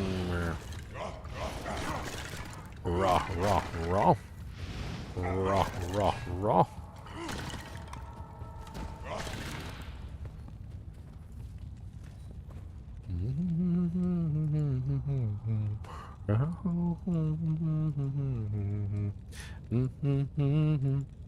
What A level is Glacial Trail? Glacial Trail is A level.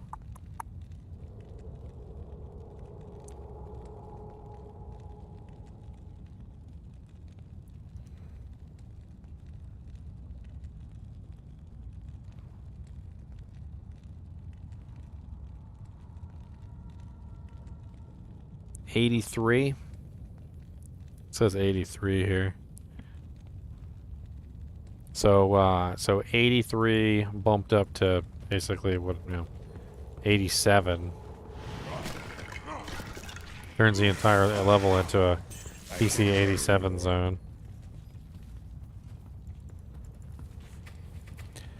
You'll trade me your PTR Shaco for that PTR Monarch? I don't know, man. I don't want to be trading things for this Monarch shield. You know how valuable this thing is? A Shaco for a 4-socket Monarch? You're going to have to do better than that, buddy. I'll take a 5-socket Monarch. How about that?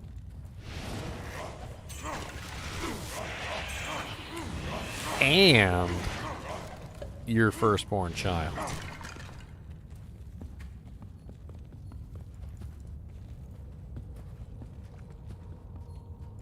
I can't carry anymore.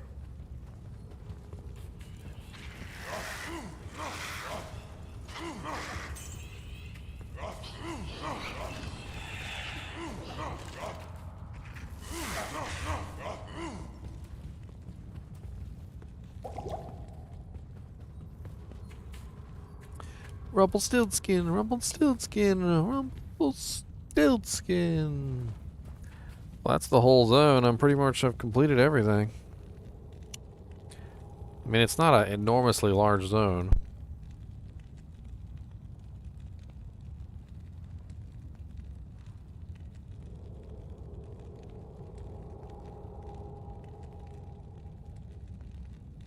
I mean, it's alright. It's okay. He's alright. Hey, no surviving bone mages. I really do kind of like his little nameplate there. They're like the little two little. Hey, stop moving! I'm trying to show him your nameplate. The little demon heads or whatever on top. Diablo. I'm pretty sure that's Diablo, right? Yeah, you did. Stop shooting at me. Nobody said you could shoot at me. You were not authorized. Hey, look at you hiding in plain sight. No. Come back. No. Deal. All right, come to a game GGM 10 and pick up your Monarch. I'll expect delivery of your firstborn child and the 5-socket Monarch immediately. Okay. If you don't deliver them immediately, you still owe me your firstborn child and the 5-socket Monarch, but you don't get the 4-socket Monarch. It's just too valuable. I can't take risks.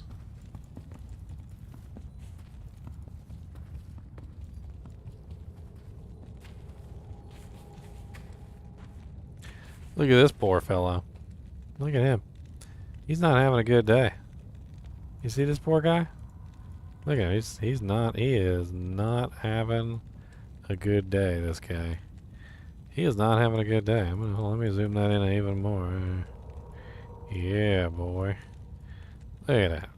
That poor guy. He is not having a good day. His day could be better. His day could be better. You guys ever be like, oh no, my day's been terrible. No. You think about this guy. You think about this guy and you'd be like, man, my day could be better than his. Definitely not frozen in ice. Definitely doing better than that guy. 100%.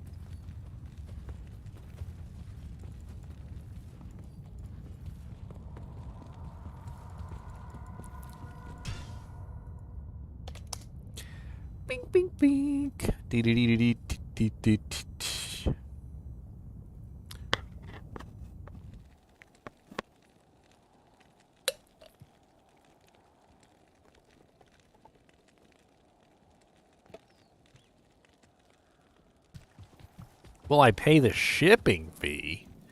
Are you kidding me? For this white monarch with 4 sockets? Psh. See, you're asking too much, okay? Pay the shipping fee? You know how much it costs to ship a shield? You know how heavy shields are? Overburdened.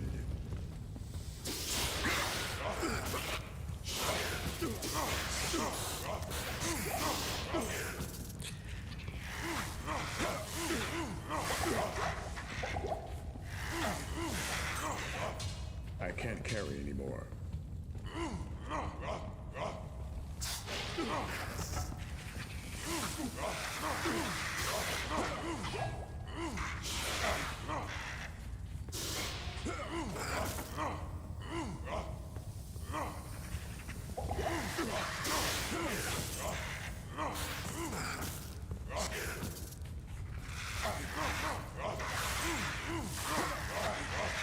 Y'all me, you little gloom bats.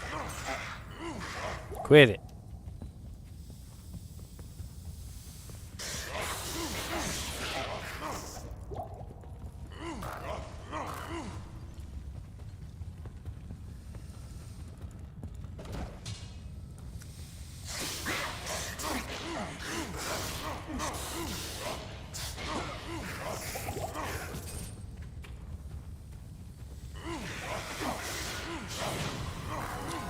Ow. Stupid magic damage. It hurts, it burns. Oh god, conviction too. Nastiness. I am overburdened. I need I potions. can't carry anymore.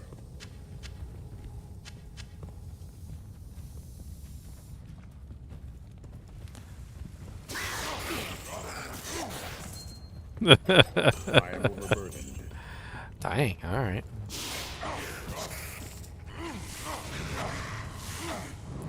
He's actually trading his firstborn for the 4-socket monarch. Alright then. Alright. Selling it too. She can cook, she can clean, she's very tidy, very smart, can babysit, can be a bot on your Diablo account to find items for you.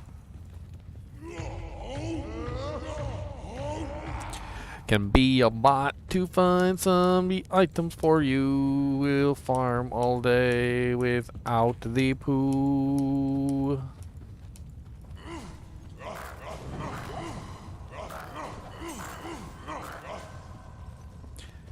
Will farm all day without the poo.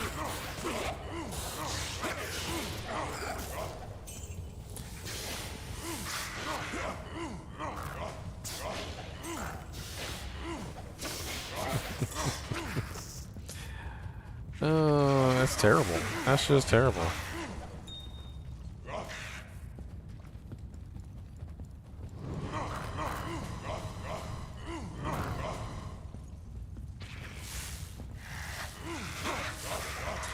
So many gloom bats here. God bless it. More gloom bats than one can rightfully shake a stick at.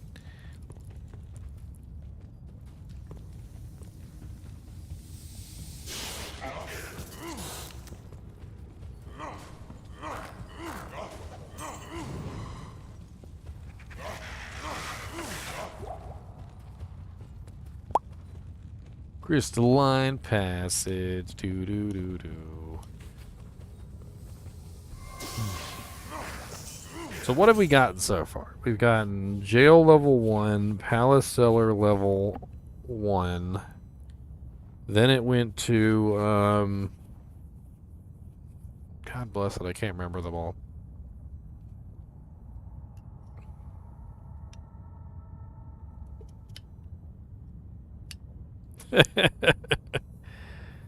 Tomac is very serious about this.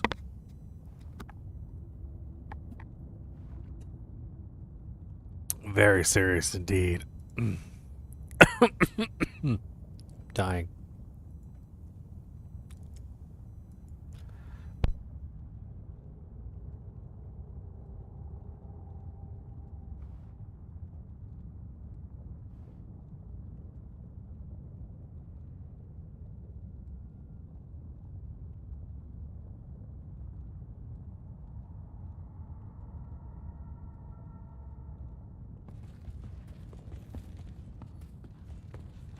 I try not to cough directly into you guys' ears. It's a courtesy.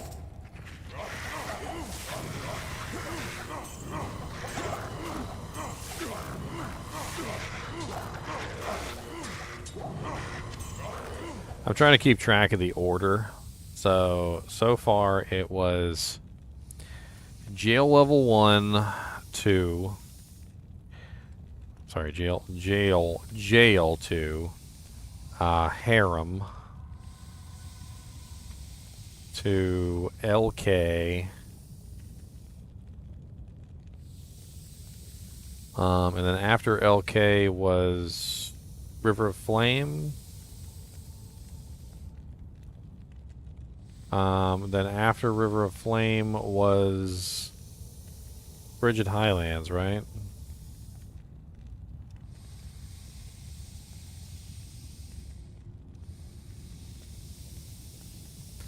Then after Frigid Highlands was Travancore. And then after Travancore was...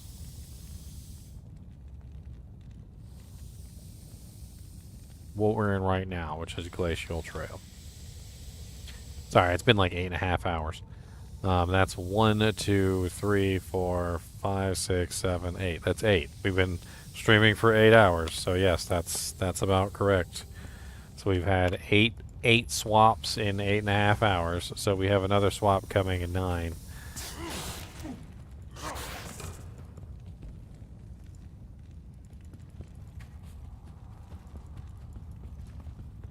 Honestly, I think an hour is plenty of time. One of the questions on that survey was literally, do you think an hour was too much time or not enough? I think an hour is plenty. It was honestly almost kind of bordering on a little bit too long, maybe. Not 100% sure on that, but it did kind of feel sometimes like it was too long. Other times not too long, like not enough time. Depended on the zone and whether I liked the zone. You kind of get bored with the zones after a while, right? So having them be the same zone for too long could be detrimental. If the zone is too small, there's also an issue as well. Some of the zones are a little small.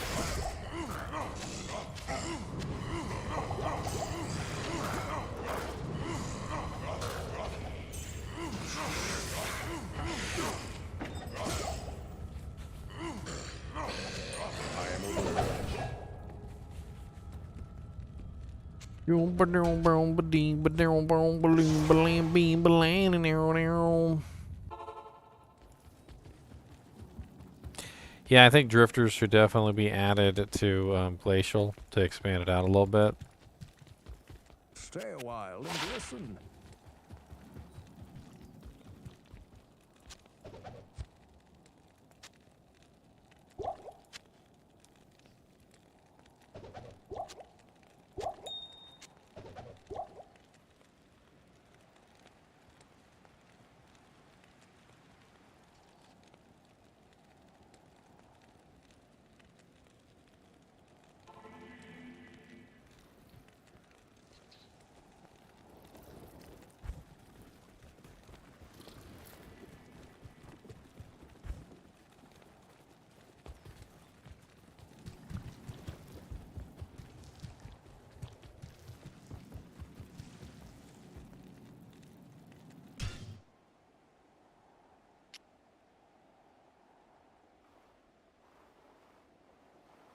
That's right, I give you a kiss. What you gonna do about it?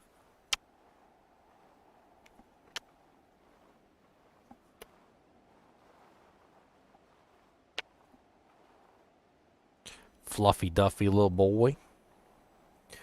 Fluffy Duffy little rat. Guess a fluffy Duffy little rat. He says, squunka dunka dunka, don't tell me what to do. So I'm going back in here, they can't tell me nothing.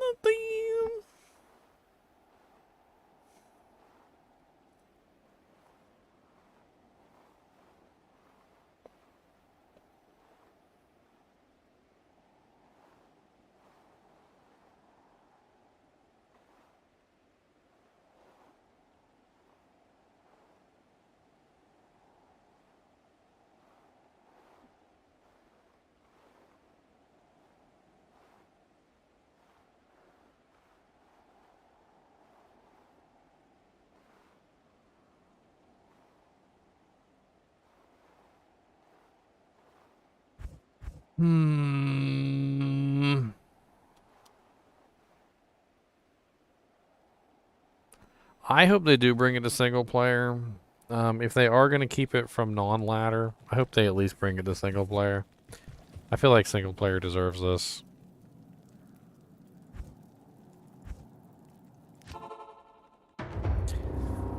Dang, chinchilla fur in my eye. Always in my eye. And I can never seem to get it either. Like, it's always, like, right there.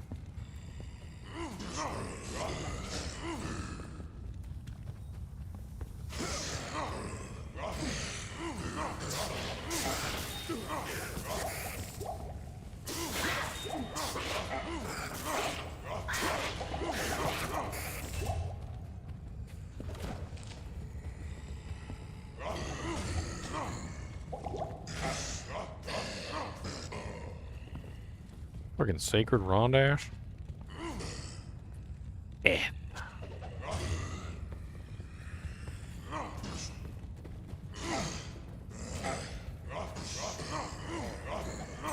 Nah, because it's obviously global, so they're not going to create a system like that for something that's global.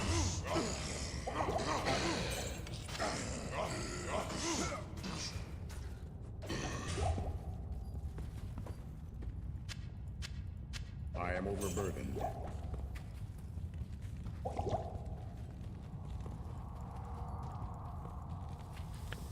You know, it's interesting that we didn't have any information about new rune words, so I don't know. Maybe we're not. Unless they intend to add those dramatically. They could be something that they're going to add dramatically later. I mean, the way that they announced the rune words last time was Dull Rune hater. The way they announced the rune words last time was through content creators. So they gave one rune word to each content creator to release, and they kind of like filtered them out slowly. They could be planning on doing the same thing. I don't know.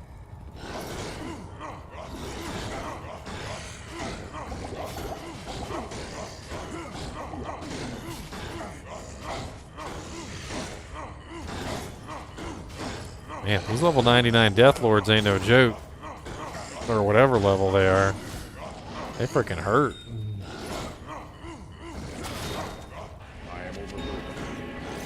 I am overburdened. These freaking Death Lords are ouchie.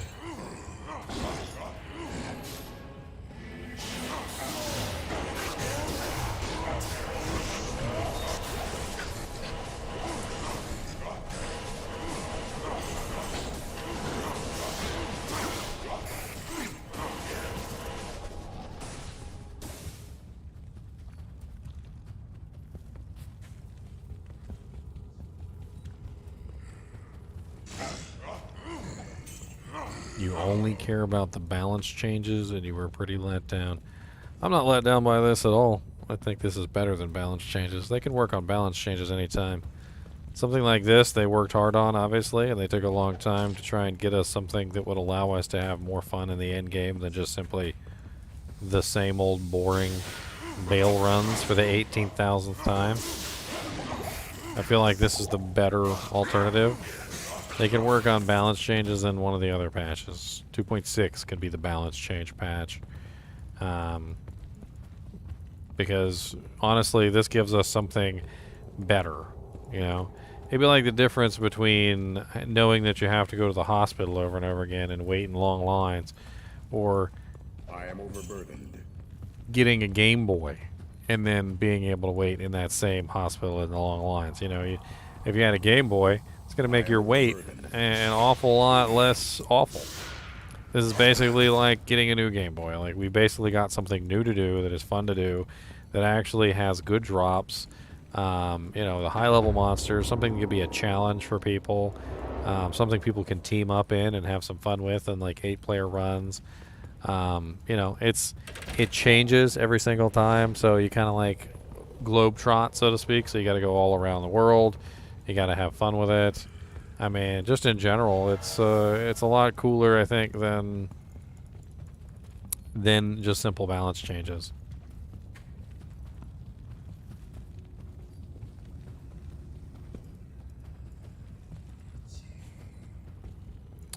What? All the feedback in 24 hours? Sure, let's go. I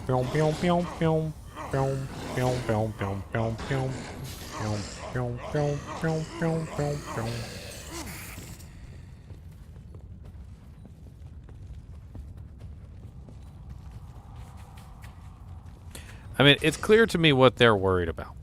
If you guys can't tell, what they're worried about is they're worried about the zones being too difficult. And how do I know this? It's simple. When you enter a zone of terror, a terrorized zone, the zone's under the effect of the influence of Diablo, the Lord of Terror. A special sound goes off. A special graphic appears on the screen. They want you to know that you're in the terror zone. And this tells me that they're afraid that the terror zones might be too difficult. And if you're listening, Blizzard, let me tell you, they're not difficult enough. I would definitely bump them up a little bit. Give the monsters a little bit more damage. Give the monsters, you know, like more density, higher density. There's a couple other things you could do. Put a little boss monster in here. Like, make it a little bit more difficult. We can handle it. Like, we ain't scared. We ain't scared. We ain't scared. We ain't scared.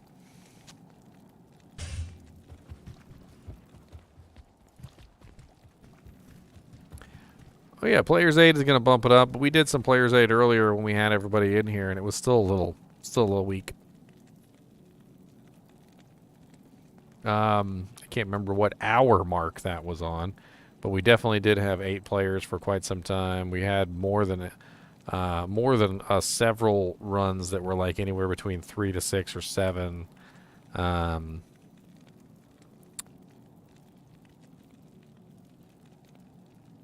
10 times density mob. I can't really see what good arguments they would have. That feature that we wanted didn't get added. That's probably the breadth of what they're saying. I mean, something else to do with the end game besides Bale, Neelathak, and Diablo runs is absolutely welcome. I don't really see how you can be negative about that. The ability to finally keep your Iron Golem, the ability to finally keep your Valkyrie. I mean, they were focused on creating a new, like, good endgame system, which actually is fun to play and utilizes existing assets. Not only does it utilize existing assets, but it promotes you to go places that you might not otherwise go. I mean, at the very beginning, we were in the jail level 1. How many times do you go to the jail level 1 of your own volition to farm? Rarely ever, right? In fact, most people don't even get the waypoint for jail level 1 because they're like, psh, who's going to go to the jail level 1? Not me. So literally, this mod has this end game thing has already created a situation where people are going back to areas where they don't go to. And the reason why people don't go to jail level 1 is not because it's a bad place to go. It's because it's a low-level area and it doesn't drop the items that they want. But this mod literally changes that.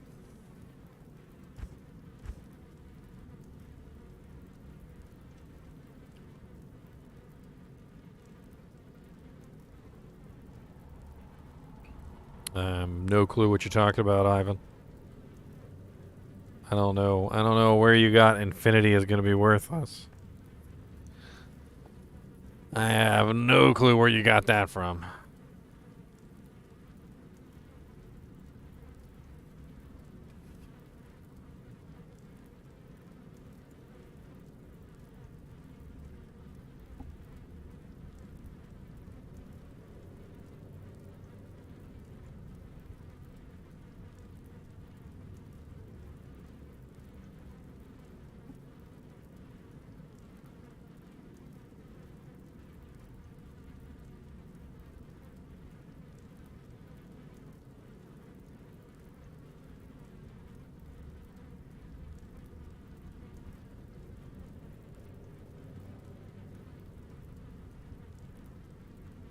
All the zones are different, so literally every single zone is going to have different immunities, so that doesn't make any sense whatsoever. So literally every single build is going to have a specific zone that's going to be good for them. One of the zones is literally Maggot Layer. It's literally on the list. Maggot Layer is literally one of the ones on the list, which means Hammerden can't even go there. So, like, entrenching the meta builds isn't even really a thing, because technically there's going to be zones that are going to be really crappy for the Hammerden, and there's going to be zones that are really good for the Hammerden. There's going to be zones that are really good for some characters and really bad for others.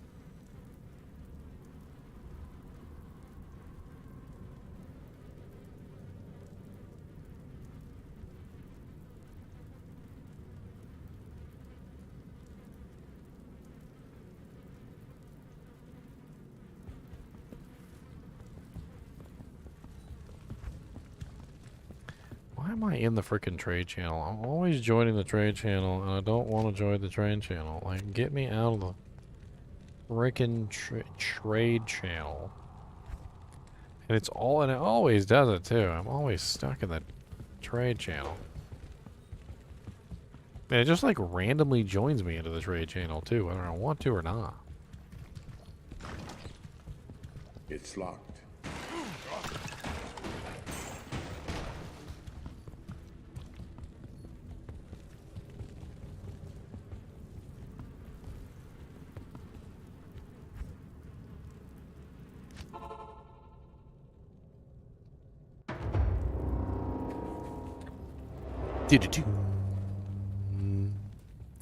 Let's go to the next one, shall we?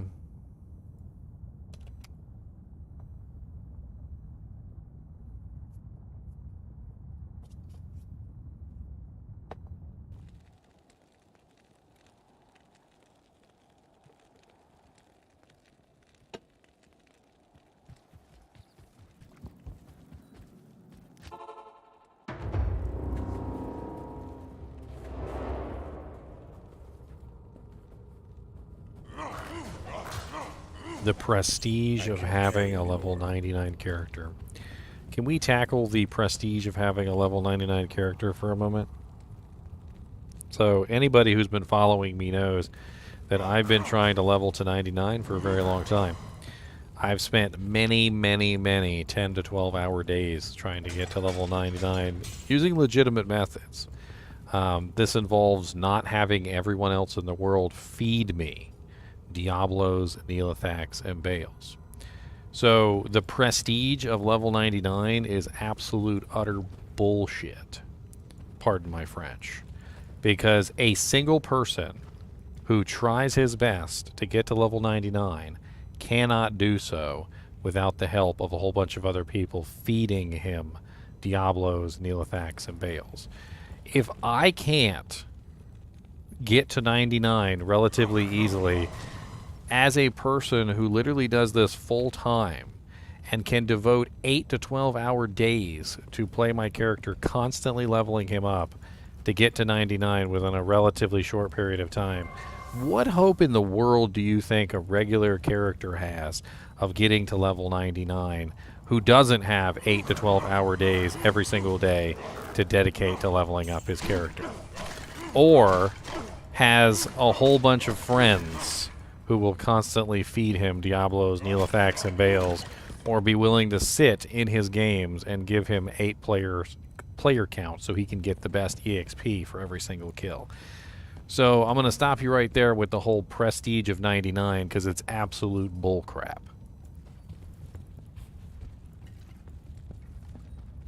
This doesn't have anything to do with not seeing them very often. It has to do with the fact that the only people that get to 99 are the ones that literally exploit the ever-loving crap out of the system, and it's never done solo legit.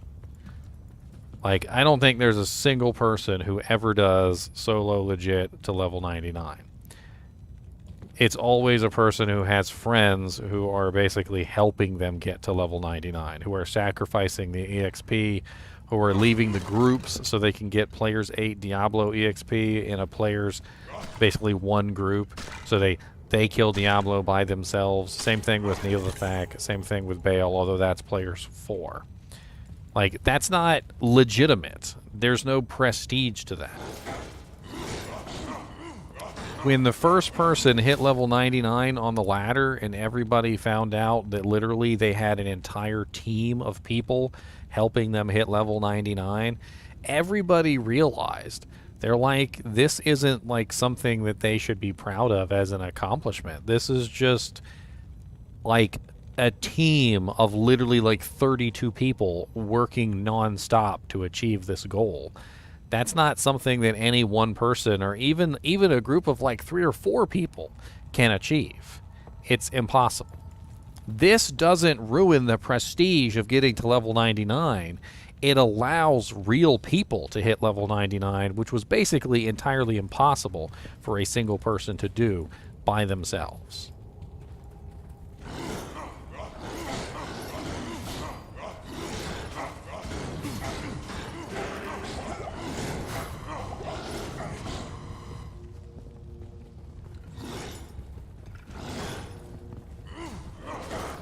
These freaking Death Lords are killer.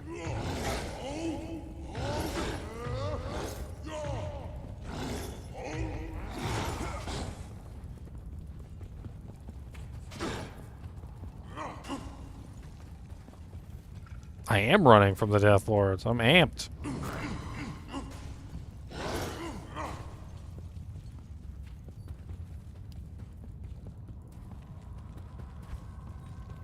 Freaking evil Death Lords.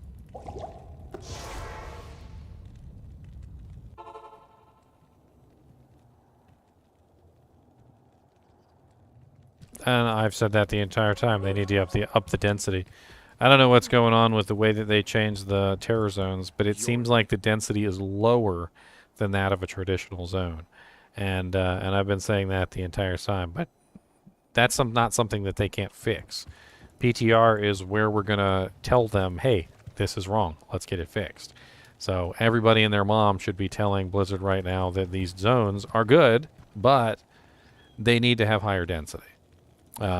They don't even seem to have the same density as a regular zone. It's really strange because, like, normally when I go to LK, there's like millions of bugs and scavengers and things everywhere. But like earlier when I was doing LK, there was like nothing there. So yes, that is a very legitimate thing that the density is not high enough. I've been saying it like the entire stream. I've probably said it so many times that people are sick of hearing it. Because I literally have been just like saying it repeatedly. I'm like, oh yeah, and it needs more density. Oh yeah, it could definitely use more density. I'm pretty sure I even commented on the forums that it could use more density. The density is definitely low. I don't know what's going on with it there.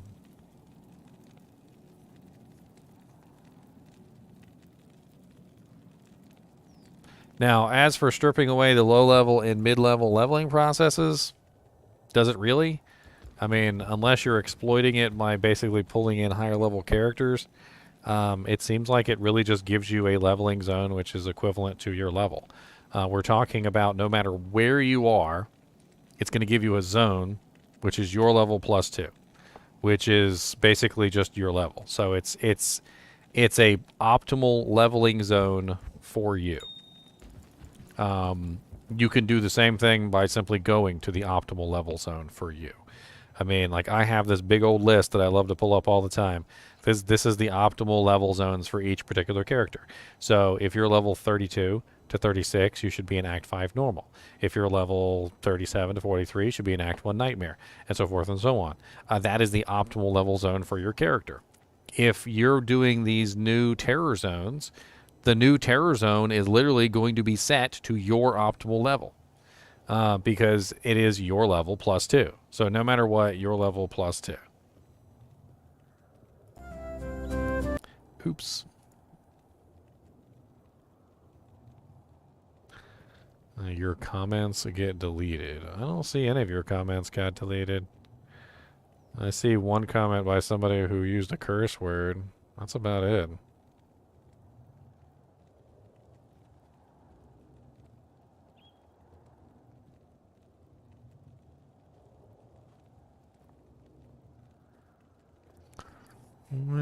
Scroll back as far as I can. Yep, there's no deleted comments.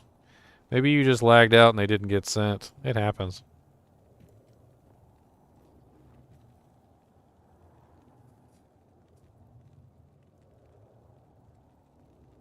I pressed the big red button. No, there's no currency tabs, no quality of life changes. They pretty much said that they were focusing on this big update, and they did a good job with the big update. There were a couple little changes in 2.6, but for the most part, it's focused on this terror. The terror is the thing that they're focused on.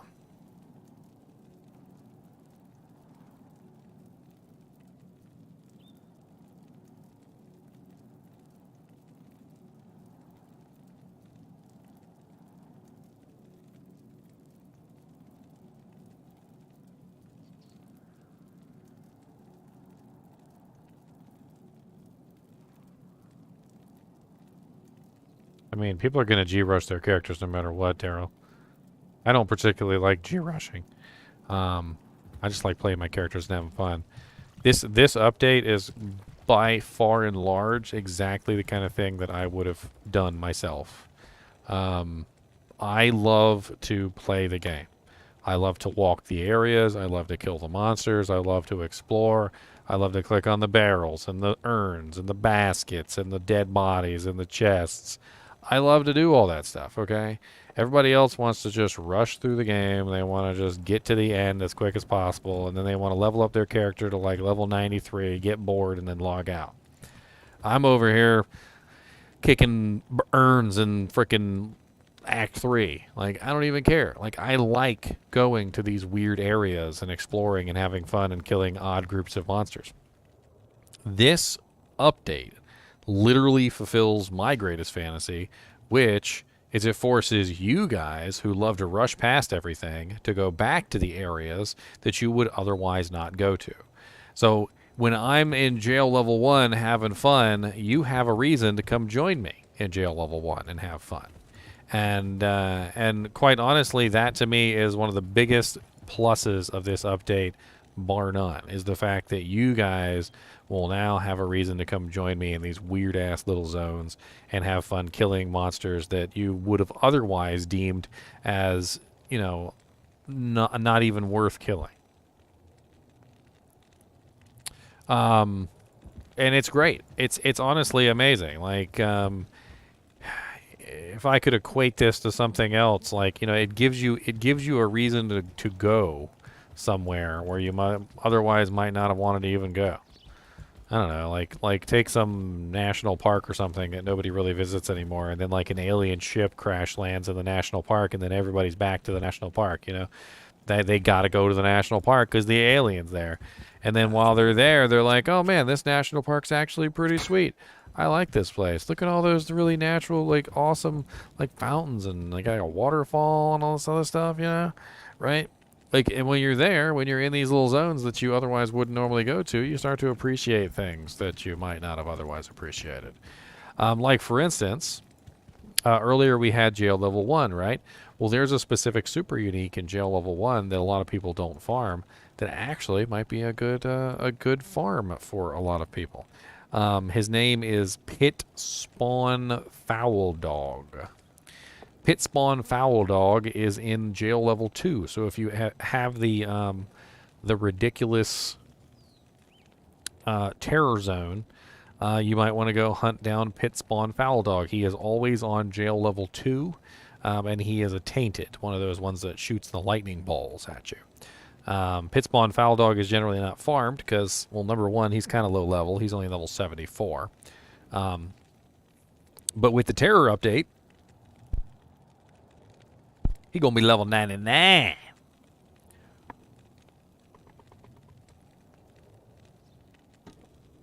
Y'all gonna laugh at me, but I like Act 3. I really like the city in Act 3. The city in Act 3 is really fun. I also really like Alcor. He's hilarious. And I mean, while I don't really like the swamp zone, I think the city and Act, and honestly, some of the people in Act 3 are just really cool. The quest in Act 3 is pretty neat too, although it is a little tedious, and everybody just wants to skip it.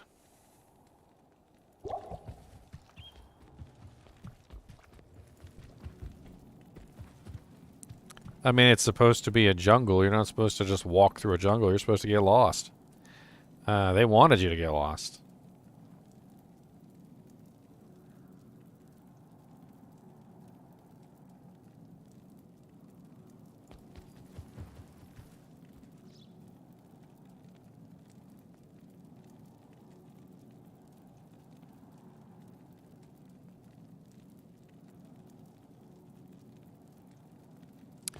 Honestly, I plan to write up a really long forum post, which will probably get bashed supporting the patch. I don't really know how well the forum post is going to do, because I know there's probably people out there who are going to poo-poo anything. But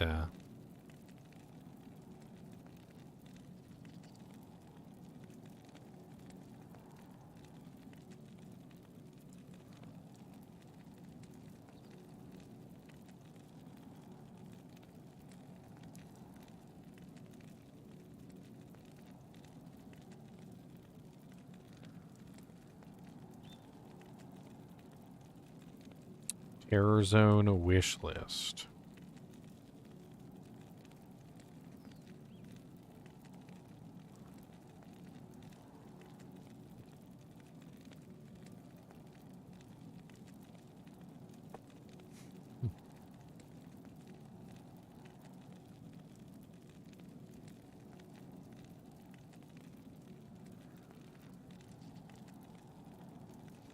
A lot of people are calling for the Terror Zone to be even harder, which I said already as well. The Terror Zone needs to be more difficult. The more difficult, the better. A lot of people are well into this. Some people are also calling for the Terror Zones to only be accessible if you've beaten Hell Bale, which doesn't make a lot of sense because there's normal Terror Zones and there's Nightmare Terror Zones. So I guess maybe you could lock it to normal Bale, Nightmare Bale, and Hell Bale. That might be a little bit more interesting. That could fix some of the leveling issues where people are bypassing certain levels very quickly. I could see that maybe. Hell Bale, Normal Bale, and Nightmare Bale being the gates for the Terror Zones in the particular difficulty settings. But then how would you police somebody else making a game with Terror Zones enabled and then you joining said game? It would be like the cow level, right? So the person who has killed a Normal Bale can make the cow level, but the person who hasn't killed Normal Bale can still enter the cow level if the person who has killed Normal Bale makes it. You know what I mean? So it's probably going to be a situation like that. Even if they do gate it, it will still be like, okay, well, if I created the game and I have, such and such. But then there could be some other issues with that. So if like a high-level character creates the game, then the Terror Zones are going to be linked to the high-level character's level, and they're going to be the highest level version of the Terror Zones possible, which could also potentially screw things up there. Yes, Moo Moo Farms is one of the Terror Zones. We've been waiting for it to go to Moo Moo Farms all night, and it has not gone to Moo Moo Farms, and I'm very upset because I can't just stream forever. I mean, 36-hour stream seems like a long time. Mr. NiNi, can you do 36-hour streams? He said, boy, what? He said, no, we ain't doing no 36-hour streams now. That's a little bit too much. He said, we can't do that. It's I need to eat, and I need to poop, and I need to take a tinkle.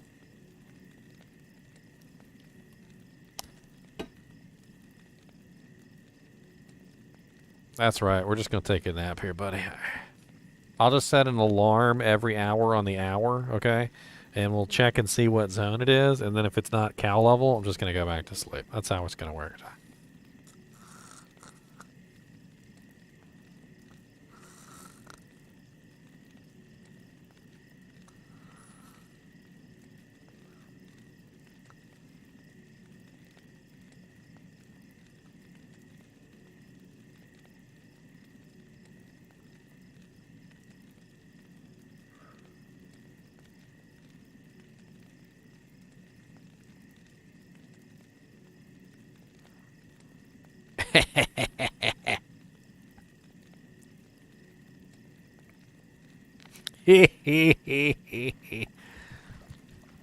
Like, is he just sleeping on stream? Dang. Dang ba dang dang dang dang ba dang dang dang dang dang dang dang ba dang dang dang ba dang dang dang dang ba dang dang dang dang dang dang dang. Oh, shoot, somebody became a member. Thank you, Joe Claremont. I didn't see you became a member, sir. I was busy in other tabs. But now you have access to all of the meme emojis. Yes, you have access to the meme emojis like the crying frog. The frog that cries. Do you know the crying frog? Do you know? Do you know the crying frog? Do you know the cry frog? Mr. NiNi, do you know the cry frog? Do you?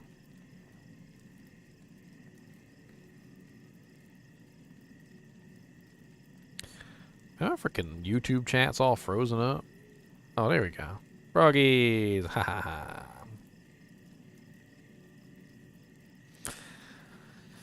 Cry frog. He's saying. I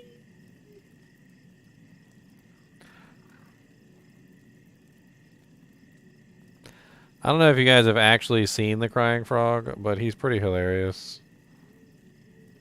Like, up close.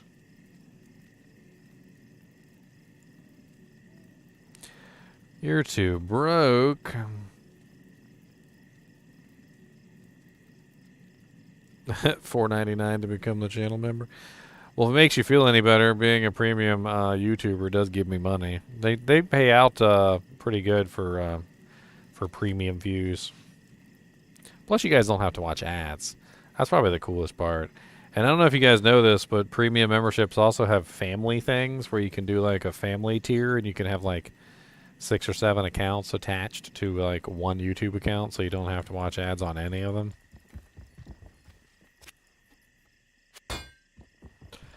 All right, we're 5 minutes out from the next zone. 5 minutes out from the next zone. 5 minutes out from the next zone. I almost leveled this barbarian up. He's almost level 86.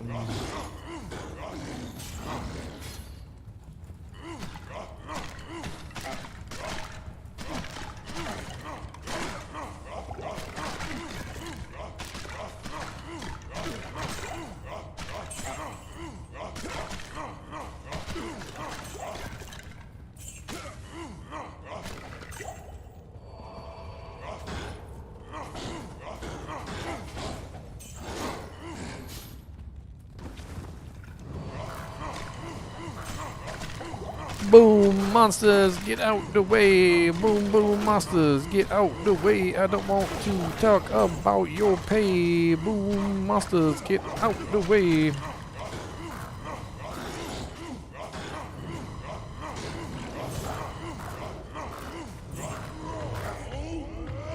I need mana.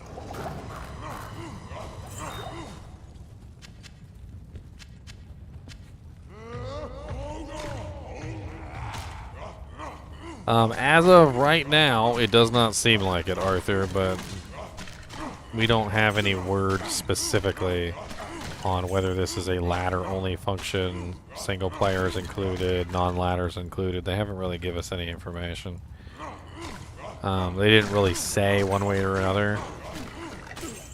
One thing I probably should do is refresh the patch notes page, because sometimes they will change information on the patch notes page after it's released to include bits of information like that.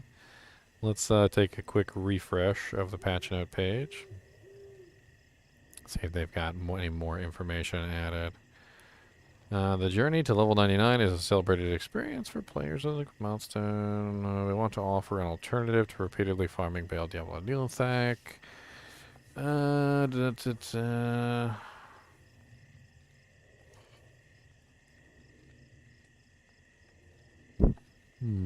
It does not.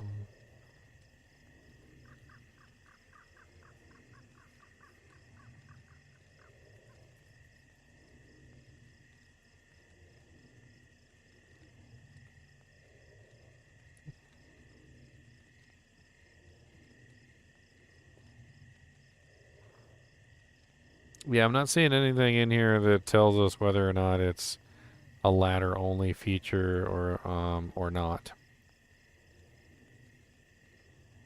Nothing really.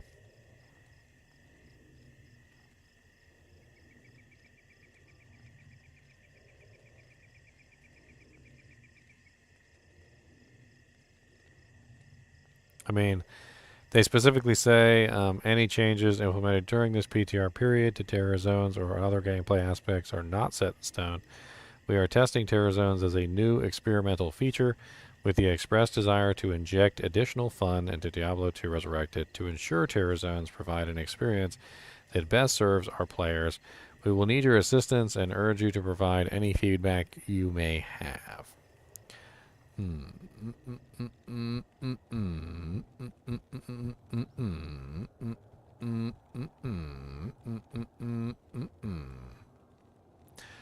Well, definitely, I believe they should tie together Black Marsh and Forgotten Tower. They seem to have a lot of these like cave areas tied together. I think Black Marsh and Forgotten Tower should be tied together.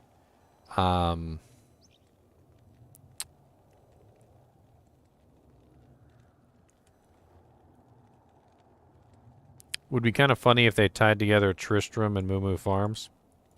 I think that would be interesting as well. They have all these zones, but I kind of feel like they could tie some of these together to shore up the list a little bit. Definitely, I feel like Glacial Trail should be including the Drifter Cavern. I don't know why Glacial Trail isn't including Drifter Cavern. It definitely should. Frigid Highlands should probably include Abaddon, which is that little zone that you can go through. And not here, John. I like it. I like it. Oh, it's Lower Kurost again. Burns.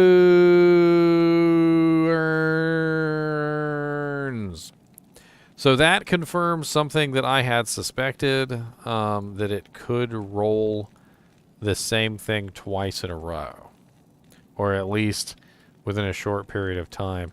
So we just ran Lower Kurost 1, 2, 3, 4, 5 hours ago. We had Lower Kurost, so we're at Lower Kurost again.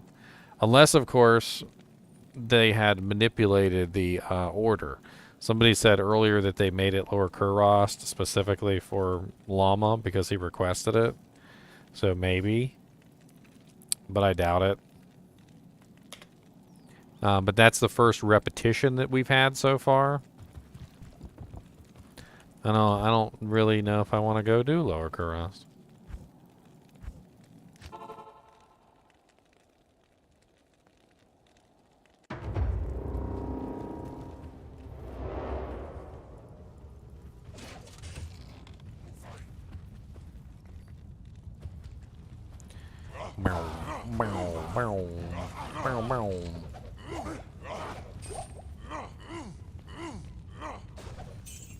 You know what we could do? We could do some videos. How about that? We'll do some videos.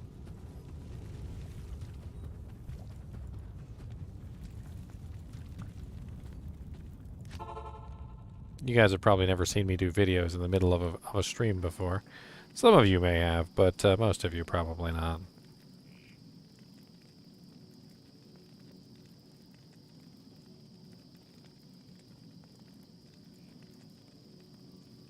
Sleep. Sleep is for fools. For fools, I say.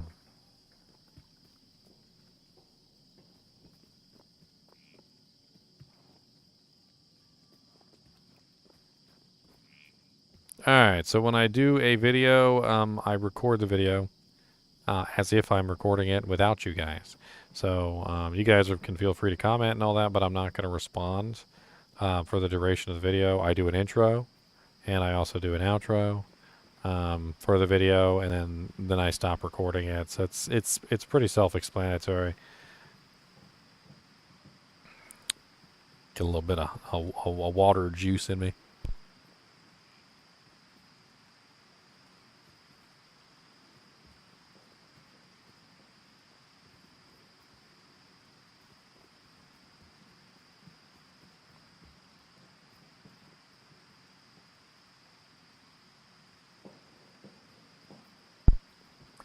Alright, here we go. A 1, a 2, a 1, 2, 3, 4.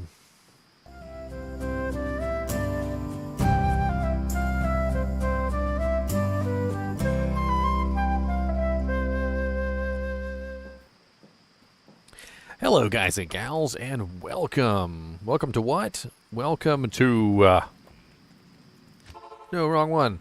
Welcome to Terror Zones. That's right, Terror Zones. So the addition of Diablo 2 Resurrected patch 2.5, the big feature that everyone has been waiting for, that nobody really quite knew what it was, is Terror Zones. Terror Zones are a really cool new feature that Diablo developers have come up with that essentially allows them to create a zone that is a sort of a scaling zone with your particular level. And for that reason, I'd like to take you over to the website so we can talk about the terror zones and get a good idea of, you know, what's going on with them. And I've paused the recording right now, so you're seeing things that you wouldn't otherwise normally be able to see. And I'm going to bring up the recording here, or the window, which is right here.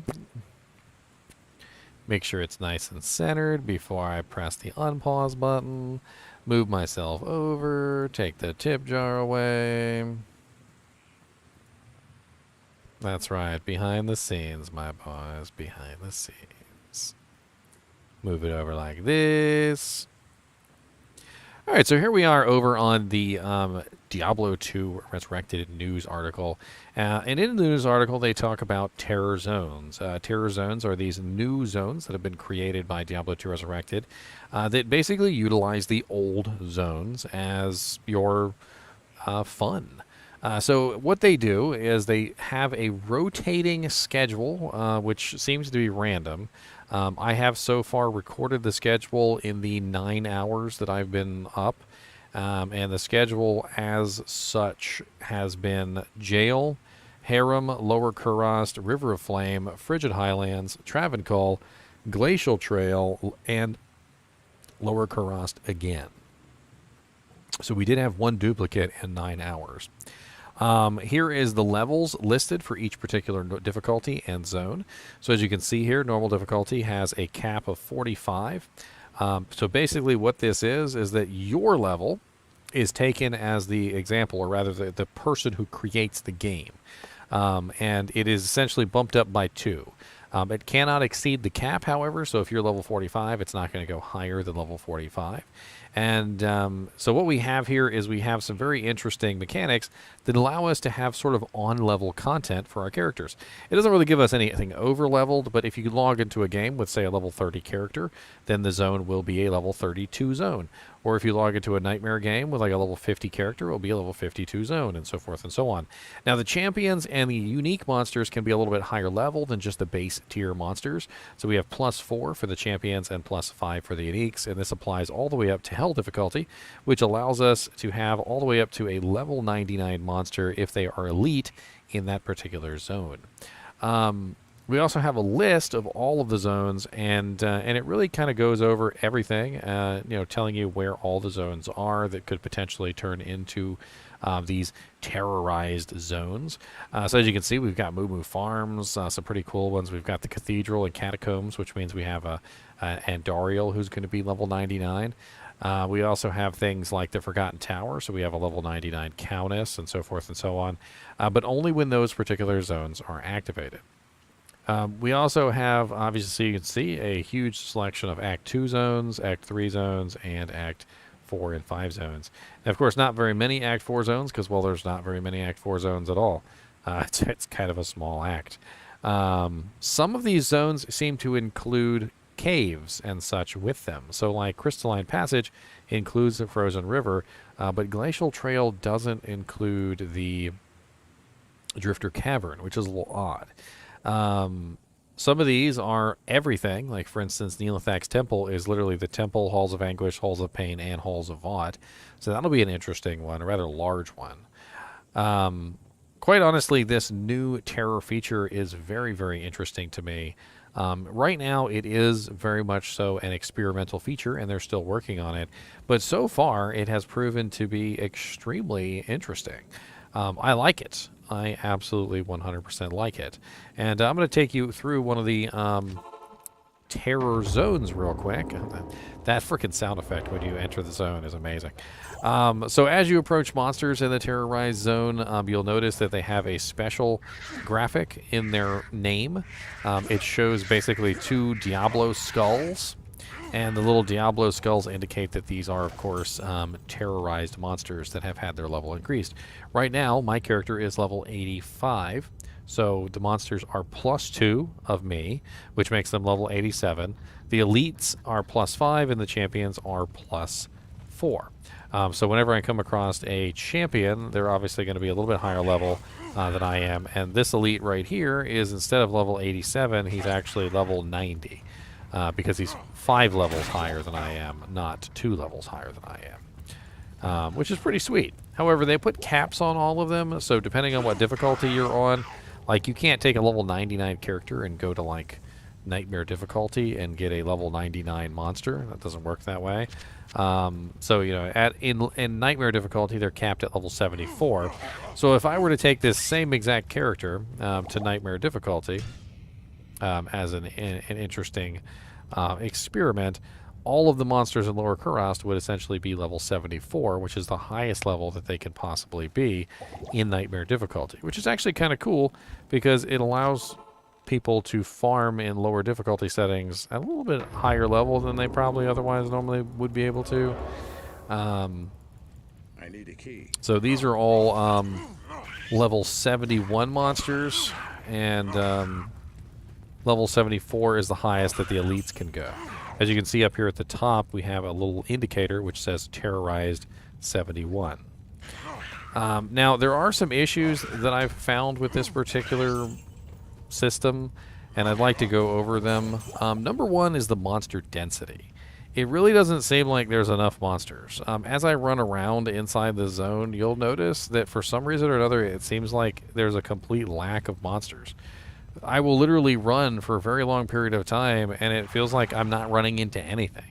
And I don't know if this is a bug in the PTR or if this is something wrong with the terror like mechanic, but like you won't come across monsters very often in these zones. And the weird thing is that me, myself, and other people who I've talked to have kind of said the same thing, is it seems weird because the areas tend to have a higher density than this normally, but it's like the density has been lowered specifically for the terrorized zones. And I really feel like that is something that they need to address. Because the density is so low in these zones that it's kind of sad. Like, you spend half the time running around and you don't even see any monsters. Another thing is that I'd like to see the difficulty bumped up a little bit. I like the general idea. I like the level 99 monsters. I like how difficult they are. But I'd like to see this zone have a little bit more difficulty. Because you're supposed to feel terror with these zones. They're terrorized zones, right?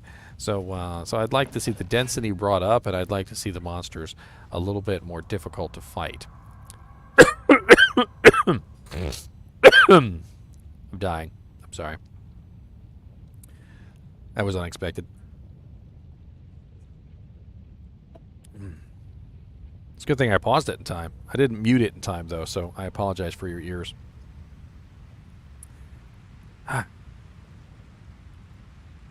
Another thing that I'd like to see is I'd like to see some kind of boss monster in here. I really like the idea of these terrorized zones, but I would really like to see like just some kind of like main focus to the zone, like once everything has been settled. Like, you got the monsters at the high level, you've increased, the difficulty of this particular zone.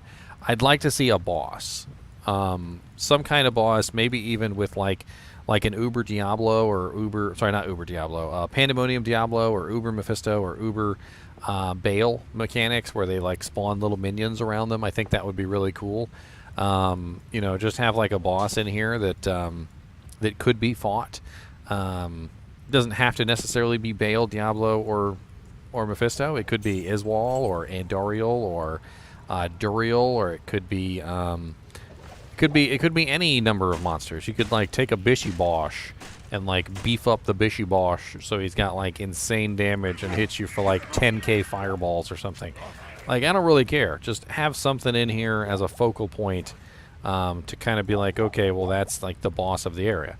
I mean, every area has something like this. Cow King has the Cow King, right? Chaos Sanctuary has Diablo. Catacombs has Andoriel.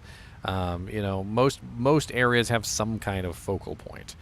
I think that would really make a good change to this particular feature.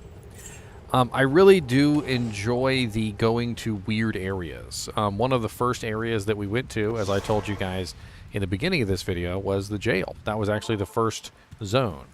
Not very many people go to the jail to farm. And I'm sure someone in the chat is going to say, I go to the jail to farm. But, like, the majority of the people never come back here. Most people don't even bother to get this waypoint because they know they're not going to come back here. But if there's level 99 monsters here to fight, then sure, you're going to come back here. Jail level 1, jail level 2, and jail level 3 are actually pretty good farming spots when they're level 99. There's a super unique in here called Pit Spawn Foul Dog. There are lots of ghosts, which means you get high rune drops, all sorts of interesting things. And speaking of drops, one of the things that we confirmed early on in our testing was that the monster's TC class actually does go up. So jail level 1 is a relatively low-level zone, and we confirmed that this particular zone's monsters had their TC class altered because we were able to find items that these monsters should not be dropping, that were way above their weight class, so to speak, in items. And this means that the increase in level actually does increase the TC class of the monsters and makes it so that you can find much higher level items in these particular zones than you otherwise normally would. Another very interesting benefit to this is that it makes it much easier to level to 99. Now, they have as much said this in the patch notes. They literally said, we want to offer an alternative to repeatedly farming Bale, Diablo, or Neelathak. We also want the journey to level 99 to be accessible to a larger population of players, full of variety, and most importantly, challenging. So basically what they've done is they've given us an alternative to farming Diablo, Neelathak, and Bale. And I think they've done a good job with it because not only does this give us somewhere else to go other than Diablo, Neelathak, and Bale when we're farming our butts off to get to level 99, what this also does is it allows us to have like a break in the monotony.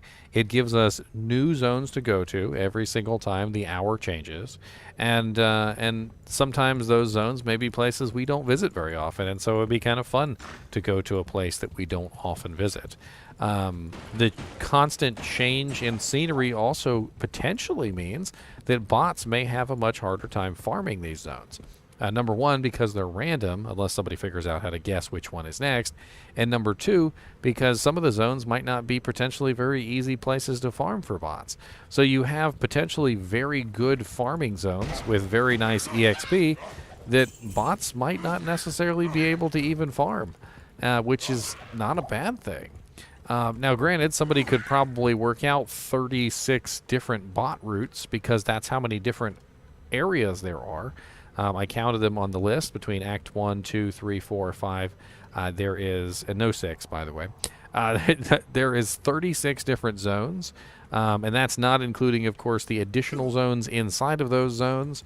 So, like, for instance, Worldstone Keep, Throne of Destruction, and Worldstone Chamber are all linked together as one zone. So when that comes along, you have access to all three. Whereas Glacial Trail is by itself, Frigid Highlands is by itself, and so forth and so on.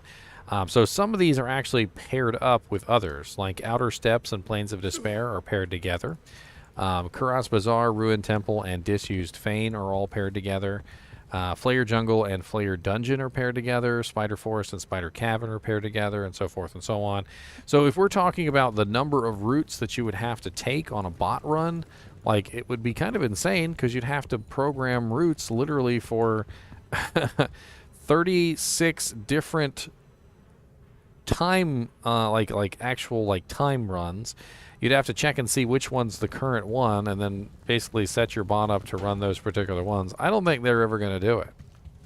I think the bots will probably just stick with the standard runs, and they'll probably ignore the terror zones, which is interesting. All in all, the terror zones, I think, I get a big thumbs up for me. They have accomplished many things. They have alleviated the boredom of Diablo, Bale, and Neelefek runs. They have promoted the gameplay of lesser used zones in the game, just in general, getting us to go to places like Jail Level 1 or even somewhere like Rocky Waste, where we wouldn't normally farm at all. Taking us out of the normal humdrum heyday sort of a lifestyle that comes with Diablo sometimes. And I think one of the really cool things about it is just simply having a new challenging place to fight in. Level 99 monsters are always going to be a little bit more challenging than, say, like on a level 87 monster. So if you're constantly fighting in Chaos, which is level 87, well, guess what? Now you're going to have Chaos, because Chaos is on the list. There is going to be a Chaos that is level 99. So we're going to have fun playing around with a level 99 Chaos run, and we could do that in P8, and we can have some fun with a level 99 Chaos run. A lot of these are going to be a lot more difficult, obviously, when you bump up the number of players. Well, one thing I'd like to see, and I was actually talking about this earlier, is an increase in difficulty, which I feel like would also help out a ton, because making these zones more difficult to play in could definitely promote players to play in them more, because people like challenges. They like challenges. I like challenges. I think you guys like challenges too. Anyway, as always, I do appreciate you guys and gals watching my videos, and if you want to see a more complete test of this particular terror feature, I have literally a 9.5 hour live stream that you can check out, where I literally go through most of these zones, check out all the stuff on multiple characters, and talk with you guys about it. As always, I do appreciate you guys and gals watching my videos. Be sure to hit that likes button, the subscribe button, and as always, keep watching.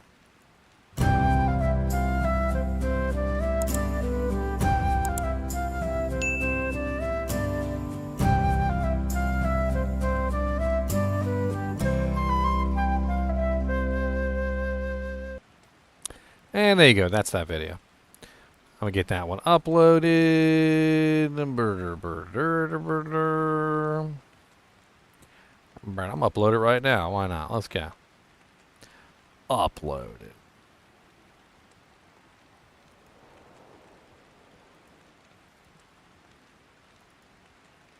I like that sound effect, though. I really do like that sound effect. It's very nice. It's a very nice sound effect.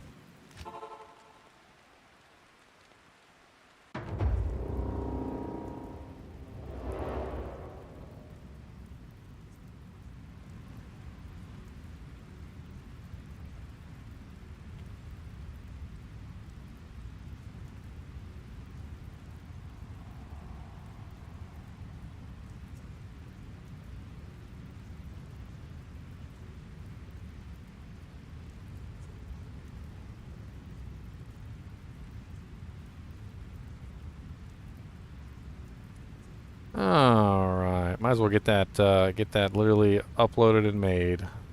I don't see any reason why not. Sooner I get it uploaded, the better, right? I'll just go ahead and post it as soon as it's ready. Had Jane be like, woo! Gonna be like, woo! I should probably make one on Metal Grid too, right? I feel like Metal Grid deserves one.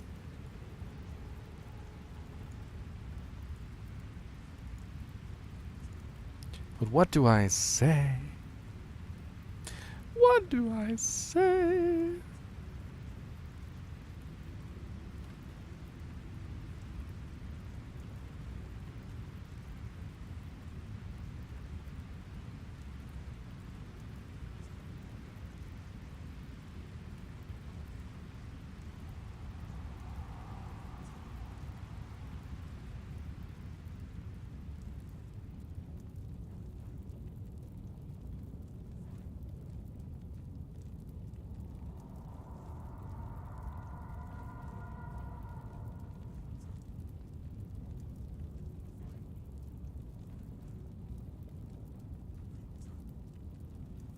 What I can do with it. What I can do. What I can do with it.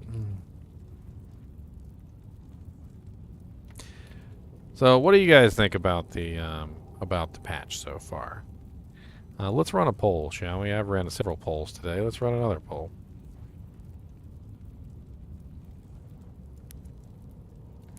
How do you like patch 2.5? Sucks.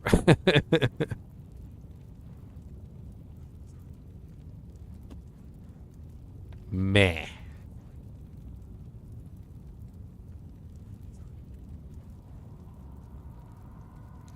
Man, the interface for the YouTube chat is so slow. It is so ridiculously so.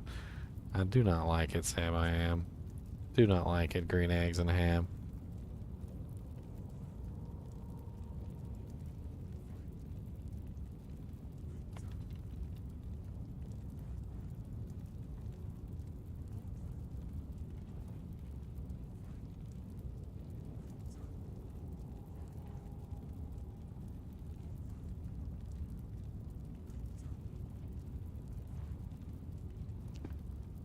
There you go. Poll is up for your viewing enjoyment.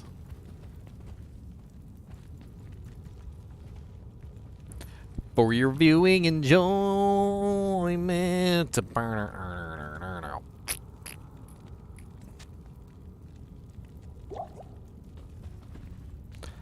Alright, I need some items, some random items to make metal grids out of, to make iron golems out of.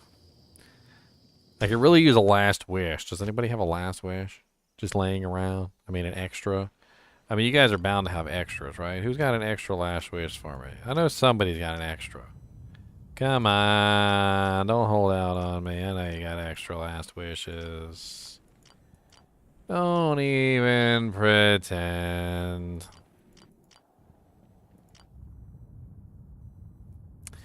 Don't even pretend. Don't even pretend. Don't even pretend.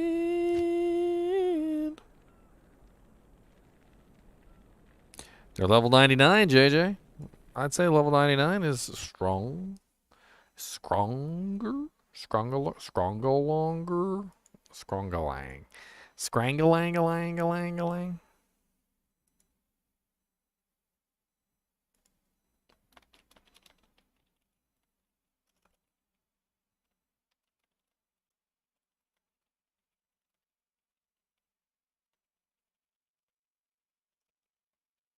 Mr. NiNi, where are you going? Where do you think you're going? Why are you trying to, like, run away? Get back up here and sit down. And be a good boy. You want to go inside my shirt? Go inside my shirt. You don't want to go inside my shirt? Don't go inside my shirt. I'm not forcing you to do anything, Mr. NiNi. I'm not doing a force. I'm not doing a heckin' force.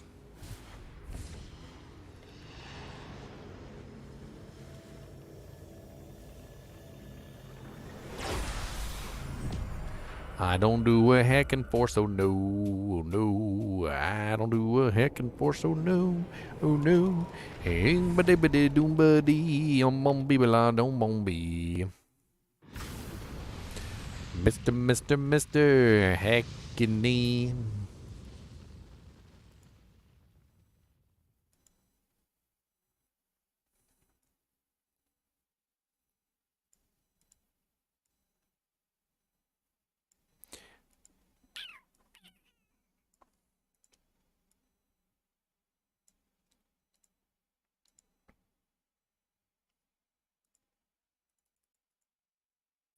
Is there any news on the latter season end? No. They haven't given us anything on that just yet. Where does Smiter at? Smeater? Where's Smeater? I deleted him and he came back? What? Didn't I delete him? Pretty sure I deleted him.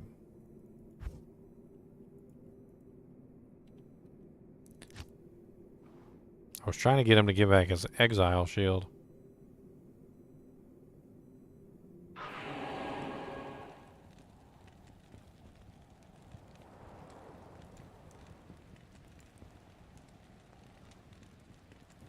Does he have his exile shield back? He does not. Why can't I refresh it? I thought I was supposed to be able to refresh these things.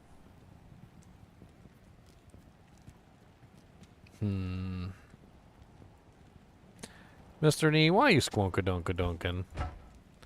You just a squonka-dunka-dunkin', and I don't know why. You're a squonka-dunka-dunkin', and you got a pizza pie, and you probably gotta go tinkle, and you're gonna tinkle on me. So do not do it, 'cause I don't want pee on me, oh Mr. NiNi. Don't tinkle on me, I don't need, don't tinkle on me. Don't do it. Don't do it.